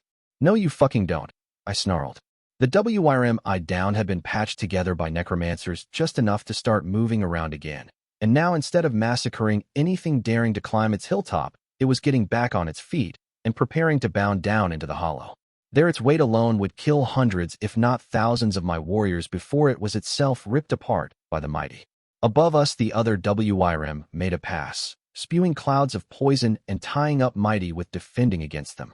Too many for comfort. Every one of those wasn't handling more mundane javelin volleys killing the Zulu. The poison will win, in the long term. The cold voice in the back of my head assessed as night raced through my veins.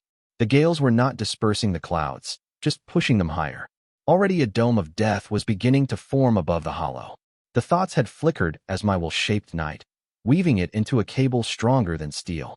Without asking, I snatched a javelin from Breslaj's back and bound the working to it before sheathing my sword and leaving my staff to stand unnaturally still. The downed WIRM was not a difficult target, so strength without skill was enough to have the barbed javelin sink into its side. The cable went from before me to the WIRM, protruding from a rippling sphere of night, but I wasn't intending for a repeat of the last time. I ripped out the other end of the cable from the sphere, spinning it out and adding a hook to the end. The downed WIRM leapt, after having batted ineffectually at the cable, and found it would bend but not break, but I was swifter still. The other WIRM was making it pass, and the hook clipped its belly. Both WRMs roared with dismay as the cable pulled taut, forcing the flying dragon into a fall and snatching the leaping one before it could land atop my warriors. They both fell on hillsides out of sight, writhing angrily, and without batting an eye I wove a fresh cable and tied it halfway through their shared binding. The other side of that fresh cable I tied to a javelin, offered up solemnly by Breslaj, and with a snap threw it at the hulking shape of Keter's untouched siege engine on the eastern heights. A hard smile stretched my lips as I felt the steel bite into something solid and the night sink roots, just in time for the WIRMs to try to peel away. One went back up in the air, the other circled west to return to the hollow. Both pulled at the second circle with massive strength. With a thunderous crack the engine was pulled up, and it was with pleased chuckle I saw that the base of the platform had been fused into the rock. The WIRMs cracked the hill open like an egg, undead falling below as part of a rain of rock. That ought to slow the enemy down some. A tide of dust washed over us, and I pulled my hood down, calling mighty Randabog and mighty Kuresnik to my side. In the distance I felt an anchor break. Mighty Sudon's work, and not its only doing by the rising columns of smoke in the distance. The ward cutting us off from the ways thinned, especially around where the anchor had been, but it did not break. Most likely it wouldn't until the main anchor lay shattered. Breslaj, I mildly said, you have tactical command until I return. Aim the mighty to keep back the poison cloud, and make the WIRMs trash everything you can. Kno save NOC, mighty Breslaj fervently swore. Randabog was a stately one, wearing a black cloth mask going down to its lips. The yellow cape on its back somehow accentuated the tall silhouette bedecked in boiled leather painted black, and it bore a long curved sword at its hip. Kuresnik was the opposite, if anything, though just as tall, save for its dyed green hair it wore not a thing above the waist. It had similarly eschewed boots and wore only a skirt of long metal-tipped leather strips as clothing. It had a wild look to it, and its vivid green sigil was tattooed on its face, mixing with intricate tattoos of the same hue covering most of its gray-skinned body. Open your minds, I ordered. With restraint, but not gently, I pushed into them the sight Breslaj had shared with me. The main anchor, nestled in the pass and awaiting our destruction. Both drow shivered as the sensation, as the knight that I wielded came straight from save NOC, and apparently felt purer that most. Raw, Kuresnik? I asked. It clenched its jaw, as if straining. I can take us close, Losera Queen, mighty Kuresnik eventually agreed. But not there directly. There is a boundary. Around us their sigils had been gathering, still fresh and eager from having been kept in reserve all this time. Maybe 700 in total, most of them Kuresnik. Their sigil was one of the most numerous in my army, though their lot was admittedly thinner on mighty. The Randabog had never been many, and their chosen specialty had not lent itself well to thriving in the war, but their core of 21 mighty were what I'd been after all along. Do it, I bluntly ordered. Mighty Kuresnik slammed the butt its long barbed spear into the ground, night rippling out, and a heartbeat later its sigil followed suit. Kuresnik, that bold soul, had taken to the new ways with great relish. It was the first of my sigil holders to have ever taken a secret it owned and taught it to its own, spreading it around until its entire sigil could use the secret of long strides. Not all Kuresnik were able to use it properly, but enough minds had pondered the matter that while trying to make the secret easier to use they'd ended up making another entirely. The secret of the Shadow Road, as they called it, was more or less a communal version of the long strides, one that could, with sufficient numbers, be extended to cover people who did not know either secret. To my eye, it looked like a mirror made of darkness was opened in front of me, and after a wary glance, I limped through. A tunnel, I thought, one in which I stood alone.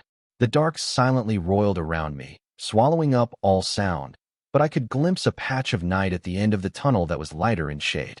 It felt like I'd walked for an hour when I strode through the waiting dark mirror at the end, but my sixth sense told me that dawn was barely any closer. Mere moments had passed, and still I now stood among a throng of drow, mostly Kuresnik, while ghostly fire rained down from above and sorcery crackled angrily in the air. "Forward!" I bellowed in crepuscular. "Sarah Ain!" they shouted back. The dead king had known we were coming, and so made this place into a killing ground. The bend in the pass had been turned into a bastion, 8 sets of increasingly tall and thick ramparts with the last reaching the height of the surrounding hills. Ghouls screeched as they leapt into the charging Kuresnik, claws and barbed spears tangling savagely, and knots of bind mages scorched the air with their eerie flames from behind the safety of skeletons so heavily armored they boasted more steel than bone. Lizards, rare among constructs, lay on their bellies atop the ramparts and spat gouts of flame and poisonous smoke. It was a tide of death, but it was met with vicious valor. Shaping night into a great spike, I hammered at the ramparts even as the Randabog began to emerge from the shadow road. The walls shook, but they had been warded up to the gills. I turned undead to ash but did not shatter stone. We'd have to do this the hard way. This was an ambush in more ways than one, of course. My firstborn had emerged just outside the bend, scything through the few dead on the road, and immediately turned against the heavily fortified bastion, but Julien's highway continued towards the enemy camp. Reinforcements poured in so swiftly they couldn't even be called that. A wedge of tusks, those great boar-like abominations with bellies full of stone, took the vanguard, but behind them a flood of binds and bones was coming at a run. On the heights above, to the east, I caught sight of a silhouette in pale plate, mounted atop a horse entirely of bone, now, but there was no mistaking that great axe. The revenant who had once been the White Knight bellowed no war cry as he led his mount to skip off the edge of the hills, lesser undead trailing at his wake. "You again," I coldly said. This might have been trouble, were I a fool. Mighty Randabog answered my summons, having been close and waiting. "Randabog," I hissed. "Now." It nodded, its mighty gathering around it to lend power. "I am the curate of forgery," Mighty Randabog prayed, voice clear and beautiful. "I bear empty sacraments and offer neither rise nor fall, only the bitter deception of the road winding ever round. Hallow me, save NOC, and so permit me to share your gloom with all the world." The dead knight raised his axe, sensing the power, but it was too late. Before the hooves could touch the ground, darkness billowed out from mighty Randabog in a great ring. It swallowed whole the revenant and the tip of the coming reinforcements, before coming at a sudden halt. Within the ring, only my force and the enemy bastion could be seen. No one else would intervene so long as the secret of the lesser gloom held sway over these grounds. Round and round our enemies would go, finding nothing but where they had come from. Now, I thought, all that's left is smashing that fucking bastion to pieces. I felt triumph in the night and the wards shivered. Lord Solon had destroyed its own anchor. All on us, then. Some maggling tossed a fireball at me, curving it past my warriors, and I casually swatted it aside as I took in the sight of the assault unfolding. Normally, I'd consider sending Lightfoot into a dug-in position to be throwing away lives stupidly, but the Kuresnik were a different story. Nimble as wasps, they flitted from place to place in no way impeded by the heights and the walls. Already they'd swarmed through the first 2 walls, but looking at the meat grinder that ensued, I wondered if that might not be by design. The third rampart was further back than the others, giving a clear line of sight, and the dead took full advantage of that. With heavies out in the front and some sort of wards stunning the drow when they went up as shadows, the third rampart was proving the cliff to the sea of the Kuresnik. They won footholds, but did not keep them long. How many had died already? A third of the force at least. Lucky for them, I'd come along. "Randabog Zulu, with me?" I shouted. Even as I limped to the front of the offensive, drow parting smoothly for me, the enemy began to focus their fire on me. Ghost flame and curses, javelins and arrows and stones. I raised my staff, pointing it forward, and wove night as a vortex of wind sucking in the deadly rain. Within moments the winds were howling with fire and steel, burning bright, and with a grunt of exertion, I shaped the wind into a sphere and smashed it down on the third rampart. Sorcery and hot steel erupted, carving a hole in the enemy's defenses, while I dragged myself up to the first rampart with night tendrils, and the Zulu followed with nimble leaps. The dark filled with nightmarish visions that came almost too quick for me to react. A ghoul fell on me from above, and I unsheathed my sword just in time to carve through it, staff coming forward to send a streak of black flame into some bind's leering skull before it could tighten a curse of decay around my throat.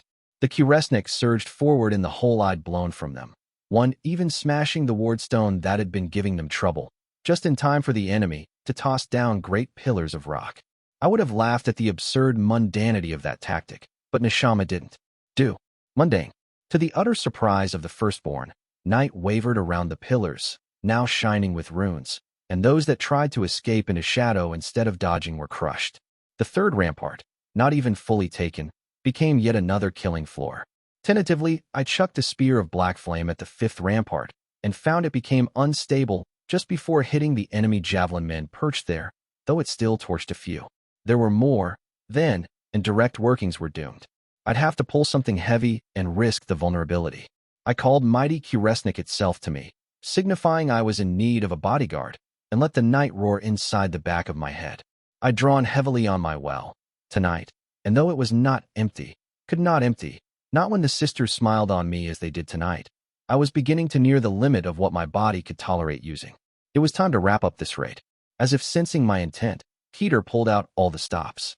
Stones shifted and a terrible screech filled the air, swarms of insects emerging from the sixth rampart like a tide and descending. Distantly, I heard Kuresnik fending off arrows and worse. Swallowing a curse, I adjusted the working I'd begun to weave on the fly, forced to adapt as the first ranks of Zulu were devoured alive, and the mighty began to torch swarms and drow alike with black flames of their own. A dark shape, vaguely rectangular, began to shimmer into being above the enemy. Sweat beaded my brow. A headache was already pounding at my temples. Merciless gods, but I hated shoving imperative properties into things.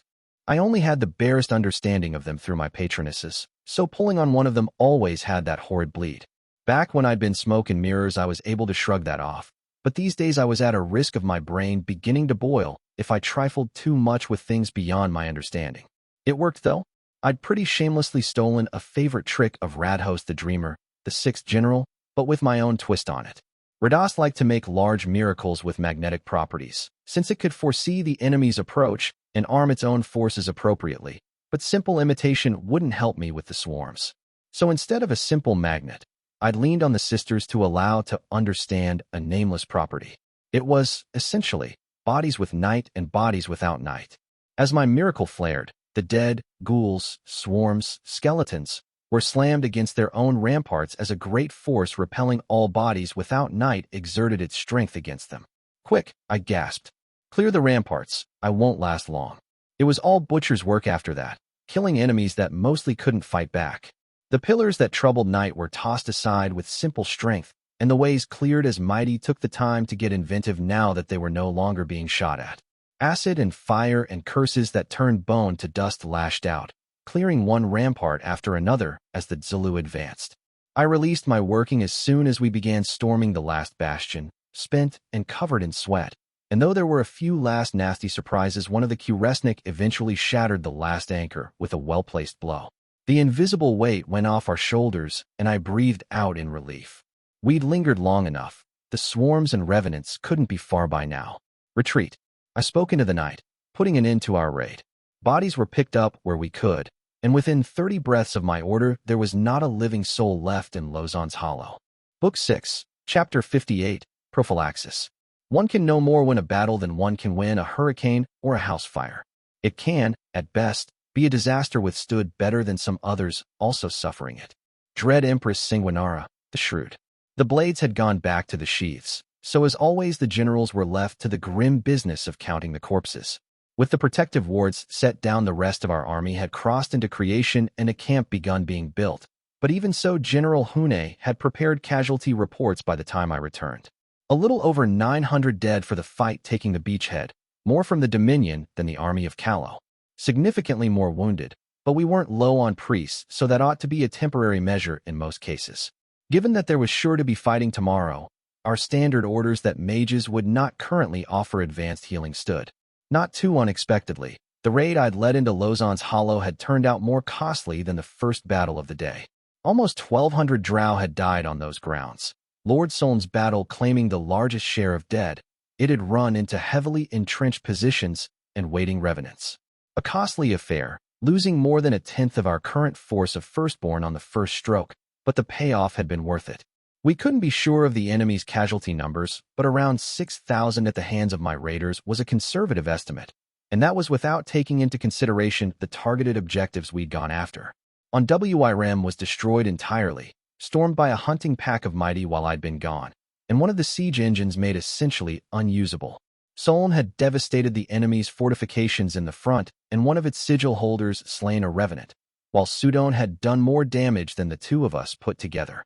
3 ritual sites had gone up in flame along with the mages manning them before it found a fourth too well fortified to assault, and turned instead to setting fire to every structure in sight. It had even collapsed the mouth of the pass leading out of the hollow on its way out, which if nothing else ought to slow down the enemy's repairs overnight. I sat down with Senior Mage Dastardly from the 3rd to get my rib seen to, as I heard Hune's assessment of the situation in camp. We were building quickly but too fragile for her tastes. Not that there was much of a choice. While Dominion folk and Procerants, the Volagnac soldiers and the Fantassins drew lots, could be put to work digging ditches, most couldn't be trusted to raise palisades or assemble watchtowers. It just wasn't the way either of their peoples waged war. They had no training in it. I called a war council after thanking Dastardly for his work, first to reiterate the watch arrangements. Goblins and drow would take the first few shifts, but as soon as we had enough torches and mage lights up, the forces that had not fought today would begin sending watchmen. But secondly, to share what I'd learned during the raid. The surrounding hills have been hollowed out, I told them.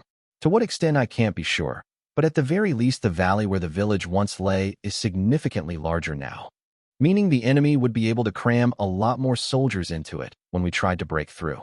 More worrying is this, I continued, pulling at night. I drew out the silhouette of the 2 siege engines I'd never quite gotten a look at. Larger than even goblin works, much less those of the dwarves, Princess Beatrice observed. Spoken like someone who'd never seen an actual dwarven army on the march, I thought. The stuff they peddled up here was the dregs of their arsenals. What does it do? Lady Aquiline more bluntly asked. I don't know, I admitted. Neither fired, and they were slow in turning towards us. I'd wager they were being pointed at the grounds in front ahead of the hollow, and that the machines are slow to turn. Not surprising, given the size, General Abigail muttered. Old Bones doesn't usually use this stuff either, Your Majesty. It's all monsters and spells. I don't like the looks of it at all.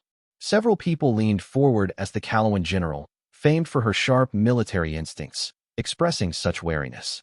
They'd not been taking it all that seriously until now. Do we have a way to silence it before the assault? Lord Razin asked. We can't take horses up those hills, Grandmaster Talbot said. Gods know we tried, last year. We never found any proper paths for soldiers to go up, either. I intend to send Special Tribune Robber into the hills to see if there are paths to use, I said. But I'll not pin great hopes on the attempt. The area will be swarming with undead, regardless.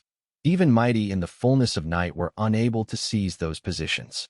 I hadn't been able either, and lost zombie in the process, but I wouldn't admit to that in front of these people.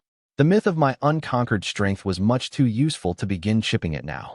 It might be worth trying a second raid while the full strength of the Firstborn when the detachments return, Captain Reinald suggested.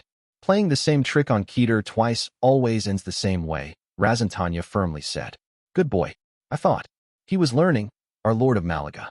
The detachments will begin arriving tomorrow afternoon at the earliest, General Hune said, and it would be ill-advised to attack before the following morning. We still have time to consider other methods. The dead king won't wait until then to begin attacking, I said. Don't rely entirely on the common watch. You should all keep your own as well. Tomorrow we'll begin bombardment of the entrance to prevent fortifications from being raised again, but in essence our position remains defensive. We are preparing for a decisive thrust, not spending our strength. The trouble would be figuring out how to make our thrust decisive, I'd already gleaned. The dead king had struck with all his might against Cleves in the west, betting that he could break through there before we could reclaim Hainaut, so he wouldn't be looking to outright win the battle here. Just delaying us for too long would be victory enough. It was hard to dislodge a skilled enemy waiting you out in a fortified position like the Hollow even when they weren't outnumbering you, and attempting to force the pass would be bloody business. There would be a need for some cleverness here. The only good news so far was that there was no hint our enemy had caught on to our reserve using the Twilight Ways to strike directly at the Sigilant sisters behind our current tussle. I was actually tempted to just trade artillery shots with the undead here until the sisters were seized, actually, since their fall might force the enemy to move from the Hollow. That was just me getting squeamish about casualties, though, I suspected. At the moment, time was more precious to us than soldiers, ugly as the truth was. I called the War Council to an end shortly after, exhausted but not yet done with my duties. I held back Princess Beatrice, since I had a question for her. Ever heard of a chosen named Adouber Barthen? I asked. He would have been a white knight. I have not, Your Majesty, Beatrice Vollignac admitted, though history was never my strong suit. The name sounds northwestern, but that might not mean much. The Principate is not a small realm. It was worth a try, I sighed. Kindly ask around if you know anyone of such scholarly incline. Might be worth sending word back to Neustel to see if Salia or the Arsenal could dig up anything for me. It had been a while since I'd lost a fight that badly, and this White Revenant wasn't even supposed to be the main threat here. That would be the Prince of Bones and his Grey Legion, neither of which had yet made an appearance, which was worrying me. The headhunter had not been able to confirm their marks were still there, as I'd not risked named too close to the enemy defenses yet. The last fucking thing I needed was a fresh revenant with knowledge of my war plans. Hakram was in not long after, the apprentice trailing his shadow as agreed. The Assuran was young, and her face of a cast too hard for people to call it pretty. I sympathized, having been there myself at her age, only without magical powers to make up for it, unless you counted compulsive mouthing off as one. Adjutant came with a mug of hot tea, sweetened with honey, and reports I'd been wanting. I drank of the first, enjoying the warmth seeping into my bruised lips, while gesturing for him to summarize the second. Start with the rapacious troubadour, I said. As ordered, the vagrant spear preserved a bind and delivered it into our custody, Hakram gravelled. The troubadour then interrogated it in his particular manner. He means the troubadour ate the soul and went sifting through its memories, I idly told the apprentice. That is revolting, she said, wrinkling her nose. I hummed in agreement. Damned useful, though, I said. So what did her get? Confirmation that the Grey Legion and the Prince of Bones are here. Adjutant. Eyes on at least 12 revenants. He also believes, from the movement of troops glimpsed, that the dead king has been waiting for our offensive. I grimaced. Much as I hated to hear that, it fit what we'd seen. The strikes to the west and to Cleves had come too quickly after the beginning of our offensive for it to be a coincidence. He'd waited until our armies were committed elsewhere to attack. Speaking of revenants, I said, I want you to look into a name, Adouber Barthen. White Knight, possibly from the northeast. I'll see what I can dig up, Hakram gravelled. Difficult foe. Couldn't crack him before I withdrew, I admitted. And zombies gone. He let out a soft noise of sadness. I'd begun to think that malevolent old thing was unkillable, Hakram said. So had I murmured. I shook it off, sipping at my tea. This was no time to get sorry over a dead horse dying again. There was a war on. Firing platforms. I asked. Pickler says they'll be ready by morning, Adjutant replied. Our artillery will be in place by early bell at the latest, though come daylight, she maintains her request for named spotters. I'll think about it, I grunted. I hated to use any named like that, as it felt like using a magic wand as an arrow, but some of our less combat-ready contingent might be gainfully used that way. I wasn't going to be sending the page out into the fray anytime soon, for example, so an argument could be made there. The trouble, sir, Apprentice reminded him. I had not forgotten, Adjutant replied, sounding somewhat amused. He was in a much better mood than when I'd last seen him, I noticed, and I didn't even know why. The blessed artificer went to have a look at our wards, Hakram said. Or tried to. Acquis sent her packing, in her own polite way. The artificer has threatened to lodge a complaint under the terms, the apprentice said. It's been the talk of the named in camp. Acquis Ilion is not named, which makes that threat utterly meaningless, I replied, rolling my eyes. And if the artificer wanted a look at our wards, she should have sought permission from the appropriate officers first. This isn't the arsenal. Don't I know it? Apprentice muttered under her breath. I smothered my amusement. Evidently, While pragmatic about trading the assignment as Hakram's bodyguard and assistant for my backing and being reassigned to the arsenal afterwards, she wasn't quite as sanguine about the trade as she'd been pretending. I hardly minded. If anything, it'd keep her motivated to ensure Adjutant made it through this in one piece. After downing the rest of my tea and dismissing the two of them, I crawled into my cot and tumbled straight into a mercifully dreamless sleep. I woke up much too soon. One of the night workings I habitually lay around my tent having been tripped. When an attendant came into my tent moments later, and I slipped back my knife under the pillow, it took his announcing of Scribe as the courtesy it was. The villainess would have been perfectly capable of coming in without tripping a damned thing or being seen by my guards. The nights were cool enough I'd gone to bed in a shirt, which cut down on dressing time, but I'd not washed before sleeping, so I was unlikely to be smelling of roses. She'd deal. I generously assume you woke me for good reason, I bluntly said, sliding into a seat. News from the West, Scribe replied. From Princess Rosala. I grimaced. Yeah, that was while shaving an hour off my bedrest for. Hit me, I sighed. You might recall that the diversionary force Princess Rosala sent out of Kudrint to pin the enemy army at Lushanary was routed, Scribe said. Not before seeing the dead king was on the march, though, I said. I take it the siege of Kudrint has begun? It has not, Scribe calmly corrected. In fact, the last reports from outriders insist there is no trace at all of an offensive against Kudrint. I blinked in surprise. Wait, what? It wasn't that a feint was impossible there.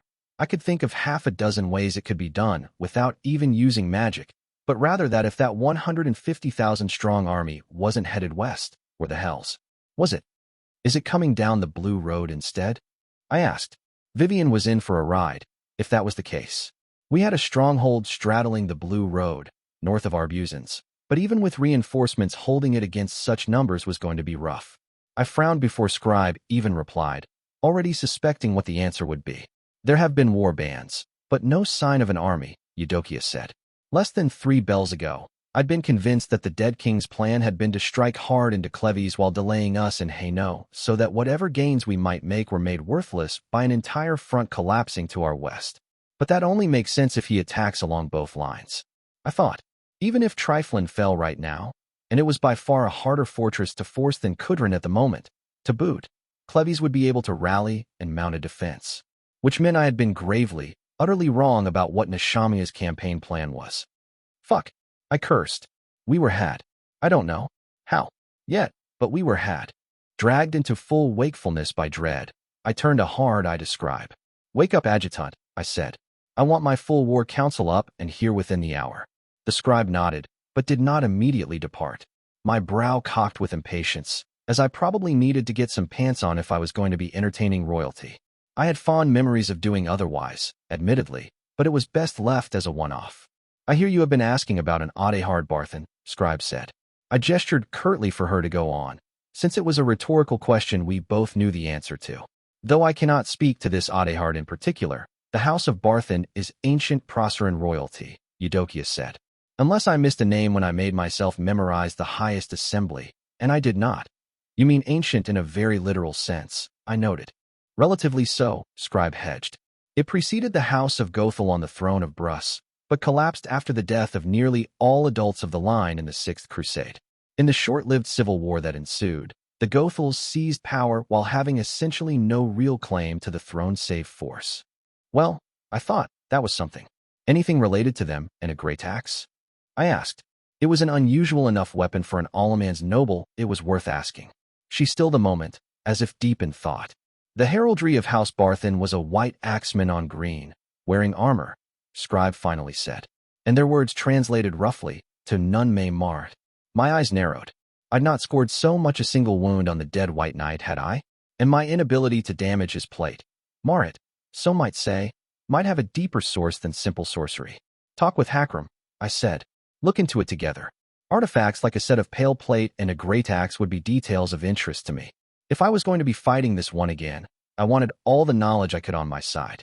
Scribe took my words like the dismissal they were, leaving me to limp around looking for a clean pair of trousers and quickly wash myself of the worst of the dried sweat from the night's fighting.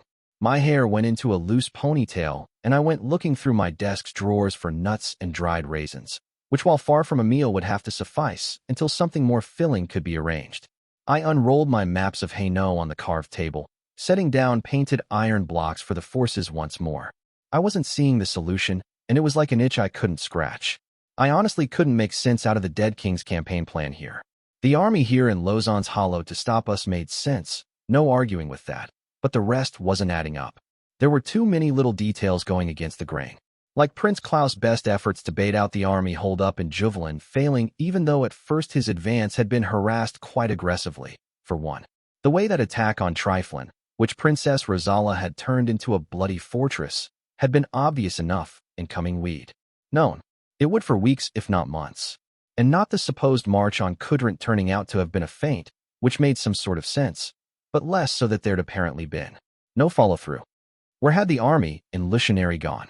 It should be hurrying down the Blue Road at breakneck pace right now. In an attempt to move quickly enough even through the twilight ways we'd be too late to reinforce. Instead, an army of 150,000 had disappeared. In principle, going into the countryside and off the roads it was possible to cut through the hills and reach Sigillin or the capital from Lucianary. In practice, that same lack of roads meant that the journey would be so slow that if my army broke through Lausanne's Hollow in the next 3 days we'd still get to the capital ahead of the Lucianary reinforcements, and with time to spare. My host was capable of beating such a force on the field, especially from a fortified position like the walls of Hainaut. Would the army in Juvelin move to the Sigillin Sisters and try to slow us down there instead? But that'd be throwing away another army. I thought. Neshama had bones to spare, but he wasn't exactly in a position to be pissing away armies like this either. Honestly, even just taking Hainaut back up to the Sigillin Sisters while sealing the Malmedit tunnels out east and investing Lucianary to the west would be a major victory for us. It wouldn't deal with the bridge up north, which would still need to be destroyed, but that could be attempted from our new fortified lines, which would include, for the first time since the beginning of the war, a shared front line between Hainaut and Cleves through Lucianary. That'd be bad fucking news for the Dead King, and this entire gamble did not seem like his kind of stratagem at all, which meant I was still missing something. It had to be about that force of 200,000, the one still missing.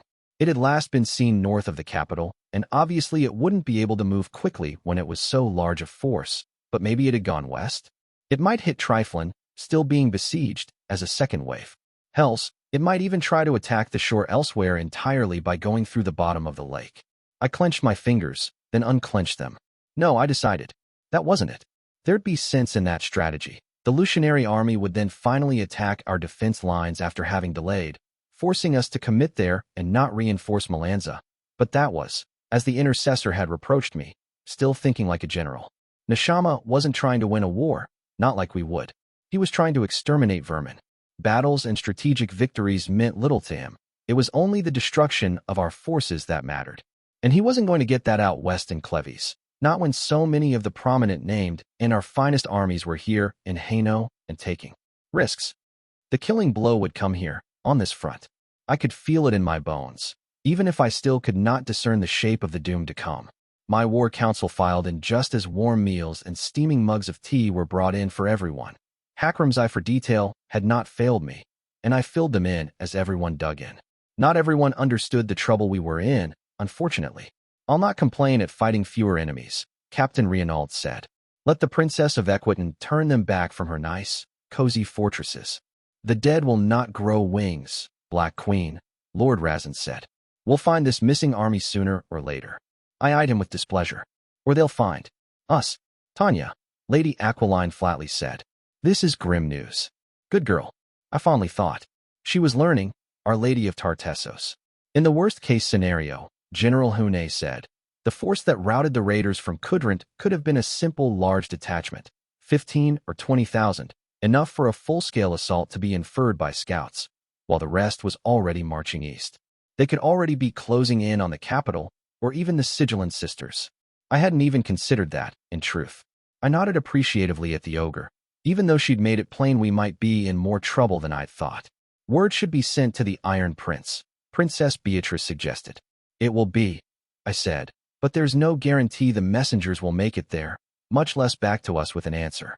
He'll be north of Juvelin and approaching Malmedit by now, meaning his back would be very much exposed, and the road's about as safe as having a drink in the tower.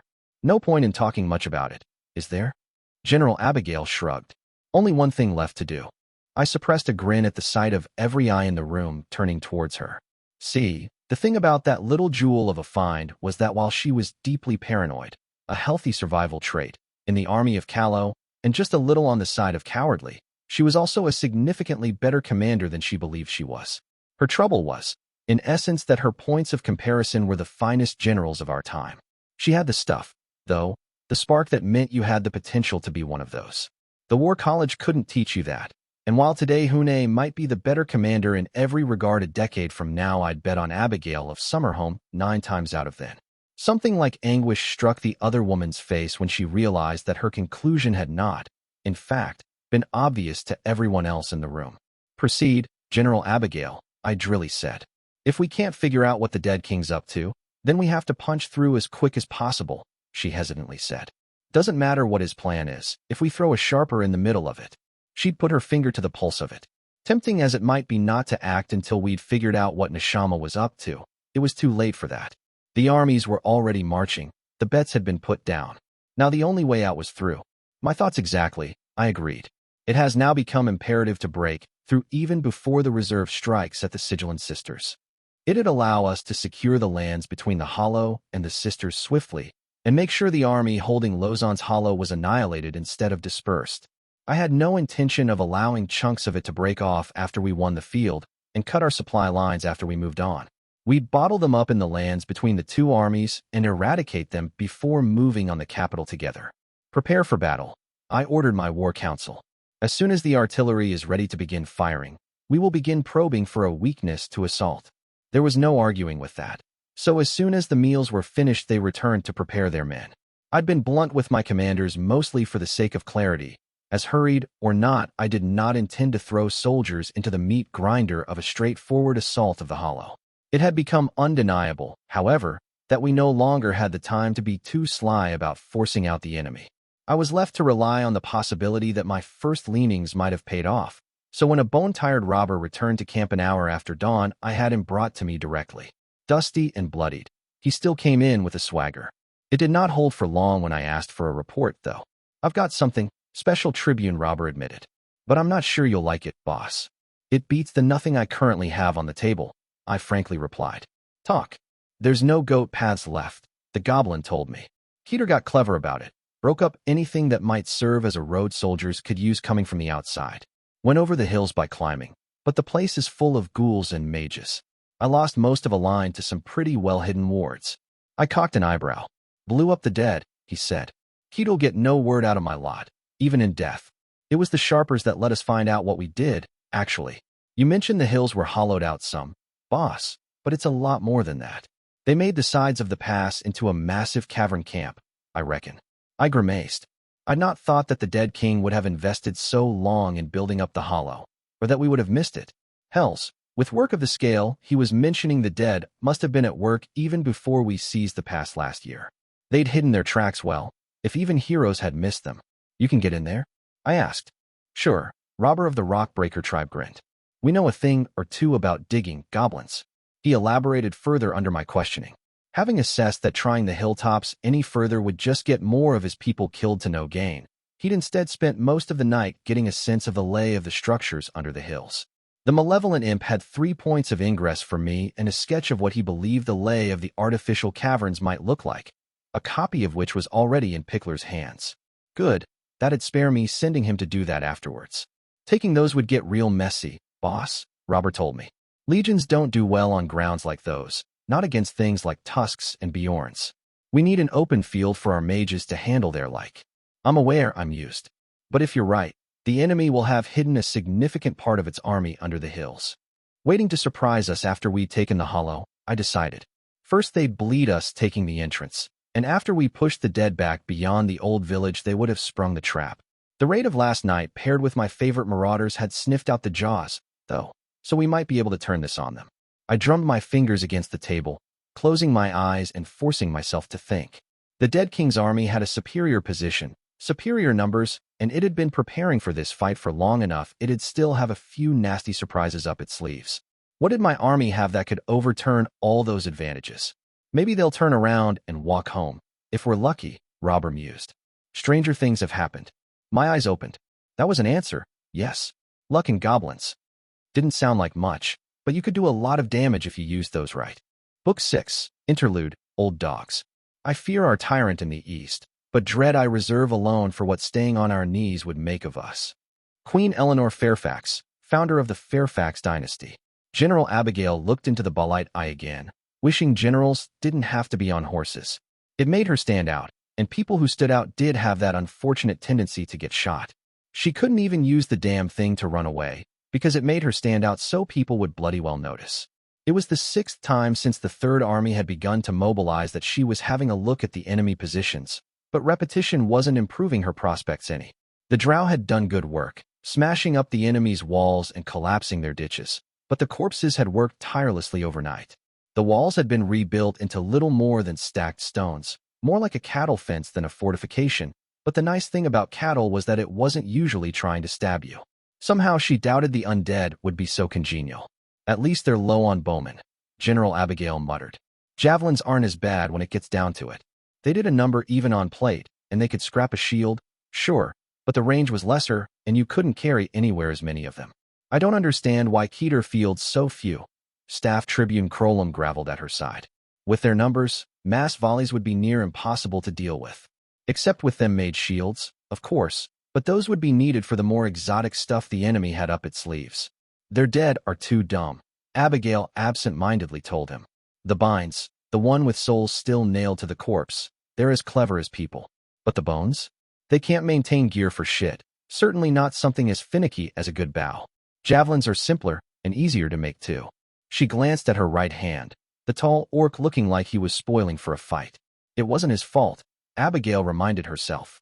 Orcs were just born that way, with more teeth to compensate for the absence of the part where good sense went. Besides, she'd probably like fighting more if she got to eat the losers afterwards, she figured. Tavern rates these days were basically robbery, so greenskins were definitely coming out ahead there. We'll wait until the Sapper General finishes her bombardment to advance, she told Crolum. And send our bloodhounds out, would you? I want this field cleaned up before our shield wall starts advancing. On it, the Staff Tribune saluted. Good man. Some would have called Abigail paranoid for the precaution, but they couldn't, largely on account of them all being fucking dead while she was not. A nice empty field all the way to Lozon's Hollow. After Keter was allowed time to work its wickedness? Yeah, she wasn't falling for that one. Her bloodhounds were a suggestion she'd made to the Black Queen last year that got approved, to her surprise. Mixed crews of regulars, priests, and lesser magical talents that could sniff out the kind of hidden devilries the dead king liked to leave lying around. Before, her people walked into them. Leaving them to do their work properly would slow the advance, but Abigail didn't exactly mind. She looked into the Balite eye again, silently bemoaning her fate. While it had been a relief to learn that the Black Queen's battle plan wouldn't require the Third to charge at the mouth of Lozon's Hollow under enemy fire, she'd still ended up stuck leading the vanguard. Her inexplicably enthusiastic soldiers might think it was an honor to serve as the foremost meat shields. Dauntless. They'd all cheered, like the word meant they were no longer the people standing closest to swords trying to kill them. But General Abigail was not fooled. When you tangled with Keter, the front was the last damned place you wanted to be. Nowhere near was her own preferred locale, but she'd not had a great deal of success getting there. Gloomily, the general leaned back on horse as the wings of the assault assembled to the east and west. The Second Army under General Hune would stay behind her and serve as both the reserve and the escort for the siege engines, while to the left the Procerans had assembled under Princess Beatrice, and to the right the two leading members of the Blood had been granted a shared command. It made the west the weak flank, not as steady or numerous, but the Black Queen had sent most of the Alliance's horse there to prop them up. It would be some time yet before they had to advance, General Abigail knew, and when they did she'd at least have named with her. It was still with despair that she realized they'd somehow got her again. She'd had a plan, a solid one. It was too late to back out of this whole general business now. As a pragmatic soul, she'd been forced to recognize as much. Besides, Abigail of Summerhome hadn't stuck out this bloody nightmare of a war to not retire with a full general's pension. When she got home, she fully intended to never lift a finger again for the rest of her days and maybe drink herself into an early grave. It was her God's given right to do so. So the plan had been adjusted. Abigail was going to make herself just enough of an embarrassment that they'd reassign her back home, where she couldn't make the Black Queen look bad in front of all the fancy nobles by being a lout. It would be a delicate line to walk, being embarrassing enough to be sent away, but not enough to be demoted. Yet as the daughter of a long and storied line of loutish drunks, Abigail had trusted in her blood to get her through this. It hadn't panned out quite how she'd expected. People kept laughing when she said terrible things like, "Sure, the dead king horrid." But in his defense, he's been stuck living next to Procker for centuries and makes sense the lake by the Dominion is from a hole in the ground. That's pretty much the rest of the country too. And instead of being made a pariah, the amount of invitation to parties had tripled. She dug deeper into loutishness, trying things like saying "you people" and repeating the filthiest stories you could hear living in Summerhome as a brewer's daughter. But it turned out these fancy Procker folk were shocking hard to, well, shock. The only upside had been that these days Abigail might have to worry about nooses and the Black Queen eating her soul, but at least she didn't often have to worry about being stabbed. Best thing about being a general was that when you got to a nice safe spot away from the front lines, you got to call it strategizing. Very fond of strategizing, Abigail was. She did as much of it as was humanly possible. But now, as the Third Army spread out on the plains before Lauzon's Hollow, the dark-haired woman finally understood the final treachery of her rank. Even if she stood at the back of her army, that army could still be made to stand at the front of the coalition. She'd been had again. The general looked into the bolide eye again and sighed. It really was a shame about the horse, she thought. They might not have noticed her slipping away otherwise. Though Robber had been told that his assignment was to serve as Pickler's bodyguard, he suspected that what he'd actually been sent here to do was make sure that the Sapper General of Callow did not end up murdering her assigned spotter, the Honorable young Lord Gaydon Rockroy of Cantle, also known as the Page. Robber admired the young man in a deep and sincere manner, which he'd not hid in the slightest. It had taken him years of work to able to get under the skin of everyone he met, while the boy was pushing through on natural talent alone. It was a wonder to behold, really. Precise measurements are quite inadequate, the Page blithely said. Outdated, even. It is the salient palm that should be used, not the dash. Sergeant Snorer, who had been a sapper for more than a decade, twitched so violently he snapped the thin copper wire he'd been adjusting. Crows, but the boy was an artist. The talent could not be suppressed. Robber would not allow it. It had to be encouraged, nay, cultivated. It would be a loss for creation otherwise. Fire, Pickler coldly ordered. The Page had not quite got out of the way, so when the trebuchet's counterweight came down, he had to hurriedly hop to the side. "Eyes on the stone, Lord Ling," Robber called out. The hero glared at him for the presumption before doing what he was supposed to, and serving as a good little spotter for the sappers of the army of Callow. The boy's eyes narrowed after the stone hit the side of a steep sloped hill to the left of the hollow's entrance. "It shook," the Page said. "Stone shattered on the surface. No large crack, though. You'll need to get closer." There was a shared sigh by everyone here who'd studied ballistics. 800 feet was well into the range of an Imperial trebuchet, which was the model the army of Callow used. If the stones weren't enough to crack open the hills at this range, then ballistas, which shot further, but with significantly smaller projectiles, would do next to nothing if deployed. The choice left was either to keep hammering away with the trebuchets for hours or start pulling out more interesting ammunition. The boss had made it clear that she wanted those hills torn open for her plan, and she hadn't looked like she was in mood for an argument as to the practicalities involved. "Iron framework inside, do you think?" Robber asked Pickler. She licked her chops thoughtfully, chewing on the thought. "If your assessment of how hollow the hills are is even remotely correct," Pickler said, "then it is the most sensible theory. It could be wards, I suppose." Boss mentioned when one of the siege engines they've got was ripped away, the top of the hill came clean off with it, Robber noted. She thought the platform was sculpted from the stone, but maybe it was simply anchored in metal beams that crisscrossed the summit of those caverns, Pickler approvingly said. It would be metal strengthened with spellcraft to have had this particular effect, so more likely steel than iron. Long, spindly fingers, she had sapper's hands. Pickler, delicate and deadly, drummed the side of the closest trebuchet thoughtfully. "We'll keep hammering away at the eastern hills," the sapper general decided. "Nothing we have will crack the western ones right now. I dislike relying on sabotage, but it seems necessary this once." Without even a need to be ordered, the sappers around them heeded her words. The 9 trebuchets were prepared for concentrated fire, pivoted on their platforms. Like a swarm of ants, the goblins to work. The Page looked quite discomfited, staring at them uneasily, so Robber decided to lend his help.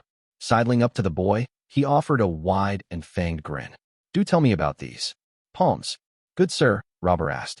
Unlike my ignorant and hidebound colleagues, I am always open to heeding superior Proserpine learning.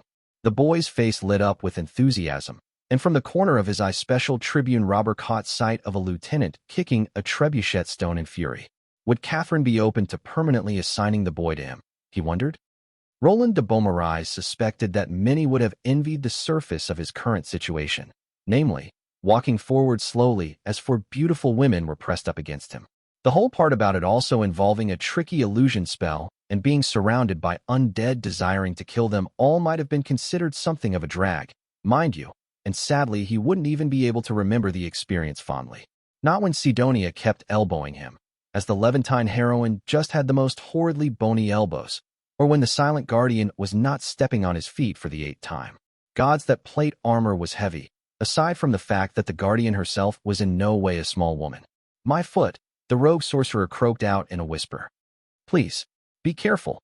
To the silent guardian's credit, she looked somewhat apologetic and tapped his shoulder in apology. That already put her ahead of Sidonia, who'd just snickered when told she kept elbowing him. Stop whining, the blessed artificer said. You'll give us away. That Adana of Smyrna spoke the reproach without so much as a hint of irony to her voice was, in its own way, impressive.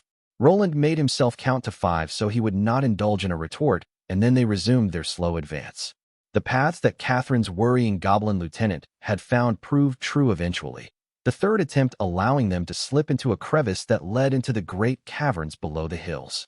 There'd been difficulties on the way, of course, but between Roland's knack for ward-breaking and the Silver Huntress' keen senses they'd managed to avoid giving themselves away. It was inside they'd been forced to stay under illusion, as the place was crawling with undead. Even in the rare hallways binds were always patrolling, and Roland pressed close to the wall as the other chosen did the same to once more avoid the edge of his illusion being touched by a patrol of 30 undead soldiers in pristine armor. The caverns were shaking from the pounding of the army of Kalos engines was giving the surface, but while sometimes stones were loosened, the place seemed in no danger of collapse. He could understand why Catherine had taken the risk to send them here, now. Only a band of chosen would be able to see this through halfway quietly, or without everyone involved dying in the process. We're close, the Silver Huntress murmured. Only 1 level left. Adana, you're sure you can't do it from here? The device the blessed artificer had prepared ought to be able to collapse the cavern's ceiling, but she'd insisted it ought to be triggered as close to it as possible. There were hallway rings going up the sides, fortunately, and 4 nerve-wracking levels up. The 5 of them now stood close to the highest they'd be able to stand. There was a 5th level, but it seemed narrowed than the others. I could have done it from the bottom, the artificer peevishly replied, but that would be rolling dice. I can only guarantee results from the level above us. Then we go, the Huntress sighed. Steady and careful all. The illusion Roland was currently using covered sound, so long as it was of sufficiently low pitch. It was why he'd picked something otherwise so unstable and finicky among his repertoire. Which was why when a great axe sunk into the wall just above his head, a tall revenant in pale plate smiling mirthlessly as the spell shattered, he was rather surprised. Halfway quietly was out, the rogue sorcerer mused. Time to see if, without everyone involved dying, could still be salvaged.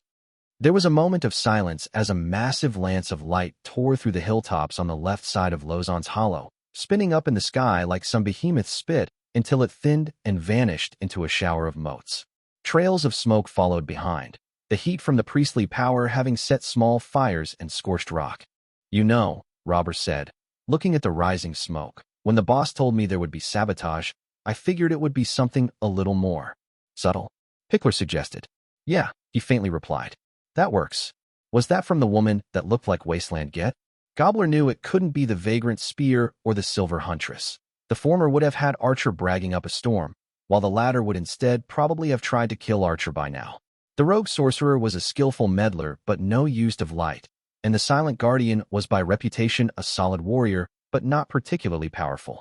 That left only the woman with the assurant accent and those golden highborn eyes that had Robber feeling wary every time he saw them. People with them were usually quite dangerous when they got to live up to the blessed artificer's age. It will do the trick, regardless, Pickler shrugged. Shame they didn't get the enemy engine, but I supposed it will have to do. In front of them, the trebuchets snapped into motion. One after another they pounded at the hillside, until finally the thunderous crack the sappers had been working at for an entire bell finally resounded. The page excitedly informed them there was a large fissure now. Another 7 stones, and finally the side of the hill collapsed. The iron bones that had held it up could still be glimpsed in the rubble, twisted and bent, but rarely broken. The site matched that on the eastern slopes, which had been smashed more than half a bell ago. "Hold fire," the sapper general ordered. "The trebuchets are done. Begin advancing the copperstone ballistas as soon as the third advances." Ignoring the page who was asking whether he could finally leave, Robert picked out one of the trebuchets and began to climb his way up the beams. Unlike his fellows, he had an inkling of what was coming, and he wanted as fine a seat to witness it as he could. Deftly raising himself atop, one of the legs supporting the pivot, he watched as a great wyvern took to the sky from near the front lines. Not a real beast, that one. It didn't move quite right, but his sharp eyes caught sight of 2 silhouettes on its back. The summoner would be one, he knew, but he wasn't sure for the second. Archer ought to be with the third, since it'd serve as vanguard, but you never knew with the boss. Not like she was low on name these days, anyway. The speculation served to entertain him as the wyvern flew forward, swarms and a WIRM rising to meet it in the distance. A death warrant for the 2 named gone out, if it had been meant to be anything except a distraction. It wasn't, though, and with a pleasurable shiver Robert felt the air begin to thicken.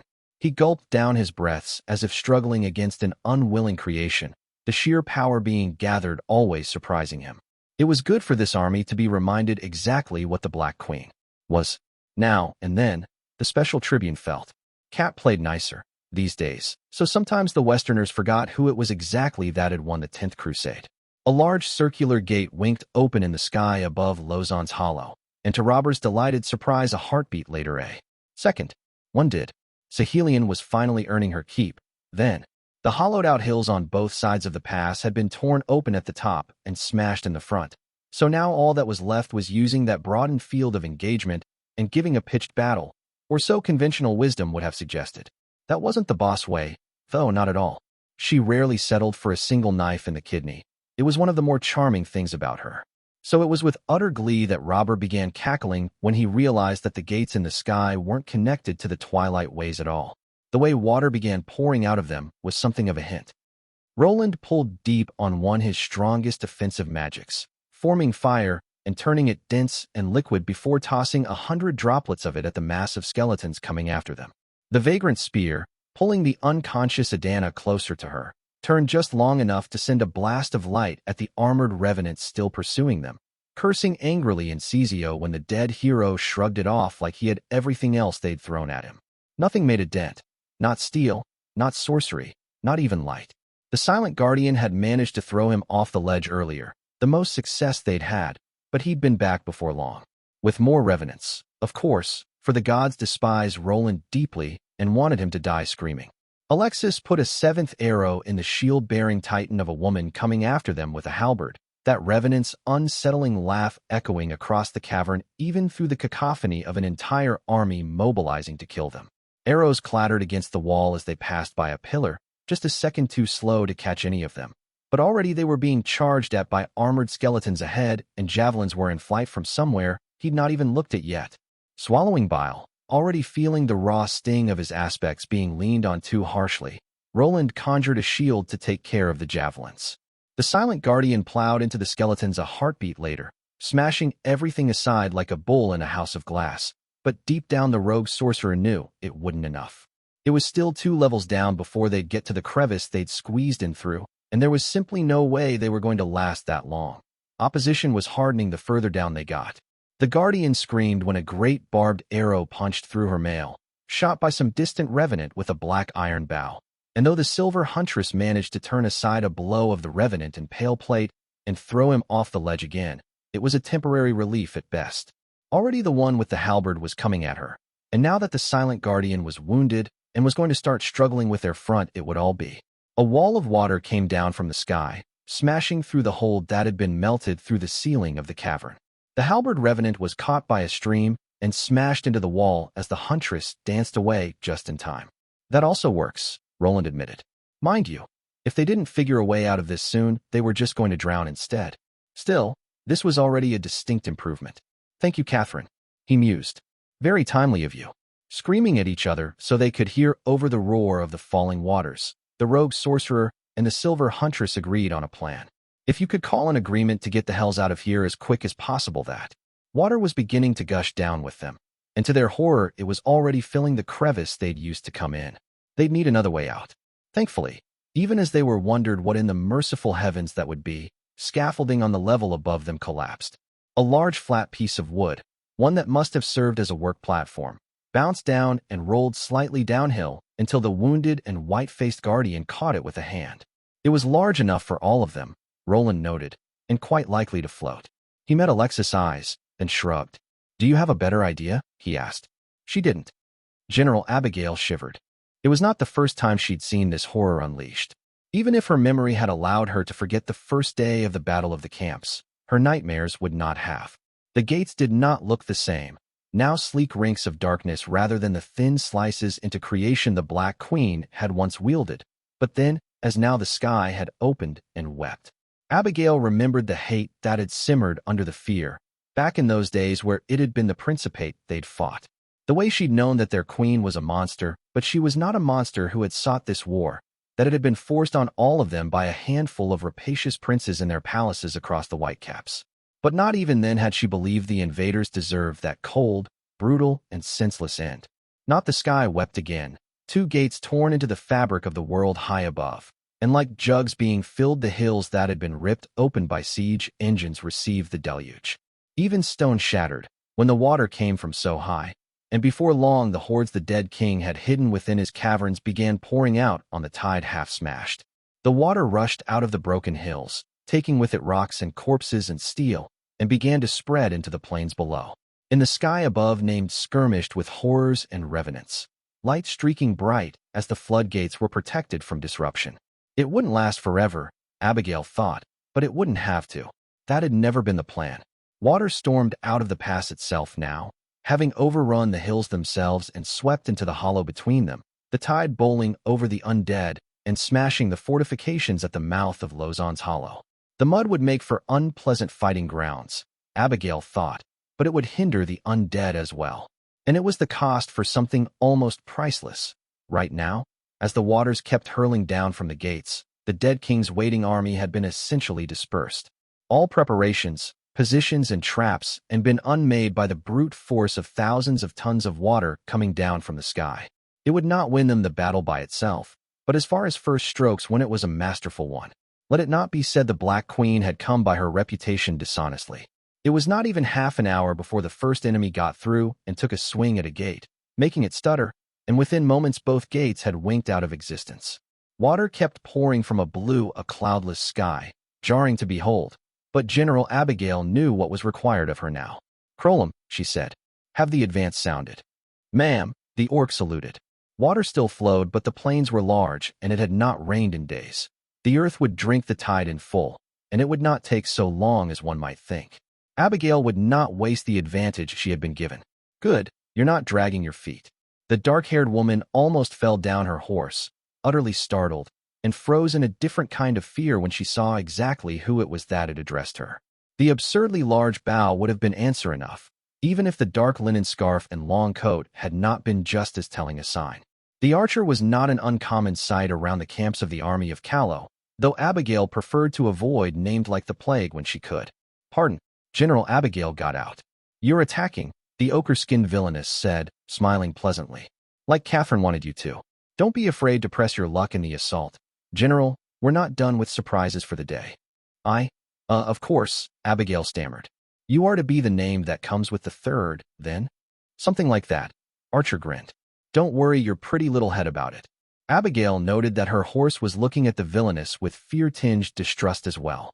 A wise animal than she'd believed, she conceded. "I'll see you around, General," the archer winked. "Don't go disappointing me now." "I wouldn't dare," Abigail replied, a lot more honestly than she'd meant to. Luck was on her side, and so the name drifted away as she laughed. The general took the time to gather herself, straightening her back and breathing out. She had a battle to get through.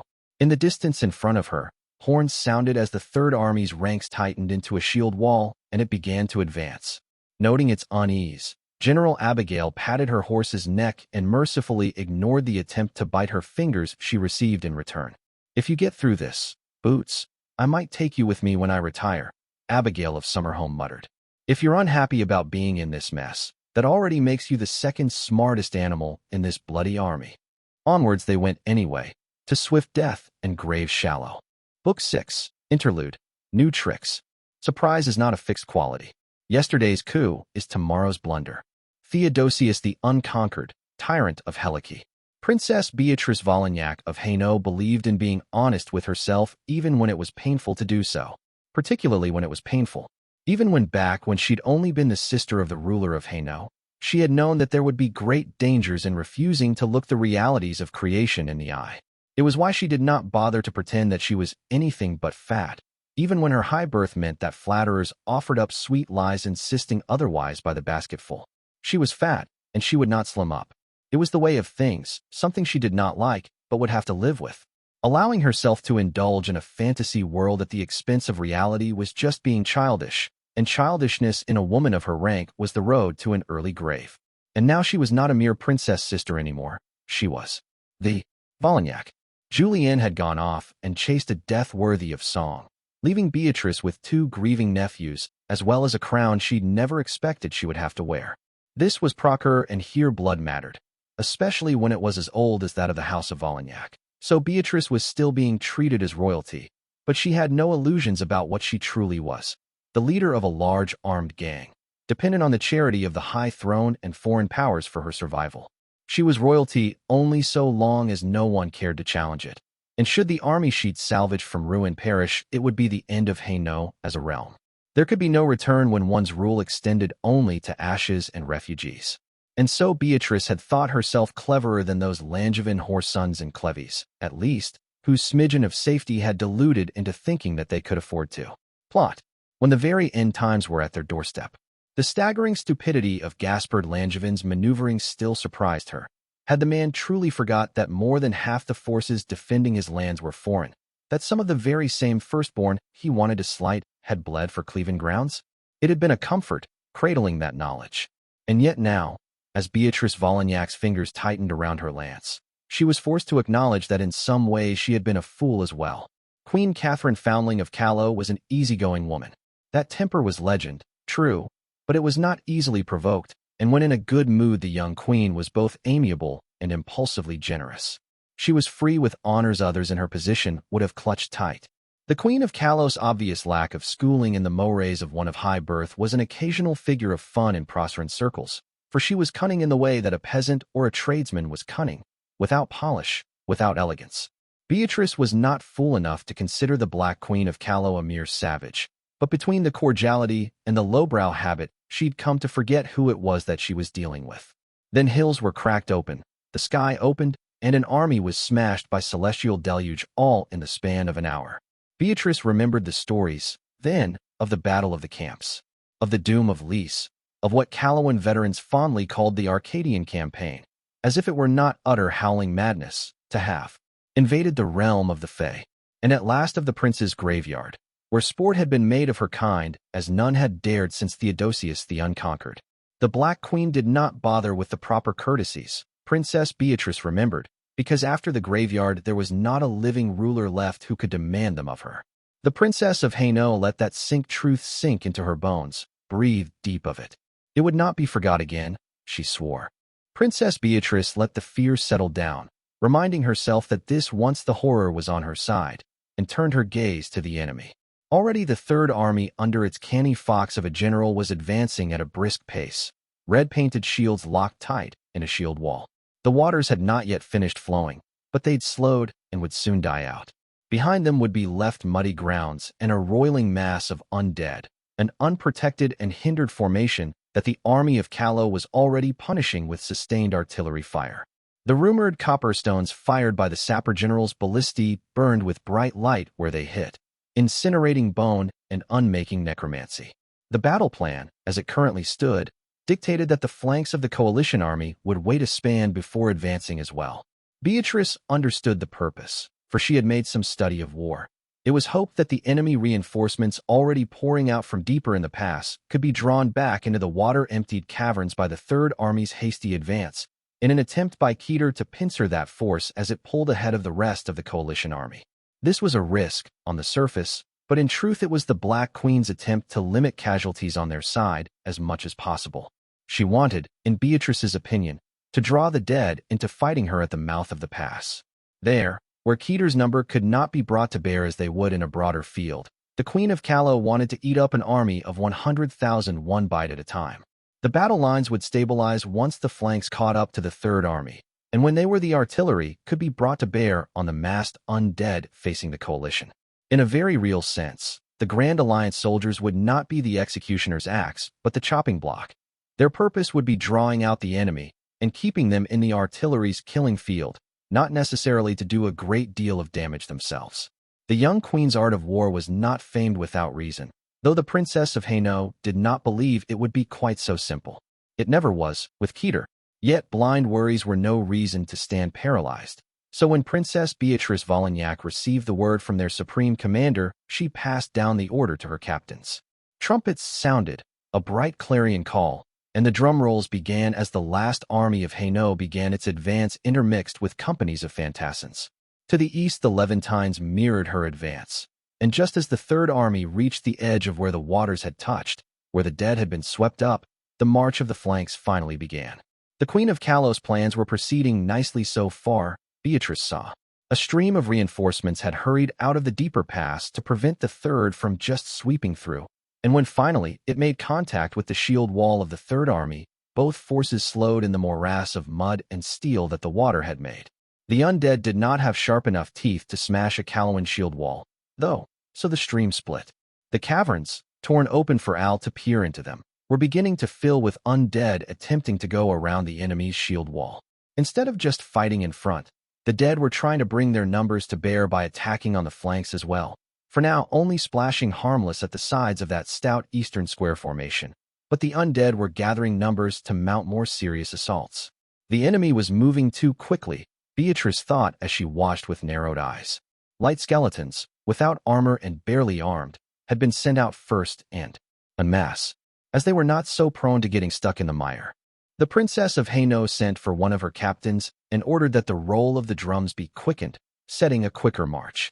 If she waited too long, she feared that the Third Army might be entirely surrounded before reinforcements arrived.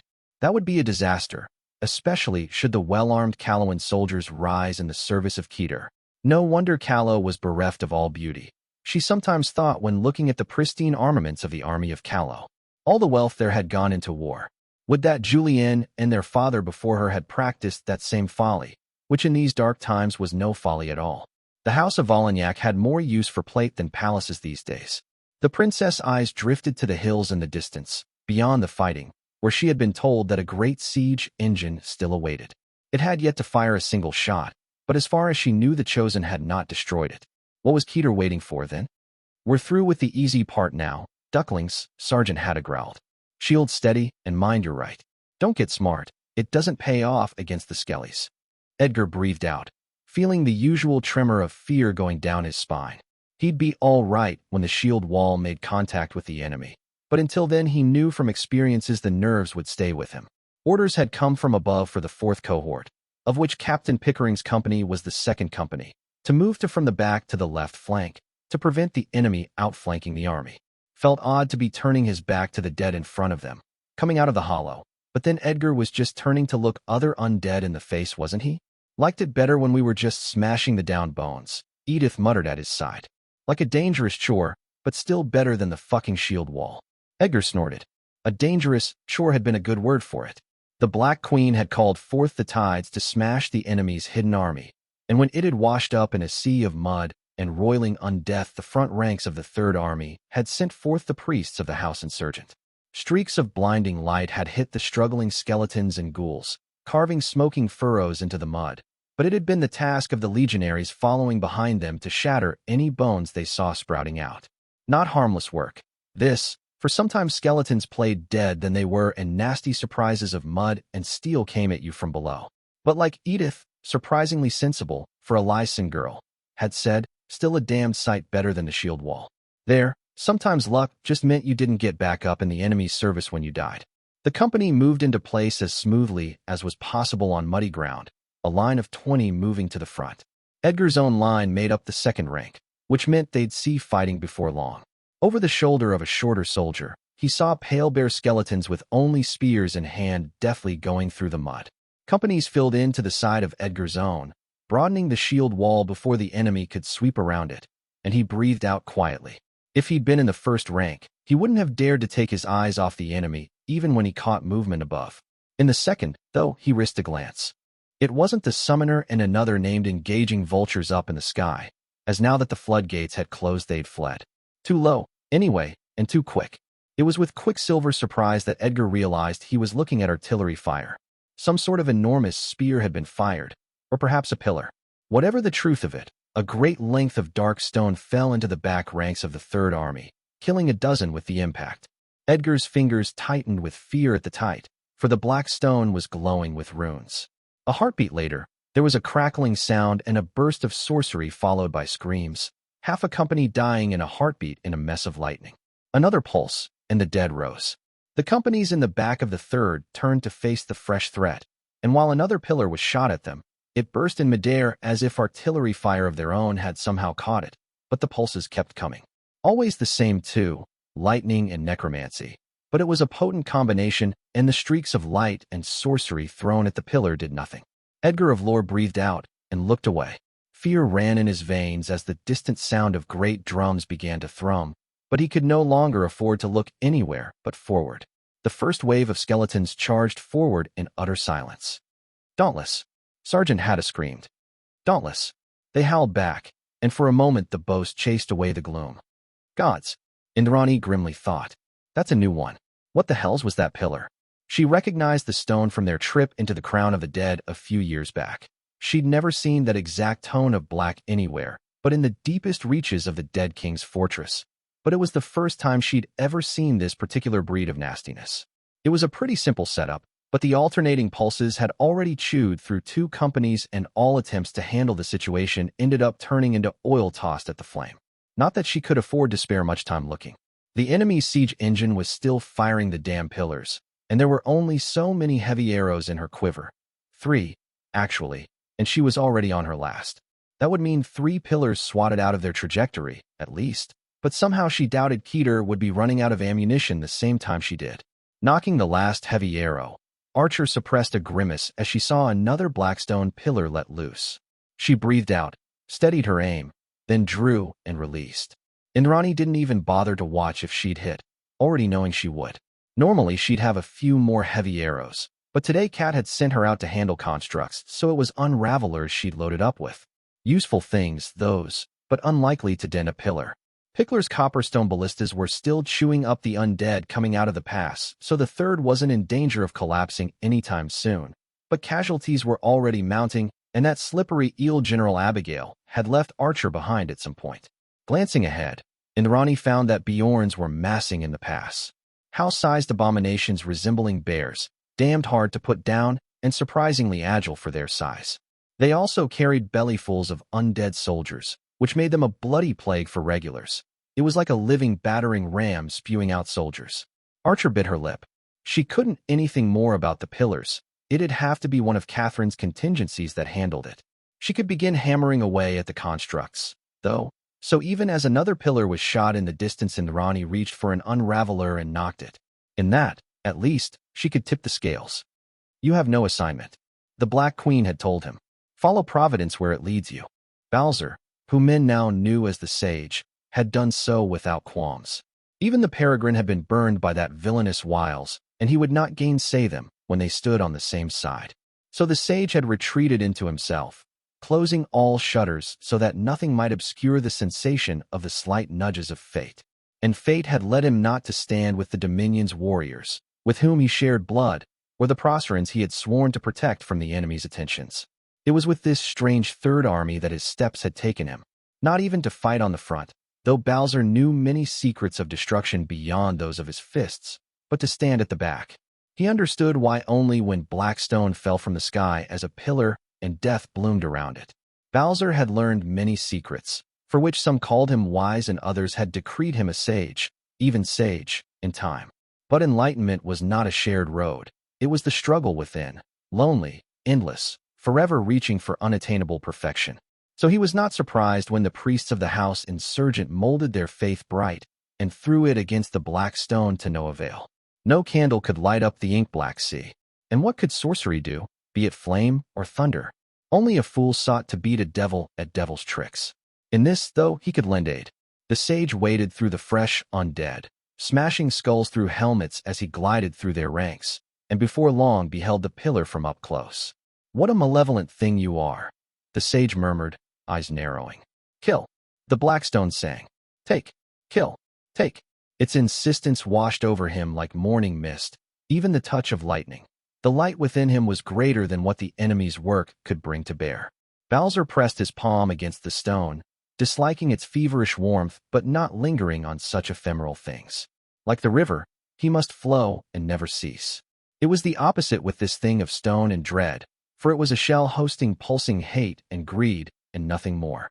Shells always had weaknesses, and the sage found this one's before long. Undead grasped at his back, but he was swift and his oneness with light blinded their eyes. "Begone," Bowser ordered and struck. In his right hand, he held the power to destroy. Learned from years of studying the lingering wisp's divine wrath had left behind on this world, and it was this he unleashed against the work of Trismegistus. The black stone shattered under his fist, revealing a howling sorceress heart, and this he snatched and snuffed out. For a moment, when it died, he thought he had heard a word. Not enough to divine anything from it, but perhaps with meditation. The sky above spewed out another pillar of black stone, falling among soldiers to deliver thundering death.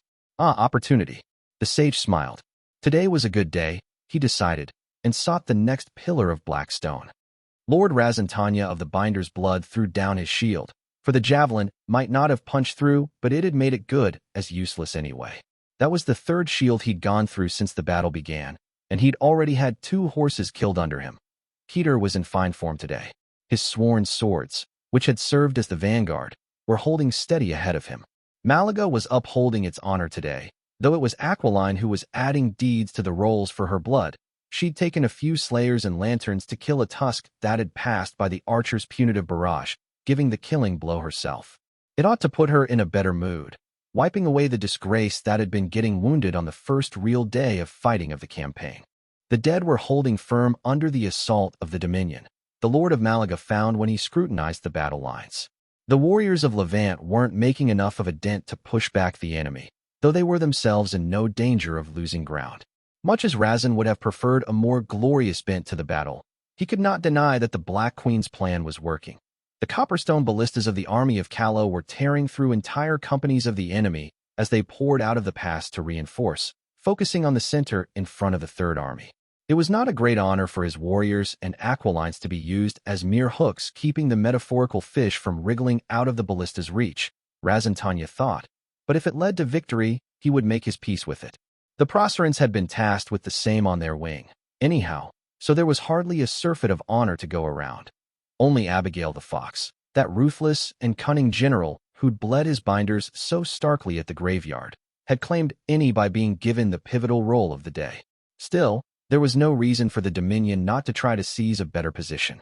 Razin sent for his captains and ordered a push at the very edge of the right flank, led by lanterns and axemen. One of his sworn swords brought him his 4th shield of the day, and the Lord of Malaga pondered whether he should rejoin the ranks. The men fought better when he fought with them. The decision was stolen from him when Keter acted first. From the broken ceiling of the caverns a great cacophony came as a devilry kept back was suddenly unleashed. The surviving swarms from the first day, birds and bats and insects, flowed out like a tide with ear-breaking shrieks. The Lord of Malaga swallowed a curse. Of all the armies of men, the Dominion struggled with these horrors the most. "Binders!" Razantanya screamed. "Binders on the swarms!" The summoner snorted derisively when he saw those Dominion savages fumble around with their so-called sorcery. Half-baked diabolism was what it was. This use of souls as anchors for bodies made of their surroundings, in this case, largely mud and stone. Not all the binders could forge flying creatures, either, further proof of their fundamental incompetence.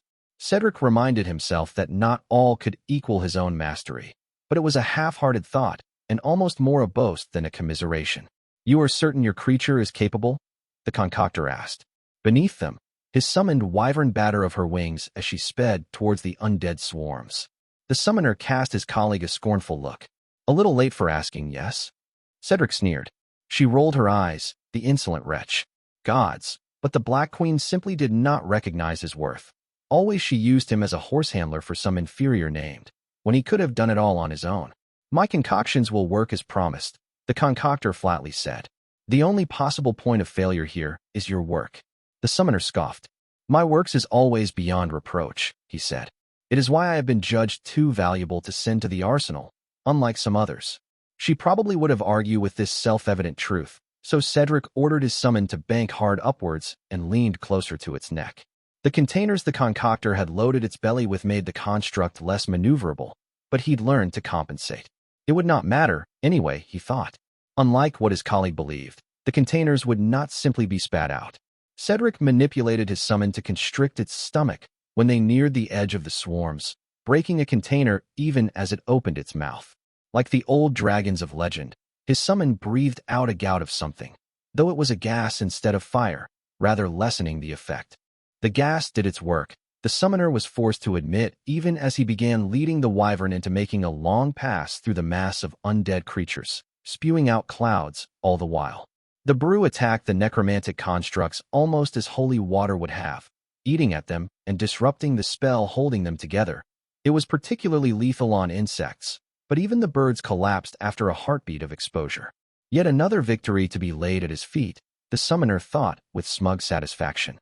General Abigail figured this must be a little like how a chicken would feel if it were still alive when you put it on a spit to roast. Just enough movement to give you the illusion that you might make it out, when in fact you were just spinning around so that you could be roasted more evenly.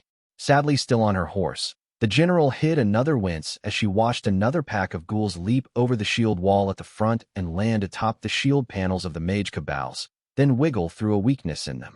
The Third Army was being made to stand and take the bloody hits to the sapper general of Callow could pound the enemy into dust with her ballistas, a strategy that Abigail would admit to herself she would have been very fond of if it didn't involve her standing so close to the killing field. Boots, that bloody horse, seemed to have grasped that they were in it together at least until the end of the battle. It was cooperating, and had not tried to bite her in at least an hour. From that unfortunately dangerous vantage point, General Abigail watched the field. It had been hours since the battle began, long enough that some of the mud was beginning to dry, but for all the efforts on both sides it remained a stalemate.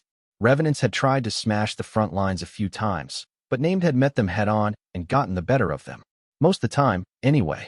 Some devil in pale plate had killed a villain and only retreated when the band under the Silver Huntress reappeared to force him back. It'd be a while still until sundown, Abigail figured, but there would be no clear winner today. The trouble was that even with rotations people were getting damn tired, and the Proserans likely had it worse on their flank. Half of them were mercenaries, and unlike the Dominion on the right, they didn't have the numbers to be able to keep back a reserve. It might all turn nasty if they weren't careful, and even with the Second Army still being held in reserve, a lot of damage might happen very quickly if the left flank went sour. The trouble was that, when it came to what she could actually do to help prop up the left flank, General Abigail saw only the one option, and she wasn't exactly eager to take it. Might not be as bad as what happens if we wait, though, she muttered at her horse. She considered the risks. Gods, much as she hated to admit it, doing nothing might be the more dangerous of the two.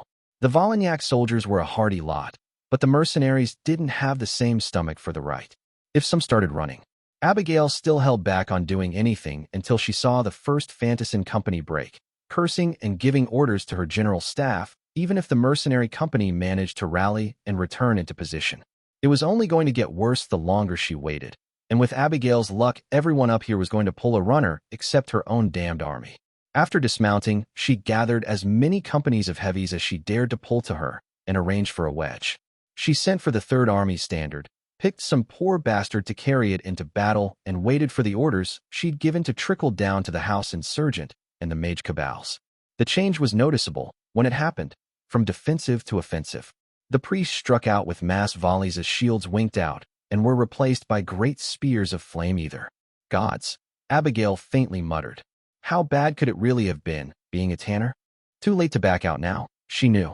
After pulling all those heavy companies to her, if she gave the command to someone else, they'd turn on her for cowardice. she realized with a start, but there was a way to avoid fighting. She found the poor bastard she'd given the army standard to and sent him back to the ranks with a smile, taking it up herself.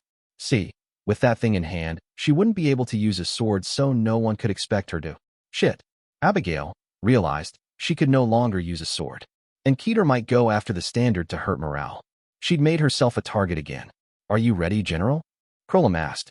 They were all looking at her. Abigail saw, waiting for her order. The swallowed a whimper, which came out sound a little like a giggle. Some of her officers looked impressed. Forward, General Abigail ordered. Into the breach, dauntless. For once, she was lucky. The answering roar of approval drowned out how shrilly terrified her voice had really been. Book 6, Chapter 59, Materialism.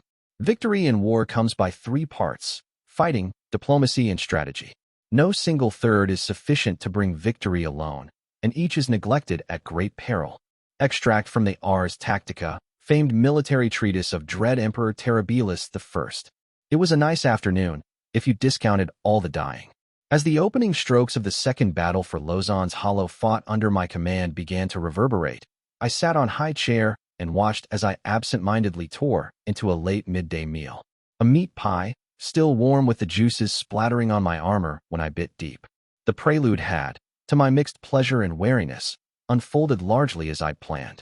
The band of 5 under the Silver Huntress had blown open a hole on the top of the western hilltops, allowing for both gates opened into Arcadia to hit the armies hidden beneath the hollow hills directly. Pickler had cracked open the hills beforehand. Of course, since I wasn't in the market for just making cavern lakes, the entire point had been to wash out the enemy army. How many inside, do you think? Acua said. At least 20,000 by my count.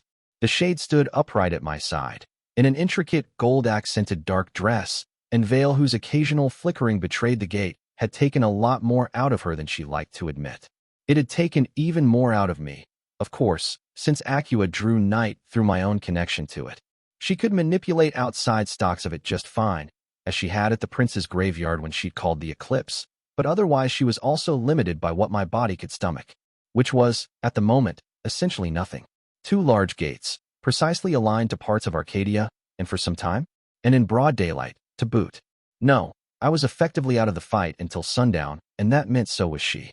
Between that and 25, I replied. They weren't making full use of the caverns as a tactical asset otherwise. It would have been a waste. I wonder what general it is that faces us today, Acua mused. Not Trismegistus himself, surely. He rarely takes the lead in such a direct manner. Not that the hidden horror's consciousness wouldn't be flitting around the battlefield all day, anyway, along with his will. But Acua was right. Neshama didn't usually serve as his own general, with good reason, since he was not a particularly outstanding one. Undead did not truly learn, after all, and he'd not been a military man while alive. His tactics were all imitations, something he was aware of, and meant he usually used binds or revenants as generals instead.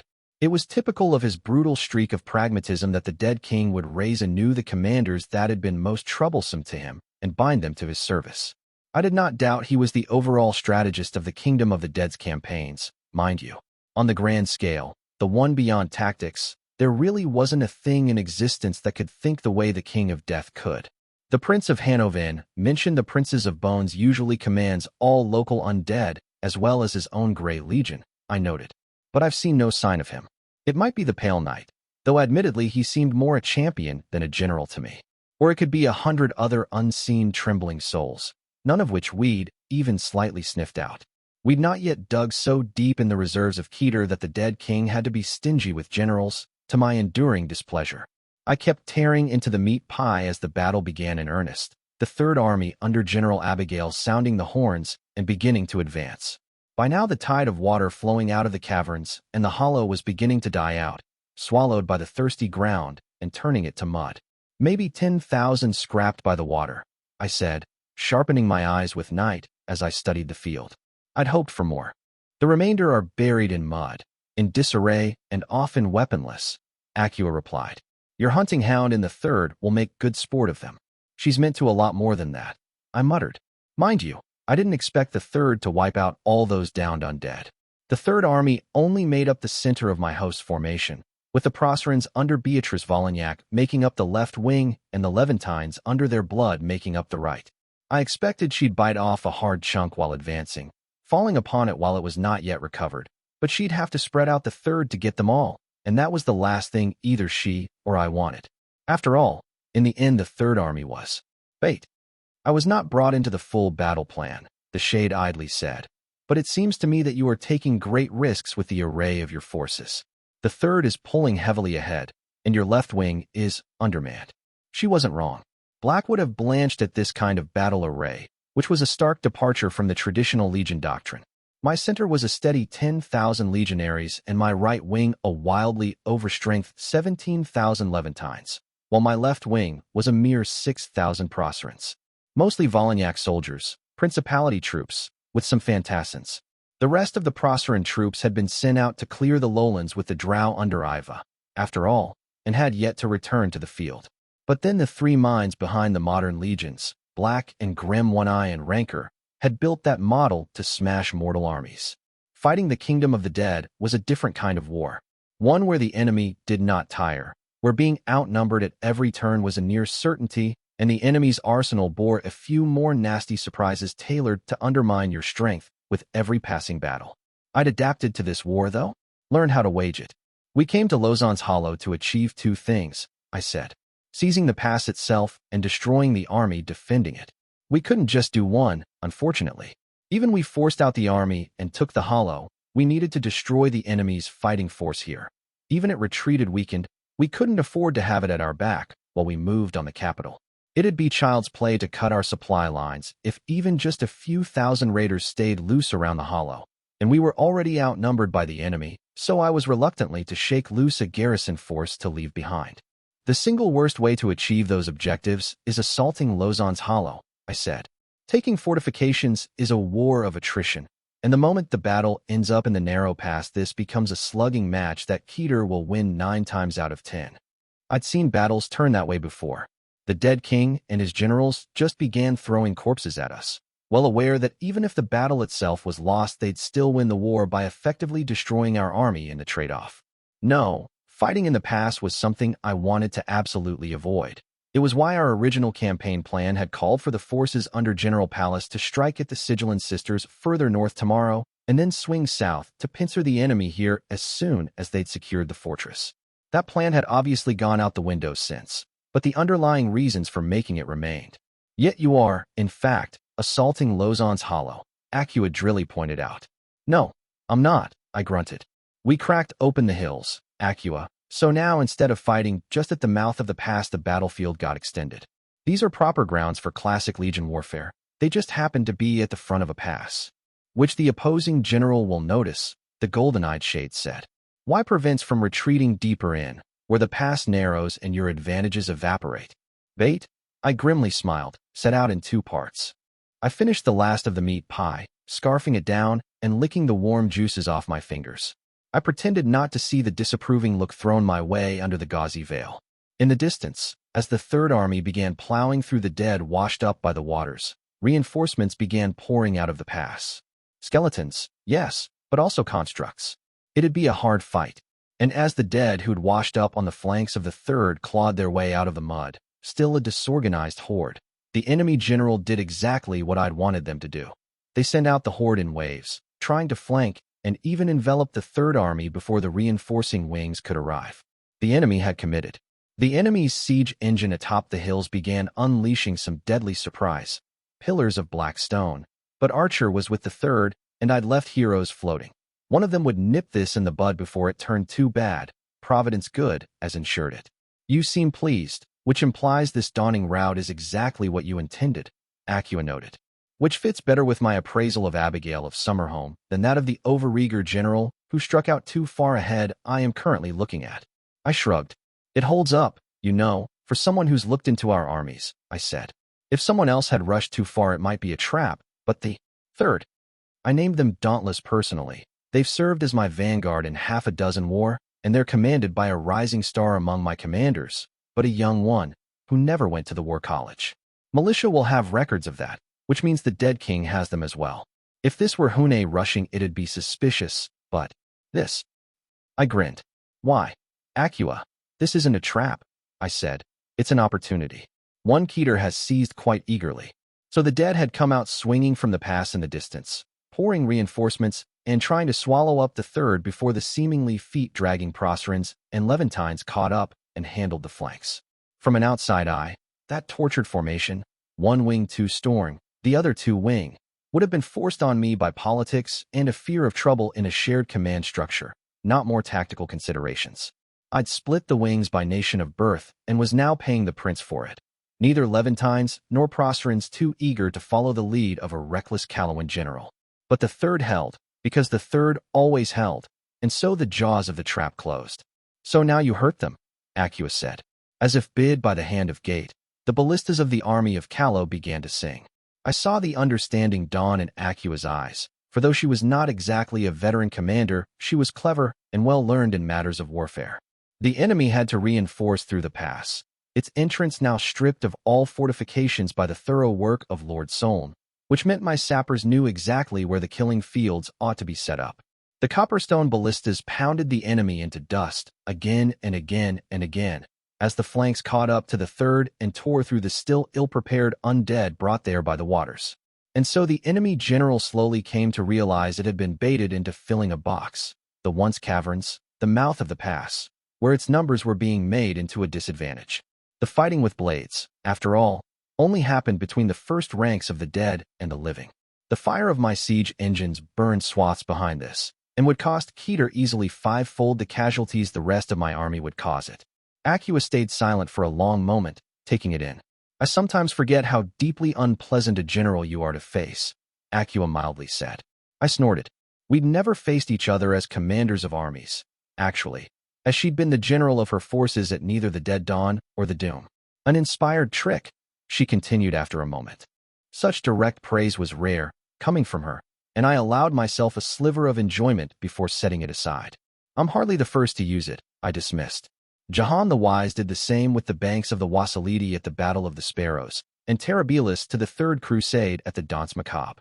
Both being famously unskilled generals, of course, Acua amusedly replied. What terrible company you keep. Battle's far from over, I grunted. Bit early for boasting. My eyes returned to the field as time inched forward tortuously. By now, I thought as the lines held on both sides and the copperstones burned bright, the enemy general would be realizing this was not a sustainable position for them. I still hadn't sent out my reserves, the entire Second Army and 9,000 drow, and there was no sign of my running out of copperstones. On their side, the horrible siege engine atop the hills did not have an angle to fire down on my troops, and if the fighting continued until after dark, which it seemed like it might, then I'd have 9,000 firstborn to send after them. The obvious answer would be to retreat deeper into the pass, since it restored the reason why the enemy army was at Lozon's Hollow in the first place, being able to hold us off with the pass. I turned it around on them by baiting them to fight at the mouth of the pass, but they could write off what they'd committed and retreat, resuming the defense deeper in. Why aren't they retreating? Acua said, putting her finger on the pulse of the question. Can they afford to? I replied with a hard smile. Count the corpses, Acua Sahelian. The enemy had outnumbered us 100,000 to 70,000 when the campaign began. After the first day of fighting at the Hollow, we'd lost a little over 2,000 and the dead a minimum of 6,000 along with a significant portion of their swarms. Now throw in the 10,000 or so they would have lost to the water, then maybe another 10,000 lost in the killing box over the early afternoon. Meanwhile, I'd count maybe another 2,000 to 3,000 dead on our side over those same hours, which meant we'd be down to around 65,000 while the enemy had been brutally dragged down to mid-70,000s. If my opponent rode off the troops holding the mouth of the Hollow and retreated, my side might have numerical superiority. When the assault continued deeper in, they overcommit, Acua breathed out. If they retreat now, they might no longer have the numbers to hold the Hollow against us regardless. I turned to glance at her and caught her eye, reading there an expectation of agreement. Gotcha, I said. You just lost the battle. I enjoyed the surprise that flickered through before she suppressed it more than I had the praise earlier, so at least there was that. That's the deeper trap, I said. That instinct not to sacrifice those troops anyway. I want the enemy in that killing box as long as I can possibly keep them there, Acua. It's the absolute best exchange rate of casualties I'll be able to get on this field. Her lips thinned. I am used to considering troops valuable, she said. The source of my mistake, perhaps. It will not be shared by the commander of the dead. Probably not, I admitted. I expect they'll hesitate, but come to the same conclusion soon enough. Which is why I told you earlier that my bait is in two parts. What would convince my opposing general it was worth sticking it out in there? It'd have to be a prize worth those mounting casualties. Just the losses involved in the lizard cutting off its tail to escape wouldn't be enough to dissuade a Keteran general for long, so I'd set out fresh bait for them to bite. My left wing, the Procerants. Under Princess Beatrice's command stood only 6,000 souls, fewer by now. Hardy Volagnac foot, mostly, but that only counted so much in a fight like this. A wing undermanned, as Acua had earlier said. Fragile. Foolish, and I did not have a reputation for that. So even counting on the impression that this was a political decision instead of a tactical one, I'd also gilded the bait by putting my entire horse contingent behind Princess Beatrice's wing. As if expecting a breach, expecting to need buying time for my reserve the Second Army to come prop up that failing flank. Come on, I murmured, looking at the ranks of the dead. Bite, my friend. You know you want to. And I laughed until my throat hurt, when Keter fell for it again. Reinforcements kept pouring out of the pass and into my killing box, scores dying to every copperstone, and the undead sent their full wrath against the left flank. Acua, I said, pass a message for me. I want these two to prop up the left wing, Headhunter and Forsworn Healer. As you say, my heart, the golden-eyed shade replied, bowing. I barely spared her a glance, my own gaze still on the battlefield. Those three should be able to prevent the revenants I suspected the enemy was about to send from shattering the left flank. That was the bet of my opposing general, after all, that it could break the left wing and manage to collapse the increasingly exhausted third by overwhelming its flank and back in a massive sweep rightwards. Even if I sent out my cavalry, at that point, the battle would be lost. Keter's game afterwards turned to trying to inflict as many casualties as possible while my army fled back to camp, a particular specialty of the dead king's army. I was not unaware this could still turn south on me, though I trusted the lines would hold. If it got rough, I still had some cards to play. Beastmaster had already gone to reinforce Archer, a deadly combination that'd allow her to kill constructs even beyond her sight. And now that the summoner was back, I was keeping him in reserve with the brew I'd had Concoctor working on. The remaining swarms had yet to be unleashed. Most likely my opponent was keeping them back, since they'd be brutally efficient at turning a break in my lines into a rout if they were properly employed. When Hakram wheeled his way to my side, I held in a wince. Not because I was unhappy to see him, but because if he'd come to deliver the news personally, they wouldn't be good. Beastmaster's dead, Adjutant told me, blunt and to the point. The Pale Knight slid behind the lines. My fingers clenched. Indrani. Broken army, already fixed, Hakram said. The Silver Huntress band reappeared just in time to drive him away. No further named casualties. Fuck, I murmured. Too close. Orders for the Huntress? He asked. None, I said.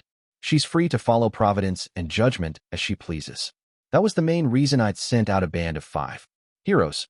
After all, some villains would have better rounded out their band, but it would have diluted the effect of Providence.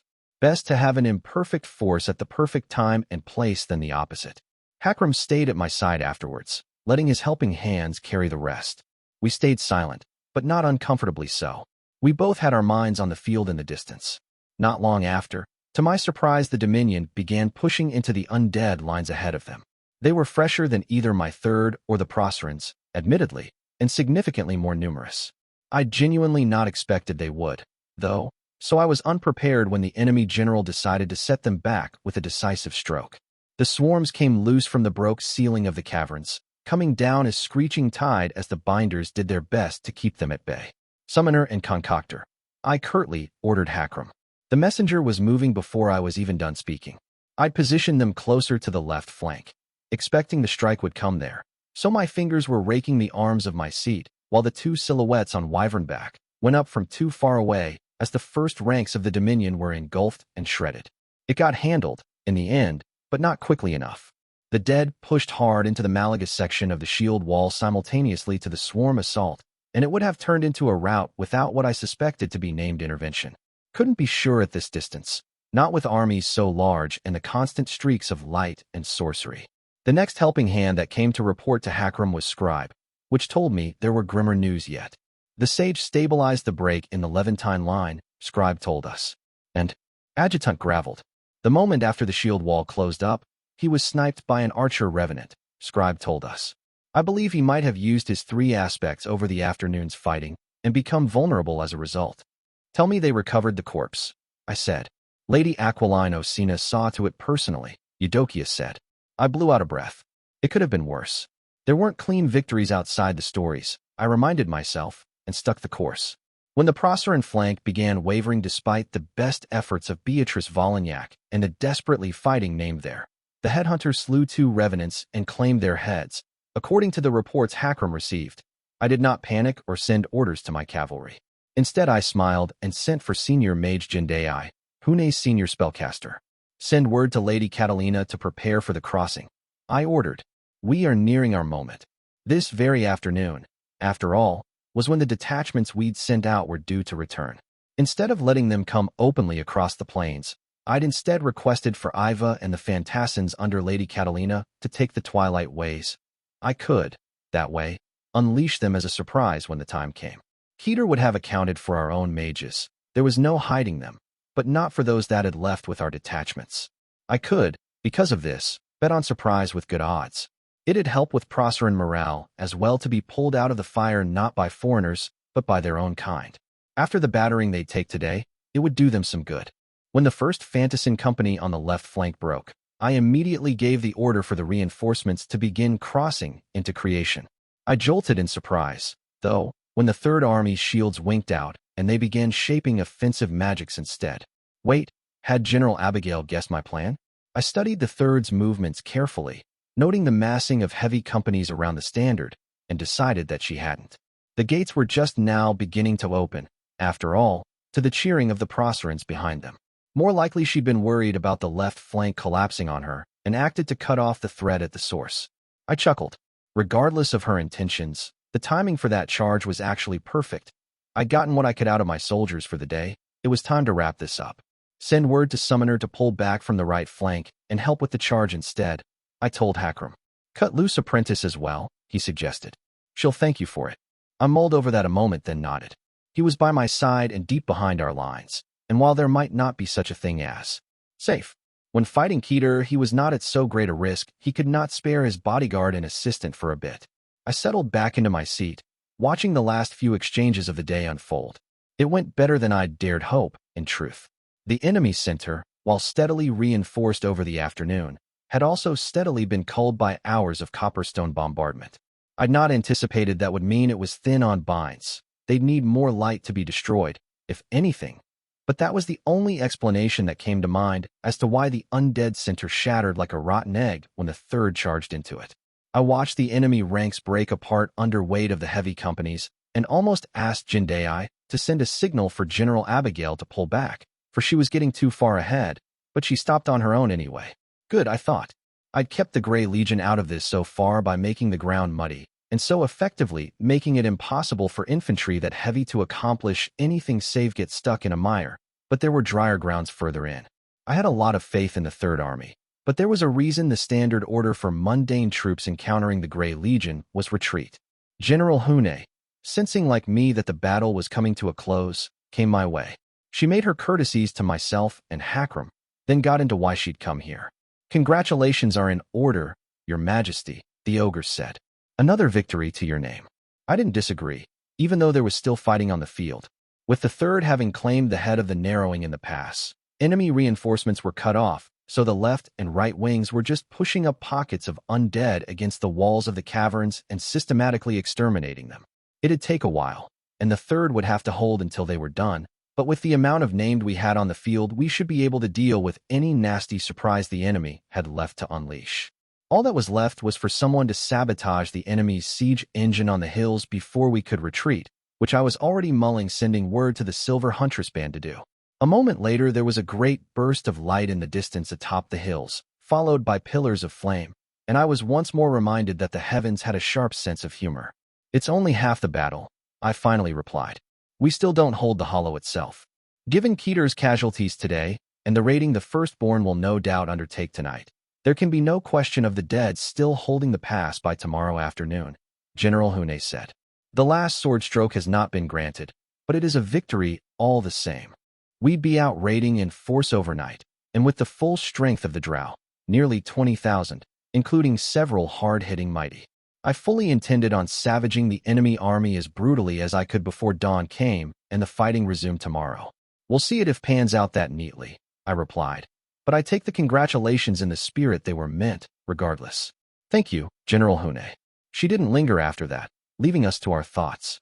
I watched the last gasps of the battle far away without truly looking at them. Hakram cleared his throat. You look worried, he said. I am, I admitted. Something about this smells off to me. It was a hard-fought battle, even if it went well for us, Adjutant said. It is not. Always. A trap, Catherine. Then where has the Grey Legion been? I quietly asked. The mud kept them out, but halfway into the battle Keter should have spit out a ritual that steadied the ground so they could fight. Mighty Sudon had slaughtered a great many of Keter's Magalings, but not so many that they would not have been able to deliver that particular surprise. I'd had an answer waiting for it, admittedly, but with no certainty it'd work. They'd never come out at all, though, which had my fingers clenching and unclenching. Has anyone seen the Prince of Bones? I suddenly asked. We've seen the Grey Legion, yes, but the prince himself? Hakram paused a moment. I'll find out, he promised. Do, I muttered. I closed my eyes. I was missing something, I could feel it. Roland had reported seeing a crab, a while back, I suddenly recalled. Something to do with that, perhaps? I couldn't see any obvious links, though. It's not that I don't think this isn't a victory, I said. But there will be more to this, Hakram. We're not dealing in amateur. Neshama plans for both outcomes. He'll have gotten something out of even a defeat. He had no answer to that, and so I left him to his work. By sundown, I had estimated casualties for both sides of the battle, rough as they were. My armies had around 8,000 dead, and maybe another 1,000 crippled beyond the current ability of our priests and mages to repair.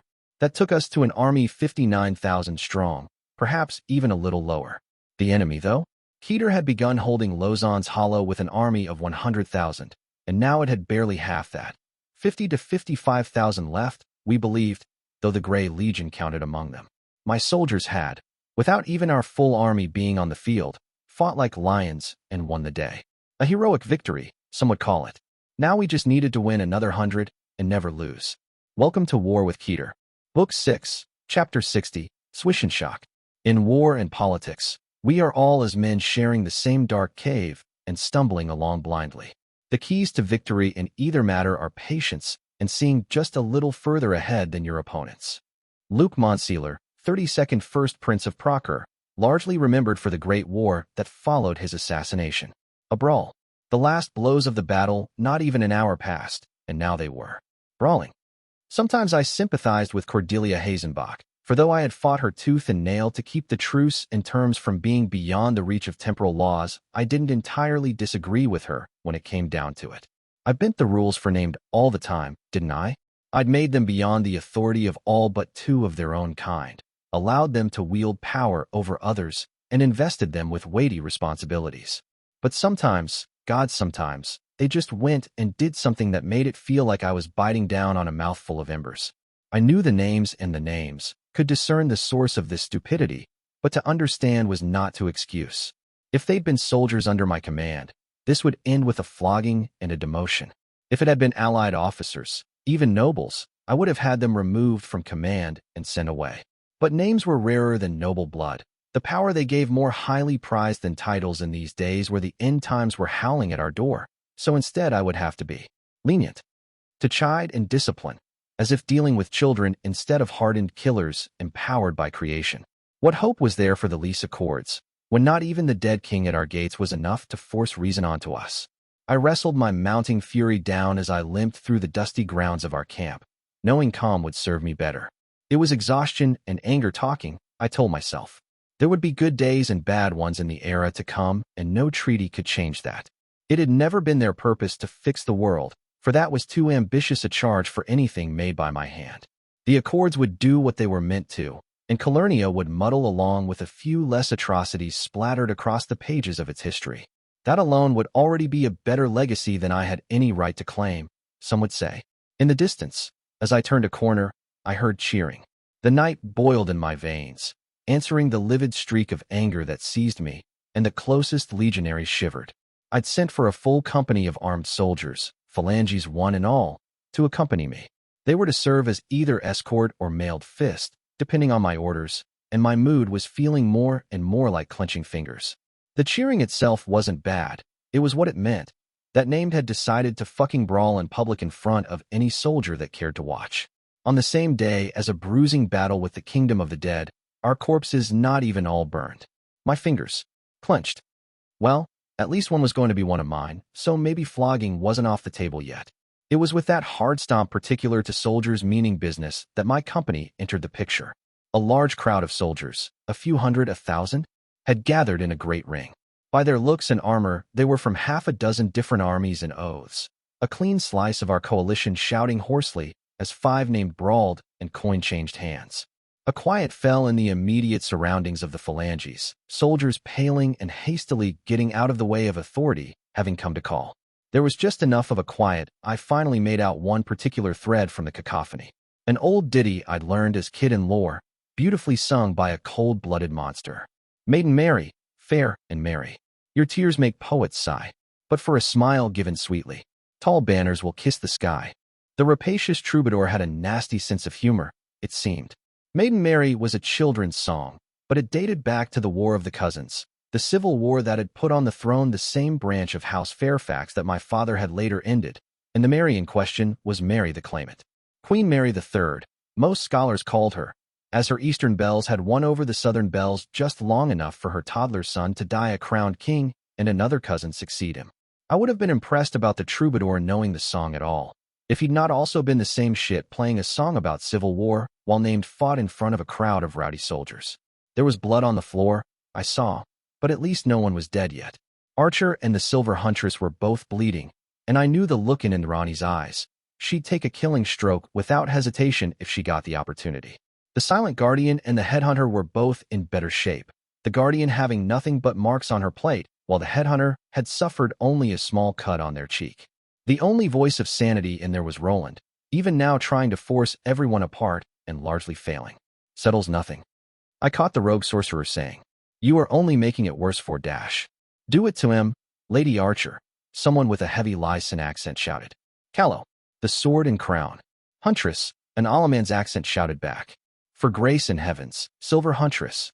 The crowd roared, the crowd cheered, and the rapacious troubadour was still playing that fucking song. Maiden Mary, bright and lovely. What groom did you embrace? Hand in hand, wooing roughly. Your troth is kingdom's grace. Enough was enough. The mood might still be more joyous than bloody at the moment, but crowds were mercurial beasts. This could turn sour very, very quickly. I was still damned winded from the gates Acua and I had opened, but not so spent I couldn't muster a resounding thunderclap when I struck the ground with the butt of my staff. The clap rolled across the ring, drowning out even the cheers, and I limped forward as the phalanges roughly shoved aside the few onlookers and gambled still in my way. "Disperse," I said, voice cold as steel. "Now, and I will not bother with arrests." A shiver went through the crowd, though my eye was on the fighting named, which had ceased actively trying to stab each other, but were still close and holding weapons, and the mood was doused rather comprehensively. I'd half expected someone to protest and to have to make an example, but instead already the edges of the crowd were fraying as people made quiet escapes. Like a crumbling stone, the whole ring would fall apart before long. There was a flicker of remembrance, just as the edge of my mind, as I recalled when I'd been a slip of a girl in lore, and I'd watched Black empty a hall's worth of lords with but a handful of words. I'd sworn, that evening, that one day I'd have that power too. It had taken years, but I'd gotten there. I wondered, though, what that wary wild girl from the orphanage would think of the woman I'd grown into. I thinly smiled, knowing that she might well have added me to the list of monsters in need of killing. "Queen Catherine," Roland started, "this is Dash." "Utter stupidity," I mildly said, "but your role in it was minor and well meant. Walk back to your tent, rogue sorcerer." He caught my eyes, for a moment, and whatever it was he saw there it told him not to argue. My gaze lingered long enough to acknowledge his bow, then moved to the 4 remaining named. I couldn't see the Silent Guardian's face under her helmet, but her stance was sheepish. As for the Headhunter, he, if I understood the face paint correctly, looked rather unapologetic and entirely unembarrassed. He had an excuse for butting in, then, I decided, which left the 2 who would have been the spark for the entire mess. Archer and the Silver Huntress. "Who struck first?" I asked. "She did," the Huntress said, her high-pitched voice grown shrill with anger. "I scored first blood, Indrani dismissed. You swung at me first, Alexis. That is true, the headhunter jeered. On both counts. And the guardian couldn't resist backing up her friend, could she? Hardly sporting, 2-on-1. My gaze returned to silent guardian, who took off her helm and revealed a tanned and dark-haired head. While she looked like she rather wanted to smash in the headhunter's skull, to me she bowed in apology. You only intervened after blood was drawn? I clarified.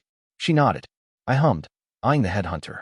And you intervened out of your abiding love for fairness, I take it? I'm used. You have me pegged, the headhunter grinned. You tried to stab me in the back, you dash. The word the huntress used was in traitor talk, but by the tone it wasn't a compliment. You're both dismissed, I said, ignoring the huntress. For having participated in a brawl, you're both dock pay for 5 months, and you'll be assigned menial work under an officer of my choosing. The headhunter glared at me, opening his mouth, but his gaze dipped to my side, where my fingers, without my notice, had taken to clenching and unclenching. His mouth closed. Dismissed, I coldly repeated. The silent guardian offered a bow first, which I returned with a nod. The headhunter did not go quite as politely, elbowing some of the last remaining soldiers in his way as he went. Of the rapacious troubadour there was no sign, I noted. The clever little shit had made good on his escape before I could rap his knuckles. Indrani and the huntress were still facing each other, weapons in hand, long knives for Archer and the spear for her old acquaintance. I cocked an eyebrow. Is there a particular reason you two are still holding weapons? I mildly asked. I saw Indrani suppress a wince. She knew better than the huntress that particular tone of voice did not herald a good mood on my part. If she puts away her blades, the silver huntress began, I will dash. If I must make it in order, Alexis the Argent, I lightly interrupted. I might just lose my temper and fucking drum the two of you of this army before the eyes of gods and men. With a quiet sliding sound, Indrani's long knives went back into the sheaths. I turned a dark eye on her. She timed that, I knew, just so that the huntress would look like a recalcitrant malcontent and she the obedient subordinate. Unlucky for her, I wasn't buying it. The silver huntress blinked in discomfort, then reluctantly stabbed her spear into the ground. She folded her arms over her chest, looking rather defensive. I'm going to ask you 2 questions, I said. You will reply to them calmly and concisely, without interrupting each other. I got gnawed. Indrani's almost playful, as if it were set in stone she'd get out of this without losing any feathers. My irritation spiked. Huntress, why did you attack an ally? I bluntly asked. She grimaced, though I'd wager more from the phrasing than remembrance of the punch thrown. The Lady of the Lake had not raised those girls to shame easily. She got Lysander killed, Alexis the Argent harshly said. Same old story. Indrani has a lark and one of us bleeds for it. Only this time it didn't stop with bleeding. The anger in her voice was a hard, cold thing. I found the hate threaded in it unsettling, as it was too strong to be afresh. This was an old poison, just brought to the fore with a fresh wound. I assigned her to the 3rd Army myself, I evenly said. And by the reports I've read, she fulfilled her duties admirably. As for the death of Beastmaster, I understand she fought and had an arm broken trying to prevent it. The silver huntress' eyes hardened, turning to Archer. Ranger, Black Queen, it makes no difference, Alexis bitterly said. You'll always find skirts to hide behind, won't you? Say that again, Indrani hissed, hand going for a knife. Watch your tongue, huntress, I sharply said. And Archer, I ordered you not to interrupt. Don't make me repeat myself again. She looked mulish but did not argue. She'd been more interested in protecting her pride than my honor there, I thought, so my sympathy was limited. I felt a faint breeze against my neck, gone in a moment, but did not let it distract me. Archer, I said, you were struck with a fist. Why did you answer it with a knife? Indrani's lips thinned. I was insulted beyond reasonable expectation of restraint, she said. You lying dash huntress began. My anger, never far, burned cold and sharp as once more an order I'd given within my rights was disobeyed. This I was done tolerating. The breeze came back, but it had never been a breeze at all. It was a breath. Warm, coming through an open maw. Be silent. I spoke. The silver huntress fought it. But as the beast leaned over my shoulder, hacking out a laugh, even as she struggled her mouth snapped shut, I felt a vicious twinge of satisfaction that I did not indulge, but did not ignore. Archer's face was slack with surprise. The 2 of you are damn disgraces, I said. On the same day where thousands fought and died turning back the enemy, you attacked each other like drunken bulls before we'd even finished burning the corpses. Shame on you both. Indrani reared back like I'd slapped her. With a twist of will, I peeled back the order I'd spoken at the Huntress. Her lips parted, and she breathed out in pants. Huntress, you are no longer commander for the heroes in this army, I said. The rogue sorcerer, who tried to put an end to this bout of idiocy, will take your place. The White Knight will handle the rest of your disciplining. I offer him this as a courtesy, but should you break the truce again, I will have no choice but to cease being polite. My eyes moved to the other offender. Your pay is docked for this entire campaign, I told Archer. You are not to speak with any hero outside of official duties without the explicit permission of the rogue sorcerer or myself. If you draw a blade on an ally again, I'll send you south like the child you insist on acting as. Her hands clenched, but she stayed silent. You've also lost the right to refuse assignments for 6 months, I finally said. You'll be accompanying the firstborn on the raid tonight, so return to your tent and prepare. Both of them glared at me sullenly, in that heartbeat eerily resembling each other for all their starkly different appearances. Grief was a bitter brew, I knew that better than most, and they were both fresh off the death of someone they'd cared for in a very complicated way. I understood why it had come to this, I really did. But I was also a high officer of the Grand Alliance, sworn to enforce the truce and terms, which they had just broken in a spectacularly public and untimely manner. My duty was clear, and my anger not faked in the slightest. I stared them both down until they left, not bothering with a proper dismissal. The moment they left, the beast brushed against my shoulder, almost affectionately, and without a single lingering wisp it was gone. I could speak again, I knew. It hadn't been a fluke. I could feel the way my will once more struck against creation like a queen's decree. One step closer, I thought, and breathed out, to what I did not yet know, but the shape I was beginning to discern was not unpleasant to my eye. Bleed them, I ordered the firstborn. Under this moon, your only mandate is the reaping of deaths. With nightfall had come our opportunity to savage the dead king's forces badly enough that tomorrow's fighting would be the final stroke of annihilation. The twilight ways would allow the drow to harass the enemy's camp on the other side of the pass from every direction, all the while staying out of the jaws of the trap that had been sprung on us the previous night. Here would be no wards to keep us pinned in, this time. Only skirmishes in the manner that had been the lifeblood of the Everdark for a millennium, perhaps the only manner of war in which the firstborn could be said to be the most accomplished of all Calernian peoples. And out the sigils went, under the command of Iva and its subordinate sigil holders. We went with them, a band of named under my own lead. Archer, naturally, for I meant to keep her out of trouble and the camp for a span. To some a place in such a raid was considered a prize, and so I awarded it accordingly. The vagrant spear came with us, and the headhunter as well. Roland I dragged along mostly on account of his expertise in breaking magics, knowing it was never wise to bet on Keter not having that one last trick up its sleeve. The choices had also been a balancing act, which naturally some noticed. I'm sure it's just a coincidence, Archer sardonically murmured, that your picks are even on both sides of the fence. Ever the diplomat, It was not an approving tone. Even the band was a good one, well fitted. I suspected that in her eyes politics having had a say in making it tainted it irremediably. Are you complaining I'm calming waters you helped unsettle? I replied. I didn't pick that fight, Indrani told me flatly. You still fought it, I said. You could have taken the lump, walked away. Her face tightened with genuine anger. I don't owe you that, she said. I don't owe anyone that. Then spare me the comments, I curtly replied. I'll take shit for you, Indrani, but I won't take it from you as well. If you want to talk of things owed, best remember that. Not the most pleasant exchanges to precede going into battle, though only Roland seemed to notice the tension between us as we sidled through the twilight ways. He did not ask, that very Allaman's instinct for discerning when a question would not be well received sparing me the irritation of having to offer even a cursory explanation. Before long we were back in creation, anyhow, and the raid claimed everyone's full attention. I'd left the command in Iva's hand, knowing my Lord of Silent Steps was perfectly capable of leading sigils in war without my breathing down its neck, so I had the freedom to pick where I wanted to meddle. I had some thoughts already. I rather itched to get rid of the Pale Knight, if it could be done without paying a ruinous price. That plan went the way of dust, though, the moment we emerged from the ways and found that the enemy was retreating. The pass was still in the hands of undead forces, and if anything the northern end of the passage was more heavily defended than before, but we'd come out to the north of the enemy's camp, in the flat plains between Lozon's Hollow and the Sigilant Sisters. so it was impossible to miss that there were departing columns. I sharpened my eyes with night, seeking numbers.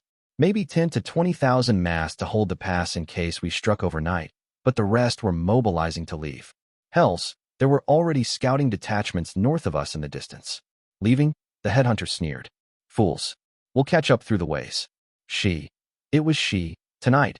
Would have been right if our soldiers were things of stone instead of flesh and blood, but it wasn't the case. I'm not sure we can, the rogue sorcerer replied. Not after today's battle. One of these days, I was going to have to ask Roland exactly what kind of an upbringing had forged a man like him. He was surprisingly well learned in a variety of subjects, including quite a few that mages in the Presci mold would have considered beneath their notice. He's right, I said. Our army's fit to battle, tomorrow, but not to march. Practically speaking, parts of the army would be the Second Army and the Proceran detachments freshly returned, as well as a healthy chunk of the Dominion's warriors. But it'd be risky to engage in pursuit with low numbers, and it'd leave the force behind us very vulnerable. Unlike us, though, the dead king did not have to give a shit about wounded or exhaustion or supplies. He could just order the march. There were 3 days between the Sisters and Lausanne's Hollow, so if we took a day to recuperate and immediately marched, maybe we'd arrive at the Sisters before he did. Maybe. But it'd be risky. If the Sigilant Sisters had been reinforced, we might end up walking into a positional disaster. Then what is to be our purpose this night, Black Queen? The vagrant spear asked. I chewed on my lip. I wasn't comfortable risking a night battle with Keter, even assuming I could muster enough of my army to wage one alongside the Firstborn. That left only one logical move. We'll not be hunting revenants, after all, I said. Damage is our purpose. We thin their numbers as much as we can, binds over bones, constructs over anything else. We avoid revenants unless they're alone and keep close as a band. Understood. Archer, even after our terse exchange, remained entirely dependable. Understood, Indrani replied, stringing her bow. We hunt, the vagrant spear agreed. Roland sighed, offering a nod, and the headhunter rolled her eyes. I'll take a kill if it's offered, she insisted. By all means, I mildly replied. Though if you disobey my order I will, naturally, discipline you accordingly. The Levantine villain met my eyes, and I smiled thinly. I'd killed harder women than her, and without too much trouble. After a moment she nodded. Good, I said. Let's get to it then. It'd be a stretch to say that what followed was boring. The danger might be limited, but it still existed, but it did get repetitive. And it was dull from the start. Moving on foot, we struck hard at the enemy's columns, targeting binds and the occasional constructs or supplies before retreating back into the twilight ways and popping out elsewhere. We were quick enough no revenants came even close to approaching us, though part of that must have been from the Firstborn being a larger and significantly more damaging threat. We saw, maybe 2 hours in, that things were actually turning starkly in favor of the Drow. Mighty were burning entire swaths of the enemy with impunity, and casualties were mounting among the dead, with only paltry costs to the Firstborn. Some of the sigils got too bold, though it cost them revenants at first, but the struck sigil doubled down and called allies, only for the Grey Legion finally to make an appearance. It was a major enough development that I parted ways from my band temporarily and called a sigil holder to me for a report. Lord Solon bowed deep, but talked briskly. It wanted to return to the fray. The ironclads unmake the night, Losera Queen, much as the carved pillars did during our previous raid, Lord Solon said. It appears they have also been invested with a ward that prevents access to the Twilight Ways. That surprise was costly. Between them and the revenants, we were forced to pull back. Give me a look, I ordered, extending a hand. The Sphere of Night was promptly offered, and my damning suspicions were confirmed. I'd seen the Grey Legion before, those hulking dead encased in armor so thick it more of a rampart. Those armors had been well maintained and quite distinctive, so it was easy to tell that the Grey Legion had been quite recently refitted. So that's what you got out of this, Neshama, I thought. You tested the pillars and wards on our Firstborn, and when they proved effective you used that crab lurking around somewhere to refit your Grey Legion into Drow killers. It wouldn't matter much here, where we could harass away from their ranks and avoid them, but there would come a time in this campaign when the Drow would have to stand and fight. And when they did, the Prince of Bones and his legion tailored to kill Firstborn would be waiting for them. Go, I told Solm, return to the fight. Pass my order that the Grey Legion is to be avoided, lest we allow the enemy to further refine ways to kill us. It was worse than those troops just being a hard counter to Drow, I knew. It also meant that 2 of the 3 assets we had at hand that could possibly deal with the Grey Legion without horrendous casualties, namely Acqua and myself, had just been made equally obsolete. Some tricks would work to a limited extent, like floodgates, but I wasn't confident in smashing them by myself anymore. And our last answer to their kind, the Blessed Artificer, worked exclusively in light. I was not so confident that the dead king did not have something to counteract that as well, considering how much he'd invested in building up this army. Fuck. Unpleasant as the revelation was, there was nothing to do but to continue our raiding. I returned to my band, and we resumed our attacks, continuing to inflict bloody noses wherever we went until around early bell. We were all beginning to slow, close calls were getting closer and victories getting sloppier, so I called it at an end. The firstborn remained until a full hour before dawn, only then retreating into the twilight ways.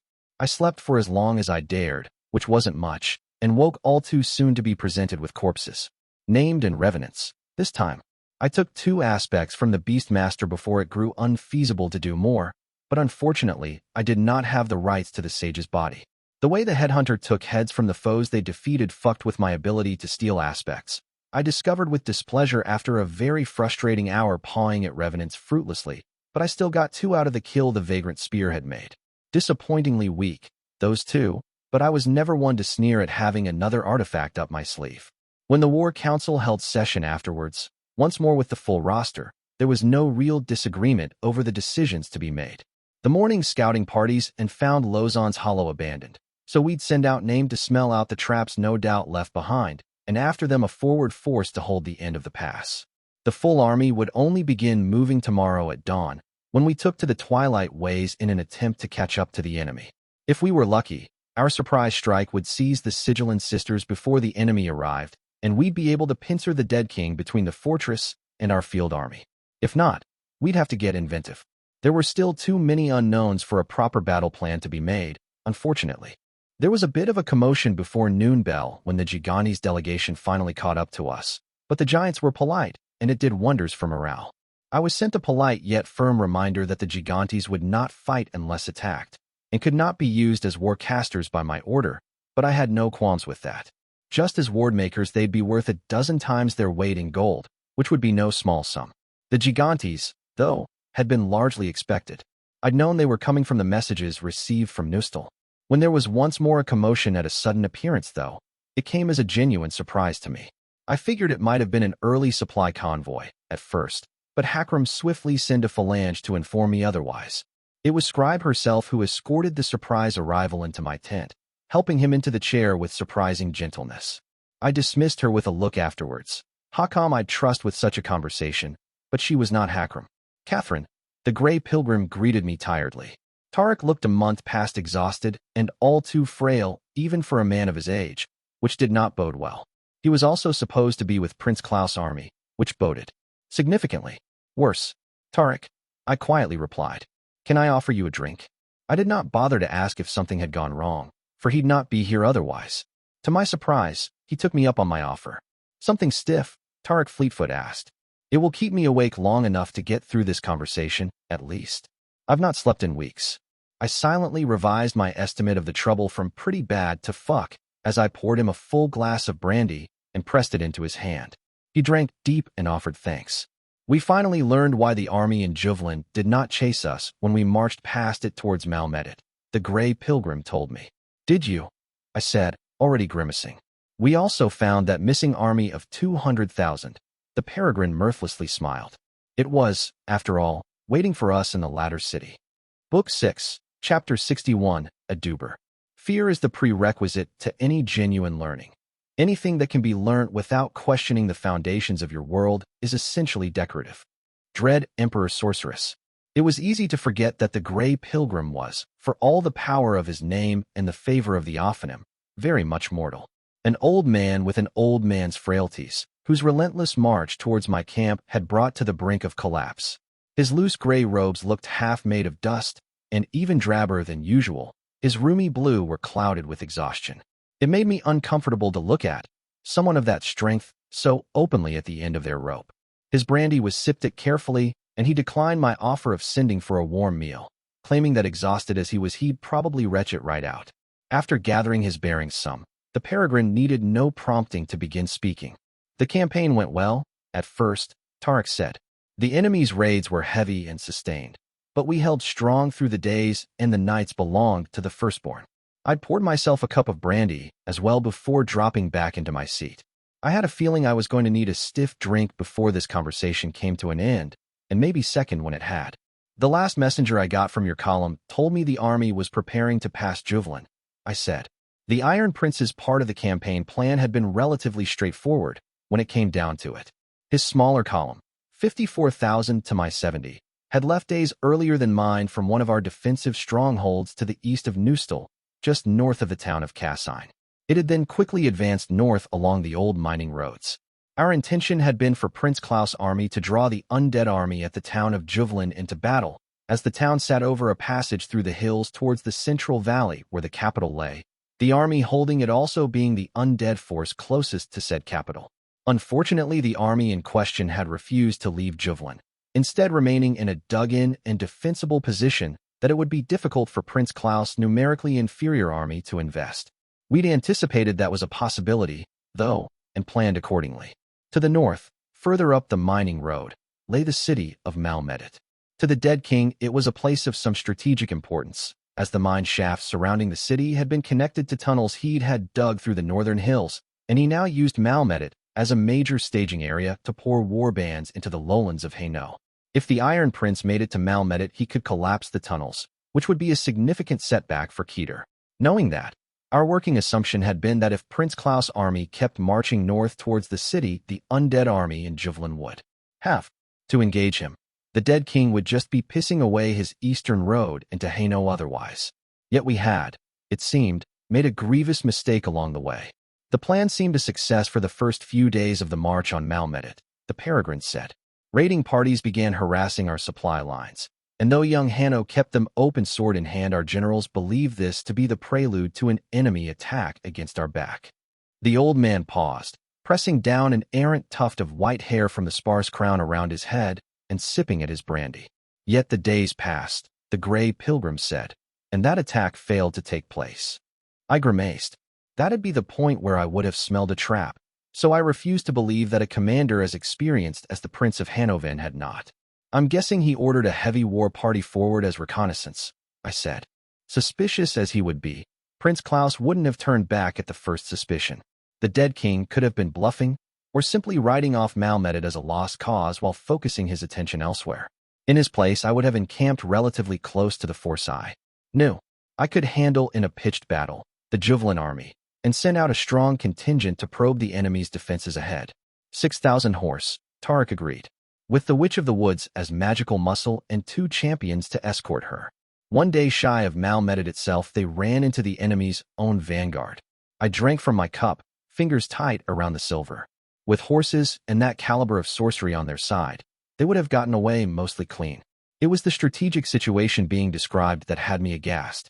The Grey Pilgrim had earlier intimated that the army 200,000 we'd thought in the far north of the Principality had been the one waiting for our eastern column in Malmedit, which meant pressing an attack forward against it would have been suicide. The Iron Prince would suddenly have found himself stuck between a massive force to the north and a smaller one to the southwest, the latter even being able to cut his supply lines if it was willing to bleed for it. And when was Keter ever unwilling to bleed? How bad was it? I grimly asked.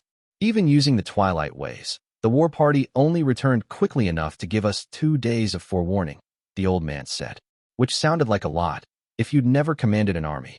But I had, and so I knew they were ungainly, lumbering things, especially when being made to turn around. You retreated, I assume, I slowly said. That was our intent, Tarek said, until the young slayer and the Herod, which found an enemy raiding party to our south, yet strangely heading away from the army, further south. They followed it down and dash. My eyes narrowed. The pieces were falling into place. Found the dead dismantling the mining road, I finished quietly. The old man nodded. So that had been Neshama's game. By ripping up the road, he was making sure that even if the Iron Prince's army tried to march back to our defensive lines, it'd be slowed enough that his large ambush army marching south from Malmedit would be able to catch up to it. That left only the twilight ways as a way out. But even that was risky. Not on a tactical level, I meant. With 2 days of warning, an evacuation would be quite possible. So long as he wasn't under attack, with a Pharos device, Prince Klaus should be able to shift his entire army into the ways in a few hours. On a strategic level, though, his disappearance could lead to a disaster. If the Iron Prince bailed on the eastern theater of our campaign entirely, there would be nothing standing between a massive army of 200,000, maybe even 300,000, if the army in Juvelin joined forces when it passed near, and our dangerously bare defensive lines. Our reserve was already marching on the Sigillant sisters, meaning all that was left there was the reinforcements from Daoin under Vivian and a fresh wave of Proserpine conscripts. Klaus could instead take his army back to our defensive lines, but if he did, then he was leaving my column out to hang. All enemy armies would converge on my army, and even with the ways, there was no possible way for him to reinforce me in time. He read us like a book. I admitted to myself. The dead king had seen us coming, and now we were being made to bleed for it. I couldn't even claim that at least that fucking surprise army in Malmedit had flushed out Keter's hidden hand. We'd found that missing force, sure, but only after the other force of 150,000 in Lucianary had vanished into thin air. The wily old monster had managed to keep the story of his hidden threat going even after revealing another hidden threat. He'd baked a second cake while eating the first one, so he quite literally got to eat his cake and have it too. Gods, but I hated fighting the fucking dead king. Tarek had kept silently sipping at his drink, letting me wrestle my thoughts into place, but when he saw my attention fully return to him, he set the cup down. And after, I simply asked. I'd been able to make decent guesses as to what the Iron Prince would have done until then, with the benefit of multiple sources of information and insight, but now we were out in the wilds. I'd never fought the old prince on the field, and records of his campaigns against the Ratlings and the dead were near non-existent. Lycanese marked only victories, defeats, and tallies of the dead. Anything else was considered pettily boastful. And while the Iron Prince's victories during the Great War were much better known, they'd been one waging a very different sort of war. I wasn't sure what I would have done in his place, much less what would have gone through the Prince of Hanovin's mind at that crossroads. A war council was called, Tarek said, and after some debate, it was agreed on that the wisest course would be to attack the enemy army in Juvelin to break through. My brow rose and I forced myself to think. I could see the sense in it, squinting a bit, from his point of view. Assuming my column broke through with swift victories at the Sigillant Sisters and Lausanne's Hollow, seizing Juvelin would allow us to link our armies in the central valley of Hainaut. The undead army from Malmedit would still be able to march south on our defenses, but at that point our unified force could answer by leaving a strong garrison at Sigilin and then outmarch that army of the dead through the ways. A neat trick, turning the destruction of the mining road against those who'd done it. Sure, he'd take losses taking Juvelin from pushing out the dead, an uncomfortable amount of them, but it would salvage the strategic situation. The problem was that Klaus Pappenheim didn't know that the army in Lucianary had disappeared. I tried to send messengers, but I very much doubted they'd made it through the gauntlet the Grey Pilgrim had described. Another army had vanished into thin air, and rubies to piglets that it was going to reappear near the capital around the time we finally took the sisters. You know, right between a bloodied Pappenheim and my own forces as the even larger Malmedit army marched on the Iron Prince's back. That was going to turn into a bloody, ruinous mess. You were there for the battle? I asked. I left before, Tarek said. Of all our bestowed, it was agreed I had the best chance of making it to you unharmed and in good time, so the duty fell to me. The battle for Juvelin will have taken place by now, but the outcome is known to neither myself nor the Ophanim. I slowly nodded. You arrived in time, I admitted. What you just told me will influence our pace quite a bit. I can no longer afford to take my time wiping out the remains of the enemy here and reducing the sisters if the other column is in danger of a wipeout. We'll have to hurry forward. Which was compounding risks with risk, I grimly thought. Already the Iron Prince had rolled the dice on taking Juvelin, and now I was going to have to rush taking Sigilin, or his efforts might be in vain. The illusion of control we'd had when this campaign had begun, that bold armada of plans and schemes, was now dead and buried. We'd gained tactical victories, but we were headed towards a strategic disaster. The only way to salvage this now was to push forward and through. If we don't, all that's left is measuring the scale of the losses we'll incur. I drained the rest of my cup, letting the warmth pour down my throat, and set the silver down. Gods, silver. Who would have thought I'd end up drinking in that one day? When I'd first started sneaking sips of beer at the... I froze. Oh, fuck me. I'd had the clues all along, hadn't I? I knew the movements, I even knew how the enemy thought of us. I'd just not put them together, taken that last step. It's a rat trap, I murmured. Limpid blue eyes narrowed at me, the exhausted old man turning back into the peregrine in a heartbeat. The marks of bone. I froze the dreadful thought that came all too soon. The gray pilgrim sighed. So he comes after us with his entire hateful might, Tarek said. So we suffer a stinging defeat at his hands, and, like children in the dark, we pray for deliverance by our own guardian angel. I rose to pour myself a second goddamn drink, and when the pilgrim silently extended his own empty cup, I filled it without qualms. I thought you trusted her, I finally said. I did, Tarek tiredly said. And now I don't. If you live long enough, Catherine, you will find that time warps even the bonds you believed unshakable, and that we are never so wise as we think, even when we believe ourselves to be fools.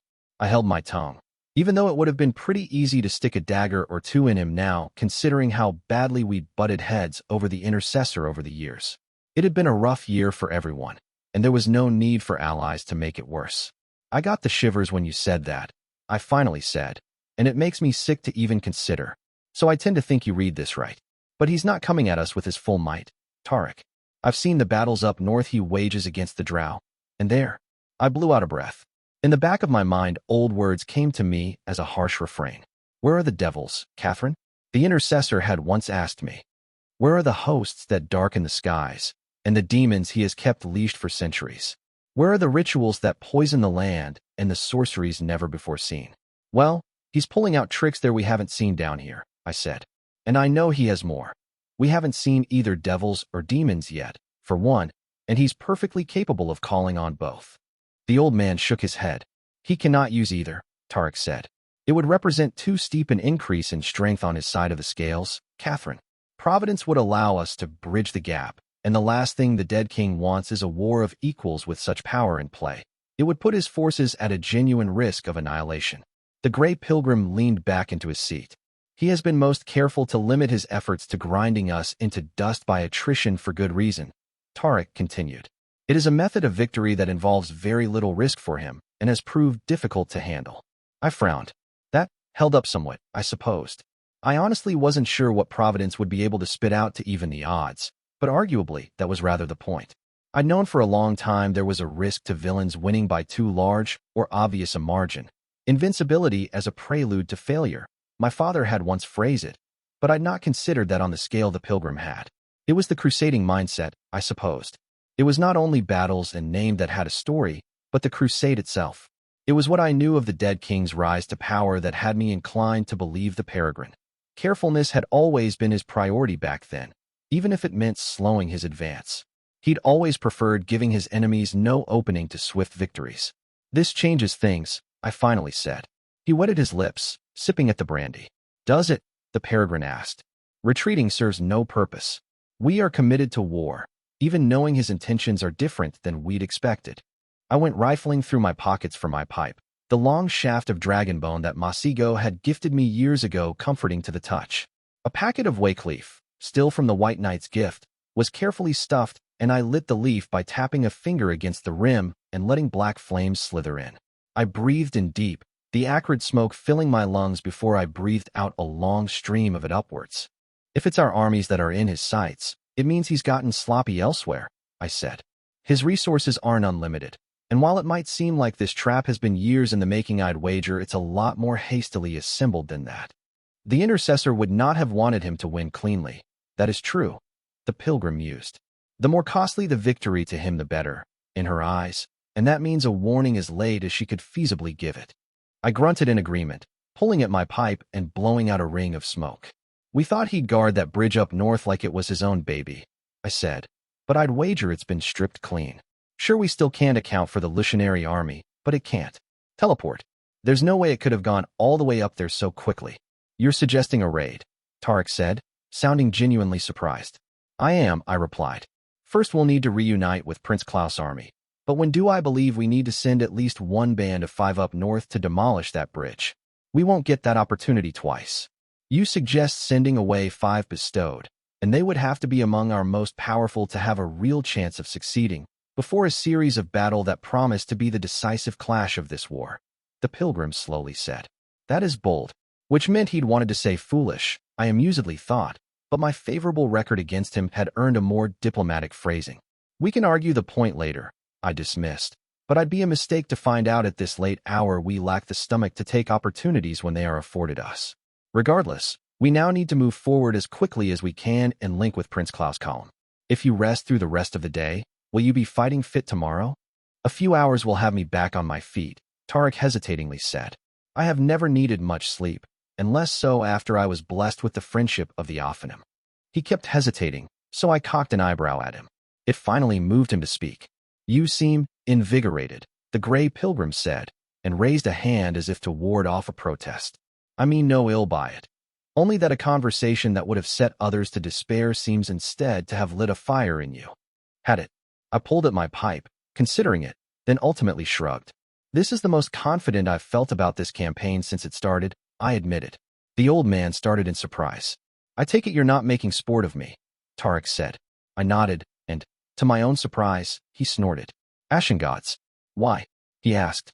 I do not believe this will end in tears, though many will be shed along the way. But little of the news I brought you strike me as sources of confidence. The enemy has fooled us and led us in a great peril.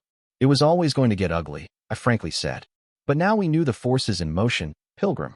We know, or have a good guess, at the very least, why the dead king is acting now, what it is he is after, and where all those things sit in the greater tapestry of the war. For the first time since our armies went marching north, we are no longer blind. We can finally find a way to win, and I mean, properly, win. Not just survive by the skin of our teeth or settle for a bloody draw. My fingers were already itching for ink and paper as well as a quiet place to think. Oh, we were in the pit for sure. I was pretty sure the Iron Prince was about to get stuck between two large armies while I caught up. And if either of us made a mistake, then this could turn into the single worst military defeat the Grand Alliance had suffered since the beginning of the war. Hells, it could turn into the kind of defeat it was simply impossible to recover from by sheer dint of lives and resources lost. But this pit, it was an old friend. I'd been here before, through my own mistakes and the machinations of others, and the feeling of the bottom of the barrel under my feet did not scare me. I grinned at the Grey Pilgrim, baring my teeth ferally. It's the 11th hour, Peregrine, I said. Midnight bell is on the verge, and when it rings we'll all have to pay our dues, but the song isn't over. Not yet. You have a plan then? Tarek Fleetfoot asked. Blue eyes and a tanned face met my gaze, and in there I found a light that was not light. No, that one was entirely his own. It was cold and patient and ruthless in a way that even some of my kind would blanch at, qualities that a lifetime of service to the choir of mercy had sharpened into a razor's edge. There wasn't a lot a man like the Grey Pilgrim wouldn't do, for the sake of the world. Looking into those eyes, I wondered if there was really anything at all. I have the bare bones of one, I said. It begins by taking back the initiative. There are still enemies ahead of you, Tarek said. The remnant of the army that held Lausanne's Hollow, as I understand it, now heading towards the Sigillan Sisters. And that force needs to be destroyed, I agreed. But I don't need our entire army to do that. Not when our reserve under General Pallas will be joining the fray as well. You would split your host in two, the Pilgrim said, and then take half to relieve the Iron Prince. We're going to do better than that, Tarek, I said, rising to my feet. I went looking through my desk, opening drawers until I found what I wanted, a small scroll, inked by Scribe's own hand. It was a neat, lovely map of the Principality of Hainaut whose accuracy meant it was probably worth as much a herd of horses. I unfolded it across the table, gesturing for the Pilgrim to come closer as I set down a bottle on one corner to keep it down and an empty inkwell on the other. If Prince Klaus won the battle for Juvelin, I said, tapping the town with a finger, then right now he's marching into the central valley of Hainaut, what the locals call the Highlands. And you believe an enemy army, the one that was once in Le Chenary, will have traveled unseen to strike him by surprise there, the Pilgrim said. I do, I said. But I also think that the dead king believes us more conservative in our attack than we actually have been. There's nothing about the way his troops are moving that even hints at his being aware that the Sigillan Sisters are about to be attacked by General Pallas. So from his point of view, even if a hero like you manages to bring word about what happened to the Prince Klaus column, I'll still be stuck here clearing out the dead heading towards the Sisters. It actually shed some light on why the army defending Lausanne's Hollow had been so willing to retreat, even considering the bloody nose I'd given it. At this point, holding the Hollow was no longer a strategic priority for him. It was a lot more important to tie down my army for a few more days while he finished mopping up Klaus Pappenheim's column. And the worst was that the dead king wasn't even wrong about my needing to clear out the dead ahead of us. It wasn't a force that I could afford leaving at my back while taking the ways to reinforce the Iron Prince. If I did, I would then be stuck with a massive army behind enemy lines and with no supply lines. Hells, at that point he would barely even need to fight. He could just keep harassing us and let starvation do the work for him. Fortunately, General Pallas was still in the wind and about to make her bite felt. I'll be leaving behind the Third Army and half the Firstborn along with some of the Proserpine Fantassins, but most of my army will be headed. I trailed off, leaning forward and squinting at the map before finally laying a finger at the height of halfway up the stretch of Julien's highway connecting the sisters to the capital, but a little to the east. There, I finished. The old man's gaze followed my finger, taking in the map as he considered it all in silence. "And what is it that you intend to do in the middle of nowhere?" the gray pilgrim finally asked. I breathed in deep of the Waycleaf, enjoying the burn and taking my time before spewing out a stream of gray smoke. I smiled coldly at the peregrine. "Why, Tarek, but we're going to ambush the force about to ambush the Iron Prince."